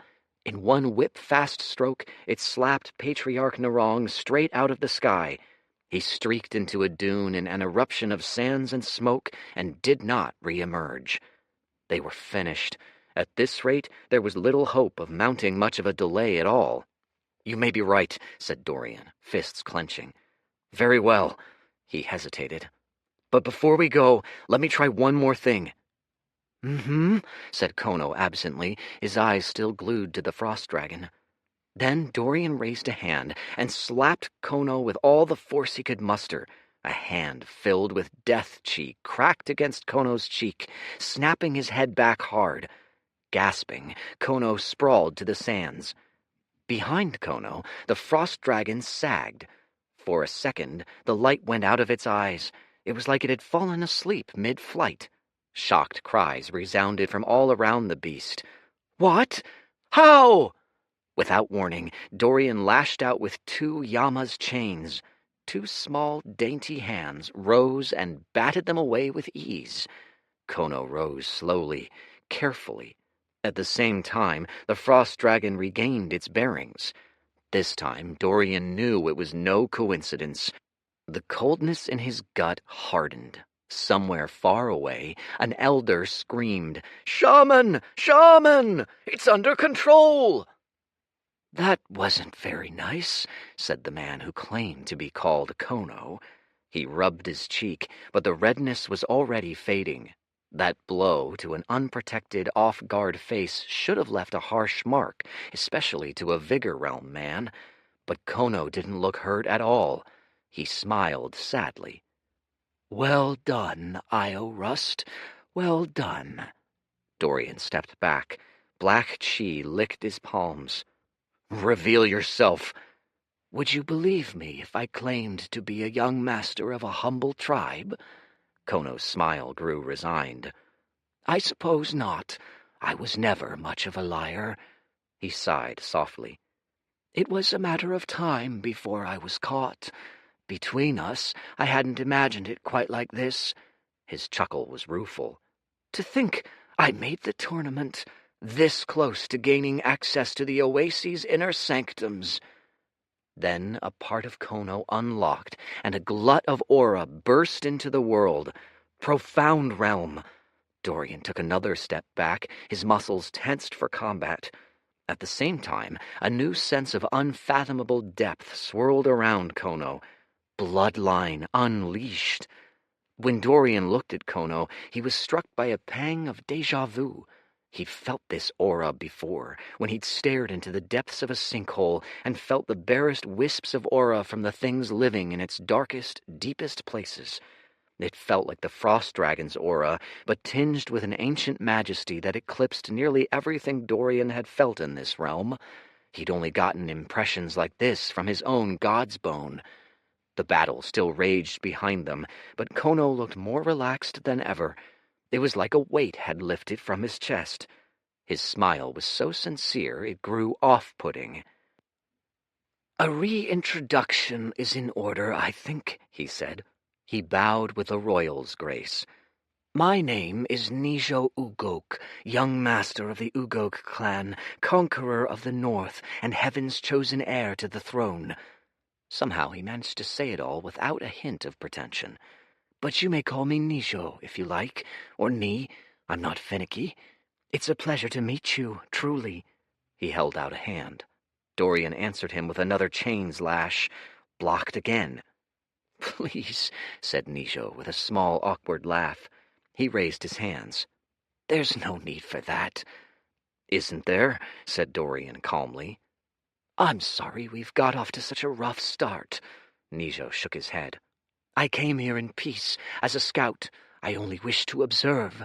All this," he gestured to the dead and the dying littering the sands, "was my father's idea."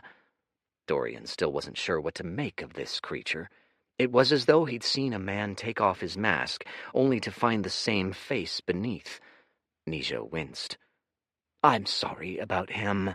My father thinks of all of you as savages, irredeemable. He wishes to conquer and raise. I, on the other hand, know you are very much like me. You've simply been molded by a base society, base environs. Your kind can be shown a better way." There was a hint of paternal resignation in his smile. Around them, bodies burned.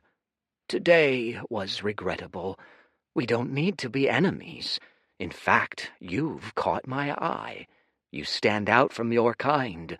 I'd like it if we became friends in time." Now it was Dorian's turn to laugh. "Friends, except that I'd be a conquered subject under the rule of you and your clan. I'll pass. Besides, genocide tends to leave a bad first impression on would-be friends, I'm afraid. And didn't we meet because you tried offing me in a trial?" Nijo held up his hands, and a different aura layered atop his bloodline. It felt like Dorian had been dunked at the bottom of a vast ocean. On Nijo's forehead glowed a golden infinity. "If I wanted you dead, you'd be dead," Nijo said, wringing his hands. This has gone much like our first meeting." His gaze swept across the battlefield. "The clan has accomplished what it set out to do. This is enough. I should go." He drew a long breath as he turned back to Dorian. "I must seem callous to you, to the plight of your people. Please don't think that of me. I met with your kind, dined with you. This last week I saw the world through your eyes. I did all I could to understand you tribesmen, so that today I could bear the full weight of what must be done." Dorian raised a brow. "What must be done? Right. Always the same with these empires. Isn't it convenient that what you want always aligns with fate?" "The conquest of the Ugok is inevitable, ordained by the heavens," said Nijo with a shrug. "All the rest of you can do is resist or accept us. You've made your stance clear. It was foolish of me to attempt recruitment. Poor timing, I admit. I've much to apologize for today, it seems." Then Nijo raised a hand. With an earth-trembling bellow, the frost dragon shifted course. In 2 wing beats, it landed behind Nijo, its hulking body blotting out all of Dorian's vision. In 1 step, Nijo kicked off, leapt the height of a small hill, and landed nimbly on the dragon's neck. Its breaths frosted the air. Nijo waved, forlorn. "Goodbye." "Hold on!" Gears spun in Dorian's head. The shape of his circumstances had shifted drastically in a day, then in an instant. But he was a god king. He'd only survived so long due to his sheer adaptability. He had no loyalties to Rust Tribe. He had no loyalties to the Oasis. He had no loyalties to anyone. He was his own actor. "Since you've been so honest, I should reply with some honesty of my own." He jerked his head at the collection of dismembered limbs that had once been Rust Tribe. "Until I awakened my talent, my tribe treated me as a doormat. I was roundly abused for 16 years. I've no love for them. They are not my people. In truth, they're better off dead." "Oh?" A glimmer of light in Nijo's eyes. Behind him, patriarchs and the elders dashed toward them. They didn't have much time. "My loyalties are to myself. Only myself. True, we've got off to a poor start, but that doesn't mean I'm not amenable to working together." The warriors were almost upon them. Dorian readied a battle stance. To an onlooker, it'd seem as though they were mid-battle. "You want an agent in the Oasis?" He smirked. "Contact me. Make it worth my while." Nijo stared at him. Then he burst out laughing. "You're a curious fellow, Io Rust. I suspect we'll meet again soon." Then, with 2 ferocious blasts of its wings, the frost dragon took to the sky. In seconds, it was gone. 70. Sunset. "What did he say, child?" To stand in the presence of a peak, profound realm master like Patriarch Yalta would have wobbled the knees of most vigor fighters. Dorian bore the pressure with a grimace. "He threatened me," said Dorian, feigning a cringe. "He said today was only the beginning. He said the Ugok clan sends their regards." "Impudent!" yelled a man from behind. From his lavish gray robe, he looked to be a clan leader. It had been torn all over in the battle. He clutched a bloodied stump of an arm. "Ambushing us like that, in our territory, in a time of celebration, no less. Have they no honor?" "None." Narong spat the word. He was cut in so many places his skin barely stitched him together. 2 pale yellow eyes sharpened. "They've shown their hand. They've done what they wanted, with impunity." He swept his eyes coldly over the battlefield, which had gone deathly quiet. The geyser receded back into the ground. A small whirlpool grew over the surface, and bodies were sucked in, dragged beneath the surface, limp as though they were swirling down a drain straight to Hell's. There was more blood than water. Red was the color of the day, soaking all. If Dorian was generous, half of the festival goers survived. 1/4 of the fighters did, if that. They'd crippled the tribes in a stroke. The young talents, the competitors, had been decimated. Now, in the aftermath, no one quite knew what to do. Tribal leaders glanced to one another, restless as what remained of their straggling tribesmen banded together behind them. Zhang had perished, and with him went any oasis instruction. The festival was headless. "They can't get away with this," growled a bearded, grizzled elder. "We must strike back." "Not us!" The voice came from an elder of the Zhao Pai clan, who clutched his matriarch's mangled body in his arms. More voices joined the fray. "What's there to do? You saw them. He flew on the back of a frost dragon." "How did he infiltrate us this deeply?" "What shall we do? Where shall we go? Our warriors have been decimated, our stores crushed." The voices piled up, stumbling over each other. It seemed everyone, elder to tribesman, had their own anxieties to add to the mix. Dorian saw a herd of frightened faces. "My husband's bleeding out! Help! Oh, saints, please! An elixir! Please, anyone!" "What was that beast? How'd they find us? Were they all controlled by that one man?" A few shouts in particular caught Dorian's attention. "What about the tournament? Zhang's dead. Will it still go on?" "It shouldn't. Not now. Our young master's been crippled. It's unfair." A high, shrill voice. "The tournament? How can you think of such drivel at a time like this? We're finished. The Ugok will kill us all. We must flee to the south, to the marshlands." Then a loud voice cut through the rest. Attention!"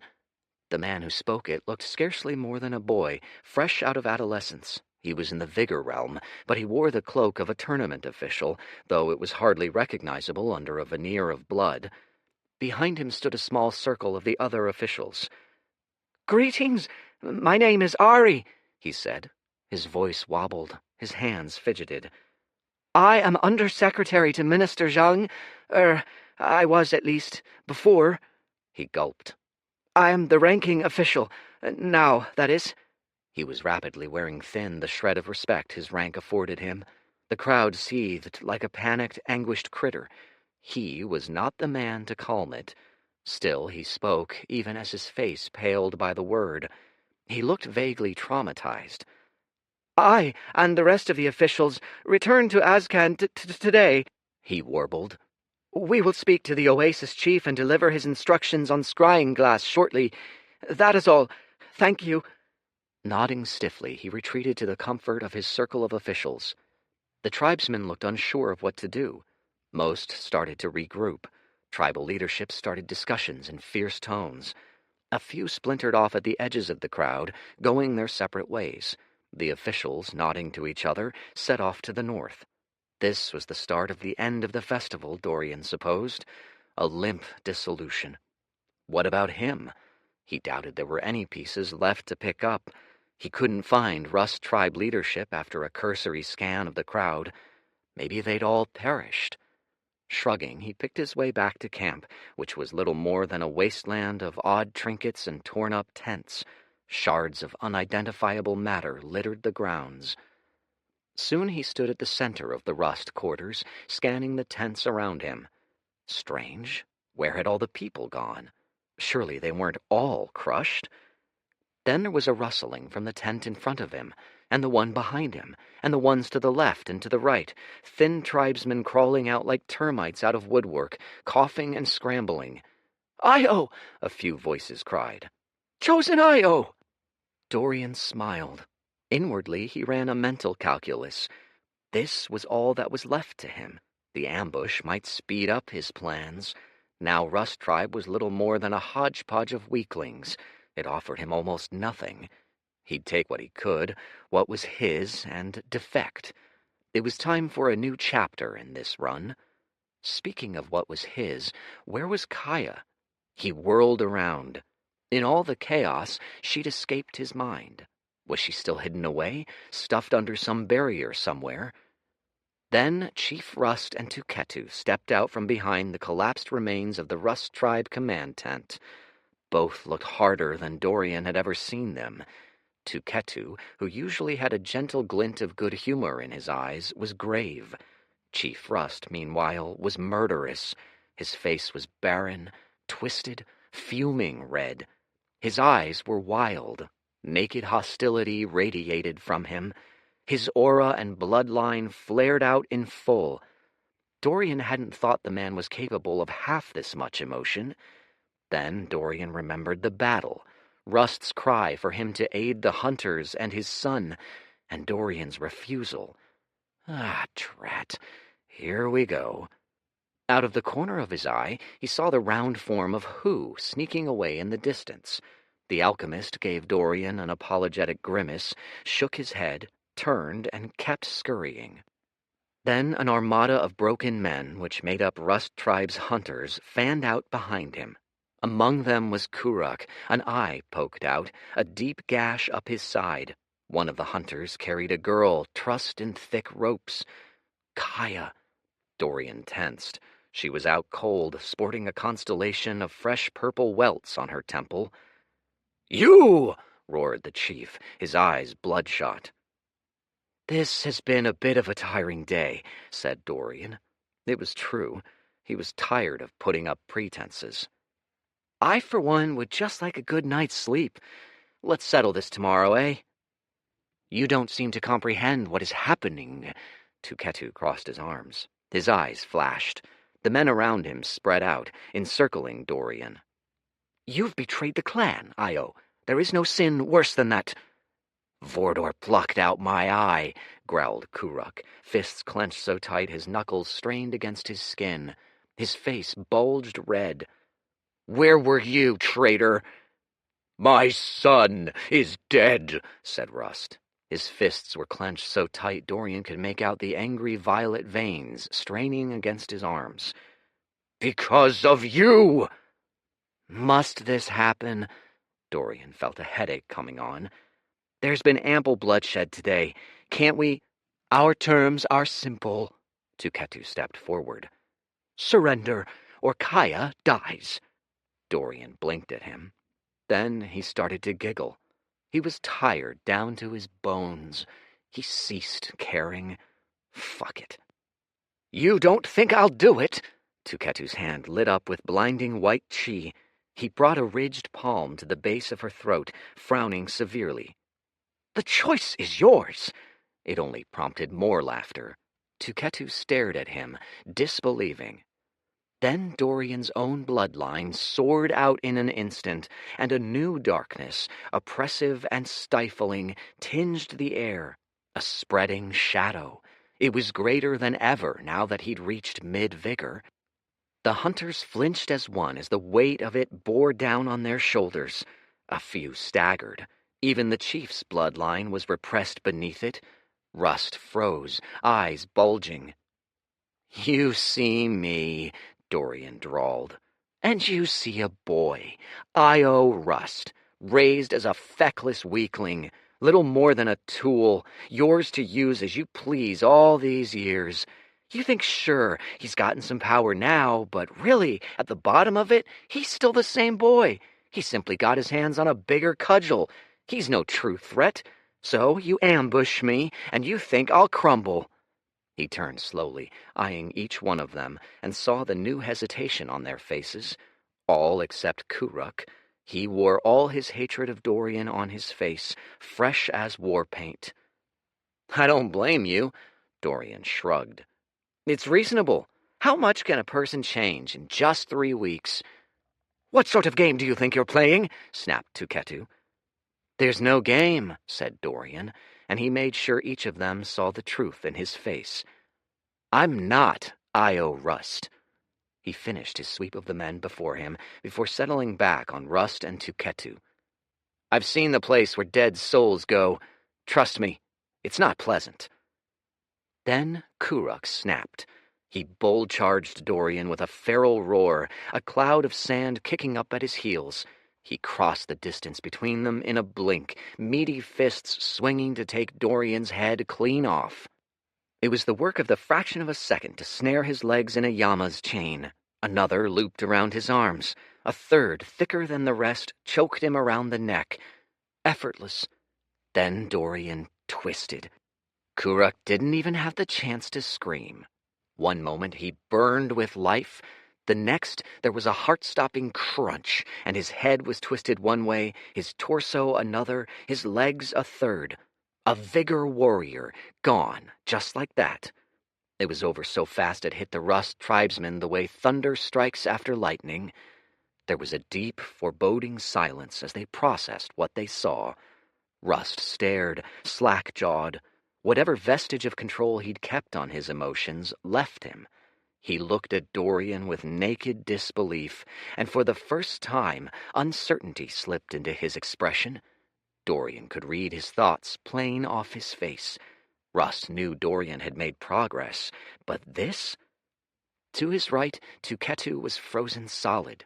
He soaked in the sight of his mangled son with uncomprehending eyes. "No," he whispered. "No! Kuruk, get up! Move! Your father commands it!" It was still and silent as a grave. Then Tuketu's face shifted. Horror and rage crept in, twisting his features to a gnarled, monstrous mess. "Back down," said Dorian wearily. He said it to the hunters beside Tuketu, the ones who still had time to run. "None of you have a clue what you're dealing with." "Kill him!" screamed Tuketu, and Dorian sighed once more. Kaya wasn't hurt too bad. She'd recover in due time. Dorian finished his checkup in a few minutes. Then he hoisted her onto his arms and eyed the sunset, which made a bloody orange battlefield of the dusk sky, an ethereal mirror of the sands below. It was time to leave. A hand tugged at the hem of his trousers. It was a woman, middle-aged, cradling a child. "Where will we go?" she whispered. "Save us, Io Rust!" And she looked to him, and Dorian could see that she saw a person he was not. "That name, Rust, is dead," he said. "Scatter. Seek refuge in other tribes. You are creatures of the desert. You'll survive." Gently he removed her hand. For whatever reason, he felt a strange tenderness. He stood at the end of something. He felt an upwelling of a strange, bitter-sweet emotion in his chest. He let it wash over him. "I'm no tribesman of yours any longer." With Kaya in tow, he stepped over the withered corpse of Rust, stepped over the cracked face of Tuketu, whose tongue still lolled out in shock. He palmed his tournament token in his hand, felt its cool, reassuring weight, and let it fade into his interspatial ring. Then he took a slow, deep breath and walked toward the setting sun. The oasis awaits. The end. This is Graham Halstead. We hope you have enjoyed this production of Speedrunning the Multiverse, a lit RPG cultivation adventure by Adastra339. Recorded books are available wherever audiobooks are sold. Thank you for listening to Recorded Books.